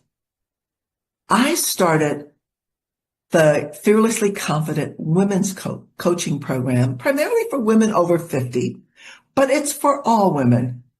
And I want you to think about how do you reclaim your voice? And I want you to think about these 4 steps. I want you to uncover your voice. I want you to speak through the shaking. I want you to ask without apology. And I want you to stand with power circles. So when we think about uncovering your voice, I ask you, whose voice have you been speaking with? Was it your own, or was it the voice you were taught to use? I want you to revisit those early messages, like don't speak unless you're spoken to, or be nice, don't be bold, or stay in your box. And when you think about someone who's asked you, who do you think you are? You're like, I am the person with a powerful voice. So I want you to uncover all those layers, those childhood memories, that workplace bias that you withstood, the cultural silence, and the roles that you were asked to mute your desires, because you can't claim what you don't recognize.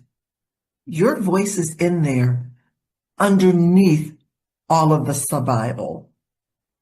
And that second point, speak through the shaking. Yes, confidence doesn't mean that fear is gone.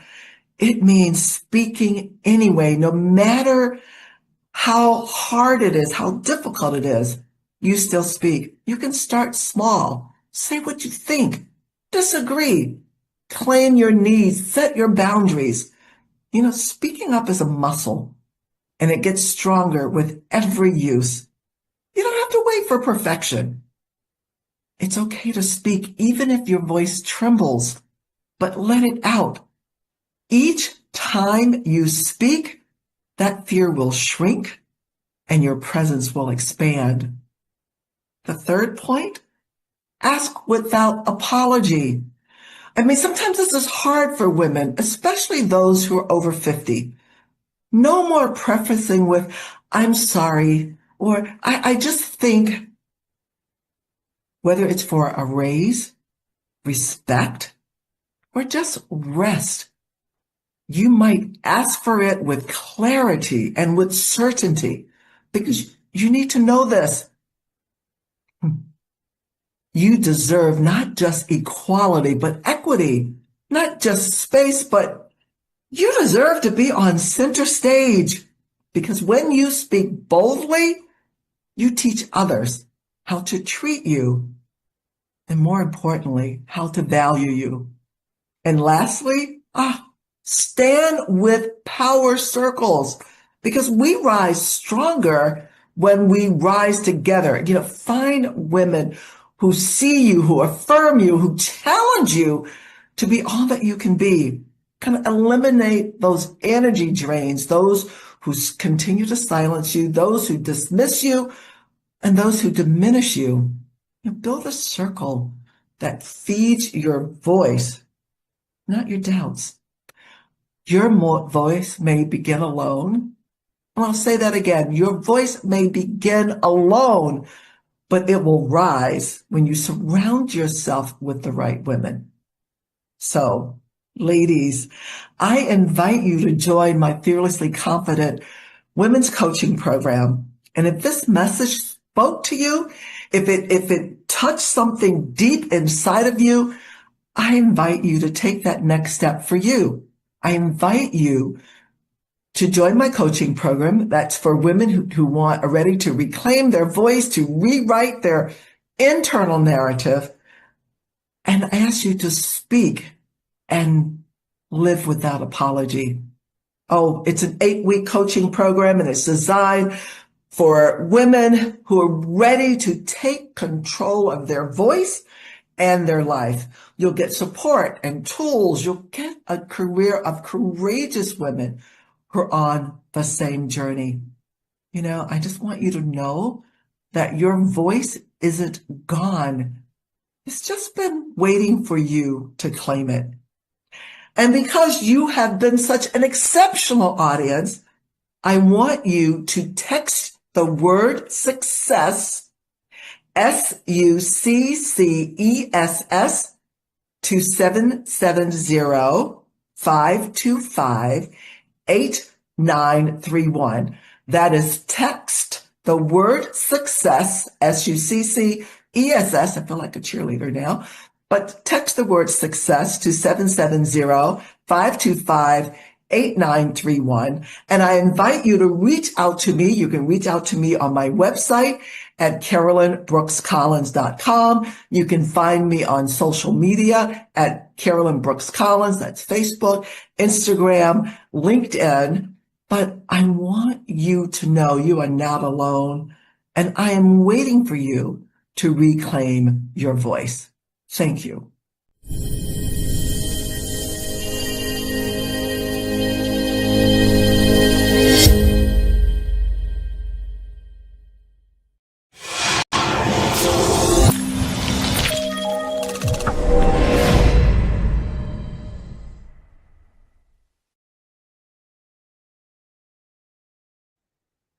Three kinds of people: those that make things happen, those that watch things happen, and those who wondered what happened. I am a person that makes positive things happen, and I know that you are too. This is your time and this is your turn. This is the decade for the doers to take a chance, take charge, and take control of your life, because you can always better your best. Mastering your message. I have another positive, powerful, and purposeful message for you today. Mastering your message. Pick up your mic. We need to hear your voice. You know, studies indicate that public speaking is the #1 fear in America. Number 7 is death. Most people are willing to die than to give a positive, powerful, and purposeful message. Have you ever felt you have butterfly in your stomach? Well, we're going to share some points that are going to help you to cause those butterfly to fly in formation. Your palms feel real wet. You stand up, but your thoughts sat down. So we want to encourage you, number 1, stand up to be seen, speak up to be heard, and sit down in order to be appreciated. Because this mastering your message, pick up your mic. We need to hear your voice. And so this message is designed especially for you. I used to be in corporate America for over 30 years with Xerox and Eastman Kodak, freeing people, employees, vice president, and from all around the world. And I was in the room sometimes, and some of you in the C-section, C-suite, and you spoke out, they act like they didn't even hear you.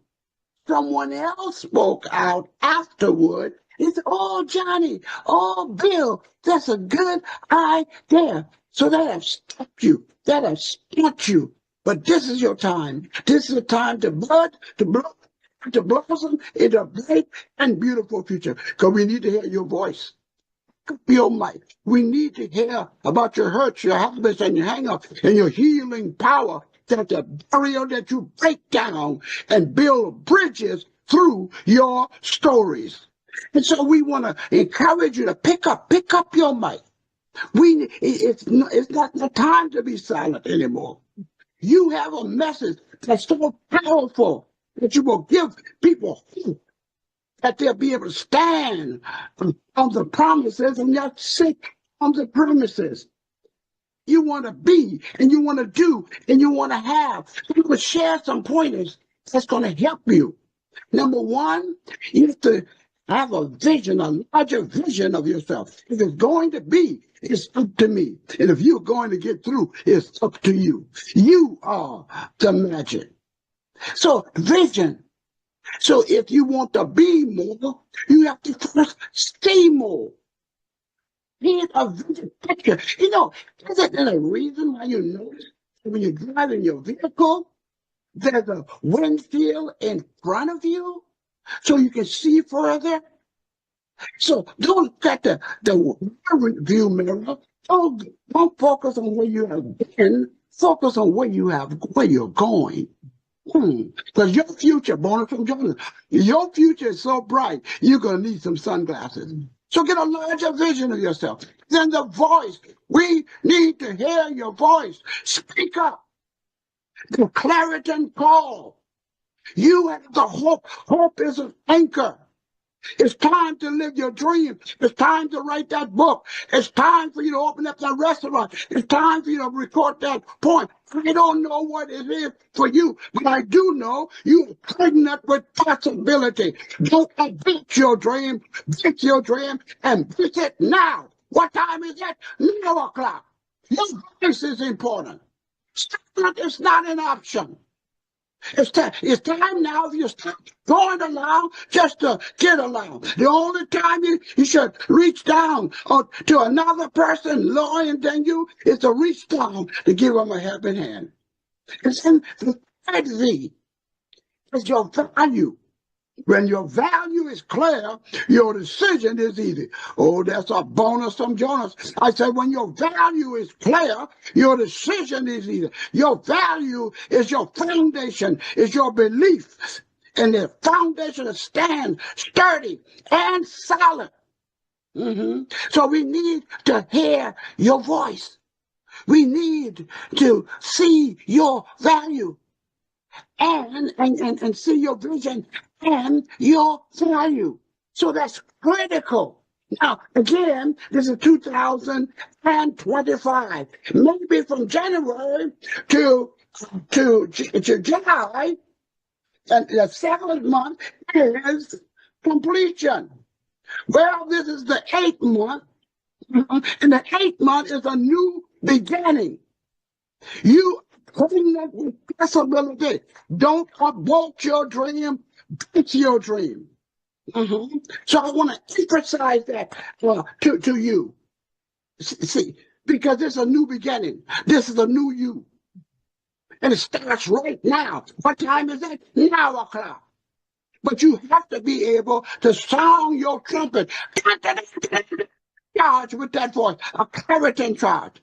And so here are some things I want to share with you that's critical. Not only you want to have the vision, not only you want to have the voice, not only you want to have the value, then what drives you, what turns you on? What is your passion? What is your purpose?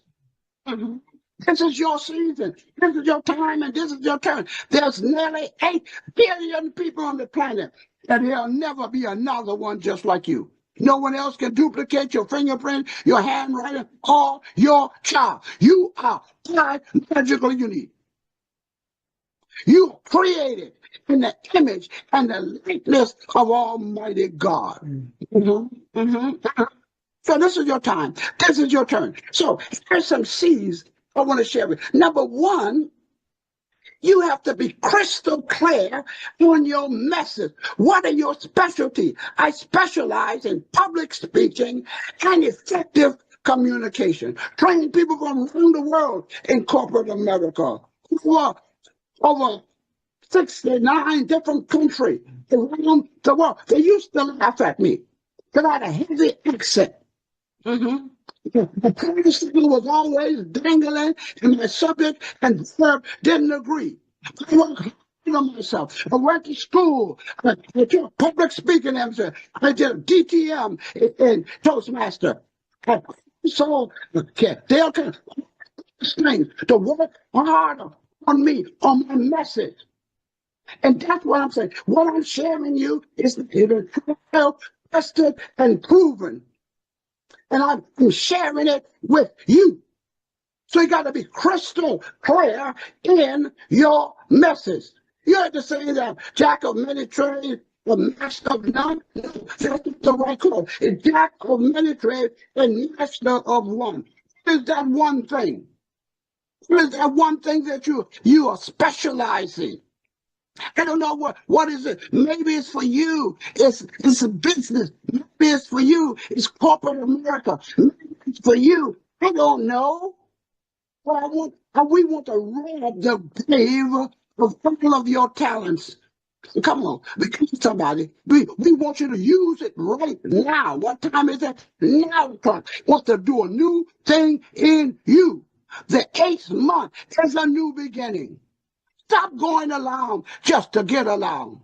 So be crystal clear in your message. Be presented with confidence. With confidence, clarity. I know you heard that doubt and fear knocked on your door. Faith opened it up and it was nobody there. And you know, sometimes you got to realize we got a conscious mind and we have a subconscious mind. In your subconscious mind, people are telling you what you can't be, what you can't do, what you can't have. You can't be an author. You can't write your own book. You can't be an entrepreneur. That is dead. I know cat is dead because I kill it. I can do all things. I can do all things, which is critical. So we're gonna continue to hold on, to fight. Don't you give up. Fight for your dreams. Fight for your goal. Fight for your aspiration. The time is always right to fight. Don't you give up. Don't you give in, and don't you give out. Because it's always too early to quit. Because a quitter never wins, and a winner never quits. And so, and then when you got the then the last thing I want to share with you, I'm so fired up. If you're not fired up yet, your wood is wet. The last thing is connection. You know, scientists have proven that we make 100% of our decision on emotions. And then we justify with logic. So you want your message to touch the person's heart. Then after it touch the people's heart, what they can be, what they can do, and what they can have. Then you want to touch their head. Check up from the neck up. Be not conformed to this world, but be ye transformed by the renewing of your mind. Don't let the world squeeze you into its mold. So you want to make sure you're connecting with people. Heart to heart, head to head. They'll know that you care. Because people don't care how much you know until they know how much you care. You know what I've also learned? People say people do business with those they know, like, and trust. But they listen to the people that they like. They only do business with the people that you can trust, that they can trust. And they trust you. Are you clear with your message? Are you not always over the place? People talk about a stream of a number of different ways of income, but you got to start with that one. I started with public speaking, and now I'm doing masterclass. Now I'm writing books. And now I'm doing conferences and seminars. But you got to start. You can't break. You can't do anything but don't start. Let me tell you something. All masters, bonus from Jonas, all masters was once a disaster. But you got to get started. If you want to be great, you got to get started. Bonus from Jonas. You also, when you're talking about community, always be short and sweet. Make your words short and sweet, because you never know which one you're going to have to eat. And when you cheat yourself in your preparation, it will show up in your presentation. Oh, I think that's another bonus from Jonas. I'm so fired up because I'm telling you, I want you to live your dreams and live your goals. To plant that seed and allow it to germinate and to bloom and to blossom into a bright and beautiful future. So this is your time. So mastering your message. Your mic. You need to hear your voice. And when the word being able to articulate is going to help you in your influence, make a greater impact and income from the bedroom, to the bedroom. You need communication. You need communication. Clear, so you can be able to talk to your husband, talk to your wife, get that raise, get that promotion, get that loan. Oh, come on, somebody. Be able to talk to your children on a level that they'll be able to listen to you. Words. Be cheerfully crafted to encourage them. This is all about. As I do a quick view. Number one, larger vision of yourself. If you want to be more, you have to see more. Number one, we need to hear your voice. There's nobody else's voice in the world more powerful to your voice. What are you saying to yourself? Are you saying what you can't do and what you can't be and what you can't? Hey, let it go so you can grow. It doesn't affect you when your value is the foundation that clears you to stand. Come on. And not only we are talking about horizontal, you got to first go vertical. You said go deep. Then you can go at your foundation.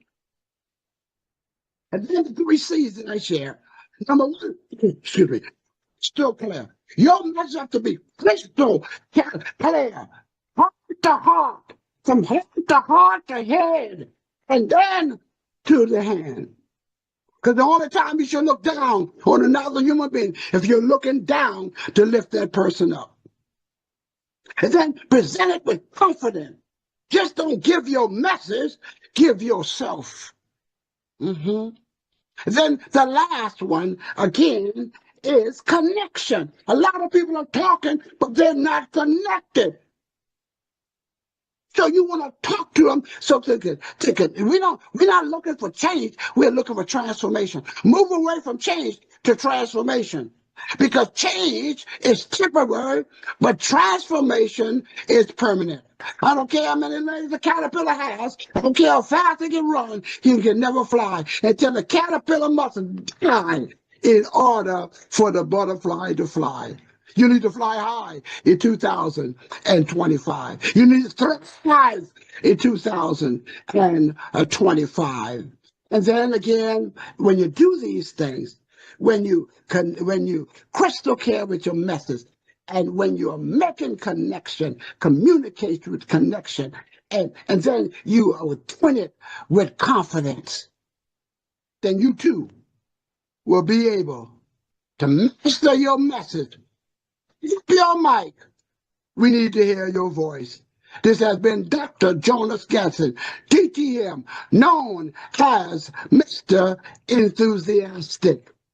We just want to leave how you can get in contact with me. You can pick me up on LinkedIn or Facebook or Instagram, or you can email me at jonaswiththebonus@outlook.com. That's jonaswiththebonus@outlook.com. And because of my great friend, Dr. Moseley, I'm going to give you my private number that you can call me, 585-703-9547. That's 585-703-9547. This has been Dr. Jonas with the bonus. Again, if you cheat yourself in your preparation, it will show up in your presentation. Always make your word short and sweet, because you never know which one you will have to eat. And my motto is, since greatness is possible, excellent is not enough. Go for greatness. Go for greatness. Go for greatness. Go for greatness. Go for greatness. Go for greatness. Go for greatness. Go for greatness. Go for greatness. Go for greatness.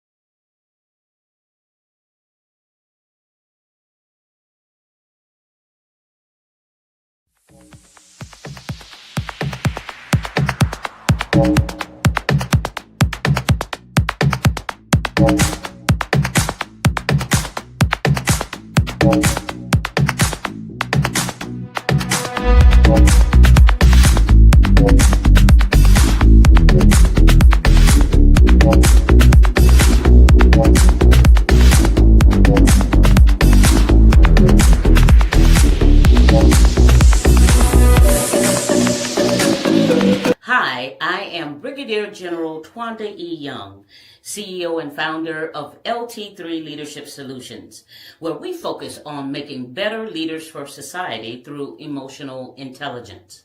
Today I'm going to talk to you about a topic that many leaders really just don't want to talk about. And what is that topic?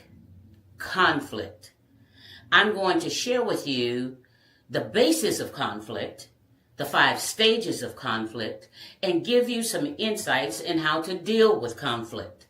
We sometimes tend to think that every conflict can be resolved. Well, here's a secret. It can't be. Not every conflict can be resolved. That's a fallacy. But every conflict can be managed.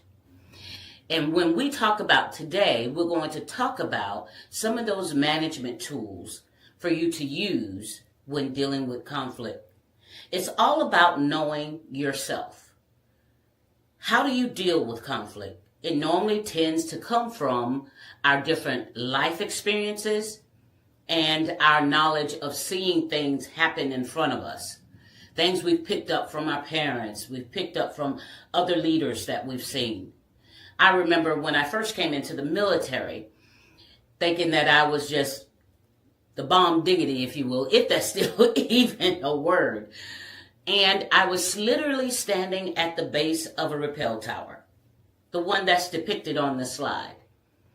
And at the base of that rappel tower, I was speaking to a senior leader who pretty much told me that I had no right to be in the military and that he was going to ruin my career. Well, I didn't give him any basis. He had the authority over me, so why was it so important for him to ruin my career?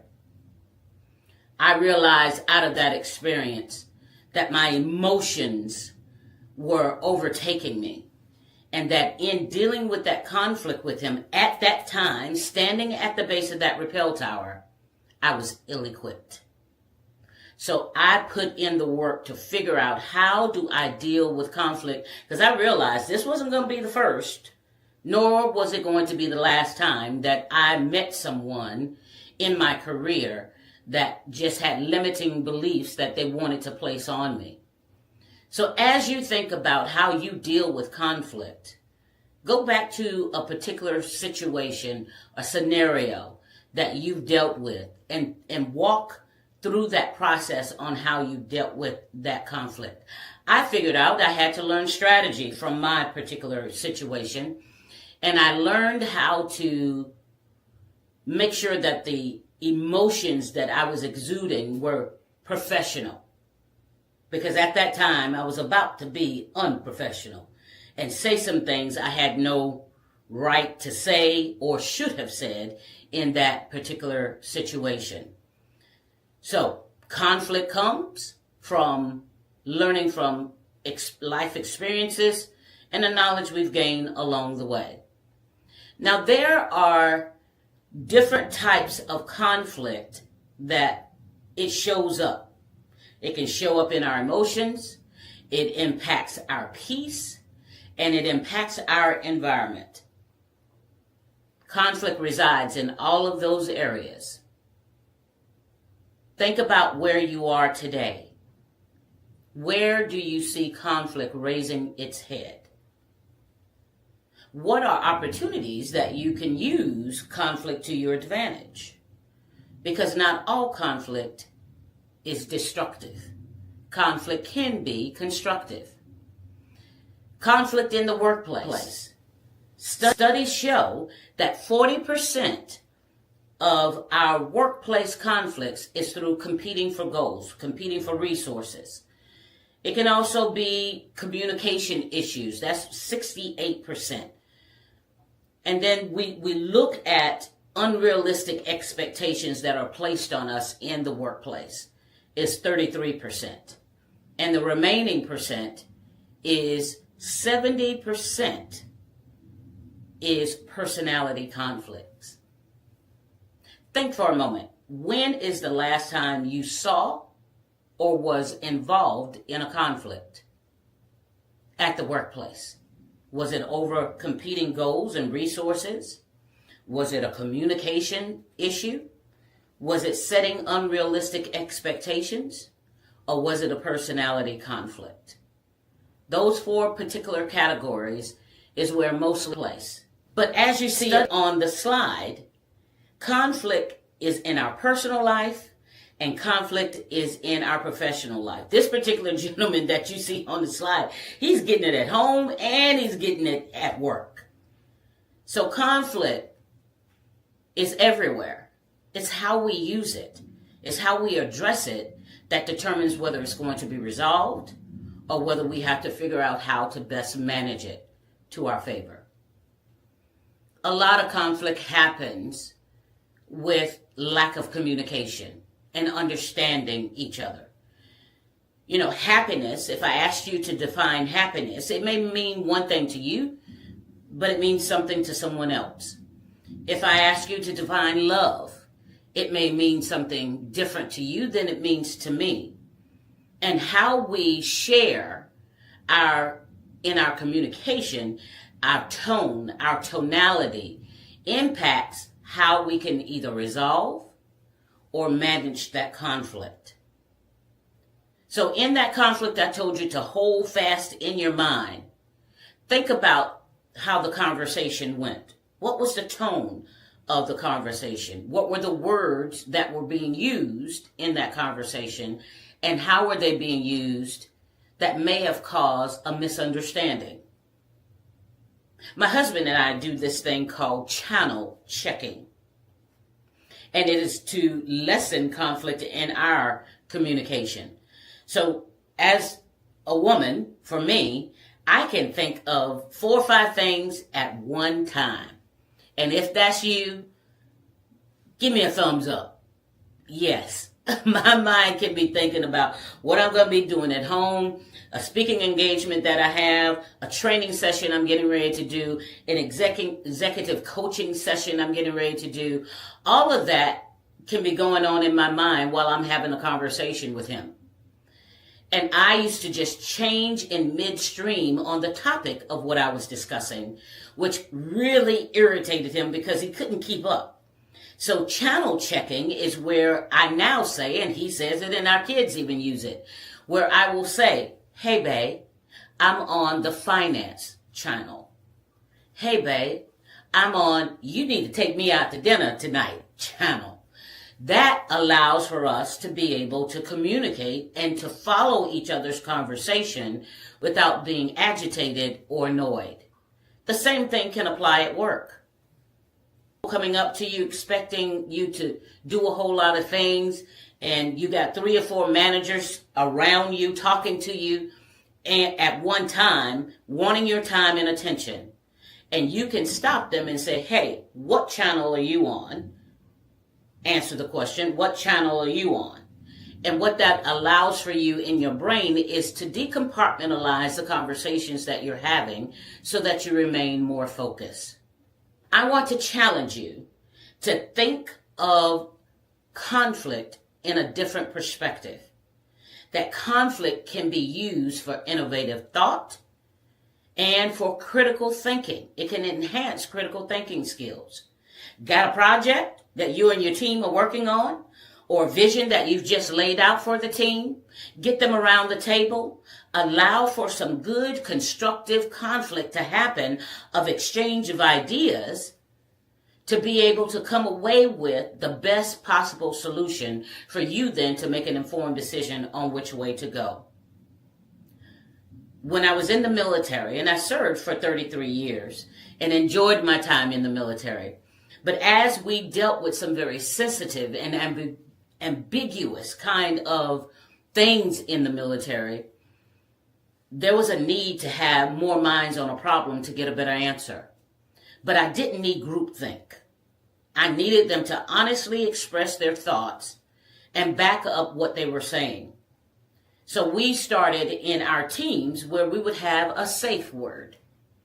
And that safe word for us was Mustang, because that was my call sign. So around that table, when it got a little too heated and there was no progress being made, anyone around that table could say the safe word. And the expectations that we had set for the team was that once you heard those words, it was time for everyone to break for 5 minutes, go to your corners, go to the bathroom, grab coffee, get something else, just relax, go outside, get some vitamin D. But it was a breathing, a cooling off period for us. And then we would all come back and we will continue the discussion. So creating a safe word and then allowing your team to come up with what that safe word is so that you have buy-in and inclusion. So when I talk about conflict, I'm really talking in simplistic terms because conflict at its core is just, I have a need and can it be met? I have a need and can it be met is the basis of conflict. Think about it for a moment. That conflict I told you to hold on to that you've seen or been involved in, what was the outcome you were looking for out of that particular situation? That was your need. I'll give you another example. You are in your job. You were told that if you kept doing well, that you would get promoted. However, when it came time for promotions, you didn't get the promotion, Joe did. And you're wondering why. So the conflict is that you were not given what it was you were promised. And it was given to someone else. So when you speak to your boss and share your thoughts, your need is twofold. I want to know why I didn't get the bonus and when am I going to get my bonus? And the boss proceeds to tell you, well, Tia, I'm sorry, you were not able to get the bonus this time because the company is in the red. We thought that we were going to be in the black to be able to give you an increase, a bonus increase, but at this juncture, we're not. Not that it's off the table, but I cannot give it to you at this time. What you just did, that manager did with you, was to manage the conflict. They explained why.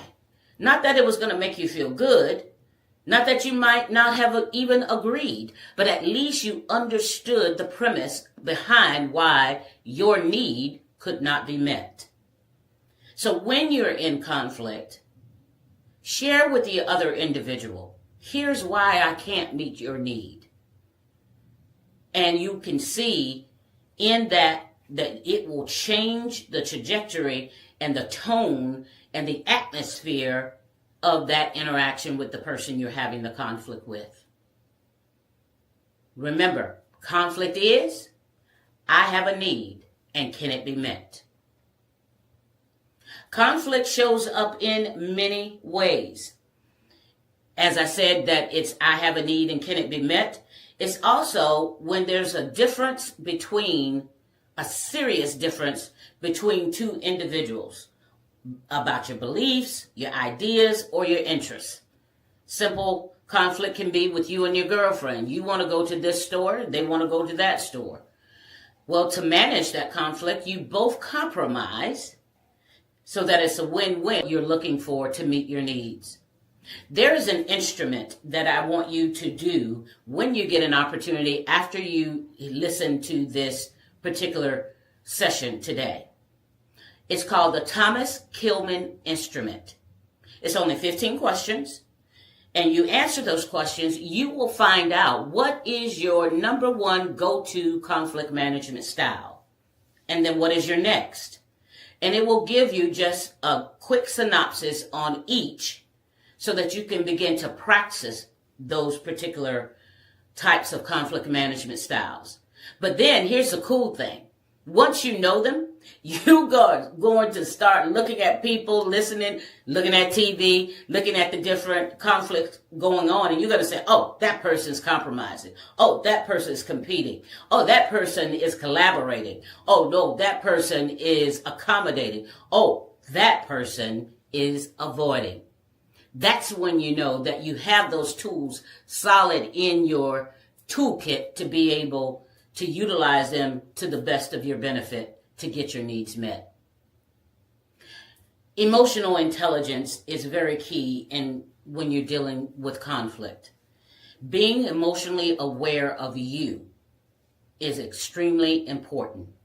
I want you to do this. I want you to write down what are your triggers. What triggers you? What just sends you off the top or makes you happy? As I said, conflict doesn't always have to be destructive. It can be constructive. But I want you to write down at least 3 of the triggers that you have. Here on this slide, you see these are all triggers that I have had, or some of them I still got that I'm working on. But these triggers, feeling devalued, feeling belittled, misunderstood, someone lying, someone ignoring me, someone pushing me down, not wanting to hear my voice. What are the triggers for you? Because if you are self-aware of what those triggers are, then you know how to deal with conflict when you find yourself triggered. You can then go back to those 5 conflict management styles, pull one out of your rucksack, and use that particular conflict management style to address the situation. Did you know there are 5 stages to conflict? Did you know that? 5 stages. There's the latent stage, when you are not aware that a conflict is about to happen. You and your girlfriend getting ready to go out, everything seems lovey-dovey, but there's about a conflict is about to happen. Then there is the perceived stage, where you kind of feel something. She's not as affectionate as she normally is. She doesn't want you to open her car door, and you perceive that something is awry. Then there is the felt stage. You can feel it. You feel the atmosphere is changing. Something is off. She's not looking at you. She's not talking to you. That is the felt stage. Then there's the manifest stage. It's like a volcano. You can see it. She's now, when you say something to her, she's responding very harshly. Her tone and her tonality is just off. And then the aftermath stage is either you sweet talked her, that she's going to let you off the hook, or you have to figure out how to manage pulling one of those 5, either accommodating, either collaborating with her, compromising, whatever it takes in order to get her back to where she was prior to the conflict.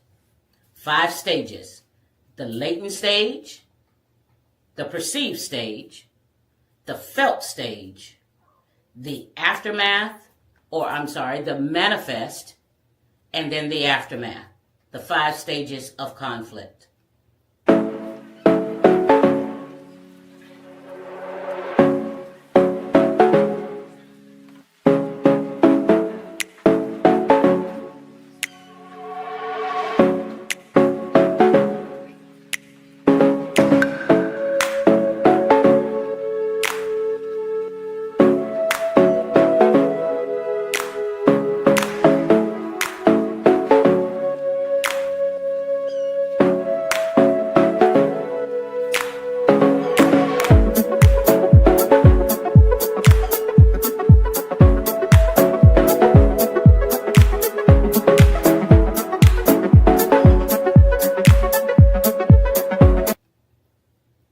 We talked about a lot in a very short amount of time.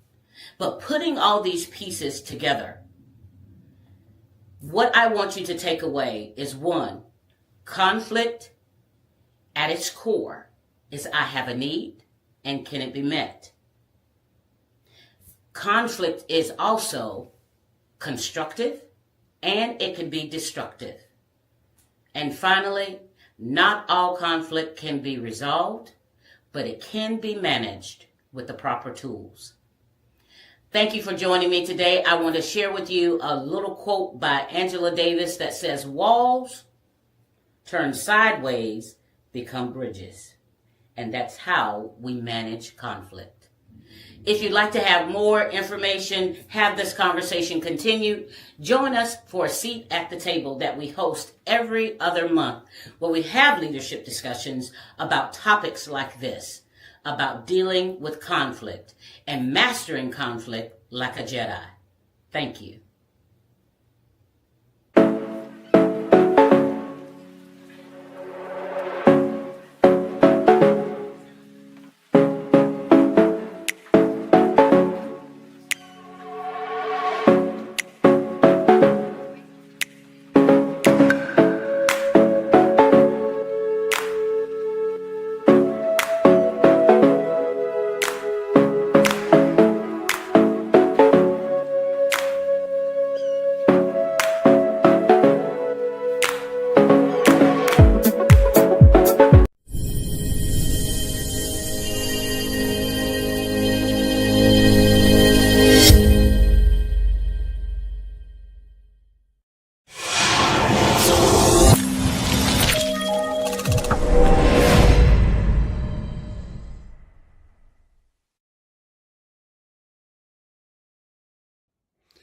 Hello, and welcome to this presentation on Distract, Dispute, and Inspire.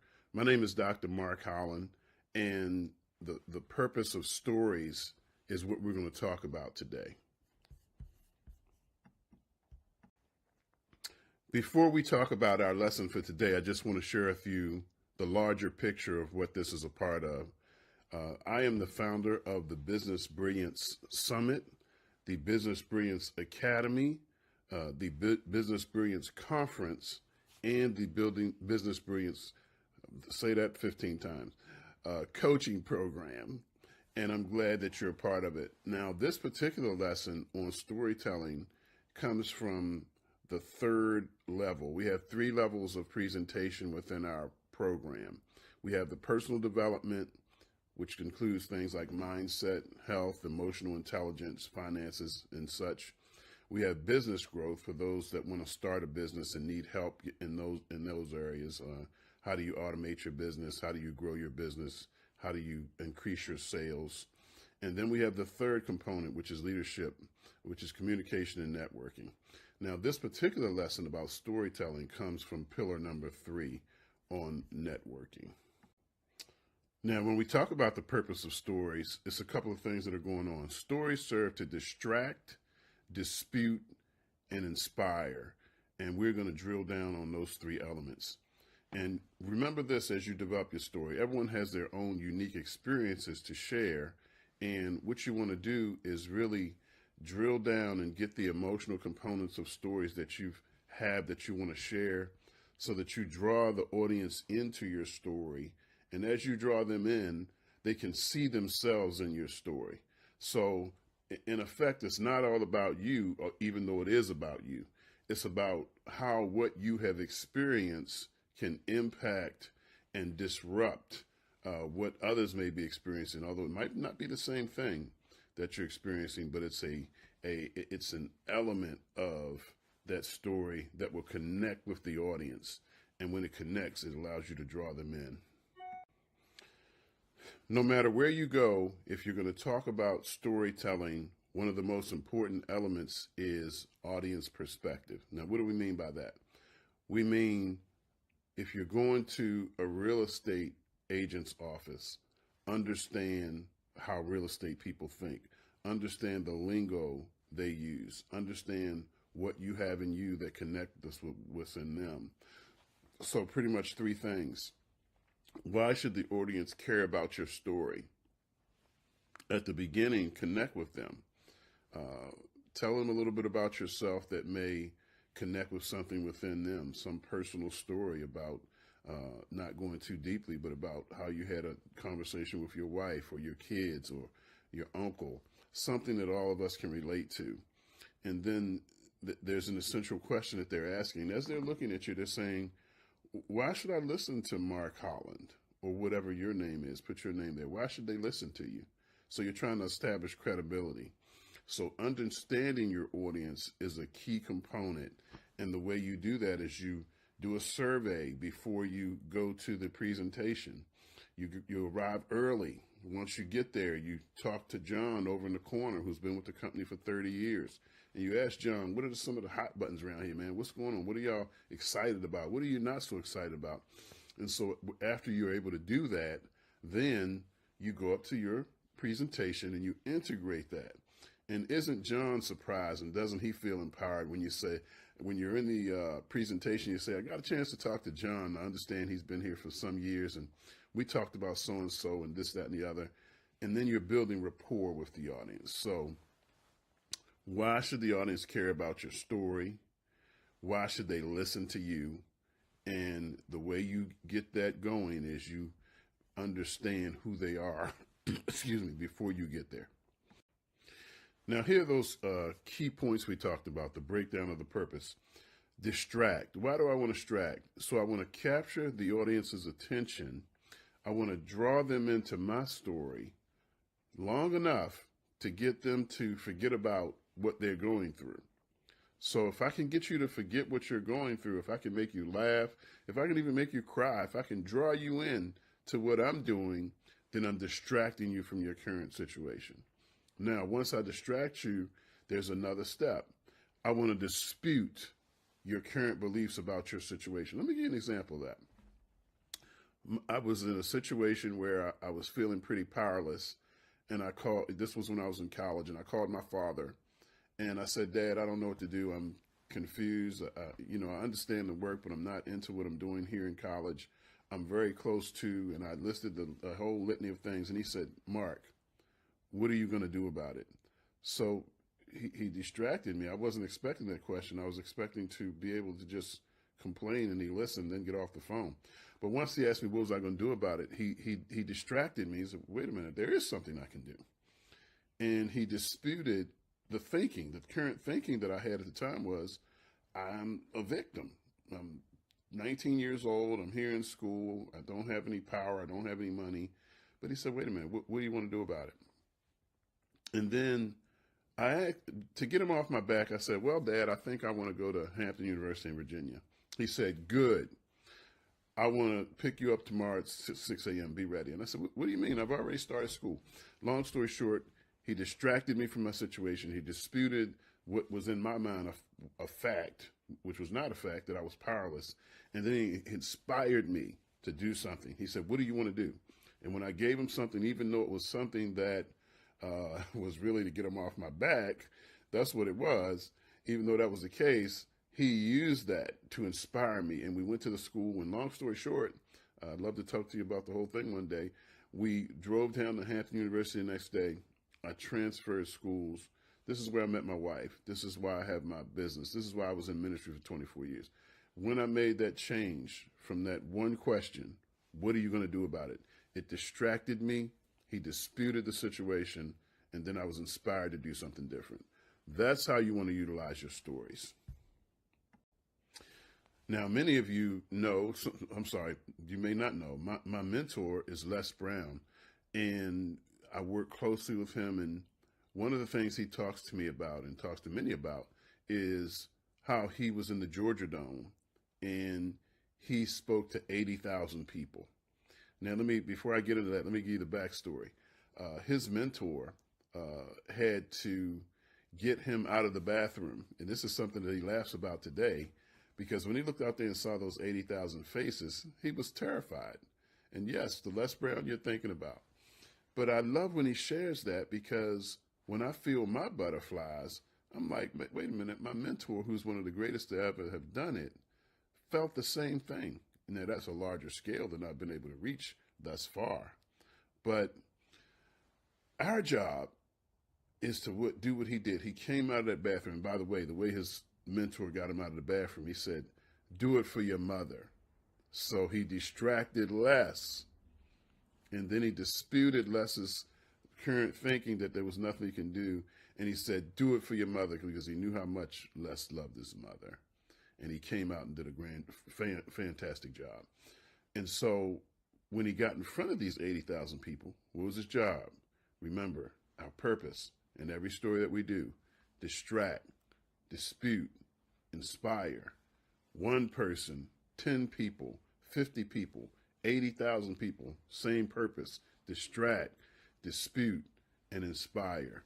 That is our job, because we have to get the audience's mind off of us and on to the reason why we have them there, to pull them into a different reality, distract them from what they're going through, dispute the reasons why they're going through it, and then inspire those people. So that was this is one of the greatest examples in history of that. Now, again, that important element of understanding your audience. Now, we got to realize, just think about that previous slide where Les Brown was in front of 80,000 people. He doesn't know what their problems are. He doesn't know but guess what?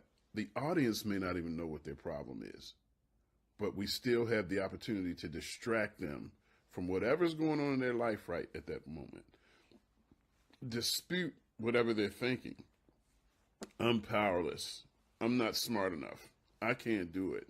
I'm the wrong color. I'm the wrong weight. I'm the wrong age. Whatever we need to dispute.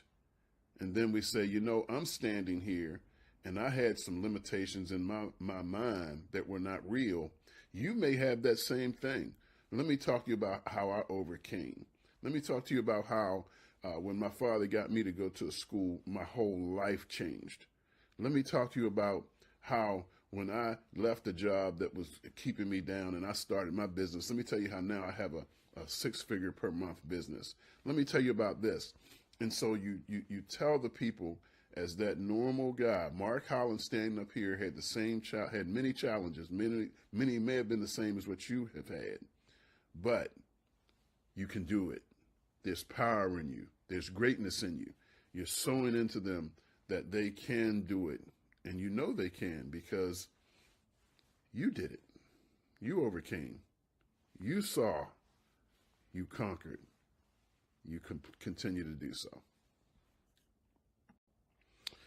Now, as you teach different principles, I want you to remember that one of the biggest ways that we learn is by repetition. And so guess what I'm getting ready to tell you to do? Distract. These are just our simplified principles.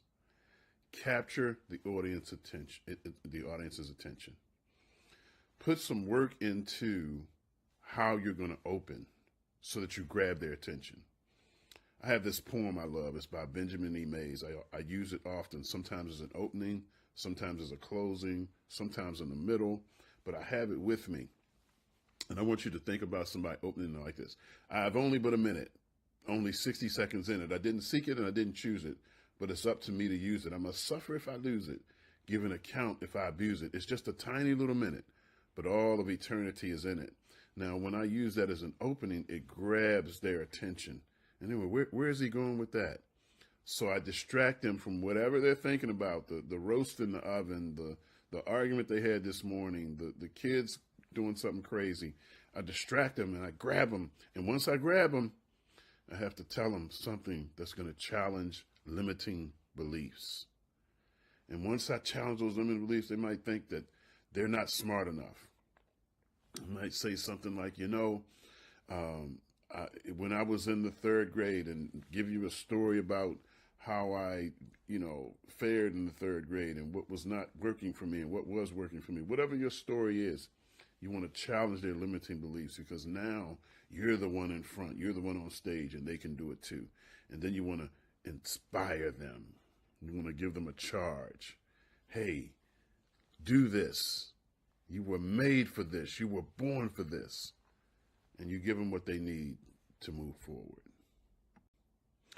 Now, as I said, the Business Brilliance Coaching Program, for those of you who I will have the honor and the pleasure of working with, we'll talk about a powerful story, how it engages the audience. We'll talk about the use of anecdotes and creating connection. You know, sometimes I use a poem. This poem is called, let me just share it with you. Two natures dwell within my breast. One is foul, the other blessed. The one I love, the other I hate. But the one I feed will dominate. Now, when I share that poem, it connects with people in such a way where they start thinking about how are they utilizing what they're intaking. Are they realizing that they have choice and that some of the things that they're watching or reading are not helping them? Are they going to make a change? So we want to engage them. I'm telling them that, listen, I may have reached this point where I'm able to assist you, but I have choice just like you do. And because of the choices that I'm making, just the power of telling a story, and you have that power within you. And I want you to be proud of it, but I want you to work it, because it's a muscle. Storytelling is a muscle, and you have to be to the point where you're developing that muscle and you respect that muscle. And so I want you to be thankful that you have it, and then be a steward of it. Because when you're a proper steward of something, you treasure it. And you not only treasure it, but you grow it. So that powerful story that is within you, and there are many stories within you, but the wide wisdom is that people tell you that teach this, including my mentor Les Brown, is get your signature story. What is that one thing that people know you about? And Les's signature story about him being a DJ and being fired and how that kicked off his career, that is his signature story. Now, as you grow, you have other things, but you always stay close to that signature story, because that's what is resonating with people. That's what got them in the seats. That's what got them in front of the TV. And so you use that, but then you use principles to help them to develop themselves. Why? Distract, dispute, inspire. Now, let's just talk about a few examples of distract, dispute, inspire. Well, let's just drill down a little bit. Inspiring stories, when you're distracting, you grab attention. And I believe it was Eleanor Roosevelt. She said something that always sticks with me. She said, I don't know the secret of success, but I do know the secret of failure, and that's trying to please everybody. And so when I hear that, I think about, what are some of the things that I'm doing that I'm not doing as well as I could because I'm trying to please somebody else? That's what it does for me. It may do something totally different for you, but the point is to distract your audience, to distract them and let them know there's something different. Dispute what's in their mind, share personal challenges and beliefs. One of the things that we go through in under pillar 1, I told you there was 3 pillars in our coaching program: the personal development, the business growth, and the leadership phases. So under that personal part, we go into core values and talking about SMART goals. And we get to share there how you pull out these things. And then inspire. We want to motivate. I don't know what is going to motivate you, but I know what has done things for me. So I can tell you about them, and I can weave them into my story. And as I weave these things into my story, oh boy, things are going to be transformative. That's one of the things that I do. I was a pastor for 24 years. And when I left pastoring, because I wanted to support my wife and what she was doing, what happened there was that I became a transformative speaker. So when I talk to people all over the world, it is my goal to transform them by doing these 3 basic things: distract, dispute, and inspire. And just as I'm doing that, you can do it. And I hope that I'm able to help you in my coaching program to do just that. Now, what we want to talk about now is tweaking your story. Here's the deal. basically, every time I tell my story, even parts that I may have said over and over again, it becomes greater. It becomes wonderful. For example, the part of the story where I tell when I was leaving Baltimore and I was the baby and my mother and I dropped tears. This is connected to the story at the beginning that I told you about me leaving and going to Hampton University. You know what happened? I ended up calling my mother when I was 3/4 of the way to Hampton. And when I called her, I heard, "If you believe in love, let's get it on." So my mother had gotten into her older music and she had gotten comfortable. Her son was gone. So she was just fine. And that resonates with people. What is it within your story that's going to resonate with people? Because we're all connected and we all have different views. And some people are going to hear it from me, but there are many people that are waiting to hear it from you. So adjust your narrative to hit key points after you've done your study on the people and what they're doing within their firms or as individuals or as teams. You get to adjust your narrative, and then it's important to repeat, review, and reinforce what you say. In everything we do, we must measure. And so the metrics for this presentation are exactly what we started with. Distract. What captures attention? How am I going to distract this audience? Dispute. What beliefs are challenged? Are they limiting beliefs? Are the beliefs that I'm too old, I'm too young, I'm too skinny, I'm too fat, I'm too this, I'm too that? What are you challenging? You've done your study and you find that out. And then inspire. What's going to motivate you into action? You can do better. There's greatness in you. Find the keys and bring them home. In conclusion for this segment, and there's so many more segments that I hope you've enjoyed this one on distracting, disputing, and inspiring, but there's so many more I want to share with you, so many anecdotes. And I had the opportunity to go down to my mentor, Les Brown's home and interview him. And I just wanted to close with just a piece of what we talked about, because we talked for a couple of hours. And this is just a piece of that. And throughout the courses that I have are pieces of that interview that were impactful. So remember, as you do your story, distract, dispute, inspire. You can do this. You could be one of the best at it ever if you continue to practice. I want you to be encouraged because there certainly is greatness within you. Look at this film coming up, and we'll talk soon.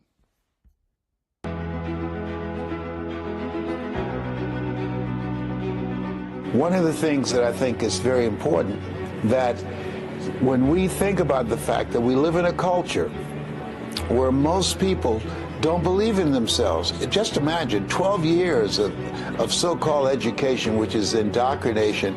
There are no classes on how to build self-esteem, how to find a sense of purpose and meaning in life, how to overcome the challenges of life. No classes on how to increase your sense of worthiness. I remember as a kid, I would hear constantly, "Lord, I'm not worthy." And so what people do and how they show up in life is a reflection of what they feel that they deserve. So when the work that I'm doing and that you're doing and the speakers that we work with is distract people from the conversation they've picked up between the ages of 0 and 7 in the book called Learned Optimism by a gentleman who wrote this 26-year most exhaustive study on self-esteem. And he's from the University of Minnesota. And he said, the things that we learn, the conversations that we hear, the experiences that we have in the environment where we are, we pick up habits and behaviors and attitudes and our visions of ourselves that will follow us for the rest of our lives unless there is an interruption.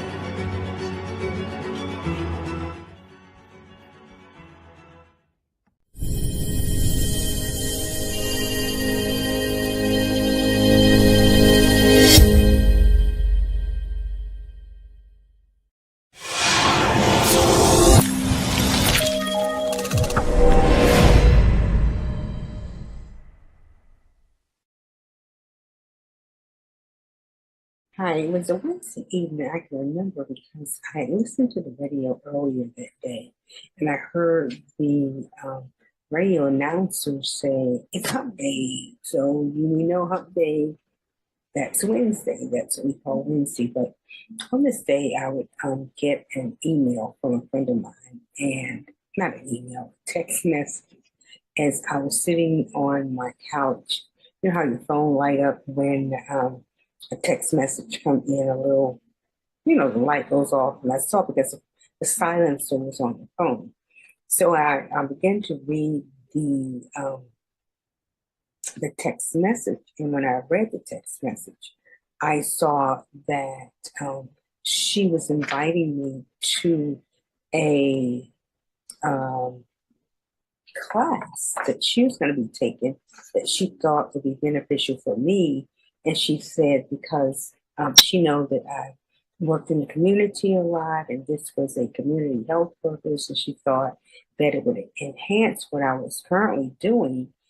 And she shared with me, she said, because I know you have a passion for just helping people, you're always helping someone.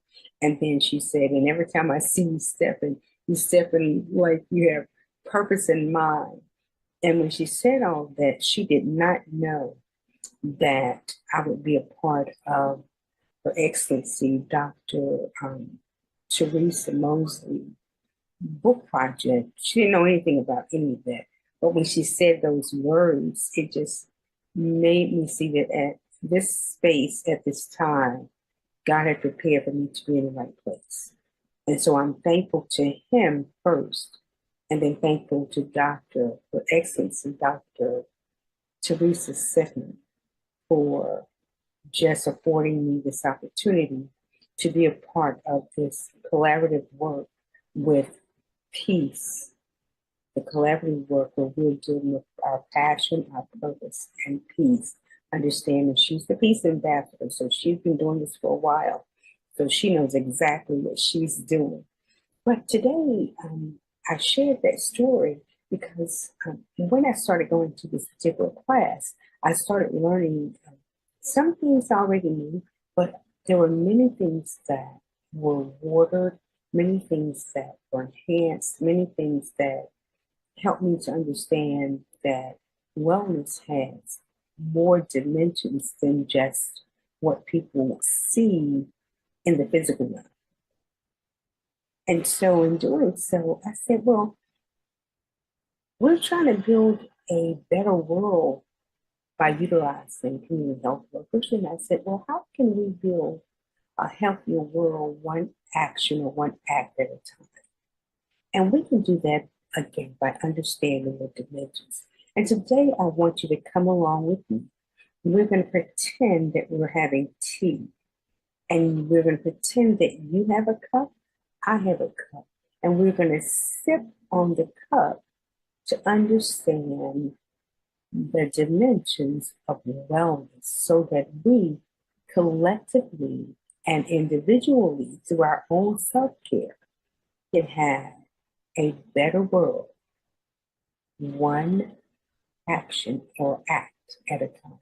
Let's understand some of the dimensions of wellness apart from just the physical. Also we have the social. This collaborative book is an example of social wellness, meaning that you put yourself in positions to be at various events.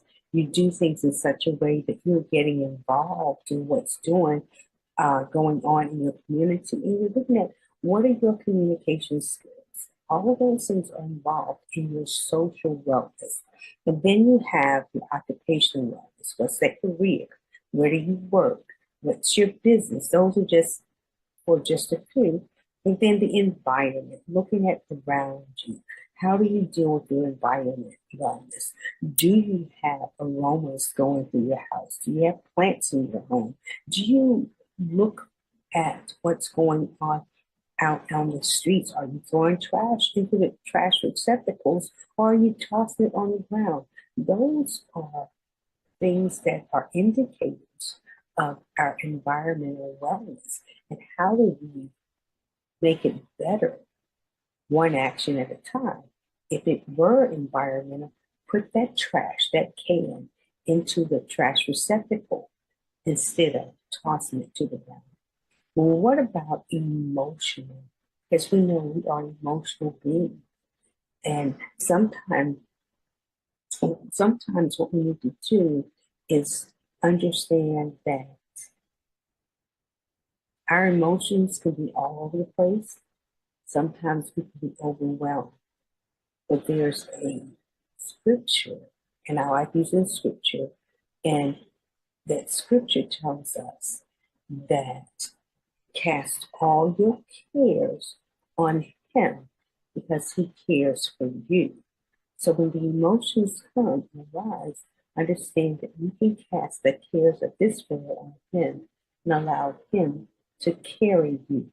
But as we sip on this cup and understand what we're going to be talking about really quickly today, what we're going to be talking about is the fact that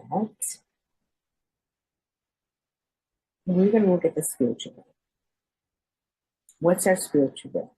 What's our spiritual boldness? Be ye transformed by the renewing of your mind. That's in the spiritual realm. Understanding that they that wait upon the Lord shall renew their strength. That's in the spiritual realm. Abide in him and allow him to abide in you. That's in the spiritual realm.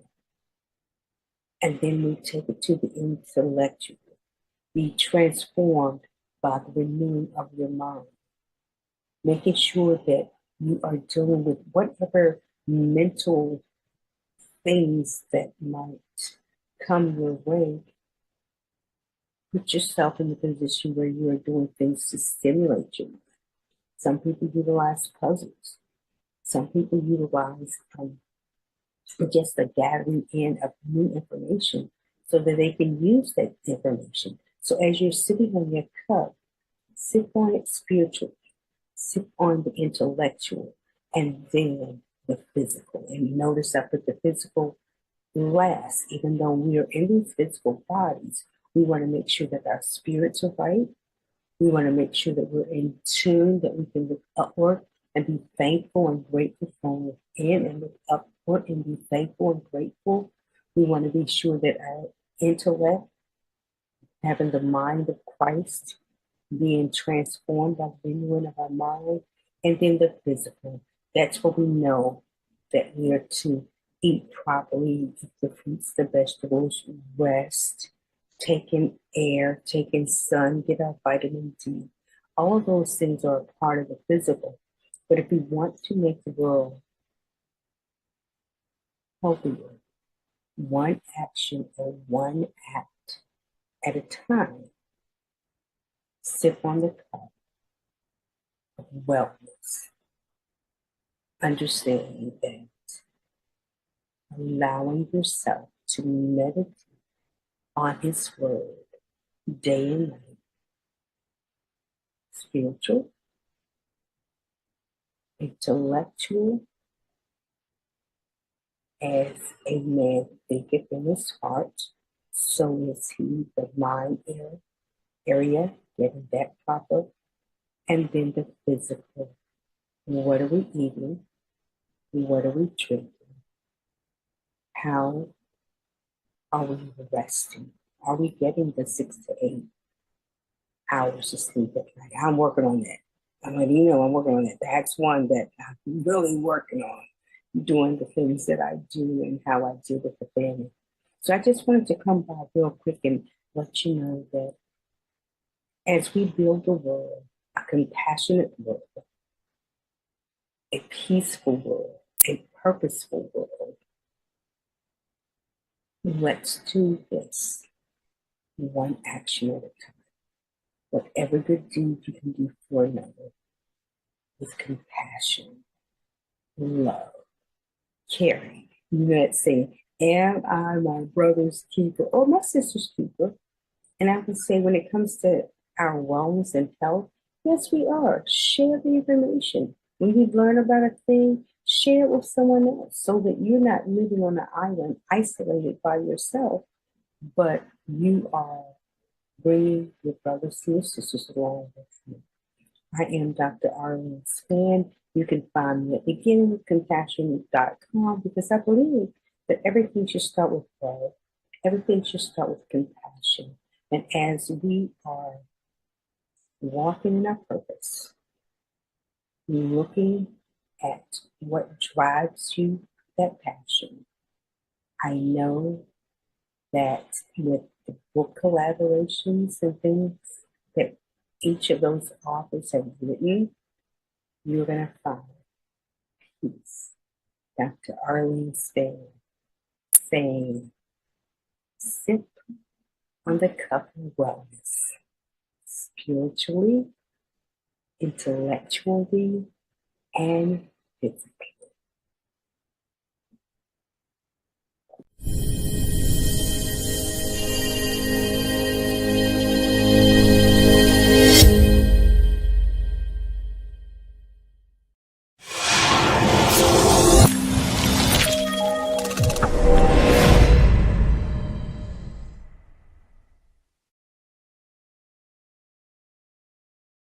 Hello, my name is Dr. Tandra Price. I am the founder and owner of Tap In Magazine, a global publication, where we help entrepreneurs amplify their voices, their stories, to make sure that they're seen, heard, noticed, and celebrated. With over 700 online distribution channels, we emphasize entrepreneurs' authority, credibility, and visibility, and help them to expand their network on a broader scale. We also help entrepreneurs get featured in television shows, podcasts, and on speaker platforms. I'm known as the networking ninja, where I help entrepreneurs, whether you are a seasoned networker or just getting started in networking, to go from value into a room to leaving with opportunities. I'm so super excited to be a part of the Passion, Purpose, Peace Summit. This is an amazing summit to where you will be hearing from entrepreneurs all around the world. My passion is the power of networking and how it can elevate your business and take it to the next level. I'm going to be sharing with you 3 strategies. 1 is how to initiate a conversation. 2, when is the best time to network? And 3, the follow-up. That's the big one. How do we close the deal? As a network marketer with over 20 plus years of experience, when I very first started out, I would get nervous about how do I walk into a room or how do I approach a prospect and let them know about my products and services and what I had to offer. I knew it had to initiate with the conversation. But how do we begin the conversation? Let me share with you. To initiate a conversation, you want to be your authentic self. You don't want to add no fluff or anything into it. We're not pitching when we first meet someone. We're only introducing ourselves. Now, whether you're in a professional environment or just on a casual setting, you want to determine how do you want to really initiate that person, initiate that conversation. You might just want to initiate it and say, hello, how are you? My name is Dr. Tandra Price, and end with a firm handshake. Or if you're in a casual setting, hi, how are you? My name is Tandra Price. And then end with a hug. We have to think about just being our authentic self. We're not adding a lot into it and we're not pitching. 2, we want to be able to ask open-ended questions. We want to make sure that the conversation keeps going. So we want to make sure that we're always continuously asking open-ended questions. 3, we want to do a compliment. You always can initiate a conversation with a compliment. People love it when you talk about them. I love it when I get talked about because I wear a lot of nice jewelry. But if you can always start with an initial compliment, a genuine compliment, it will get people talking. Again, I'm always shoe shopping. I'll go into the store and I may see someone with some amazing shoes on and I'll be like, oh my goodness, are those some of your shopping shoes or those your vacation shoes? I'm always trying to keep the conversation going about them, not about me, but you want to make sure that it's always about them. The 4th thing you want to do is ask people's opinion. Now, this one could be a tricky one. You might have to stop them sometime, but you always want to ask people about their opinion. People love to talk and give their advice about different things. The 5th thing is we want to have a humor joke. I always, no matter where I go, I always keep a pocket joke. I keep that pocket joke for the simple reason that I want to break the ice when I get into a room. If I'm feeling a little uncomfortable or something, I will start with the bust out a humor joke, just so people can know that, hey, it's okay to talk and laugh together and that I'm approachable at the same time. And lastly, most leastly, you want to make sure that you are paying attention to your observation, your surrounding. It is the best way to initiate a conversation. Just think, if you're at a football game, a basketball game, you could talk about things that's going on in the room. Even if you're at a networking event, you can say, hey, is this your first time being here, or have you been here before? You always want to take advantage of those special moments that you are in your environment that you can strike up a conversation. A lot of times we miss that point because we're always thinking about, what should I say? I don't know what to say. But just think about fun things that are around you that you can start talking about to kind of end the deal. Now, a lot of times we talk about, we always feeling like we have to have a certain place to network, or, we can't just network just any old place. Yes, you can. See, networking is done 24/7, and we need to be making sure that we're implementing networking into our daily routine. From the time you wake up to the time you go to bed, you are networking.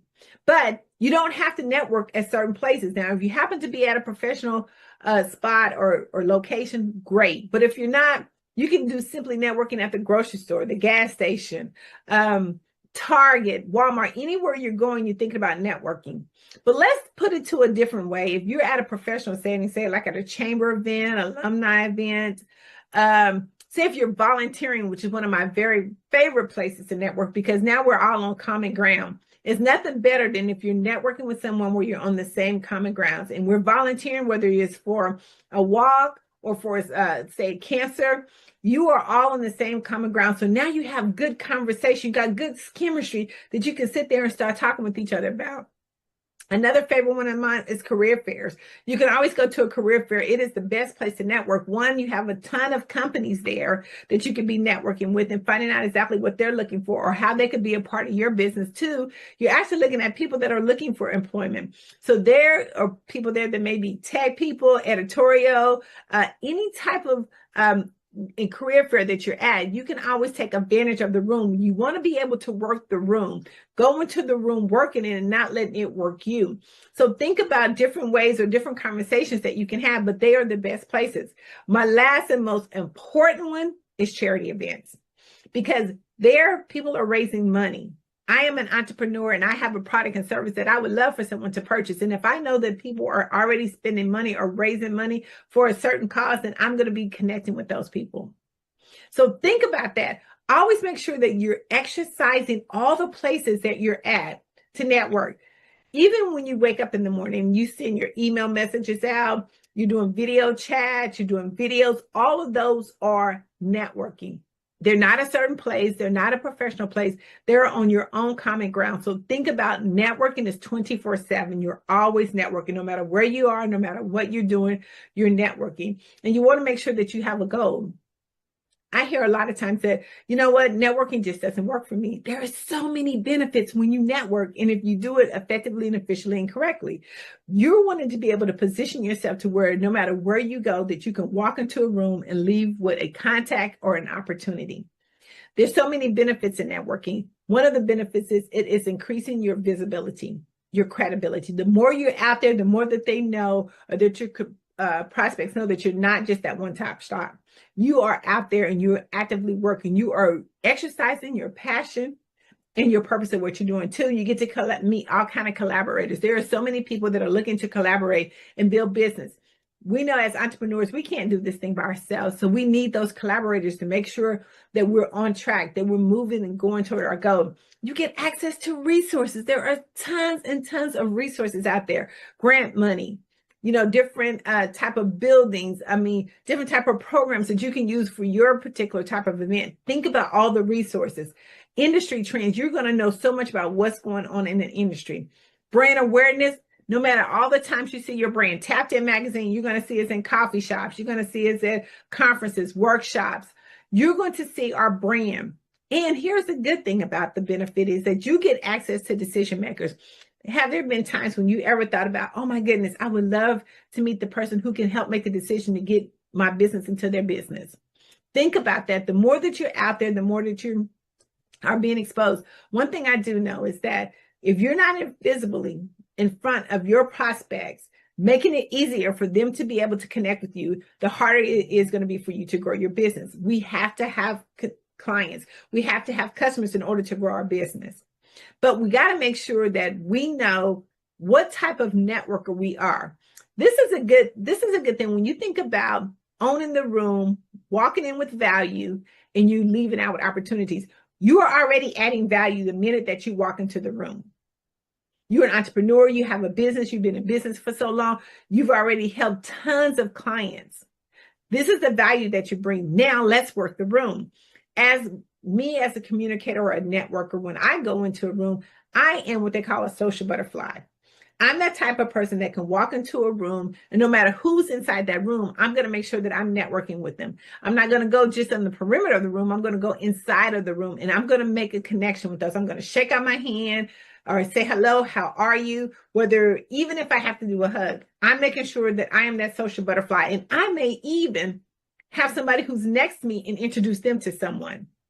So you have to think about the impact that you can make when you walk into the room. And the only way that you can make that impact is knowing what type of communicator you are and the strengths of your communicator that you are. Think about the impact, your strengths that you can leverage, because see, it goes way beyond just walking into the room.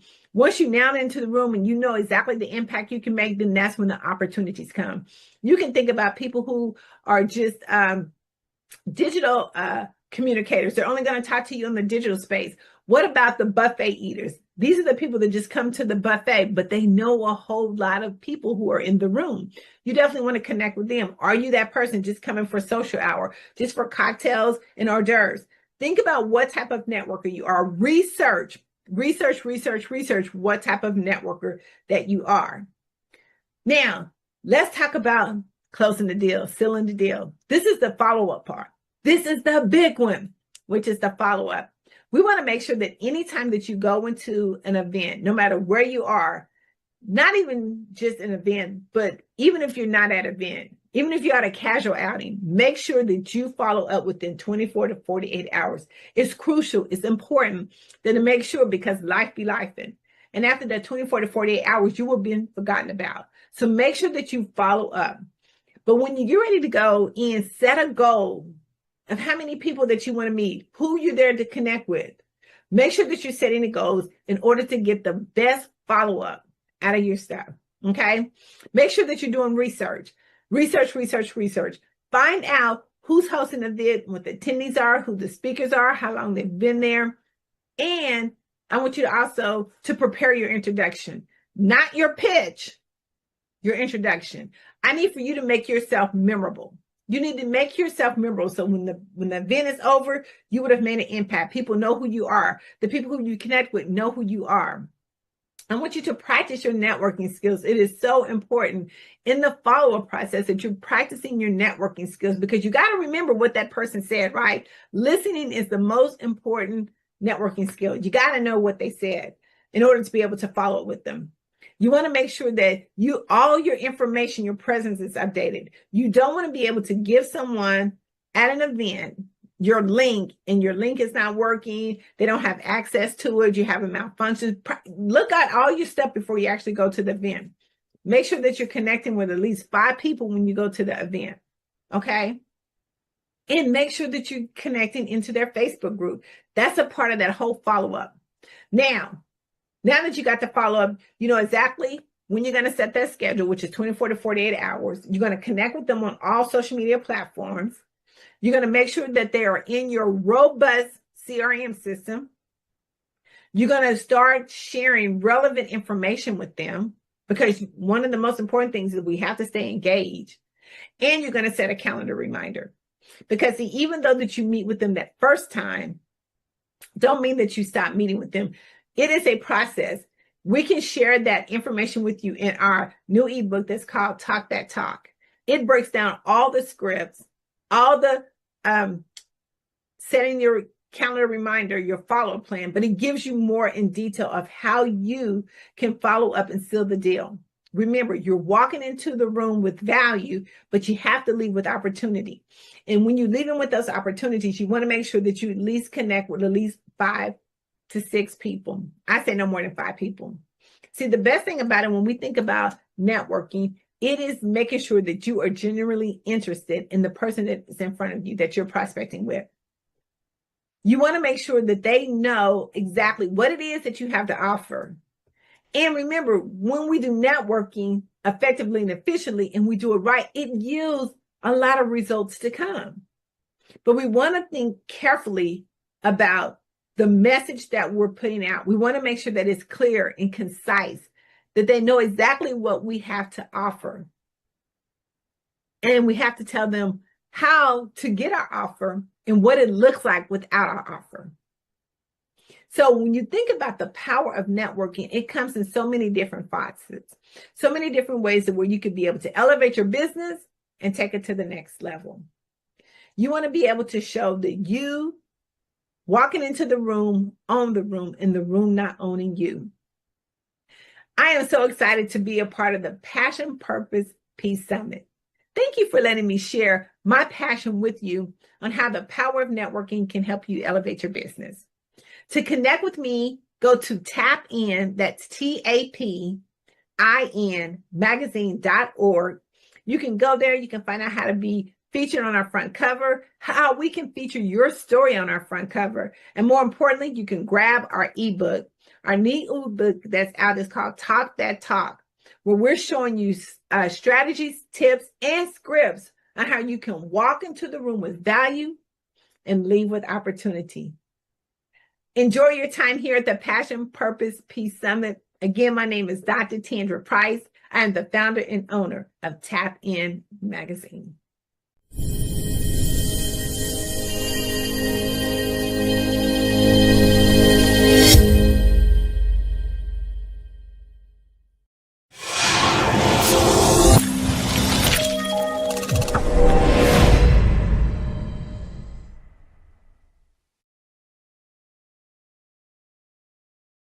When the heart is at peace, the home is a refuge for healing. That's my opening quote in my chapter of the book, Peace Within, the home, the school, the community, the world. My chapter, Peace Within, a survivor's path to a harmonious home and life. My name is Kamaria Richmond, and I'm a stroke survivor, storyteller, media professional, and best-selling author. And those are not just words on a page, but it's a lesson my life demanded I learned, and I'll share with you why. In 2005, I was living life at the speed of ambition. I thrived in the luxury retail space. One rollout, one flight, one meeting, I was all ago.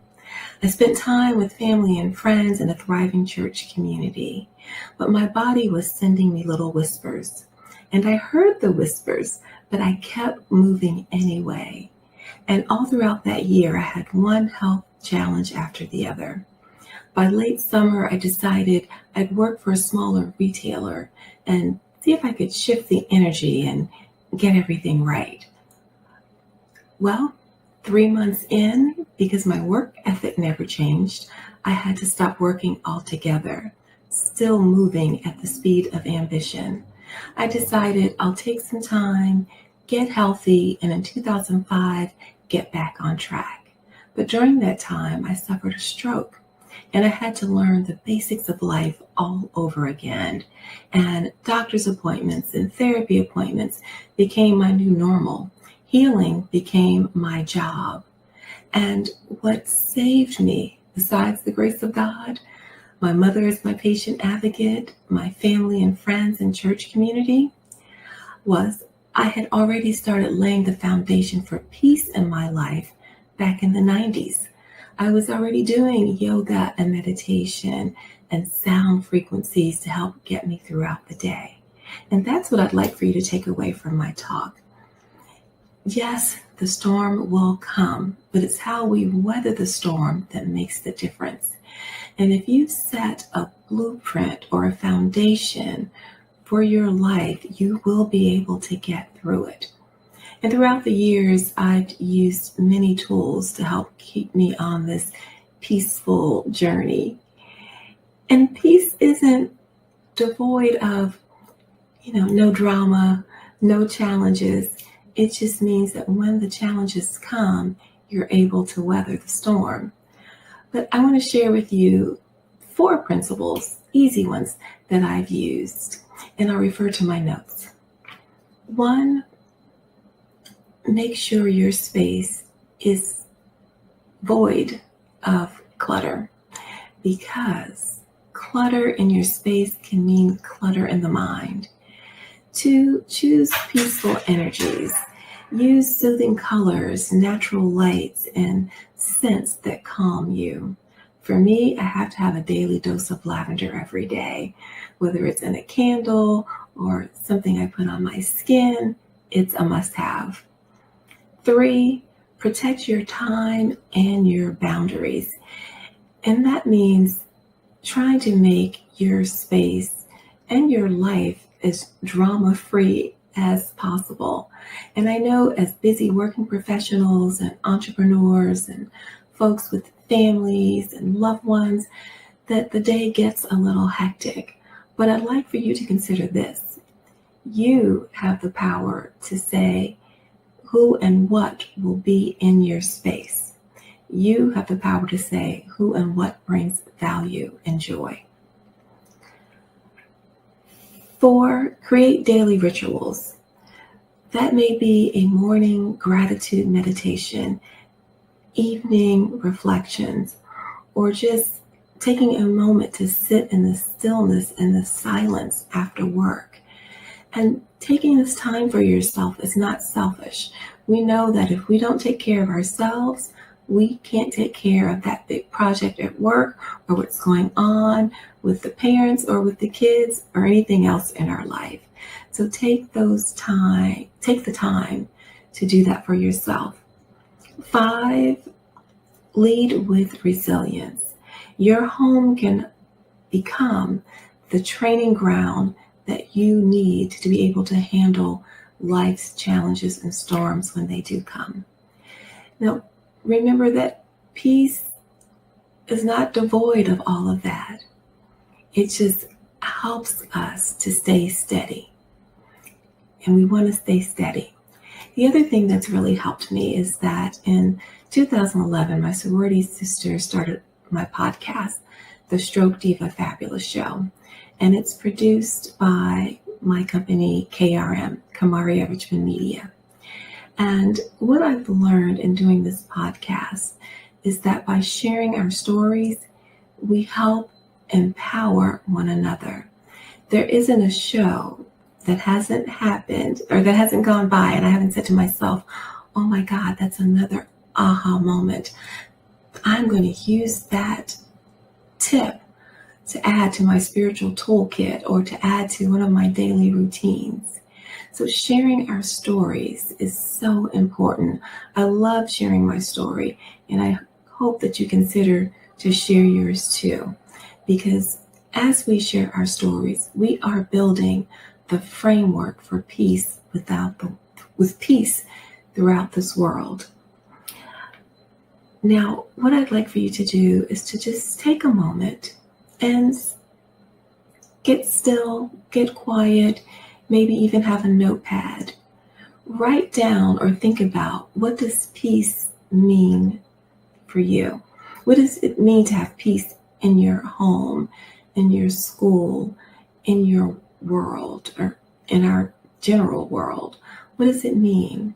What tools can you use to help keep you grounded and filled with joy? Because it really is that peace that brings me joy. That's something I really like to focus on. So think about that. Take a minute and reflect on the things that bring you joy and how that adds peace to your world. And so thank you for listening to my story. I love sharing my story. I went from doing all the things to having to learn how to do all the things. But with the grace of God and family and friends and a church community and affiliations that I have in my life, I have been able to thrive. And I pray the same thing happens for you. Thank you. If you'd like to connect, please send me an email at kamariatrichmond@gmail.com. I'm wishing you peace on your journey, many blessings. Namaste.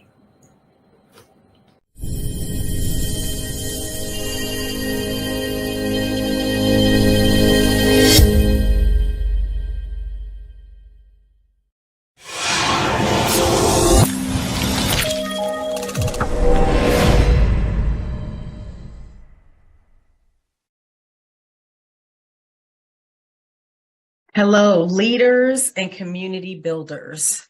I'm Her Excellency Malaysia Harrell, a veteran, a board-certified psychotherapist, WOMA United Nations Peace Ambassador, spiritual transformation coach, award-winning entrepreneur, and best-selling author. But most importantly, I'm a woman who knows what it feels like to survive what was meant to break you. Ask not what your country can do for you. Ask what you can do for your country. Those were the words that echoed in my soul as I watched the second plane crash into the Twin Towers on September 11th, 2001. In that moment, something ignited in me, a fire to serve, to protect, and to live for something greater than myself. And I did. I was commissioned as an officer in the United States Air Force. I served with excellence and I led with honor. But what no one knew was this: while I was saving others, I was silently losing myself. Here's what I know now. You cannot heal what you continue to hide. I want to say that again. You cannot heal what you continue to hide. The truth is, the mask may help you survive, but it will never allow you to thrive. Raise your hand if you've ever worn a mask just to make it through the day. Yeah, me too. I've seen it in my own life, and now I guide others through the same sacred process, from heartbreak to healing, from confusion to clarity, and from striving to soul-aligned living. And I'm here to remind you that your story is not just one of your own healing. It's meant to be a light for someone else. Your past doesn't define you, but it can refine you. And if you're willing to look beneath the surface of your pain, you'll find purpose waiting on the other side. So yes, I help people stop performing and start transforming, to finally trust that your healing is not just possible, it's powerful. And your story, it was never a setback. It's the foundation of their calling. Now, fast forward to 2020, following a traumatic deployment. When I returned home, I was in debilitating pain for weeks that I just could not explain. That led me to being admitted into Walter Reed Medical Center. I recall the white sheets, the smell of the alcohol for sterilization, and the many needles being stuck throughout my entire body. I knew I was knocking at death's door. I was ignored, overlooked, and unheard. They even sent in a psychiatrist to assess me, and I begged them not to send me home. Eventually, they took a sample from my hip. The results came back: sepsis, a full-blown infection in my left hip. It's a bacteria in your blood that starts shutting down your organs. It's highly fatal, and many people don't survive. After 2 months of being in that hospital, I nearly died. Lying there, broken, breathless. None of my titles mattered. And God whispered, This is not your punishment. It's your preparation. That was the moment that changed everything. I realized at that moment, I wasn't being crushed. I was being called, not broken down, but broken open. And the only way to hear God's voice was to surrender and take off the mask. But I didn't die because God had a different plan. I was being crushed, yes, but not buried. I was being called to serve a higher purpose. Over the next 5 years, I would endure more than I could ever imagine. 9 surgeries, oral chemo, weight gain up to 254 pounds, hair loss, and a complete unraveling of the woman I once knew. And yet I stand before you today by the grace of God, whole, not because of the absence of pain, but because of the presence of purpose. So today, I want to share with you 4 truths that shaped my healing, and I believe they will unlock yours. Number 1, the mask may help you survive, but it will never allow you to thrive, as I previously said. I mastered the art of wearing masks long before I ever mastered the art of loving myself. You see, as a young girl, that survival required silence. That strength meant not crying, not cracking, not crumbling. So I overachieved. I performed. I earned all the accolades, the promotions, because I thought if I looked successful enough on the outside, maybe I could outrun the ache on the inside. But the soul cannot breathe behind the mask. I'll never forget the day that I walked into a room and the applause around me and felt absolutely nothing. No pride, no joy, just emptiness masked as excellence. It wasn't until I let the mask fall, tear-stained, trembling, terrified, that finally began to breathe again. And slowly, I began to remember who I was before the world told me who to be. So I ask you, who are you without the pressure to perform, without the armor?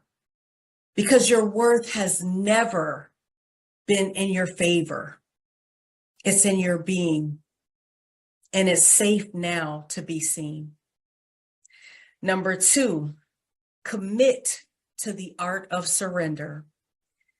You see, I used to think that surrender was failure. It was weakness. That if I let go, everything would fall apart. But I was wrong. Surrender is a sacred strategy. It's not giving up. It's handing it up. It's realigning with what already belongs to you. There came a point where I couldn't hustle my way out of exhaustion. I couldn't plan my way into peace. So I paused in the stillness. And for the first time, I heard God say to me beyond all of the noise, you don't have to chase what I've already assigned to you. Begin your day with 2 sacred minutes of silence, no phone, just presence. My alignment mantra, I align, I don't chase. And I encourage you to do some mirror work, speaking into the little person, reminding yourself that you are now safe. Oprah once said, you don't become what you want, you become what you believe. So I ask you, what do you believe when no one's applauding? What do you believe in the stillness and the silence? That belief will shape everything. Number 3, your pain wasn't just allowed, it was assigned. I used to beg God to take the pain away. The childhood trauma, the military burnout, the hospital bed where I almost lost my life. Each chapter felt so unfair, unbearable. But now I know pain wasn't my punishment, it was my preparation. That revelation birthed God Has My Six, my memoir of trauma, survival, and resurrection. And let me be honest, I didn't write that book to tell a good story. I wrote it because I needed every person to know that your pain has not disqualified you, it has qualified you. The same pain that tried to bury you holds the oil that anoints you. Your suffering has sacred weight. It carved out your capacity to lead, to love, and to rise. Don't waste it. And number 4, your purpose is not found, it's remembered. You for purpose, like it was something hidden in a corner office or on a speaking stage. But purpose isn't out there. It's not in your brand or a title or your salary. Purpose is within you. It's buried under the rubble of roles you were never meant to carry. It's beneath the armor you had to wear to survive. And here's the truth. The version of you that was built for survival cannot carry the weight of your divine assignment. That version was necessary back then, but now it's time to become. Purpose is in the stillness, in the surrender, in the moments when you ask, who am I really? That's when the remembering begins. You are not becoming someone new. You're remembering who you've always been before the world made you forget. I created Blissful Life Consulting for people like you, for the ones who has the titles, all the accolades, all the material possessions, but not the peace. For the one who is praised publicly, but crumbling privately. For the person who is ready to heal, not just function. You don't need to do this alone. This is your invitation to stop performing and to start becoming. One of my clients came to me after years of building a thriving graphic design business. She had just secured multiple contracts, multi-million dollars. And she was recognized for her work, highly regarded. And on the outside, she looked like the picture of success. But behind the scenes, she was exhausted. She was unfulfilled and questioning whether she was truly living in alignment with her purpose.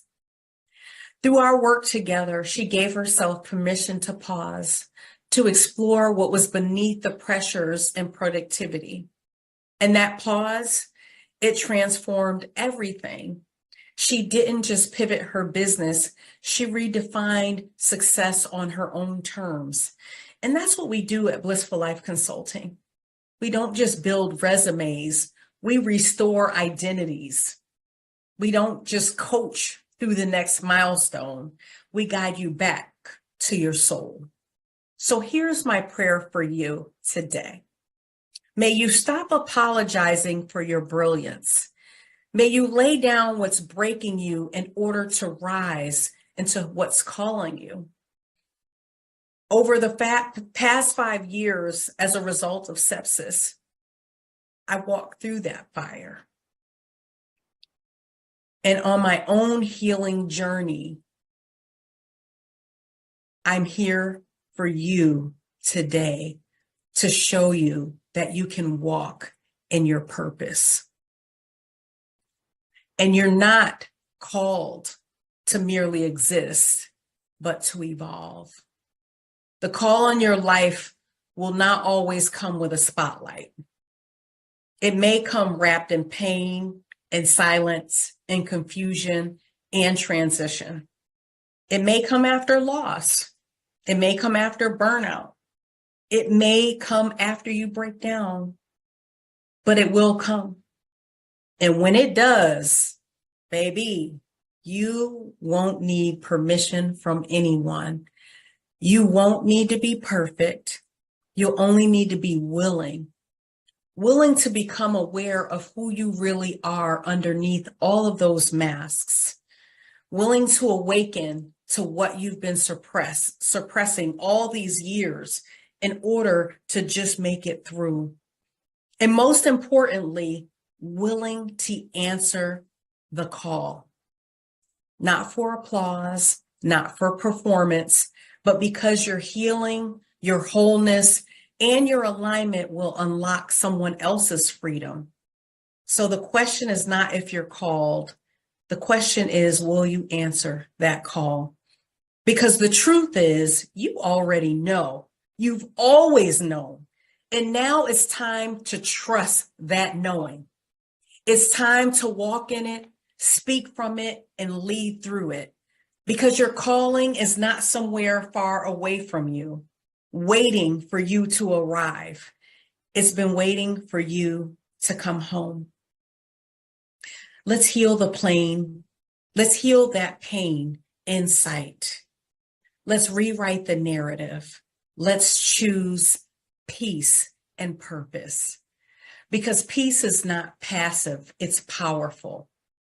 I'm Malaysia Harrell, your psychotherapist, spiritual transformation coach, and your reminder that healing is necessary and wholeness is your birthright.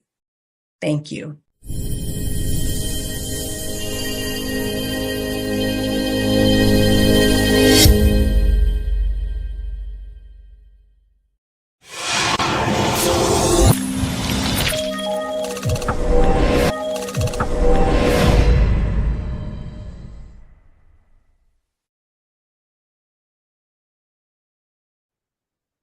Good morning, good afternoon, good evening, everyone that's listening to me, no matter where you are in the world. Welcome to the Passion, Purpose, and Peace Virtual Summit. My name is Dr. Adebola Jao, and I am going to be speaking to you today about finding peace in challenges through praise, promises, and partnerships. So let's define the word peace.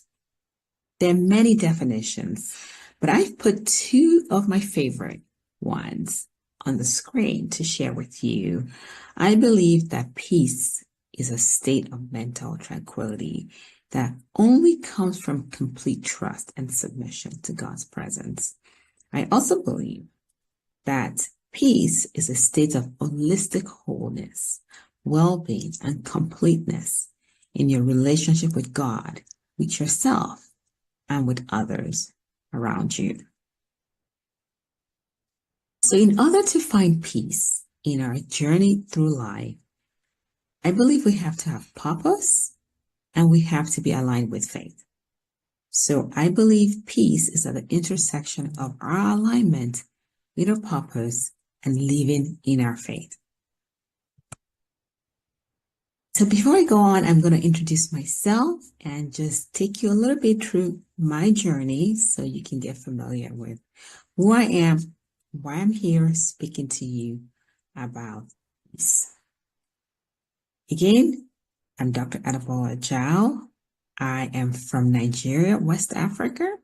I grew up in Nigeria for 17 years before I immigrated to the US to study. Studied microbiology in undergraduate, a minor in psychology, and I went on to get a master's in public health and a doctorate in epidemiology, which is the study of diseases frequency, prevalence, distribution, and risk factors. I have been in public health for over 20 years, and I have been an author and co-author of multiple books, especially because I do also operate in the personal development space and leadership development space. So I've been an author and co-author of multiple books, and I've been featured in multiple magazines. But what I've realized through my life journey is that no matter what the accolades are, no matter what you've achieved in life, if you're not aligned with your purpose of who you are and why you're here, and if you're not living out your faith, it is impossible to have peace through your life's journey. So to go back to that triangle with pieces in the middle of aligning with our purpose and aligning in our faith, I want to dive a little bit deeper into the definition of purpose, or my definition of purpose. My definition of purpose is passion plus service. I believe that in order for us to live in our purpose, we have to understand who we are, which is passion, and why we're here, which is service, who we're serving. There's a 2019 Edward Hearst Health Survey reported that only 25% of Americans have a clear sense of their purpose. That statistic is staggering. In a world where we do need to be clear in our purpose in order to really live our life's journey in peace. The passion part of the definition of purpose is who we are. It's a combination of our unique gifts, talents, strengths, skills, and experiences. It also could be the challenge that we've been through.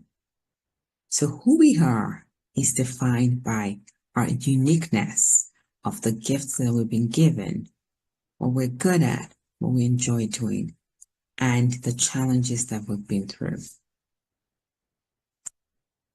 While the service component of purpose is who you serve. Who do you serve with your gifts?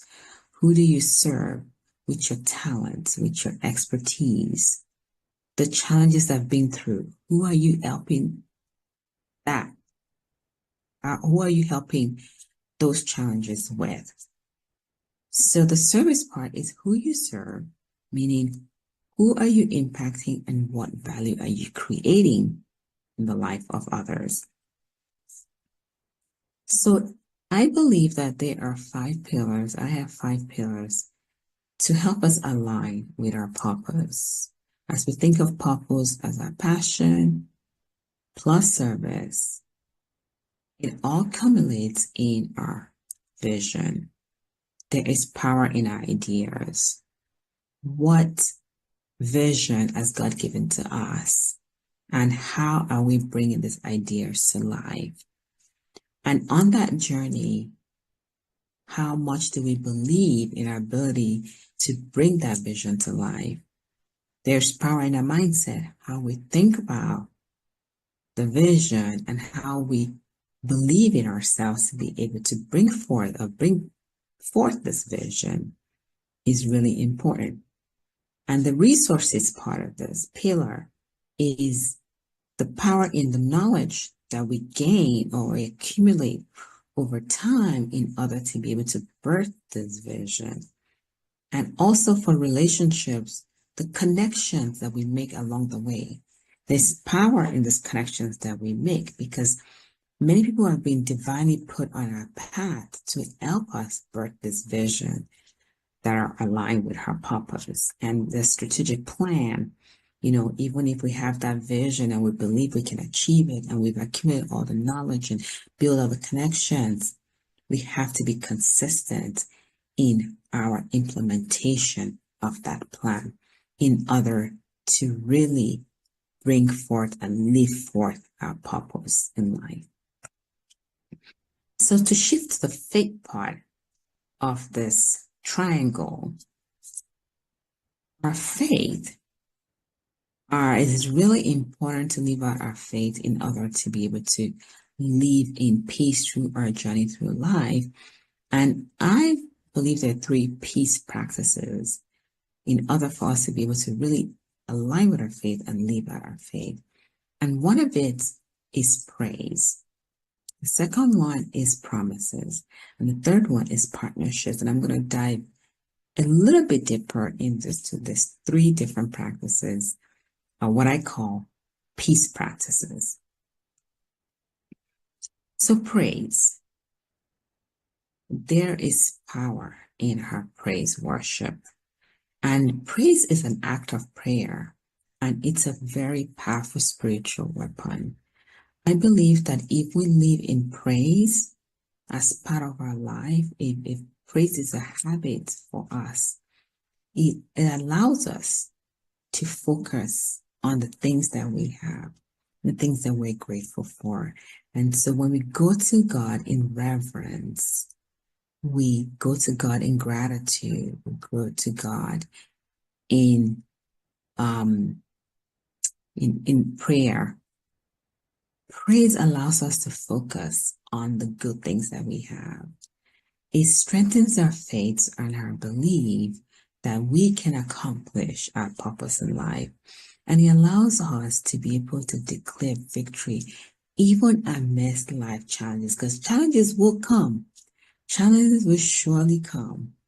But declaring victory even in the midst of challenges is a very important part of praise. Praise also shifts your mindset and converts us from a victim mentality to an overcomer. So praise as an act of prayer is a very important spiritual weapon, and is one of the practices that I believe helps us to live out our faith in order to have peace in our life's journey. The second peace practice is promises. And promises is God's assurances and commitments to us. And it's important for us to be able to be submerged in promises of God, to know what God's promises are to us, what His assurances and commitments are to us. Because once we know who we are and whose we are, we're able to replace fear and anxiety with faith and peace. We become spiritually fortified because we are able to recite who we are and what God's commitment is to us. We're able to surrender to God amidst any challenge, and allows us to take authority even when we're in the storm, even when we're in the valley. And promises also builds our confidence. It allows us to have supernatural peace. This is the peace that passes all human understanding. Even when it doesn't make sense for us to be at peace, we are at peace because we live in God's assurances and commitments. The third peace practice is partnerships. I believe these are powerful and divine connections, and we can call those strategic partnerships that God has brought into our lives to strengthen us, to support us, even when we're down, even when we're in the valley, even when we're challenged.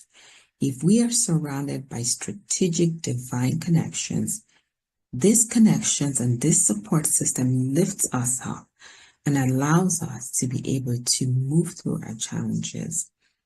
And this strategic partnerships also advances God's purposes in our lives, because these people or these individuals are divinely connected to us. They are placed in our lives to help us advance God's purpose in our life. And these individuals keep us accountable in our purpose. They let us know, they cheer us on when we're doing great work, and they let us know when we're not aligned with God's purpose. Having the strategic divine connections in our inner circle gives us peace. It keeps us peaceful. Any relationships that take away our peace, it is not divine and it's not part of the partnership that we should be forming in our life's journey towards our purpose.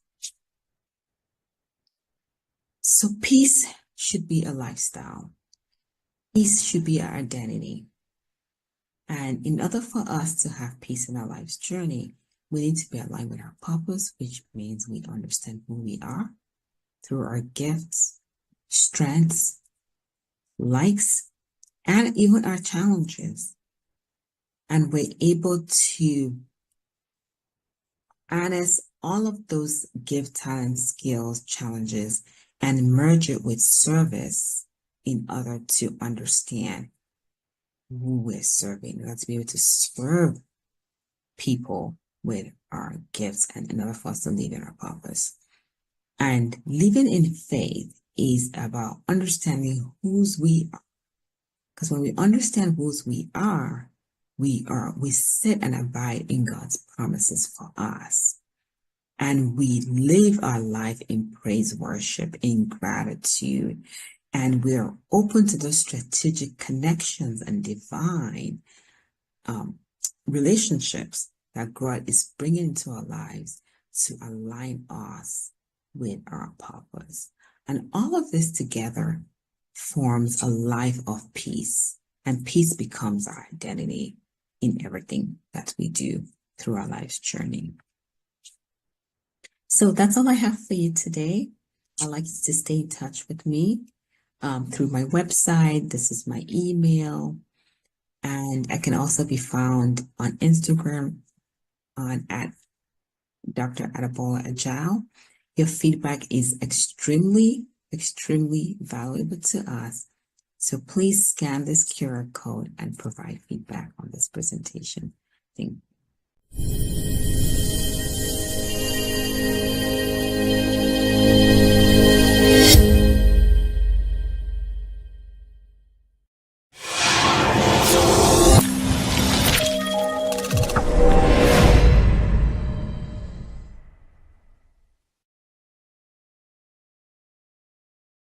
Good evening, beautiful people of God, men and women all over the world. What an absolute pleasure it is to be before you on today in this virtual environment, in this space, so full of vision, full of brilliance, and full of divine assignments.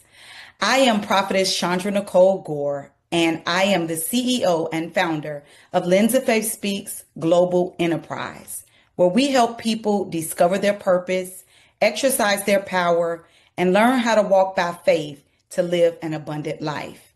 And let me tell you, this very virtual space on today is full of kingdom disruptors. That's right, people who are not here by coincidence, but here on a divine assignment, here on purpose. Can we just take a moment to thank the amazing, wonderful, Her Excellency herself, Dr. Theresa Moseley, for this great opportunity for bringing all of us here for this God move together. Thank you, woman of God. I really appreciate you allowing me to grace your stage on today. I believe in giving people their flowers while they are yet alive. Amen. Because we know not the day or hour that we will leave this earth. I believe today is not just an ordinary day, but I believe that today is a launch pad. This is a moment where we all should take a deep breath. Do it with me now. Doesn't that feel good? This is a moment where somebody's next chapter begins right now on this very day. Let's talk about passion. Passion is not just a hype. You know how they say, don't believe the hype? This is not just about a hype. It's not a trend. It's not a motivational boost that gets you riled up after hearing a good song or a good speech. Passion is a God-breathed fire that keeps on burning, even when everything around you says to quit, to give up, to throw in the towel. It is what keeps on writing when nobody's reading. It is what keeps on leading when nobody's following. It is what oftentimes we say keeps on serving when nobody says thank you. When nobody recognizes you, you still have a passion. My passion was tested in the military. My passion was tested as a single mother. My passion was tested in my marriage. My passion was even tested when God called me to speak. And I thought to myself, Lord, why me? I know that you could have picked anybody else, Lord, but why me? There was a time in my life where I know my nights were filled with tears. Some of my nights were filled with pain. Some of my nights were filled with anguish. But can I just tell you that God wiped those tears and he took care of all the anguish when I decided to let go and truly let God. And I remember saying, God, why me? Why me on this particular journey, Lord? And I will never forget, he whispered to me, because your voice breaks chains. Tonight, women and men of God, I want you to know that you are also a chain breaker. You can break the chains of poverty, break the chains of despair, break the chains of generational curses off of you and your family. This is not a time for us to dumb down or to hide from our passion that God placed on the inside of us. And I know some of you here today have the same testimony. You didn't choose passion. Your passion chose you. I want you to think about this. If you bury your passion, you bury the people connected to the assignment that God gave you. And somebody's deliverance, somebody's healing, somebody's next opportunity is in your obedience to obey the passion God placed on the inside of you. Obey God's mission for your life. Obey God's directions for your life. Let that sink in for a moment. Passion is holy fire. But here's one thing. It needs direction, right? You got to say passion needs direction. And that's where purpose comes in. Purpose is your blueprint. It is let me get this right. It is a divine blueprint into your life, your purpose-driven life. It's not all about doing everything, but it's about doing the right thing. Say it with me. Purpose isn't about doing everything. It's about doing the right thing. How many of you all have ever been caught up in saying, I'm busy, I'm busy, I'm busy? Just because you're actively doing something does not mean you're in purpose. And it does not mean you're doing the right thing. Purpose is all about doing the right thing. When you know your purpose, you stop competing and you start completing. Say it with me. When you know your purpose, you stop competing and you start completing. When I know my purpose, I stop competing and I start completing. Say it with me one more time. When I know my purpose, I stop competing and start completing. Amen. When we know our purpose-driven life, your no's become just as bold and powerful as your yeses. That's right. A no is a sentence. And oftentimes we need to say no just so we can stay on our purpose-driven path. Purpose is what kept Joseph in the palace after he'd been in the pit. Purpose is what kept Esther at the king's table, risking her life for the people. Purpose is what kept Jesus on the cross, knowing the joy set before him. I didn't launch Lens of Faith Speaks because of the nice color scheme and the graphics and the marketing strategy. I didn't do it because of that. I did it because God called me to it. How about you? Are you doing what God called you to? I launched it because God showed me there were voices out there in the universe waiting to be freed, waiting to move in purpose, waiting to be discovered, waiting for that push, waiting for that motivation, waiting. And so the Lord says, Chandra, you are a lens of faith. And I'm not the only lens of faith. Lens of faith is about purpose. It's about the strategy of God. And it's about a divine calling. There were books to be birthed. There were dreams to be resurrected and leaders to be realigned.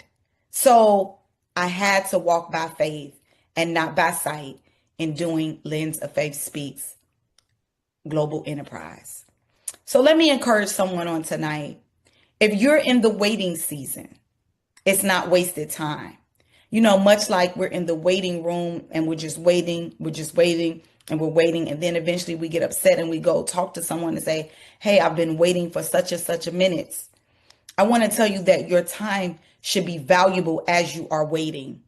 If this is truly your waiting season, don't keep saying, oh, I'm trying to figure out what's next, and you're doing nothing. Make an intentional move of faith to discover your purpose, exercise your power, and walk by faith to live an abundant life. It's preparation time. Your past does not cancel your purpose. Your mistakes don't disqualify you. God is not looking for perfection. He's looking for willing, and he's looking for your obedience. If you are willing, you will be obedient. Amen. Give God your yes. There's something absolutely amazing when passion, purpose, and peace collide. When these things collide, we learn something different, and I'll tell you about that in just 1 second. But first, let's talk about peace. Peace is the most underestimated weapon in a believer's arsenal. Peace is not the absence of problems, because we all have some sort of problem, right? Peace doesn't mean you're not going to face anything. You're not going to go through challenges. But peace means that you understand the presence of God in the middle of everything that you're facing. In all of your challenges, in all of your trials, in all of your tribulations, there is peace. Peace is not passive, it's powerful. Come on, repeat after me. Peace is not passive, it's powerful. Peace is not passive, it's powerful. One more time. Peace is not passive, but it's powerful. I faced so many trials and tribulations in my life, and I'm sure you have too. You can attest to the very same thing. I faced many seasons when my peace was attacked more than my relationship, more than my finances, more than my health. Come on, how many of you all can identify with that? Because the enemy knows that if he can disrupt your peace, if he can steal your peace, if he can take a portion of your peace, then he'll take your mind off of your purpose and dim your passion. So I encourage each of you today to never allow the devil to steal your peace. Never allow anyone to rob you of your peace, because peace is very valuable. God gave you that peace. The peace that surpasses all understanding will guard your heart and guard your mind. But peace says, I will rest while the storm rages. I will pray when they panic. I will keep my eyes on Jesus when the waves are very high. Remember Jesus?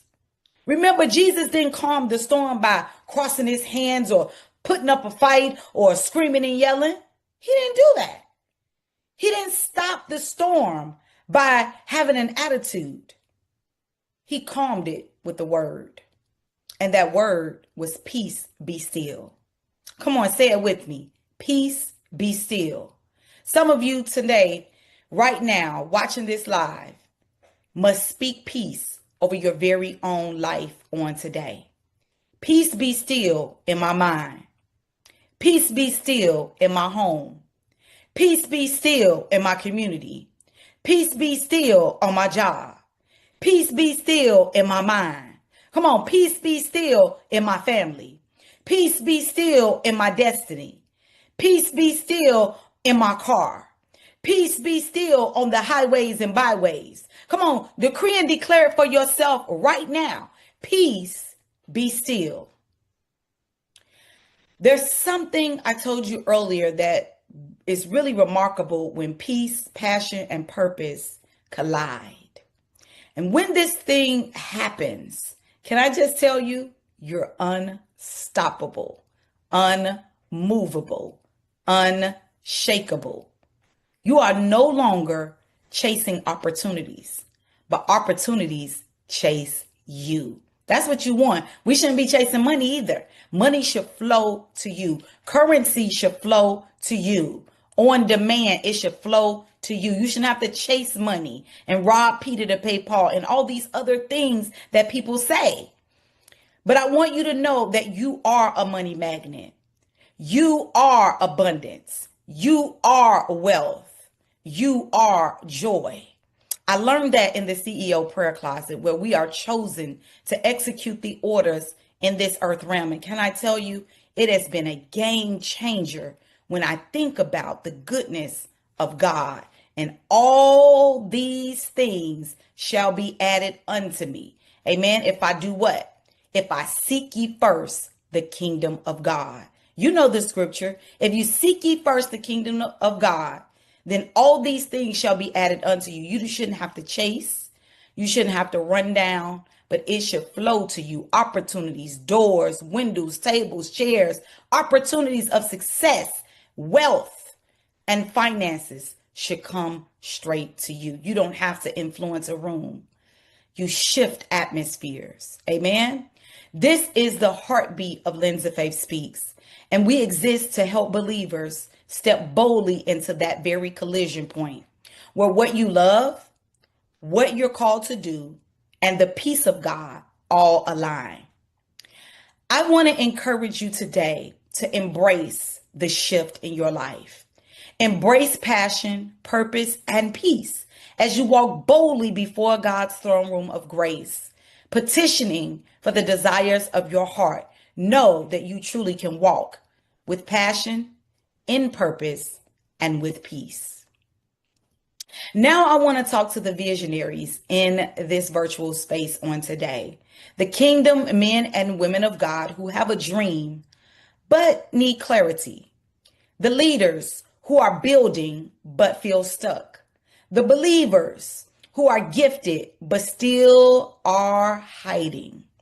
I created Lens of Faith Speaks Academy, private executive coaching and publishing consultations for you, just for you. At lensoffaith.org, I offer faith-based, results-driven coaching that moves you from fear to faith, from scattered to strategic, from delayed to delivered. In my one-on-one sessions, we map out a vision that God has given, dismantling fear and positioning you for supernatural acceleration. Through group coaching, I connect you with kingdom builders who you have a community with, accountability with, and momentum with. If today has stirred you in any way, shape, or form and sparked your spirit in one way or the other, don't let that fire fade. Visit lensoffaith.org and book your session, and let's walk this thing out together. Before I leave you on today, I want us to declare a few things together as you go out into the world and do what it is that God has called you to do. I want you to know that these things bring a mindset of wealth, prosperity, and abundance into your life. So repeat after me. I am passion filled. I am purpose driven. I am peace anchored. I am faith fueled and fire tested. My next move is not small, it's supernatural. My next chapter is not delayed, it's developing. And my victory is not optional, it's ordained. I am Prophetess Chandra Nicole Gore, and I am a Lens of Faith. And I stopped by today to remind you that it's time to bust a faith move. Thank you, God bless you, and I'll see you at the top. Be blessed.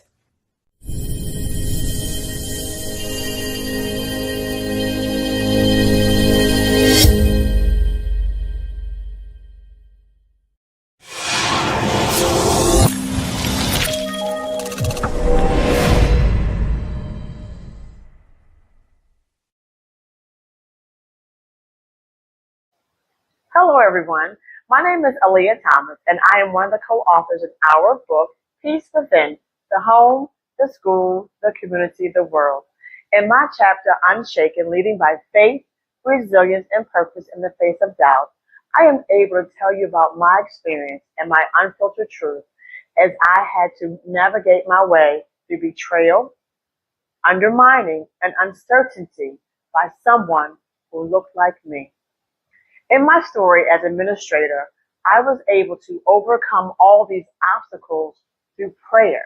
And in my chapter, I share with you the prayers that led me to become a better assistant principal, even when I almost lost my job by being demoted.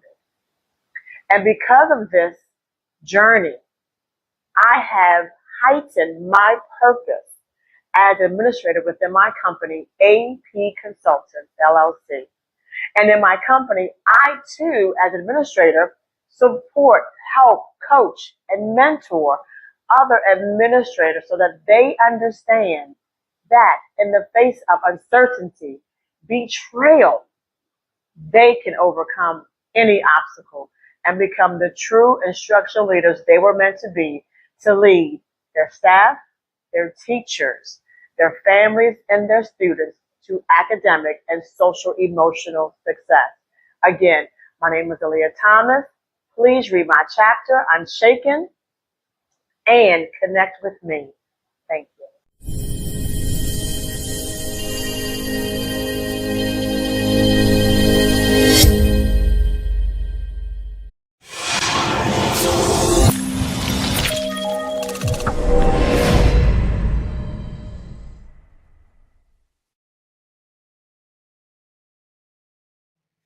Now, do you realize that life will throw us unexpected curveballs that we never see coming our way? What do you do? How do you react? How do you respond when that adversity hits you?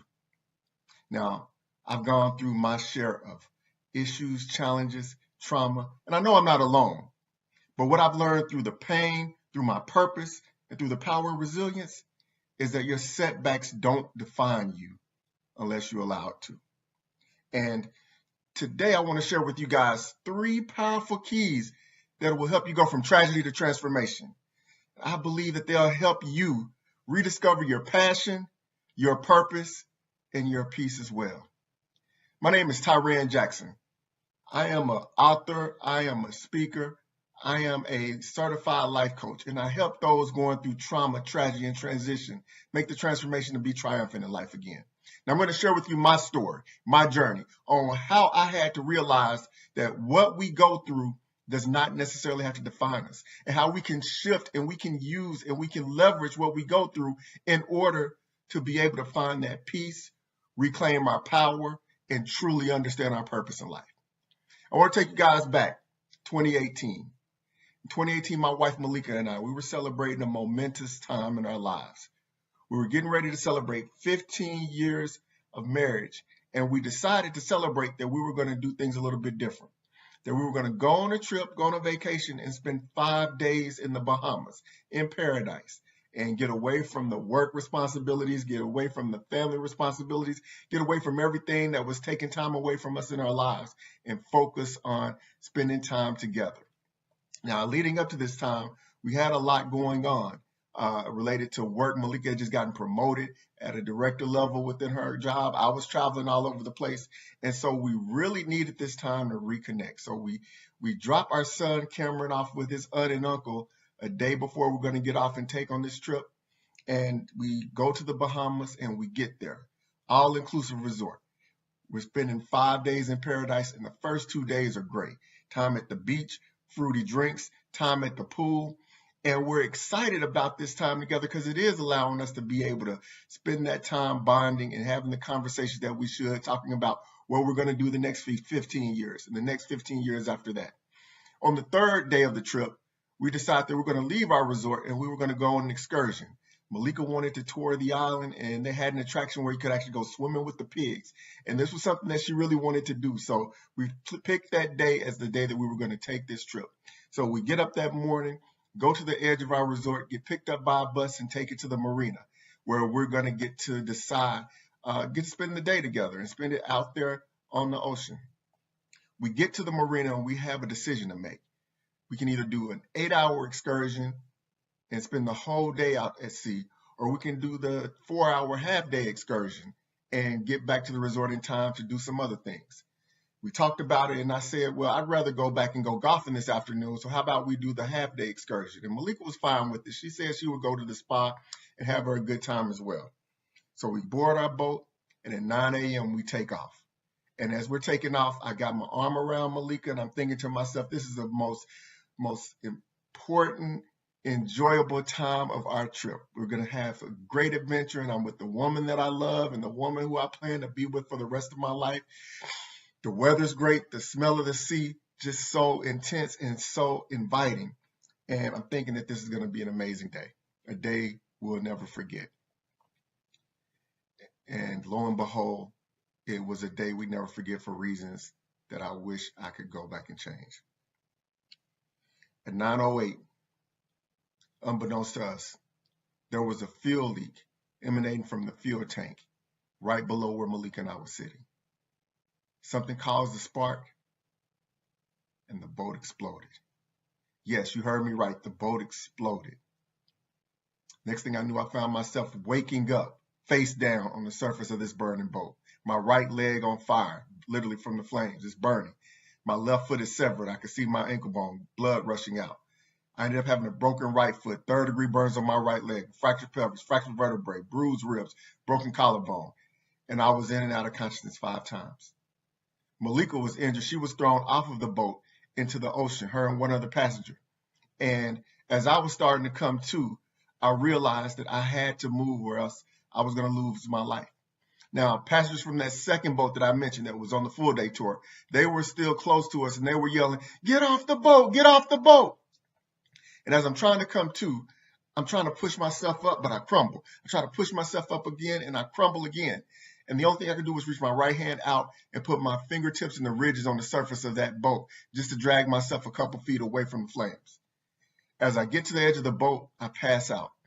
Now, by the grace of God, some of the passengers on the second boat swim over and pull me off before the second fuel tank explodes. But as they get me to that boat, I'm asking, what about my wife? Now, there happened to be a third boat that picked up my wife and one other passenger and got them to shore and got them to a clinic.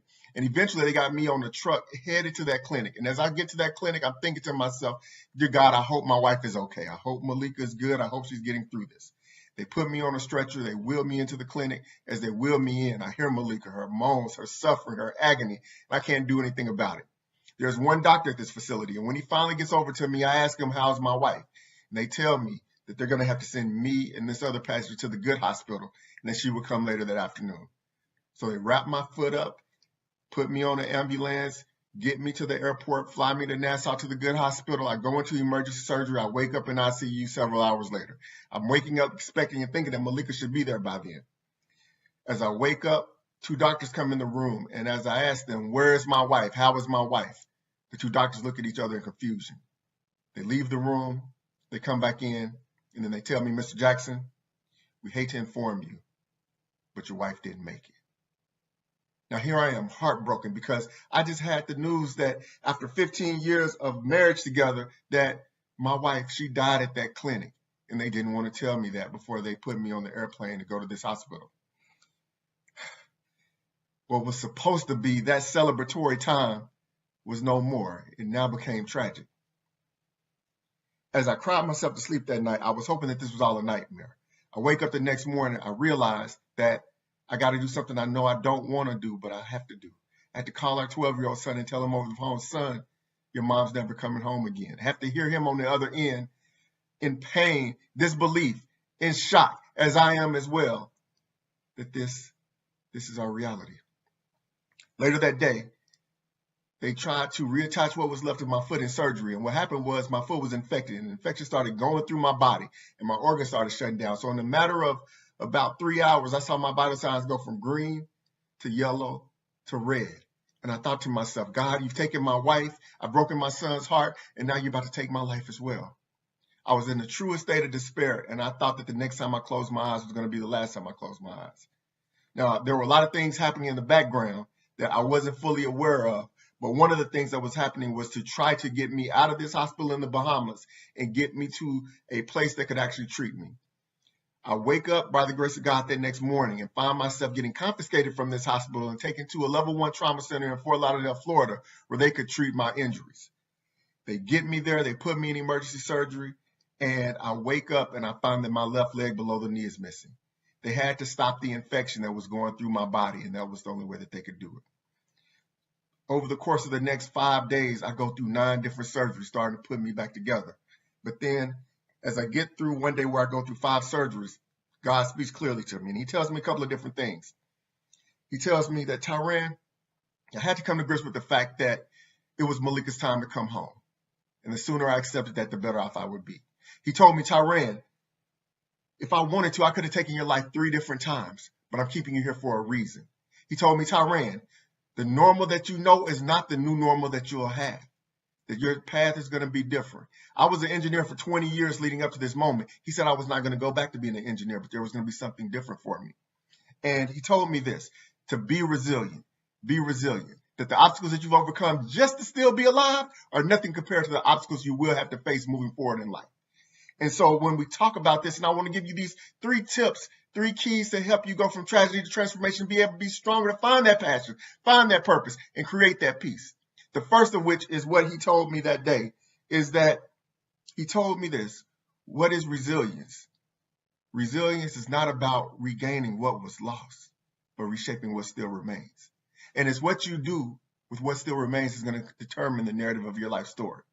So see, what we have to do is we have to learn how to shift the lens and understand that our setback is a setup for our future success. Now, in that moment, I'm broken physically, spiritually, emotionally, mentally. And, I'm dealing with these setbacks and I don't know what the future holds. For anybody out there, we're going to go through some level of trauma. It might be death of a close loved one. It might be losing your job. It might be betrayal by somebody you trusted. It might be a medical diagnosis. Most of us stay stuck looking back at what you lost. But let's not look at it that way. When you have a resilient mindset, when you are operating in a space of resiliency, you're not asking, why me, but what now? And what is this trying to teach me? We go through our adversity, but what can you do to shift that adversity into something that's going to make you greater? I had to find in the midst of that, with what God told me, that I was going to have to choose to be resilient. And that was going to be the thing that was going to create a new journey for me. As I said, you have to shift the lens. When you change your lens, when everything is cloudy, then sometimes vision becomes clear. And you can actually see the direction that you want to go in. Now, I didn't know all the answers at that point in time, but that was the moment where my mentality and my mindset started to shift in order to be able to do things with the resilient mindset, with the outlook, and understand that adversity was going to be a part of it in me trying to heal and recover. But making that mental change while I'm still broken in the hospital was the first step in the transformation of who Tyran Jackson became. And so first point, I want you to reframe, understand that the challenges that you're going through, that you've dealt with, that you've overcome are just a stepping stone in your future success.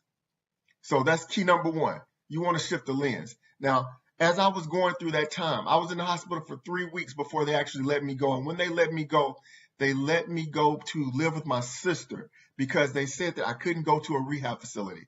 At that time, my right foot was in a cast. My left shoulder was in a sling. My left foot was missing. All I had was my right arm. They said you needed 2 functional limbs to be able to be helped by anybody at a rehab facility. So I had to go and heal and start this process of being restored before I'd be able to put some weight on my right foot, before I'd be able to use crutches with my left arm. And a lot of times when we go into this place of isolation, we get into a state of mind where we're dealing with the storm, we're dealing with what's going on, but we don't want to face it. I'll tell you this, you have to own your pain to activate the power within. And what I mean by this is, look, we all want peace, but what are we willing to do in order to get there? Many times we find ourselves either ignoring our reality or isolating our pain, or maybe even trying to find ways of being numb. I had to deal with the grief. I had to deal with the fact that emotionally I was broken, dealing with depression, survivor's remorse, PTSD, anxiety. I didn't know what life was going to look like. They've taken my left leg. My grief was making me feel as if I didn't need to keep living. I had to understand that I was a man who had everything together, and then now all of a sudden everything's been broken apart. But it wasn't until I actually started addressing those matters, actually dealing with it, I realized that therapy was going to be something needed because I had never dealt with anything like this before. I was going crazy. Somebody who was typically structured, typically able to manage his emotions, was not able to do that. And I want to challenge you, if you're going through some level of disruption or dysfunction in your life, or where challenges are really getting the best of you, what are you doing to address that pain? Are you finding the right help? If you're looking to grow professionally, are you looking for the right people who are going to help you? Sometimes the power that you're looking for is under the very thing you've been avoiding. So ask yourself, what are you avoiding or ignoring in your life that's preventing you from reaching your place of power, finding your purpose, and reaching that success? So own the pain to activate the power that you're looking for. And then my third tip is, God told me this when I was in that hospital bed. He told me I could either feel sorry for myself, look for pity, and struggle to survive, or I can make a conscious decision to choose to be resilient and overcome the obstacles that were in my path and learn to thrive. Now, I will say this, that was the moment, that was the time, that conscious choice, the decision to choose to be resilient and apply it daily with everything that I went through. What does it mean to be resilient? To overcome life's obstacles. How do you cope with, come to terms with, and not only use those obstacles to fuel you, use that adversity to cause you to grow, but ultimately become better versions of who you are as a result of it. Look, resilience is not just a mindset, but it's a muscle. It's something that we can develop. And the challenges that we face are what we do when we're going into the weight room to get stronger with it. We don't have to feel strong to act resilient, but every day that you wake up, you have to decide, you have to ask yourself, how am I going to show up? Who will I speak life into? Will I speak life into myself? Will I move forward? Am I allowing myself to heal? These are the things that we have to incorporate in our lives when we face that pain, that adversity. Look, we're all going to go through our challenges. That is given. We're going to have our struggles, but it's not the adversity. It's our reaction to that adversity that's going to dictate the narrative of your life story. Peace isn't the absence of that adversity. It's the presence of intention. So what are you going to be intentional about? What are you going to be all in? What are you going to be obsessed about to make sure that you overcome whatever comes in your way? Choosing that resilience is something that is critical for you to make sure that you do if you want to be able to create the peace that you need and grow comfortable with where your purpose is and what you want for yourself. So my 3 points, just to cover this again, I want you to make sure that you shift the lens and understand that your setback is setting you up for success. Understand that you have to own the pain. You have to activate your power, and it's going to come through addressing that pain. And then lastly, that conscious decision to choose resilience every day. Make sure that you are waking up with intention and that you are knowing what you need to do in order to make this powerful. So with that, as we go through this place of trying to understand, what your pain is and how to be able to leverage that in order to drive your purpose, I want to leave this with you guys. I don't know what your story is. I don't know what you lost. I don't know what might have almost broken you. But I do know this. If you're watching this, you're still here. And that means your story isn't over. That means your purpose still has breath. And that means that peace is truly possible. Don't let your pain be wasted. Don't bury your lesson under the loss, and understand that you don't have to wait until life is perfect to start living again. Sometimes the most powerful version of you is the one that rose after the fall, after the breakdown, the one who turned the pain into power, the one who was creating the breakthrough, the one who just decided that I didn't just survive it, but now I'm about to use it to thrive. If you take these points and apply them in your life, this will give you the insight and the start to be able to choose to live a resilient lifestyle and understand that you are here for a reason and how you can transform those setbacks into success. My name is Tyran Jackson. I'm a man who's gone through a tremendous transformation to become triumphant again. God has taken me down different paths, and my journey, it required intention It required finding the right place to be able to be restored and making that a part of my life. It required having the right motivation and the right attitude and understanding that there is a clear process that we must follow in order to achieve our dreams, regardless of what we go through. For those who want to learn more about it, you can find my platform, Reborn Resilient, because I was reborn the day that that accident occurred. And if it wasn't for resiliency, I wouldn't be here. There's resiliency within all of us. What are we going to do to pull that out? If you want to follow me, check out rebornresilient.com or find me at Tyran Jackson Official. And I hope that this inspires you, that it shows you that no matter what we've overcome, what we've dealt with, that we can overcome. Be blessed, be great, find your peace, your purpose, and your passion.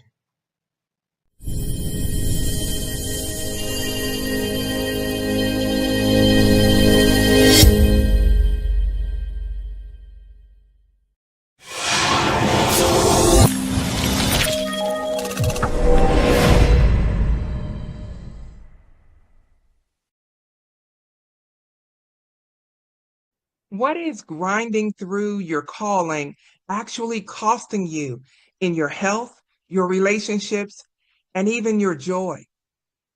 Hi, I'm Dr. Rhonda Simmons, your executive leadership consultant, and this is Grace Over Grind, how to lead from overflow, not obligation.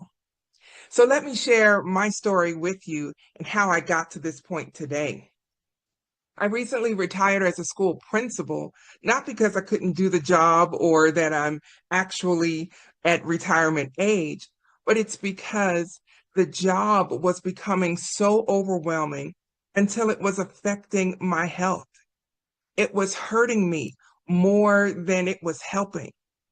I found myself working so hard and putting in so many hours until I was literally grinding myself into exhaustion and sickness, physically sick, to the point where the day that I resigned, I drove the hour-long commute from work to home. And the further I got away from my campus, the better I felt, literally. By the time I got home, felt great. You can't tell me that there isn't something to be said about the grind and how much it costs you. And so this reminds me of a scripture that really transforms how I think, and I think it'll help you too. In Isaiah 30:15 from the King James Version of the Bible, it says, "For thus saith the Lord God, the Holy One of Israel, in returning and rest shall ye be saved. In quietness and in confidence shall be your strength, and ye would not." Wow, what a way to end that powerful verse. So the cost of the grind is indeed expensive. It costs you an overcommitment that leads to exhaustion. It costs you in what I call approval addiction, where you want everyone's approval so much until you say yes to everything despite the expense to you. And if you're like me, you know the word expense means far more than money. It's costing you to keep grinding at the pace that you've been. And it leaves you with no capacity for your real assignment, what you've been called to do, and the people you've been called to serve. You find yourself producing results just fine, but privately, you're running on fumes.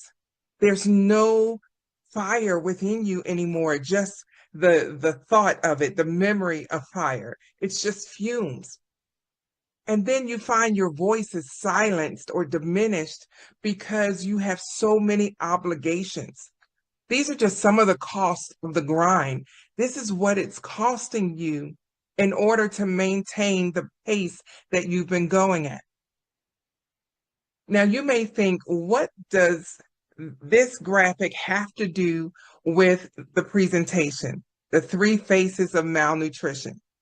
Well, let me explain. First of all, I did not create this graphic. As you can see, the organizations who did are printed at the bottom of the graphic. And yes, this graphic has to do with malnutrition. But can we think metaphorically for a moment? In this graphic, you see these three different types or faces of malnutrition: stunting, wasting, and overweight. And yes, this graphic has to do with children under the age of 5. And I certainly wouldn't insult your intelligence by referring to you as children. But here's what I want you to see. When it comes to burnout, you find yourself in one of these phases. First, with stunting, for example, with malnutrition, the children are too short for their age. They're not growing. They could be 5 years old. They look like they're 2 because they are not getting the nutrition that they need in order to grow. And when you are burnt out, you're not growing anymore. You're just rinse and repeat. You're rinsing and repeating every day. That's what the grind is. I know what that's like. When I was assistant principal for 6 years, let me tell you, I stopped learning after about year 2 because it was so repetitive and I wasn't growing. And so I was in that state of stunting. Or you may find yourself in the wasting stage where you're too thin for your height. It's almost like a rubber band where you stretch it and you stretch it, and the more you stretch it, the thinner the rubber band goes.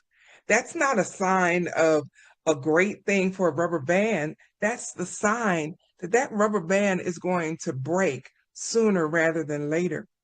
And some of you have been stretched so thin by all the obligations that you are trying to meet until you have no more fire left in you. You have no more strength. You're stretched out of proportion. You're too thin, metaphorically, and you're wasting away. It's not that you're not talented. It's not that you can't do your job. These are not the factors I'm talking about.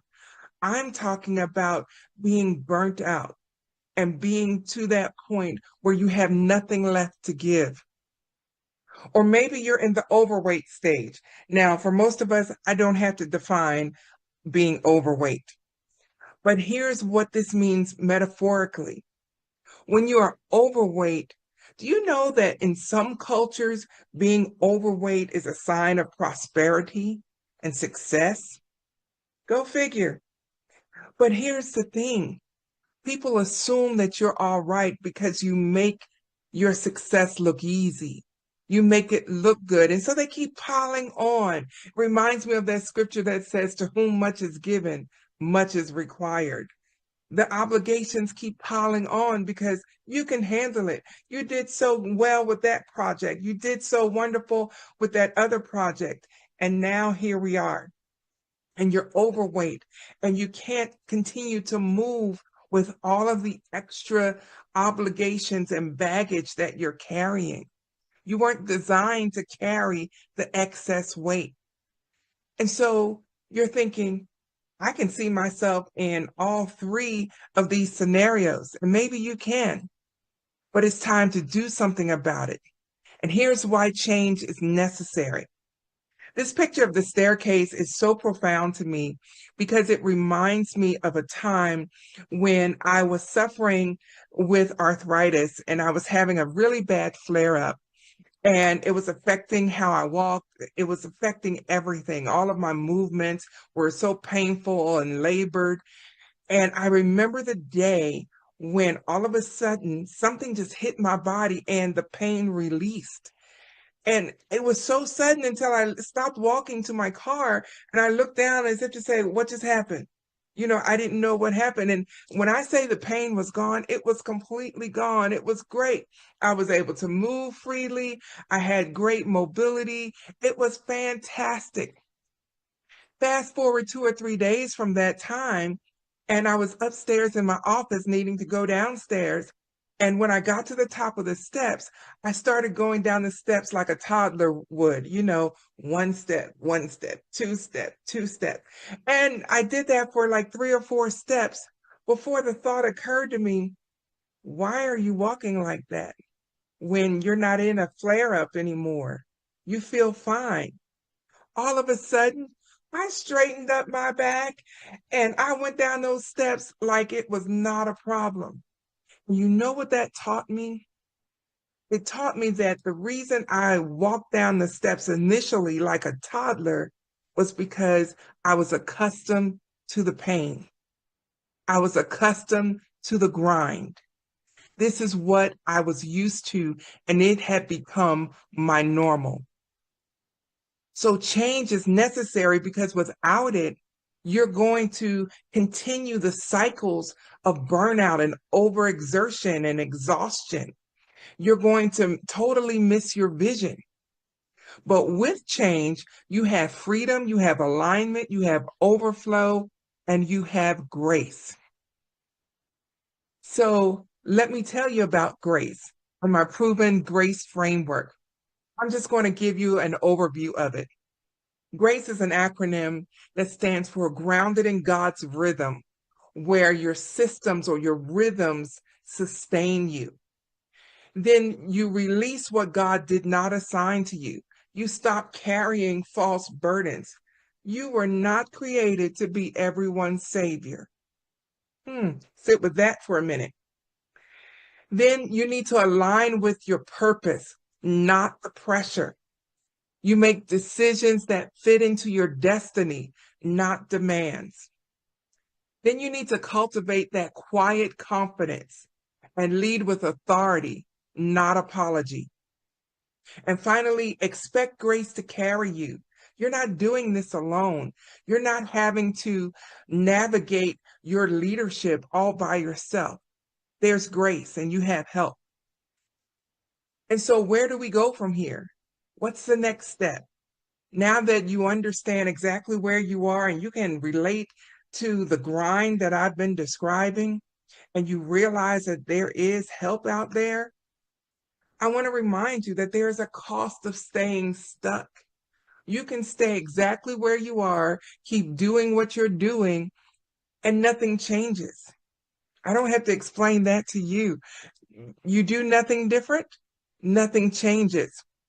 But this will delay the vision that God has entrusted to you.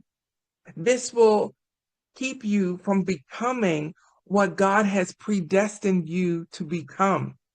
You're going to miss opportunities. You're going to miss the chances that you have to go to the next level and to build the legacy in your leadership that you really want to build. So there's a cost of staying stuck. And between me and you, I don't think you want to pay that cost. But you do have three choices. You can do nothing. You could do it yourself. You can make those changes all by yourself. That would be great. But if you had the strength and the inner motivation to do that, we wouldn't be here today. Or you could do it with me. The benefits of saying yes is that you begin to lead from overflow, not from overcompensating, not out of obligation.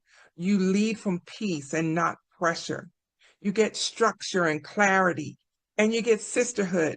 Now, I say sisterhood because I serve C-suite women and women in other areas of leadership who are trying to find that balance between their marriage, their callings, and their careers without burnout. And so there is a benefit, many benefits to you in saying yes. And so here's what I want you to do right now. Snap a picture of this QR code and grab your free Grace Over Grind reflection guide today. It will help you. It will help you to remember what I've discussed and to take action. Now is the time to take action. It's time to do something. It's time to change the narrative. And so here's how you contact me. You can email me at admin@coachronda.org because there is an overflow waiting for you. And I'm here for it to walk you through the journey. I'll see you next time.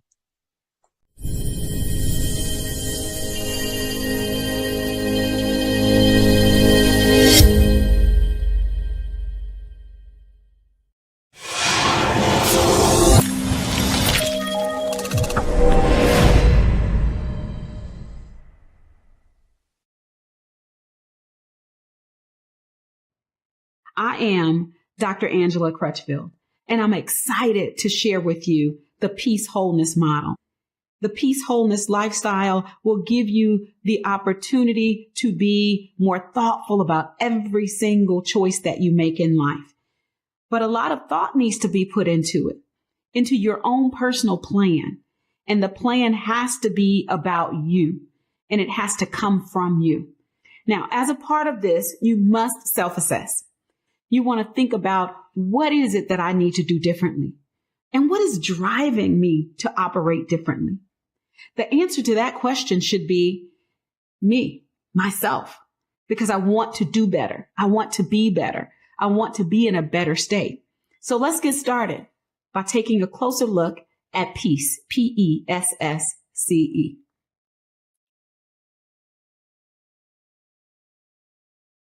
So let's begin with breaking down the word peace and what peace stands for, P-E-S-S-C-E. And how do you get it? We always talk about it. How do we get it? The first letter of the 6 focus areas make up the word peace. So we have physical, emotional, spiritual, social, career, and economic wholeness. The Peace Wholeness model includes those 6 descriptors. And these are the common areas for us as human beings. We all have physical, we all have emotional, we all have spiritual, social, career, and economic aspects of our lives. If you need discipline in any of these areas, the Peace Wholeness model will help you with that. So let's review the baseline for each one of these areas. So we're going to start with physical. Physical wholeness demonstrates a healthy lifestyle through dedicated planning, preparation, and intentional actions. It's in your hands to make change in the space of physical. You want to be thoughtful about your health and your well-being and what impacts your body internally and externally. And when you really think about it, the physical wholeness is a tangible external reflection of you being solid in every aspect of your life. And demonstrating physical wholeness, it not only puts your peace wholeness on display, but it also actually really feels good. It's about your own personal well-being. And the things that I'm describing are within your control. There may be other aspects of physical health where you need to bring in other people to help you. And focusing in on this live stream means that you are working on these things. And these things are within your control. Making self-controlled decisions in this category will show up in your life from a physical perspective when you get it right. All of these things should be a part of thoughtfulness for being whole in the space of physical. Our second category is thinking about our emotional wholeness. Emotional wholeness can be really a challenging area for so many people. Oftentimes, we look in the mirror and that's all we see. If we want to be whole, we want to be able to look behind that mirror so that we can be thoughtful about where our opportunity lies for change. And addressing these challenges, it won't be easy, and it will require some heavy lifting on your part. This is another category where you're going to need to reach out to get some external support. You might need to get a psychologist. You might need to get a therapist. You may need a counselor. It is okay. Many people are uncomfortable with this category because it includes mental health. We all have mental health. We may not all have mental health challenges, but if you have mental health challenges, you want to seek professional support. In certain life streams, you need additional support, and this is an example of that. You may need to get some support from a trained clinician. There's stigma associated with it. So we want to move past that. Do not allow what other people will put upon you to keep you from getting the help that you need. It is okay to get that support. Now, at the center of the peace wholeness model is spiritual. We have physical, emotional, spiritual, social, career, and economic wholeness. Now, I am not trying to put any specific spiritual belief on anyone. I have my own belief. I just want to challenge you to be thoughtful about where you have opportunity to improve and become acquainted with some sort of spiritual reality for yourself, because that will make a difference. Your faith and your belief system will drive your needed spiritual breakthrough, which will help give you that full peace, wholeness that you're looking for. Now, if you say, Dr. Angela, I don't have a belief system, that's okay, because the right spiritual place will show up for you when you put forth the right effort. What you experience might be a spiritual awakening that enlightens your journey. It may give you an opportunity to find your path for spiritual wholeness. So the next area of focus for the peace wholeness model is social. You've got physical, emotional, spiritual, and social. And the social aspect of who we are, a lot of people don't realize it actually begins with you. You have to be whole in order to be there for others who might be a part of your social circle. And your social circle goes from you to your immediate family, and from your immediate family to your close friends. And that social circle is so very important. Exposure and social identity reflects our interactions with other people. And that interaction, again, has to come from a place of wholeness. If you're not whole as an individual, you cannot be any good for anyone else. It's similar to being on a plane. What do they say? Put on your vest, put on your mask first before you can assist anyone else. Because if you're not whole for yourself, there's no way in the world you can be there for someone else. Don't move forward with addressing interactions with others before you work on yourself. You want to be comfortable with being in your own space. As a part of your wholeness, you have to get to a place of comfort with being just you and being with you and valuing you. And then we can get to that next level of interacting with other people. I think social media has its place. I think social media has value, but you have to put it in its right place in your own personal life. And that is an important part of the work that you will need to do in the social category for wholeness. If you're up all night scrolling, that could be a problem.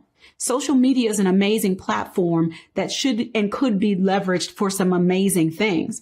But if you're not leveraging it in the right way, it can definitely be problematic for you in this social media space, in this category for social wholeness. Career. What are your career goals? What is your vision for yourself? What are you looking to do in the future? If you can't answer those questions, not even a career coach will be able to help you, because you will only be seeking a job. And this isn't about finding a job. It's about finding your pathway, and that pathway that will give you opportunity to leverage the talents, the skills, and the core capabilities that you have to impact and influence other people. When you are in a career that's value add for you, you don't even have to get paid to do it. Now, you will get paid to do it because we have to have our livelihood. But when you are doing something based on your passion and your desire to be of value to other people, you don't even need to get paid to do it. You'll do it. You'll do it every day of the week without any problems. So think about where you want to be. And this life stream requires you to know where you want to go in order to take the needed steps to get there. And your focus in this live stream will help you overcome whatever challenges you may even be facing in your career. If we are operating from a place of wholeness, we're going to find ourselves in the right position at the right time, making the right amount of money, doing that which we love to do. And find the roles that you're looking for that establish the path that you want to be on for your career. You don't want to just do a job. That's not fulfilling. That's not value add. Set career goals, establish a plan, and work towards those. Now, the final category or the final life stream is economic. And that's just a substituted word for finances. Finances can be really, really tough. I recently heard a minister, Brian Hockett, who's a pastor in Nashville, Tennessee, say, "Tell money to be quiet." I thought that was the most interesting line, and I took extensive notes on everything he said. He said, money is always talking. It always has something to say, but it may not have the right answer. We put so much weight on finances and money, and that can sometimes be detrimental for our peace wholeness. Do we need income? Yes. Do we need this economic wholeness? Absolutely, we do. And I think if we take the time to really, truly process where we are, we can get to a better place financially. Sometimes the things that we do in the other categories negatively impact this category. Our physical, if we're going out to eat every single day, if we're paying for fast food every single day, every day you order fast food for lunch, and oh, by the way, you used one of the services that delivers, you just spent $30 on something that should have only cost you $12. You may have to think more about this for yourself. Is money talking too much to you? Is money in your ear all the time telling you, you don't have enough of me? You have a whole lot of me. How about you go to the mall? But in your mind, you know, I really don't have enough of you. See how that conversation can go? We shouldn't have those kinds of conversations. If we're whole, we're going to make the self-controlled decisions in this category of economic. Economic wholeness will reflect many benefits to the disciplined and those who are willing to do the work. So be thoughtful about those decisions that you need to make. So this peace wholeness model, PESSCE, it requires a focus on all 6 life streams. You can't just pick out one or the other, because when you pull the lever in one area, it's going to impact in another area.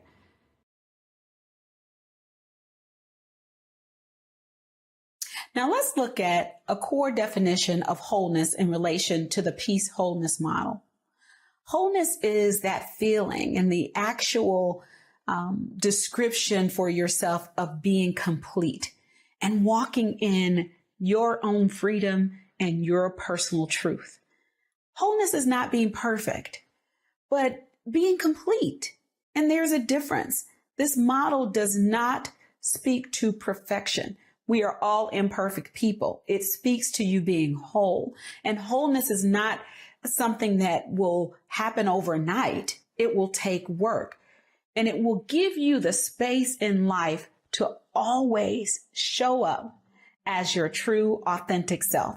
Authenticity is a huge part of peace wholeness. And if you are thoughtful about this, you're going to get this aspect right. I didn't fully understand what being my authentic self really even meant until I started my own journey to peace wholeness. And that really began with a spiritual encounter, which is why that spiritual undercurrent is so very important. Having that spiritual encounter for me was with God. And God basically gave me a renewal moment where it triggered this download of all these things that I needed to do differently in my life. And it was a culmination of all of the things I had written in journals, things that I had talked about in different coaching sessions, all of the things that I've been doing for years, all culminated in this peace wholeness model. But this is also where your behavioral choices will be vital. Your spiritual core will basically give you the strength that will ensure that you do right by yourself and right by others as you demonstrate authenticity. That is so vital to peace wholeness. When you have peace wholeness, you will always show up as your true authentic self every single day. You're not going to show up and be someone else. Authenticity is foundational for wholeness. Let me say that again. Authenticity is foundational for your wholeness. Who you are, it has been shaped over the course of your life. So you can't leave out aspects. If aspects were challenging, how can you leverage those challenges to show up in an authentic way? But you cannot be your authentic self without an internal assessment. That extrinsic lens of how other people view you shouldn't be your guiding point. You want to have an internal lens. And this is when you focus on those influences that come from internal, not the external perspectives of other people. Walk in your wholeness. Be true to yourself. And being your authentic self demonstrates peace wholeness. It will show you and others that you are valuable. You value yourself.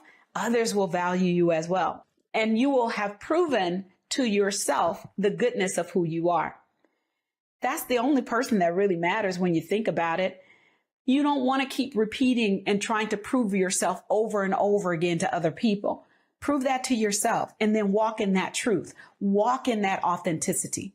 Now, in order for you to start your journey, you need to understand the 3-step approach for the peace wholeness model. I want to take time to walk you through those 3 steps.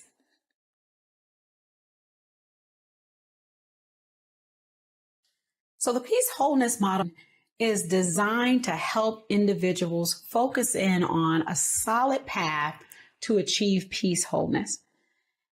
Oftentimes there's a lack of wholeness because of poor decision making, and we want to be able to work through that. You will need to scan your life and acknowledge where you have made poor decisions and where opportunity lies for you to make a better choice going forward. We don't want to make poor decisions. And if we make a decision that has a negative impact, we have to own that decision. We have to take responsibility for it and then be prepared to move forward with a different choice next time so that we don't have those negative moments. It is time for you to make different choices to move into a better future state. The peace wholeness model will help you get there. And what you're going to do is start by assessing. You're going to build out a plan, and then you're going to take action. And the peace wholeness model offers you a course of action or a path to achieve that wholeness using these 3 steps. So let's start with assess.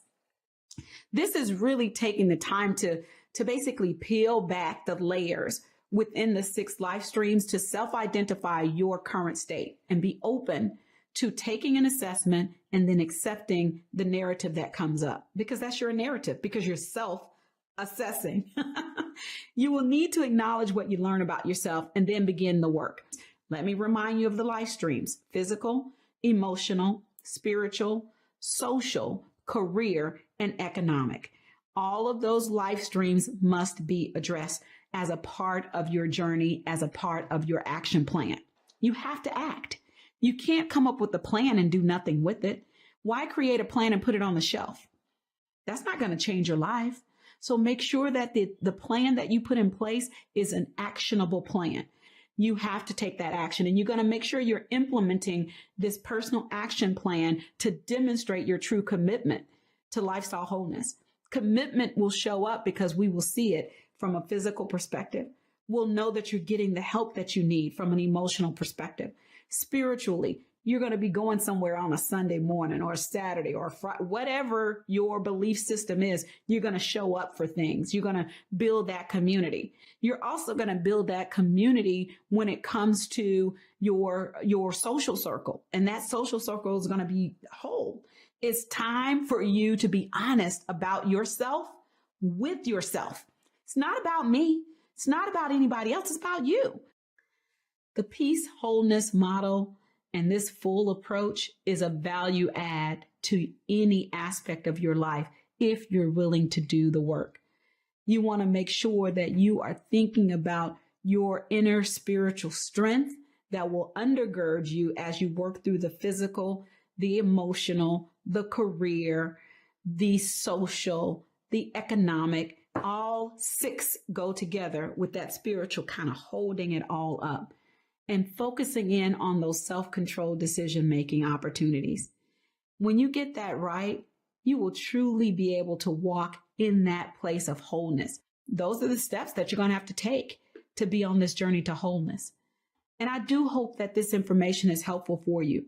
If you are in need of a lifestyle coach to take this concept further, please don't hesitate to reach out to me.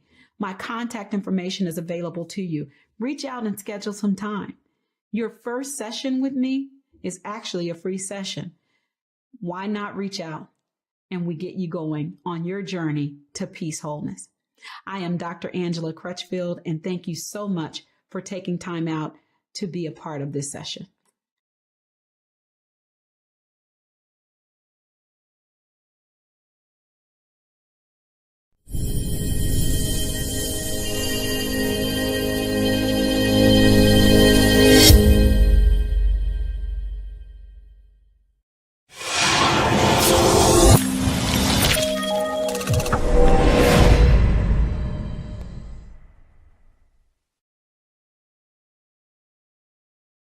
Hello, beautiful souls. My name is Natalie A. Solomon, and I'm honored to be with you today at the Passion, Purpose, and Peace Summit.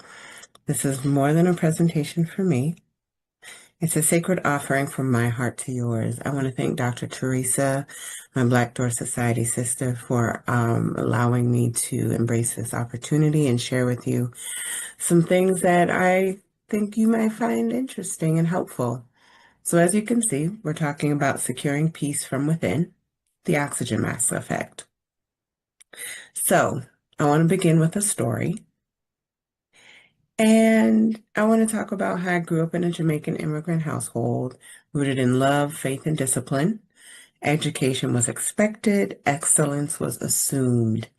It was full of music, faith, laughter, and discipline. My parents were immigrants who believed in God and hard work and good grades for sure. In our home, prayer was our first language. And education, like I said, it wasn't encouraged, it was expected. But in all that structure, we oftentimes, we would talk about rest, but we didn't say fatigue or overworking per se. We really embraced having a livelihood and having the opportunity to work.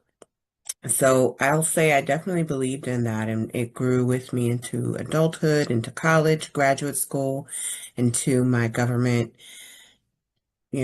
career. And it really kind of embraced and kind of shaped how I saw rest and my pace about what I did things. And it definitely, and good or bad, followed me into developing 90-hour work weeks once I started with the government, which I don't recommend. All of this I was dealing with 90-hour work weeks while I was quietly battling stage 4 endometriosis, which led to infertility, fibroids, and ultimately a brain tumor, which I subsequently had a brain surgery, as you can see on the screen. Then one day, before all of this, I drove myself to the ER. And while I was in the ER, this is on my way to work, I was having chest pains. I said, I got a call, which was for a job interview. And I took it.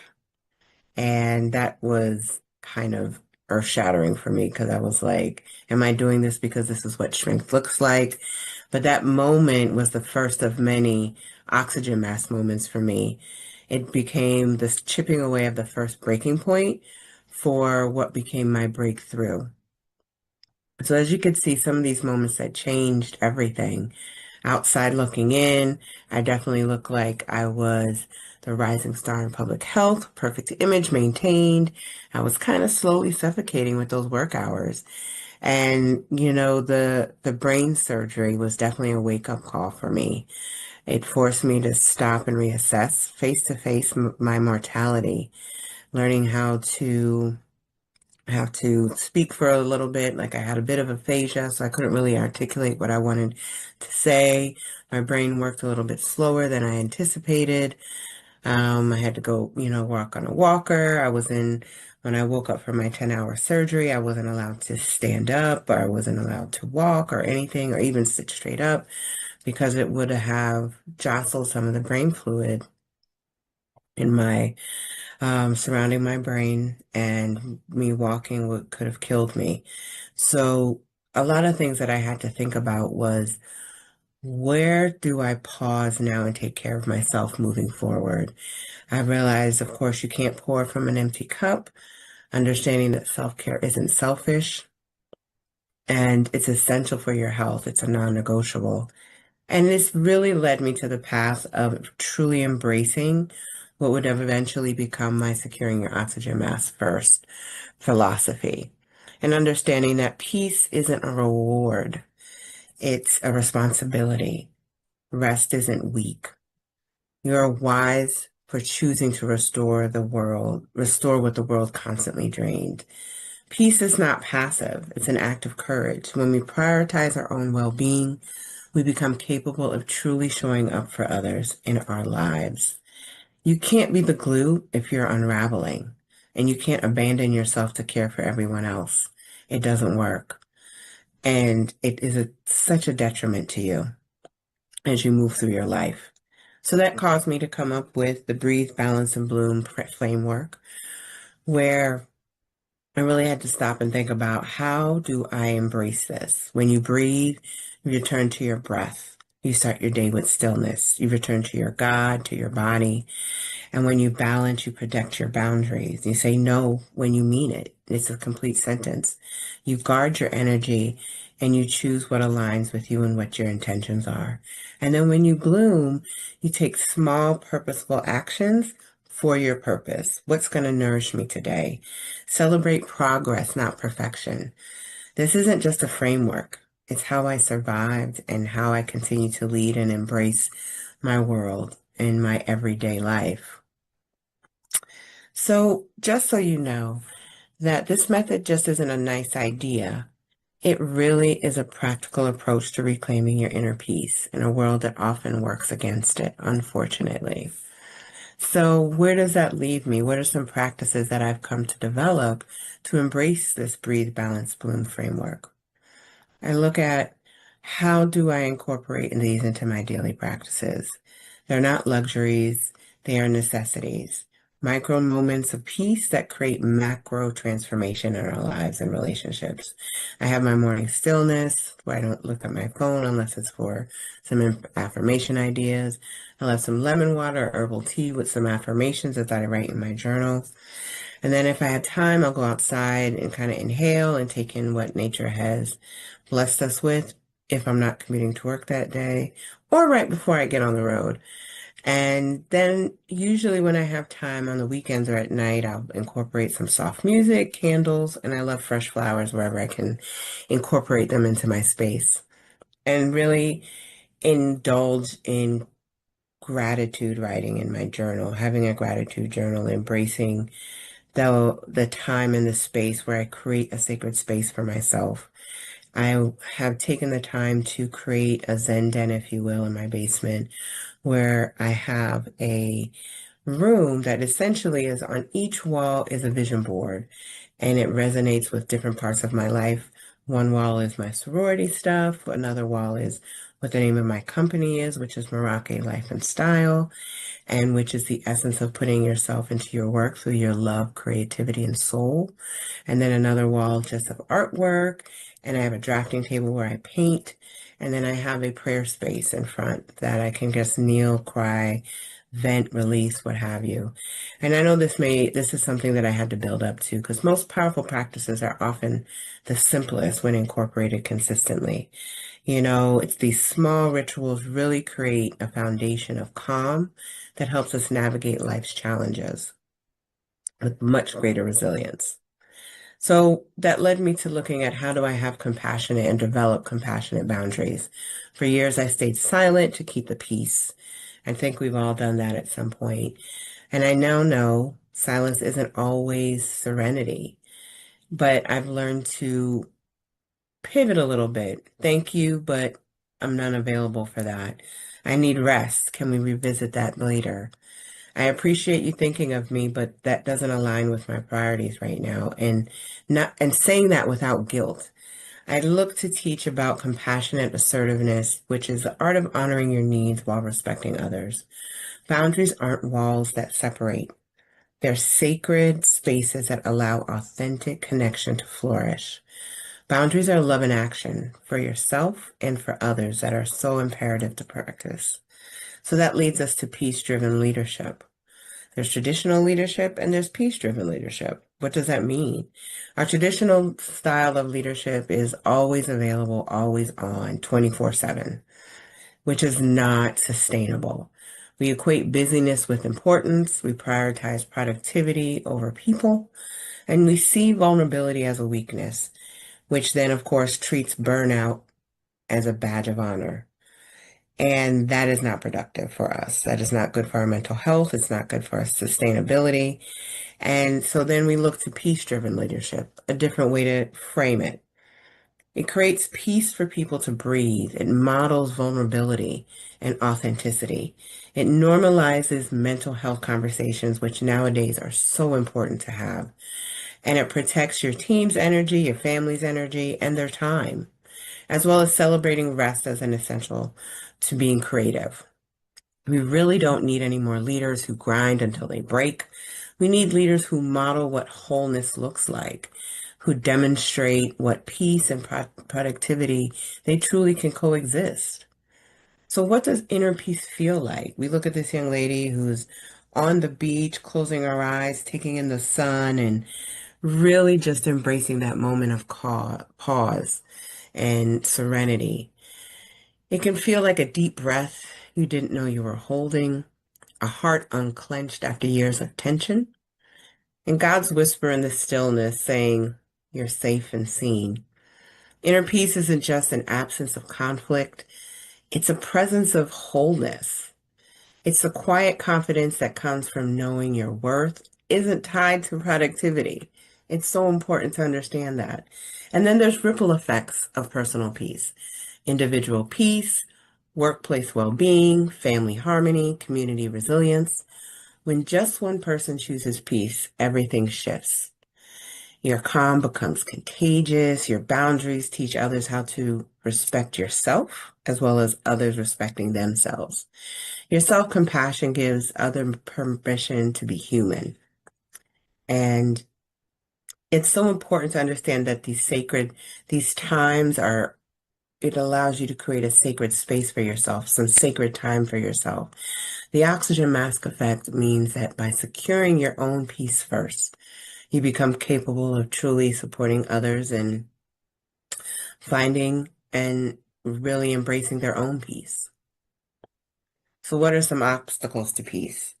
That not enough time myth that I'm sure we all say and hear and really kind of put as a mantra. It's really understanding peace practices don't require hours. Even 5 minutes can shift your entire day. Everybody has their devices, which you can do. You know, I think Fitbit has like a 5 minute or 10 minute, up to 10 minute pause where it lets you breathe for 2 minutes here and there. And then there's the myth of the guilt complex, the belief that self-care is selfish rather than essential. Excuse me. And then we look at our digital distractions, our constant connectivity, which to our devices, whatever they may be, it really disrupts our ability to be present face to face or just present with your own thoughts. Recognizing these barriers is the first step to dismantling them. Peace isn't something that happens to us. It's something we choose moment by moment. It's important that you embrace these things to create this atmosphere of peace. It's really, really important. So where does that leave us? How can we start your peace practice today? Identify your peace disruptors. What consistently steals your calm? Social media? Saying yes too often? Not having morning time for yourself? Do you have a support system? You know, thinking about how do we really embrace that? Are you sharing peace intention with at least one person who will honor and support your boundaries? You have to create at least one non-negotiable practice. Choose one small ritual to start, perhaps 5 minutes of morning stillness or even gratitude practice, and writing those things that I mentioned earlier. You know, practicing self-compassion. When you falter, and you will, speak to yourself with gentleness you'd offer a dear friend. Give yourself grace. It's not about perfection. It's about intention. It's about choosing to breathe before you break. Because when one of us chooses peace, we create a ripple effect that softens our homes, our workplaces, and our communities. So where does that leave us? It's really important to be mindful of how you embrace your day, how you create your own personal spaces for peace, and making sure that you repeat them, that you embrace them, and you own them unapologetically, regardless of who's in your surroundings. So will you choose to breathe again? How are you going to take that and secure your oxygen mask first? Are you going to reclaim your rhythm and let peace be your guide and it be your legacy? Something to think about. So, I want to thank you for joining me on this wellness journey. Your commitment to self-care is so important, and it is the first step towards sustainable success in all aspects of your life. You can see that I have a QR code here. Feel free to scan it and put in the prompt, which is breathe, which is a password, to claim your free self-care starter kit, which is going to talk about how do you claim your peace and how do you create spaces to reclaim your peace. You can also go to my website to get this, which is natalieasolomon.com. And I also have another bonus, which is at Meraki Empowerment Collective, to get your Entrepreneur Self-Care Starter Kit. So all of these things are all originating on my natalieasolomon.com website. So I want you to remember, when you prioritize your well-being, everything else elevates. And make sure you give yourself grace as you're securing your oxygen mask first. Peace begins with presence. It is not about perfection. It is about intention. Will you choose to breathe again, to reclaim your rhythm, to let peace be the legacy you leave? Your peace matters, not just for you, but for everyone whose life you touch. Thank you so much. As I said before, I can be reached at Natalie A. Solomon on Instagram, on LinkedIn, or my email, info@nataliesolomon.com. Thank you so much, and make sure you continue to embrace your peace the best way you know how. Thank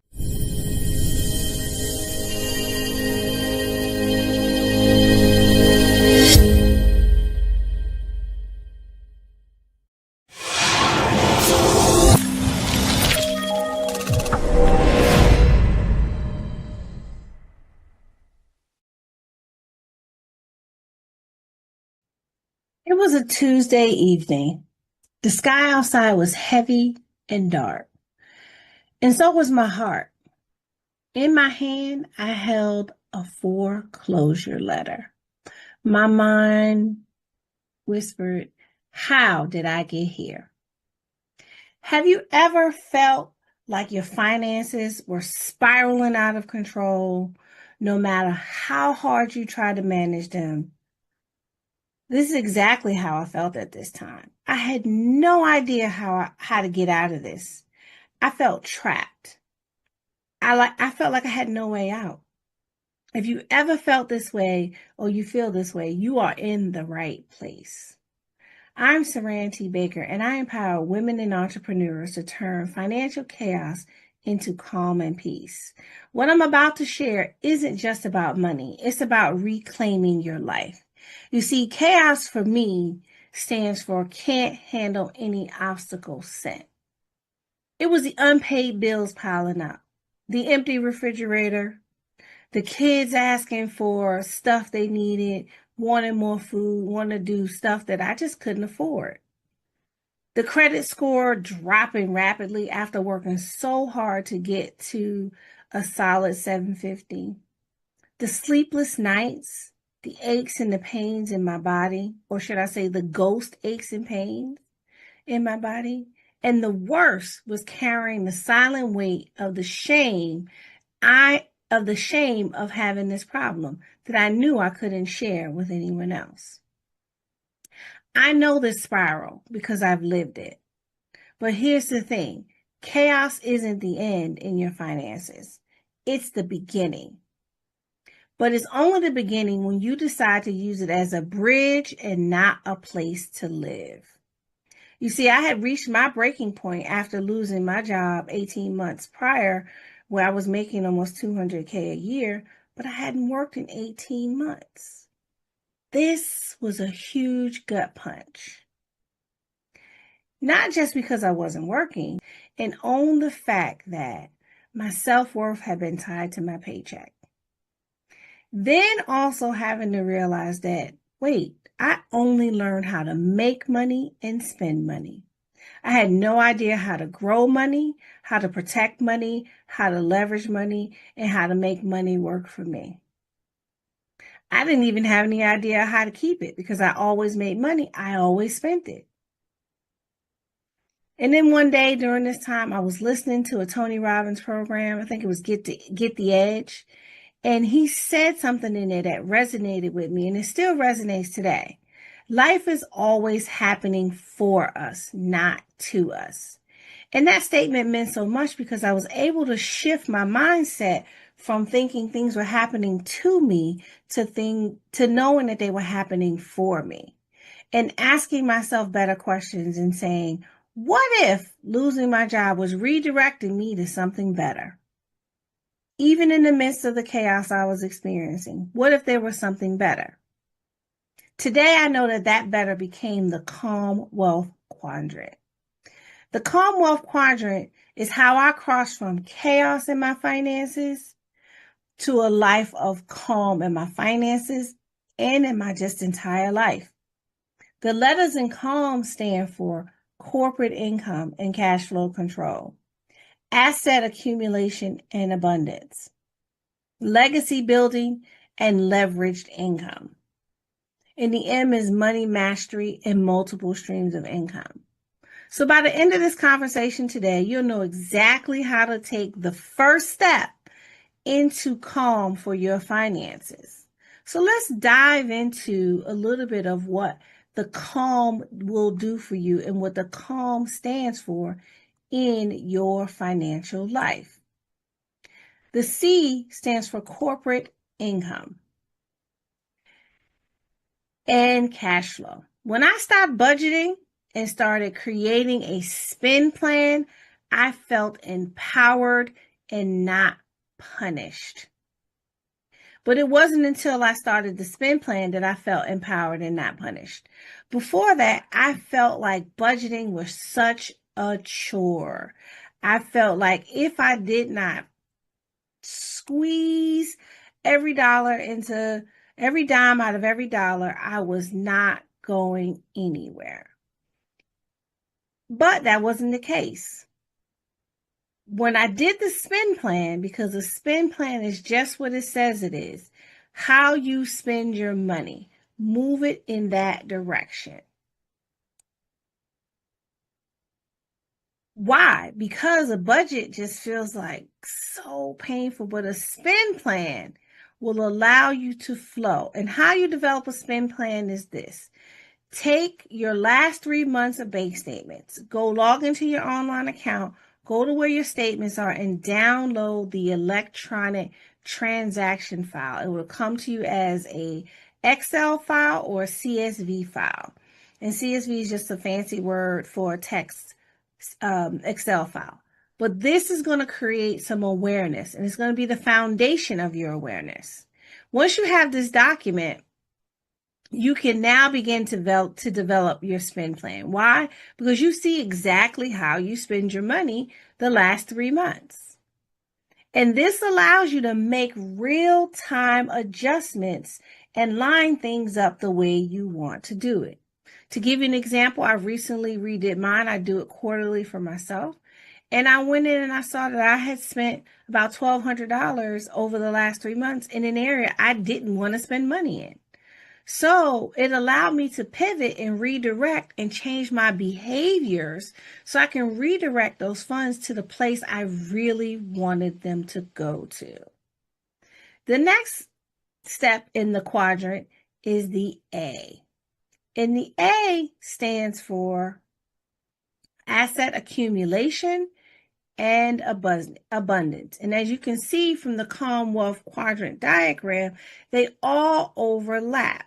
So the asset accumulation is really about understanding that wealth is not reserved for the wealthy. It's for anyone who wants to start where they are. I began with a cash value life insurance policy and a high yield savings account and grew from there. And you can too. Because the reality is when life hit, as it sometimes does, I was able to use the cash value in my life insurance policy at that time that I needed it most. And that wasn't just luck. That was structure. It was something I had put in place that I had forgot about that created calm in my life, and I was able to see the calm in action. Now, the L, legacy building and leveraged income. Let's go back to the screen. Is really going to be where you're going to learn more about taking what you have and leveraging life insurance, businesses, and other assets, but learning to do it in a way that you can create a legacy, understanding the multiple ways you can create legacy through an estate plan, through trust, through wills, through the various financial vehicles, through use of annuities, retirement plans, stocks, bonds, all the things that are involved. But it takes some time to get to this step. Now, the M is a little bit different because the M is money mindset mastery and multiple streams of income. And this is going to be something that really just kind of underlies the whole plan, because you're going to always be thinking about upgrading your money mindset and thinking about creating multiple streams of income. Now, the reason I challenge you to think of an additional income is because many people think I'm just going to work my job. Well, life is changing and the world is shifting very rapidly. And I want to challenge each of you to think of 3 skills that you can monetize in the next 12 months or even in the next 12 weeks. Because if you can make just an extra $10 a day, that's an extra $300 a month.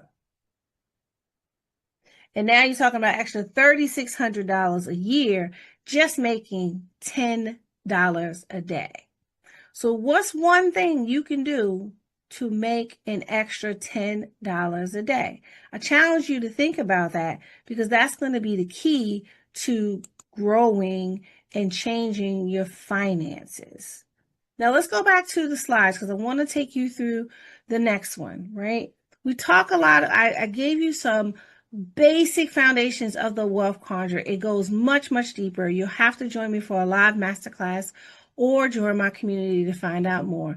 But again, we're going to control that income through spend plans, budgets, blueprints. We're going to look at the asset accumulation.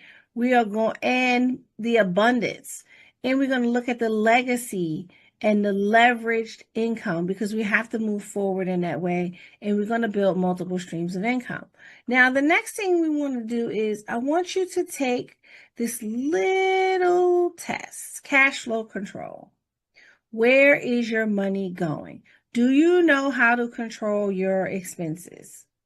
Do you know how to accumulate savings? Do you know how to secure financial independence? One of the things I do with my ladies is we do a 12-week savings challenge. And here you'll find the QR code for you to get in the game and join the 12-week savings challenge. We use a specific bank, and this is the QR code to get your account set up. Once you have your account set up, send me a text at 202-914-5070, and I'll put you right into the savings challenge so that you can start to begin to save money and get out of debt. Now, it's important to set up something separate, because money is energy and money likes to be directed. If we do not direct it, it will just dissipate. So it's so important to do that, because we got to also have an accumulation strategy and a way to secure our financial independence. Next, I talked to you a little bit about your lifetime income potential. It's so important for us to understand how our money goes. Oftentimes, I talk about my girl Roxy in my presentations, because she is the typical African-American woman running a household, making good income, doing the right thing, working in her community, working for her church, serving with her kids, showing up for her family. She's making a decent income, but she doesn't have enough money between paychecks. And that doesn't mean anything's wrong. It's just wrong with her. It just means it's a part of the system, the way costs are going. And so we were able to put together a plan to get her out of debt, to get her retirement savings on track, and to get her mindset in a way that she knows that she can go faster and she can go where she wants to go with her money. The other thing is we got to start learning to understand the difference between a bill and a debt. A bill is just that, something that you're going to pay in the short term. It's not meant to be long term, and you're typically not going to pay interest on it. A debt is going to be long term, and you're going to pay interest on it. But what we end up doing is we take those credit cards, which were meant to be bills and not debt, and we've made them debt. And so instead of paying them off every month, we're continuing to pay interest on them. And then some of us take our things like our utilities and different things, and we say we're earning points. Well, let me just debunk that for you now. Some of the points that they say that we're earning, sometimes we're cutting off our nose to spite our face, because we end up paying interest on something we were never meant to pay interest on, like our light bill, because we put it on a credit card and we didn't pay it off immediately.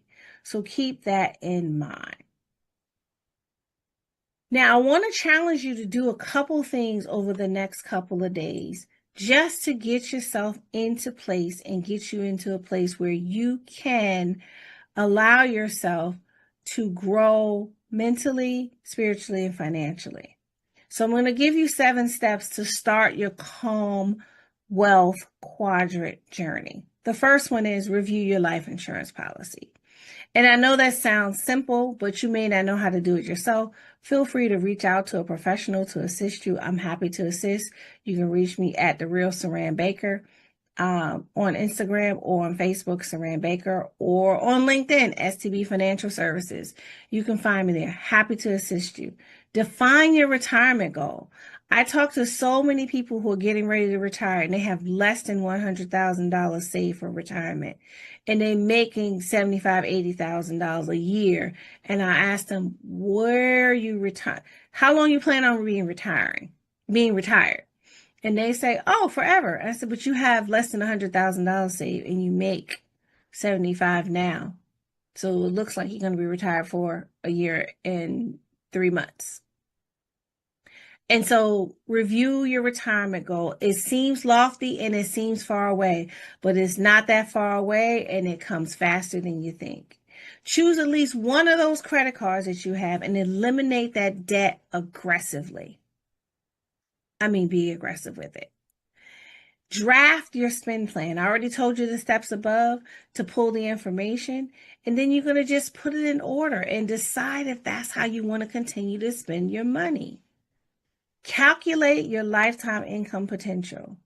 I talked about that a little bit earlier, but it's so simple. Take your annual income, multiply by the number of years you think you have left to work, and that's a very basic calculation for your lifetime earning potential. It's important for you to know your earning potential because you should know. If you don't know, I'll tell you 2 people who do know: the banks and anybody else that wants to loan you money. Don't forget to research that new income stream. And don't forget to join me on social media at The Real Saran Baker on Instagram or on Facebook in my Unblocking Your Path to Wealth community. I'd love to see you there. Now, the other thing is we got to get grateful. We don't talk about this enough.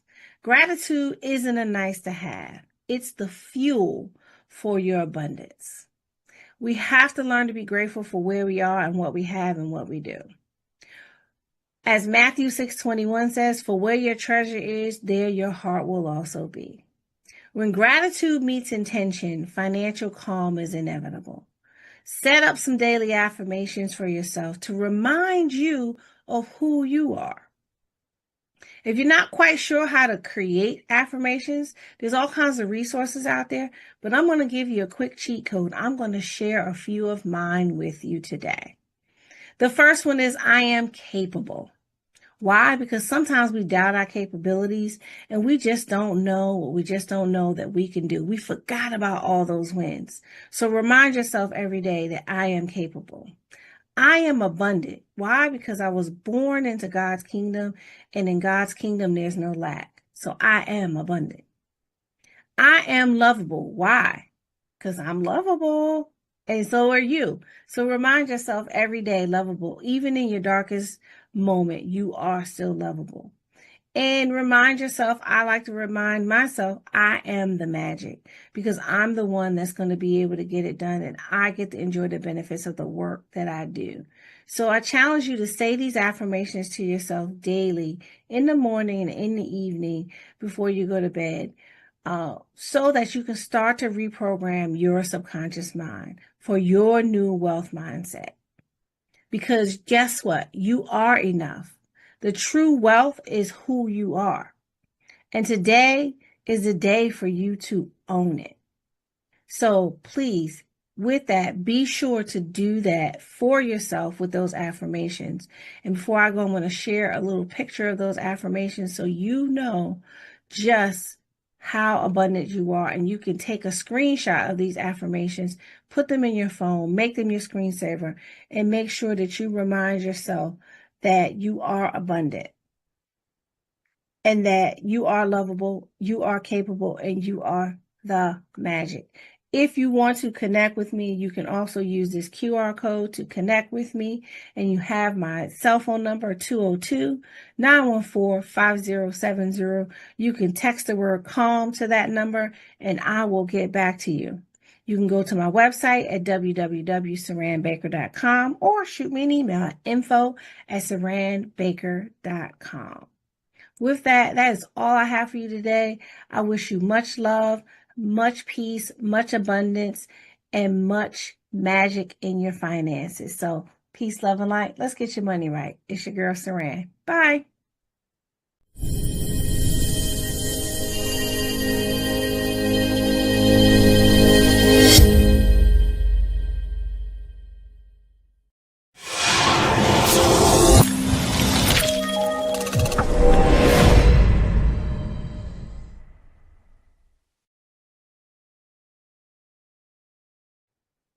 Oh my goodness. I know that you will agree with me that the passion, the purpose, and the Peace Summit has been everything that you expected and more. Her Excellency, Dr. Theresa Moseley, and her team have done a phenomenal job. I certainly thank her for the opportunity to share with you. Now, listen, if you've been taking note, I don't want you to stop now, because I have some nuggets that I want to drop for you. And I know that you will be thoroughly blessed when I am done, or even as I am going through this. I want you to be blessed all the way through it.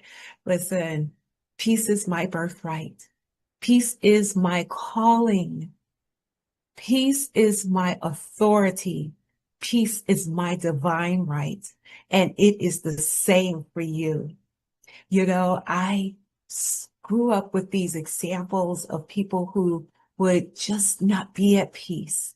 And you know what? My mother was one of them at times. Not all the time, but there were times when I know that she would get stressed. Listen, being a single mother of 7 children, 5 boys, 2 girls. Okay. We can only imagine that there were things that would stress her. And you know what? Not that we were, these rowdy, children or what have you, but just, being a single mother with 7 children. So I grew up with that, and I saw the times when she would be at the point where she would even have to go into the hospital at times when her blood pressure became so high. And I did not fully understand it. But then I started understanding the look that I would see in her face. And then I would then have to tell her, listen, whatever it is, I don't want you stressing about it. What can we do to help? What can we do to make things better? Because we didn't want her to be away from us to go into the hospital. But one of the things that I declared is that I never wanted that for me.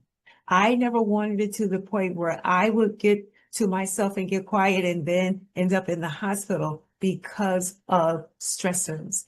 One of the things that the American Heart Association does say, that 55% of Black adults in the United States alone have high blood pressure. Oh my goodness. That is not an area where we want to be leading, but according to the science, we are. And one of the things that they say, or several of them, is obesity. Okay. Obesity is one of them, diabetes, and there are other major stressors that will cause this illness. And I knew that I could not have that for me. But of course, we know life goes on. I then get married. There were some stressors in that relationship, not at first, but then they started creeping up. And then I found myself getting to the point where I was having some of those worries and I was having some concerns, and rightfully so for some things that went on in my marriage. But years later and a divorce later, and still being very good friends with my ex-husband, that's a nugget for you. I then knew that any place that I live from here on out, I would declare my peace. I will fight for my peace. I will make sure that no one came in the way of my peace. Because once I understood that it was my divine right and I am called to it, I then said, I don't have to have anything less than that. And I made sure that every home I went into, that I anointed it. Every office that I was in, it didn't matter. Wherever I worked, wherever I went, I declared that place peace. Okay. And I did not allow it, even if it means that certain people could no longer cross my threshold. Yes. It meant that there were certain people that could never cross the threshold of my home. There are people who couldn't cross the threshold of my office. I had to get that bold with it in order to guard my peace. Now, mind you, I'm a woman of prayer. So I was very prayerful about those times and those people that I knew that I had to cut off, because if they were disrupting my peace, then they were not the people to be in my life. And now, come on, we heard the saying that some people come in our lives for a reason and some for a season. And those that were seasonal, I knew then how to let them go. But, I keep mentioning how pieces are right. Psalm 29:11 tells us that God will bless his people. He will grant his people strength, and he will bless his people with peace. Okay, let me read that again. The Lord will give strength unto his people, and the Lord will bless his people with strength. That's Psalm 29:11, the King James Version. I wanted that. And let me tell you, ever since then, when people come into my home, they say, this place is so peaceful. When my sister would come over and just, sit on my couch and she would just lay there, or she would just go in my room. But one of the things I had to make sure was that I would guard that. And that's something that I want to tell you as well. But listen, 2009, I just want to tell you that life still happens. It doesn't mean that it's absent of life happening. It doesn't mean that things are not going to go on. It still doesn't mean that you're not going to have those mountaintop and those valley lows. It doesn't mean any of that. Life be happening, and life will continue to happen. Okay? It will. But you can still have your peace in the midst of that. And for me, 2009 started off like any other year. However, in February, our dear mother had a stroke. Our dear mother had a stroke, and oh, that devastated our family. But let's be clear, my mother came through that stroke. 2 months later, she was at home, or at least on her way home in April. And we thought that was a great time because that was not only her birthday month, it was my birthday month, that of her sisters and other family members. And it was just a perfect time for her, to finally come home with no residual of that stroke on her body. So we were so grateful. But I had to give myself a gift. And I had that yearly appointment. Ladies, you know that yearly appointment, that one that we make every single year. We dread it, but we know that we have to make that appointment. Yes, known as the pap smear. So ladies, make that appointment and keep that appointment. And if you have not made your appointment for this year, make your appointment, keep your appointment. Gentlemen, for the women in your lives, have them make that appointment and keep that appointment. I can't stress that enough. It is very important. I had that appointment, and my doctor called me into her office and told me it was abnormal. She sent me to an OBGYN. The OBGYN had me come into her office and say, I do believe that you need to see a gynecologic oncologist. I said, doctor, I know what that is. What do you see? Do you see cancer? What made me say that? I don't know. But I did. She said, you know what? I don't see it because we can't see it at this level. But what I want to do is rule it out. So I did go and have the biopsy. In between me receiving my diagnosis And, you know, that appointment, it was Mother's Day, 2009. I'll never forget it. I know that I woke up that morning and I was just feeling this peace that was just so powerful. It just really consumed me. It was supernatural. It was just amazing. When I went to church and my first lady was ministering, she stopped in the middle of her sermon and said, you know, I have to say this. Do you know God will give you a peace that passes all understanding? I stood up and said, that's me. Now, mind you, I go to a very large church, and in the midst of that church, I said that everyone heard me and I didn't care. Okay. Because I knew that I couldn't understand it. And I was so glad that she acknowledged it. And I wanted her to know, I hear you. It's me. So she said, someone out there is a witness, and I was. Well, it wasn't but a few days later that I received that devastating phone call. Miss Jones, your surgery is scheduled for next Monday. And I said, what surgery? Because no one had told me the results of the biopsy. And I heard these words, oh my gosh, Miss Jones, you have been diagnosed with stage 3 cervical cancer, papillary serous carcinoma of the cervix, high grade. And I said, hold on, isn't there supposed to be a couple of other levels before level 3? Before stage 3? Isn't there stage 1 and stage 2? How am I at stage 3? And I had absolutely no symptoms. Hear me, ladies. Hear me. No symptoms, no irregularities, nothing that would make me think that anything was going on in my body. Well, I then met with the doctor, and then I told him I need another opinion. He said, you can have it, but Miss Jones, don't take too much time. He said, because this one is vicious. In my 30 years, I have seen how this one will spread rapidly. And if it spreads to your internal organs, we won't open you up. He said, it's just it. Once it attaches to your internal organs, it's all over. And then I said, Doc, thank you, but I'm going to get that second opinion. I received that second opinion a couple of days later. He pretty much said the same thing. Well, I had the appointment a couple of days later, and then a few days after that, received the biopsy report. And he said the same thing, Ms. Jones, you just need to make a decision which doctor is going to do the surgery. I said, oh my goodness. I said, no problem. Thank you for your time. I said, I need more time now. He said, Ms. Jones, you don't have more time. He said, let me tell you why. He said, from your first biopsy to now, it has already spread. I said, thank you for your time. Again, for whatever reason, I still was not shaken off my core totally. Now, was there some form of, trepidation and, a tiny bit of fear that came over? It did. But I said, no, I can't let anything take me off this piece. And I said, wow, isn't it just like my God to prepare me to hear the news from those two doctors? They gave me 2 death sentences. Okay. So I knew what I had to do. I had to get to myself, and I really did. I needed to pause for a moment because I needed to know who I could tell. And then I definitely didn't want to tell my mother at that time because I did not want to trip her up and go back into the hospital. I didn't want to be the cause of that. I couldn't tell my son, our only son, because I wanted to make sure he finished his final. So I'm thinking about all these people. Here I received 2 death sentences for a very deadly disease. But here's the thing. I was regaining my peace because I was taking my time to really make sure I thought this through. But what I needed to do was to go into prayer. But another thing I did too. I sat down with my primary care physician. She came back, and then I said, Doctor, I can't allow another woman to go through this.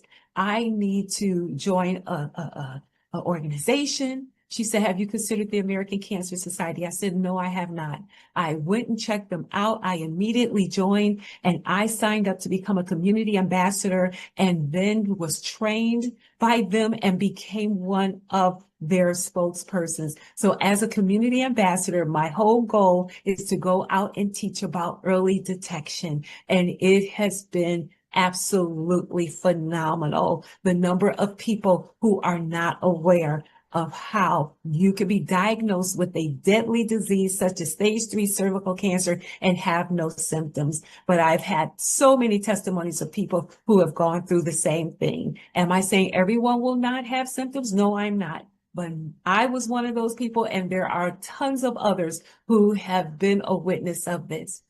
So I then went into prayer.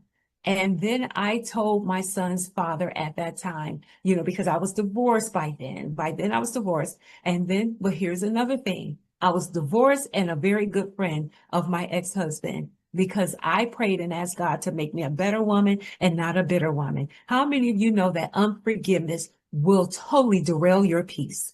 You are sitting up there going crazy about something that you have no control over other than forgiving the person. Now, listen, I'm not saying that it is easy to do that depending on what you've gone through, but I knew that I had to make the decision to forgive and to walk in that. I heard someone say that unforgiveness is like you drinking the poison, but you're expecting the other person to die. It's not going to happen. You drank the poison. You're mad, sad, bad, and disgusting. So I went on a 3-day prayer fast and praise. I did. And on the third day, I heard these words, you shall live and not die, and this will never return again. And on that is what I chose to live. So we knew that our son was going to camp on June 29th. Now, mind you, we are talking mid-May. And I then go back and tell the doctor, I am not having the surgery, doctor, until June 29th. He said, Ms. Jones, you'll never make it. You will never make it. How can you do this to yourself? I said, doctor, I need you to line your faith up with mine. I shall live and not die, and it will never return again. I said, I went to the chief physician, and he said so. He said, you went over my head? I said, I went over all of our heads. I went to my chief physician. He said, I understand. He said, Miss Jones, I'll see you on June 29th. On June 29th, I had the surgery. All the cancer was removed. And here I am 16 years later, until I make that final call home, until that call is finally done, I am forever free of that ugliness that was inside my body. So people have asked me over and over, Lisa, what were some of the things that you did to make sure that you maintain your peace through all of that? Because mind you, after all of that, okay, life still happens. Life still happens. So let me tell you some of the things that I did. Okay. Then the first thing was for me to do is to make sure that I became a community ambassador so that others will understand their bodies and know that they, with early detection, can beat this. Okay. With early detection, they can beat it. And then you're going to keep those appointments. So I want you to write the word peace down. Peace. Write it down your paper. Okay. I want you to just write it vertically down your paper. And I am going to give you some of those nuggets that help me. And I've already talked about a few of them, because let me tell you, peace is my blueprint to sacredness and wholeness. It really is. It was my sacred blueprint to wholeness. And one of the things that I had to do with that I had to pray. I knew that I needed a heaven and earth connection that was going to ground me and keep me at peace. And the reason that I praised, and I have a whole teaching on that, you'll have to get in touch with me to hear it, is because I know that praise changes the atmosphere. So in other words, you are going to have to open up your mouth, and you are going to have to speak life. You are going to have to speak those words over your life that you know is on the other side of the ugliness. I had already started living on the other side of my illness. I had already started doing that. But then you notice that I said earlier too, I had to pause, because I had to then go in and see, who am I going to tell at this time? Who am I going to share this with? And how much of this am I going to share? I didn't react. I responded, and I responded responsibly. There are scriptures that go with each one of these, but you'll have to get the book that they've been talking about throughout the summit in order to see those scriptures. Okay. I am going to move through these. And then the E is expect peace. You have to have an expectation of peace. Peace is not passive. You have to expect it, anticipate it, speak it. Okay. It's not a bonus. It is your covenant right with the Father. It truly is. And I want you to walk in that. And then the attributes of peace. Oh my goodness. If I can't tell you, this is probably one of the other most important ones. All of them are important. But do you know that peace is more than calm? Peace is strength under control. Remember, I told you in Psalm 29:11, he will grant his people strength and he will bless his people with peace. So peace is strength under control. It is clarity in the midst of chaos. It is also one of the fruit of the Spirit: love, joy, peace. Come on, now we know that, right? Galatians 5:22. But you know what? Another thing too, in the mental state of yourself, what you want to do is make sure that you keep your mind on the things that God says and on those things that are positive. So those things that he said, thou will keep you in perfect peace if your mind is stayed on him. Isaiah 26:3. And one of the other things I said, if you don't have clarity about something, then you do not want to take action on that and do anything that will disrupt your peace. If I don't have clarity, I don't make a decision to do it, because I found that when I do that, my peace is disrupted and things don't work out. I have had the most wonderful opportunities to present itself to me, but I will not allow myself to say yes to it if my inner witness does not give me peace about it. Oh my goodness. I will not do that. And then the C, you are called to peace. You are called to peace by God. You're not created to live in stress. You are not created to live in fear. You are not created to live in anxiety, but you are called to peace. Peace is your portion. Believe me. And that last E in peace is embrace it daily. Peace is a choice. Embrace it when you rise. Embrace it throughout the day. Embrace it wherever you go. Embrace it even at night. It is your lifestyle, and it is not just for a moment. Listen, there are going to be some people in your life for a reason, and there are going to be some people in your life for a season. Know the difference, because that will determine your peace as well. My friend, I want to leave you with this scripture. This is one scripture I will leave you with, okay? And it's found in 2 Thessalonians 3:16. And it says, now may the Lord of peace himself grant you his peace at all times in every way, that peace and spiritual well-being that comes to those who walk in him, regardless of life circumstances. God bless each and every one of you. If you can hear my alarm going off, because I know that I have come to the end of my road. But listen, I'm leaving you with the power of peace. God bless you.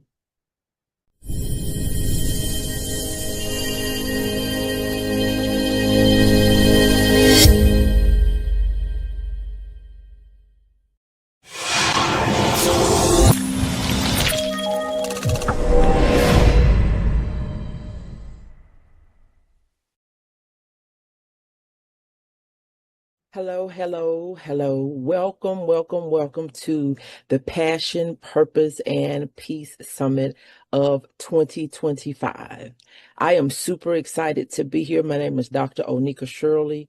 I am the founder and CEO of Action Speaks Volume Incorporated, where I help individuals to build unshakable confidence, stop procrastinating, and to get their dreams out of their heads into their lives. I am so grateful to be a part of the Passion, Purpose, and Peace Summit with none other than Dr. Theresa Moseley. It is always such a blessing to work with her and to be a part of anything that she is doing. So again, welcome.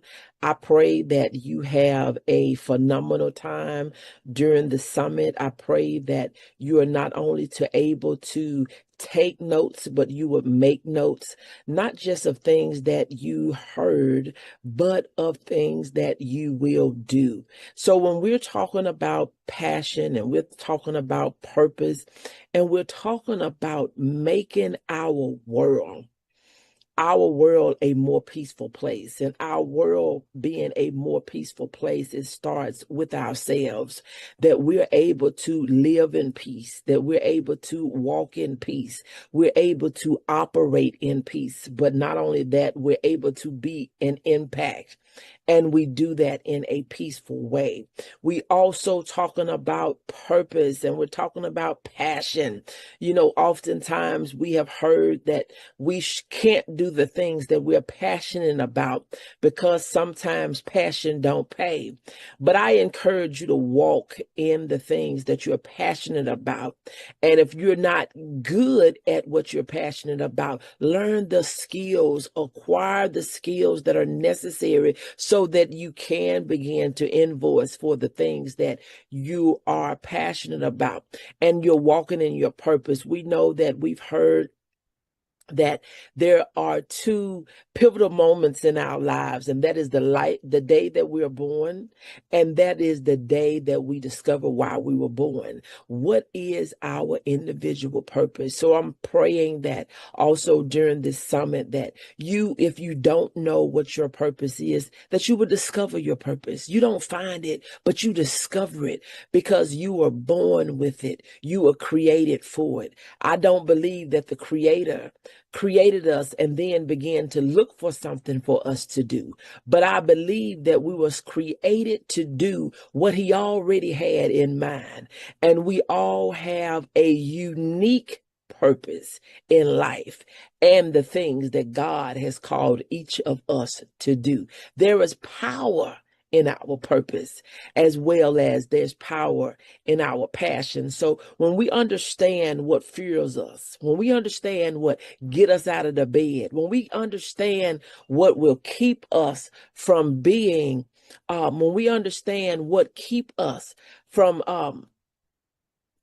what keeps us going on a daily basis, when we understand how we are able to make an impact, that thing that get us excited, that get us jumping out of the bed, where we don't have to wait for our alarm clock to do it, or we don't have to wait until we have permission to do it. Those things that we are passionate about, we will do them even if we had to do them by ourselves. We understand what is our inner fuel that will have us getting up, unlocking doors to the potential that God has given us the purpose for.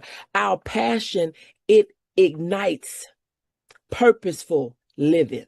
It motivates us as individuals to pursue our dreams, the things that we want, and we are positively impacting those people around us, those places around us. And so there's power in passion. There is power in our purpose. And so when we discover what our purpose is, aligning our passions with our personal and community goals, we will find that that's essential, that is necessary. And so discover how to identify what our purpose is as it nurtures the peace within ourselves, and it becomes a catalyst for community harmony and making an impact on a level that at one point we couldn't even imagine. But as we begin to see life and things unfold, it is so powerful. It is so powerful when we recognize that peace has an outcome of purposeful action, that we do things intentional, where our intentional efforts, they build bridges and not walls.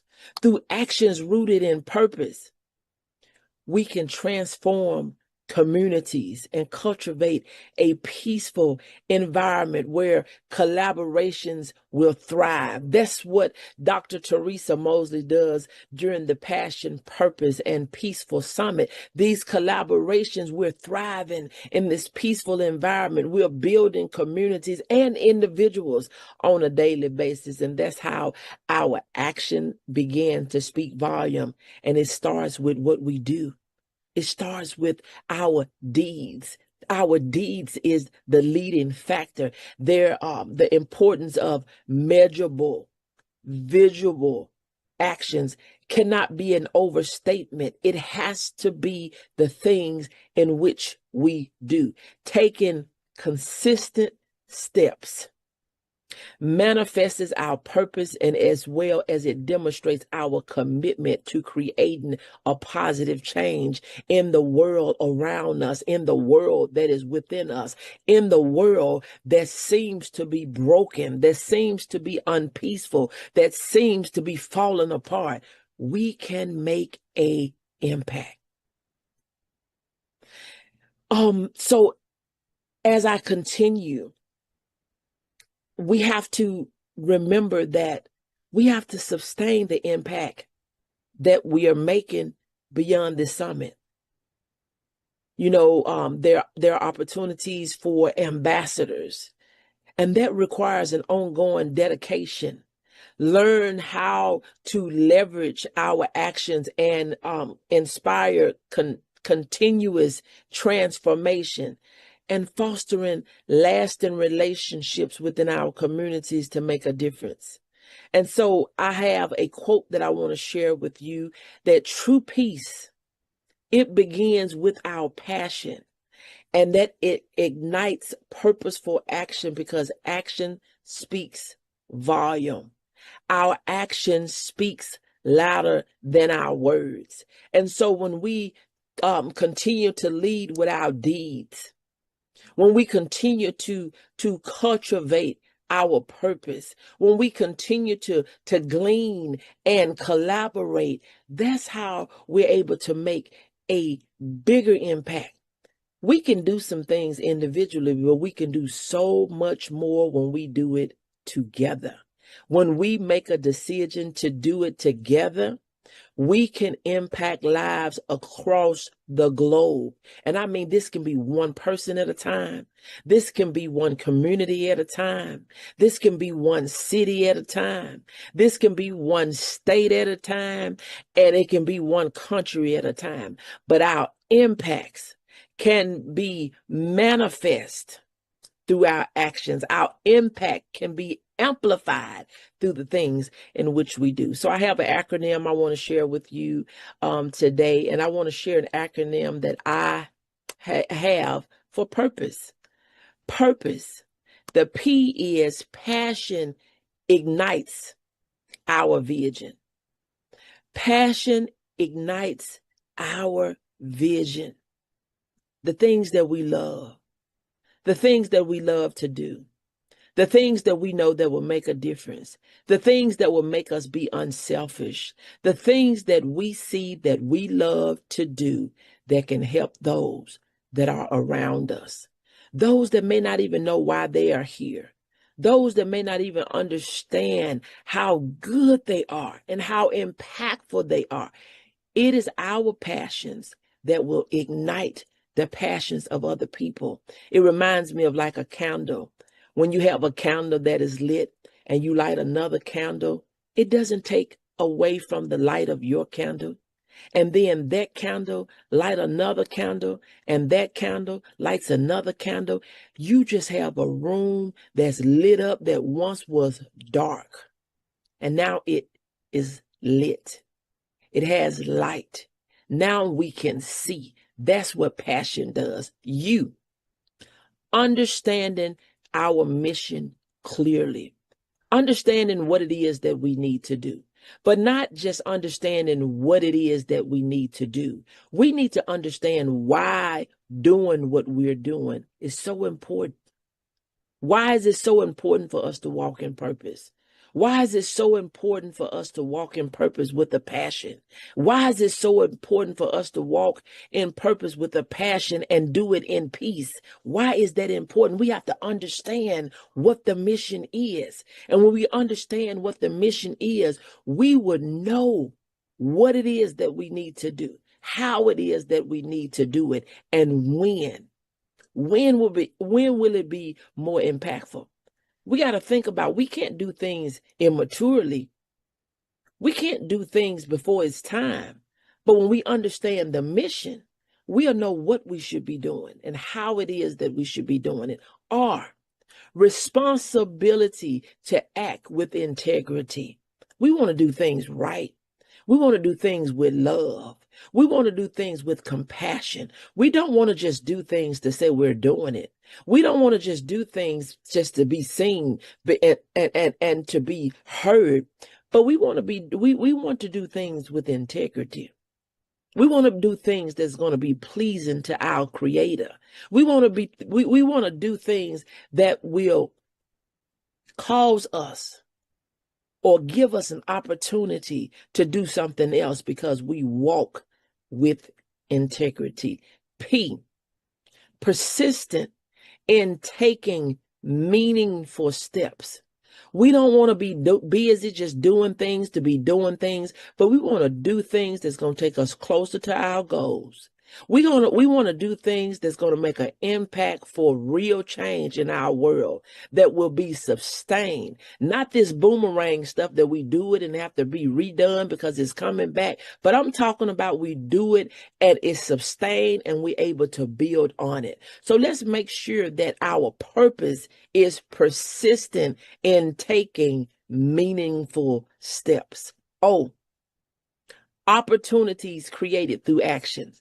The more we do, the more we would have to do, and the more opportunities that we would have to do. I like to say that, people only call you good when you're good in your gifting. People will only call you when you're good in your gifting. What are you talking about, Dr. O? What are you talking about?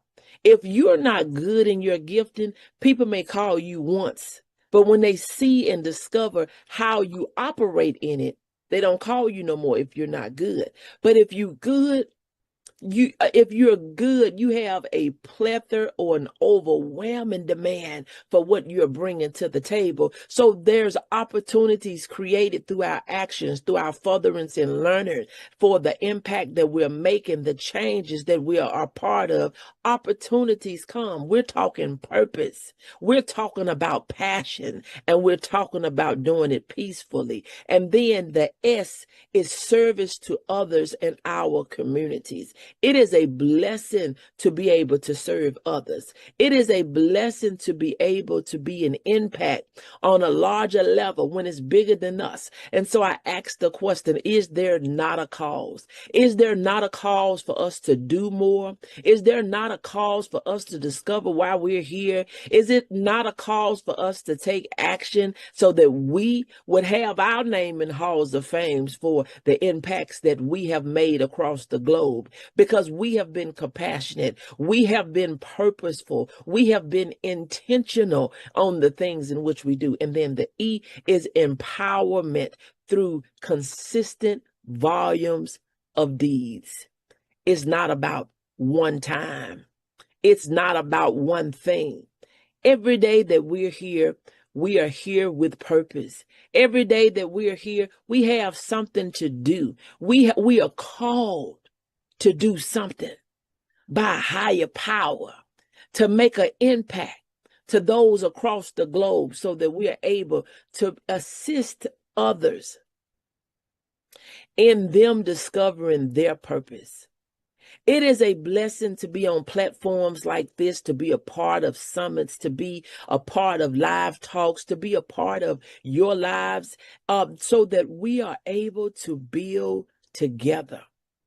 Communities build together, and it starts with one individual getting with another individual, and those individuals getting with other individuals.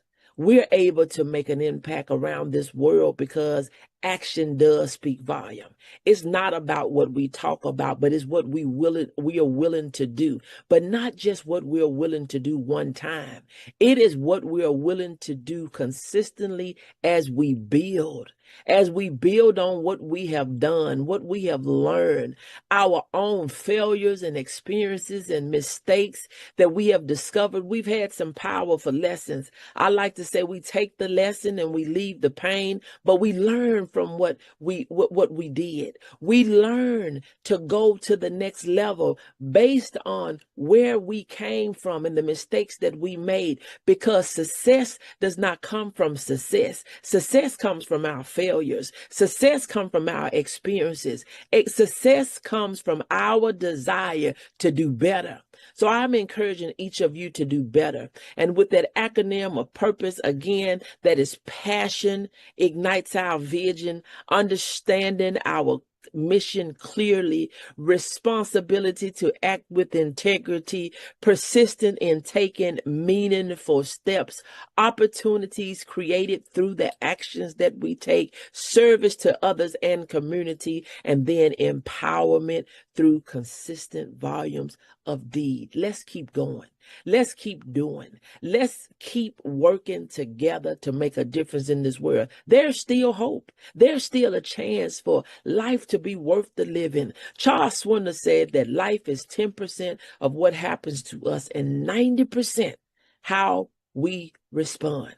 So I have a question for you. How are you going to respond to the things that are happening around you? How are you going to respond to the things that are happening within you? How are you going to respond to the things that has happened to you? 90%. We can make a difference in our own lives by the things that we do.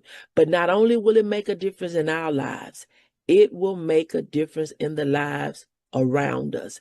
It will make a difference in the lives of those people that are around us, those that we have been called to serve, those that we have been called to lead, those that we have been called to guide, to coach, to mentor, to consult, to be a listening ear to. It will make a difference. So I pray that in this summit that you will take those notes, that you will make notes on what is it that you can do. What is one thing that you can begin to do beyond this summit? What is one thing that you have heard that has ignited something in you? So we want to have that amplified impact through our actions. And just think about it. If one and another one and another one, but see, it's not one time one, but see, it'll be 1 times 2 and 2 times 1 and 3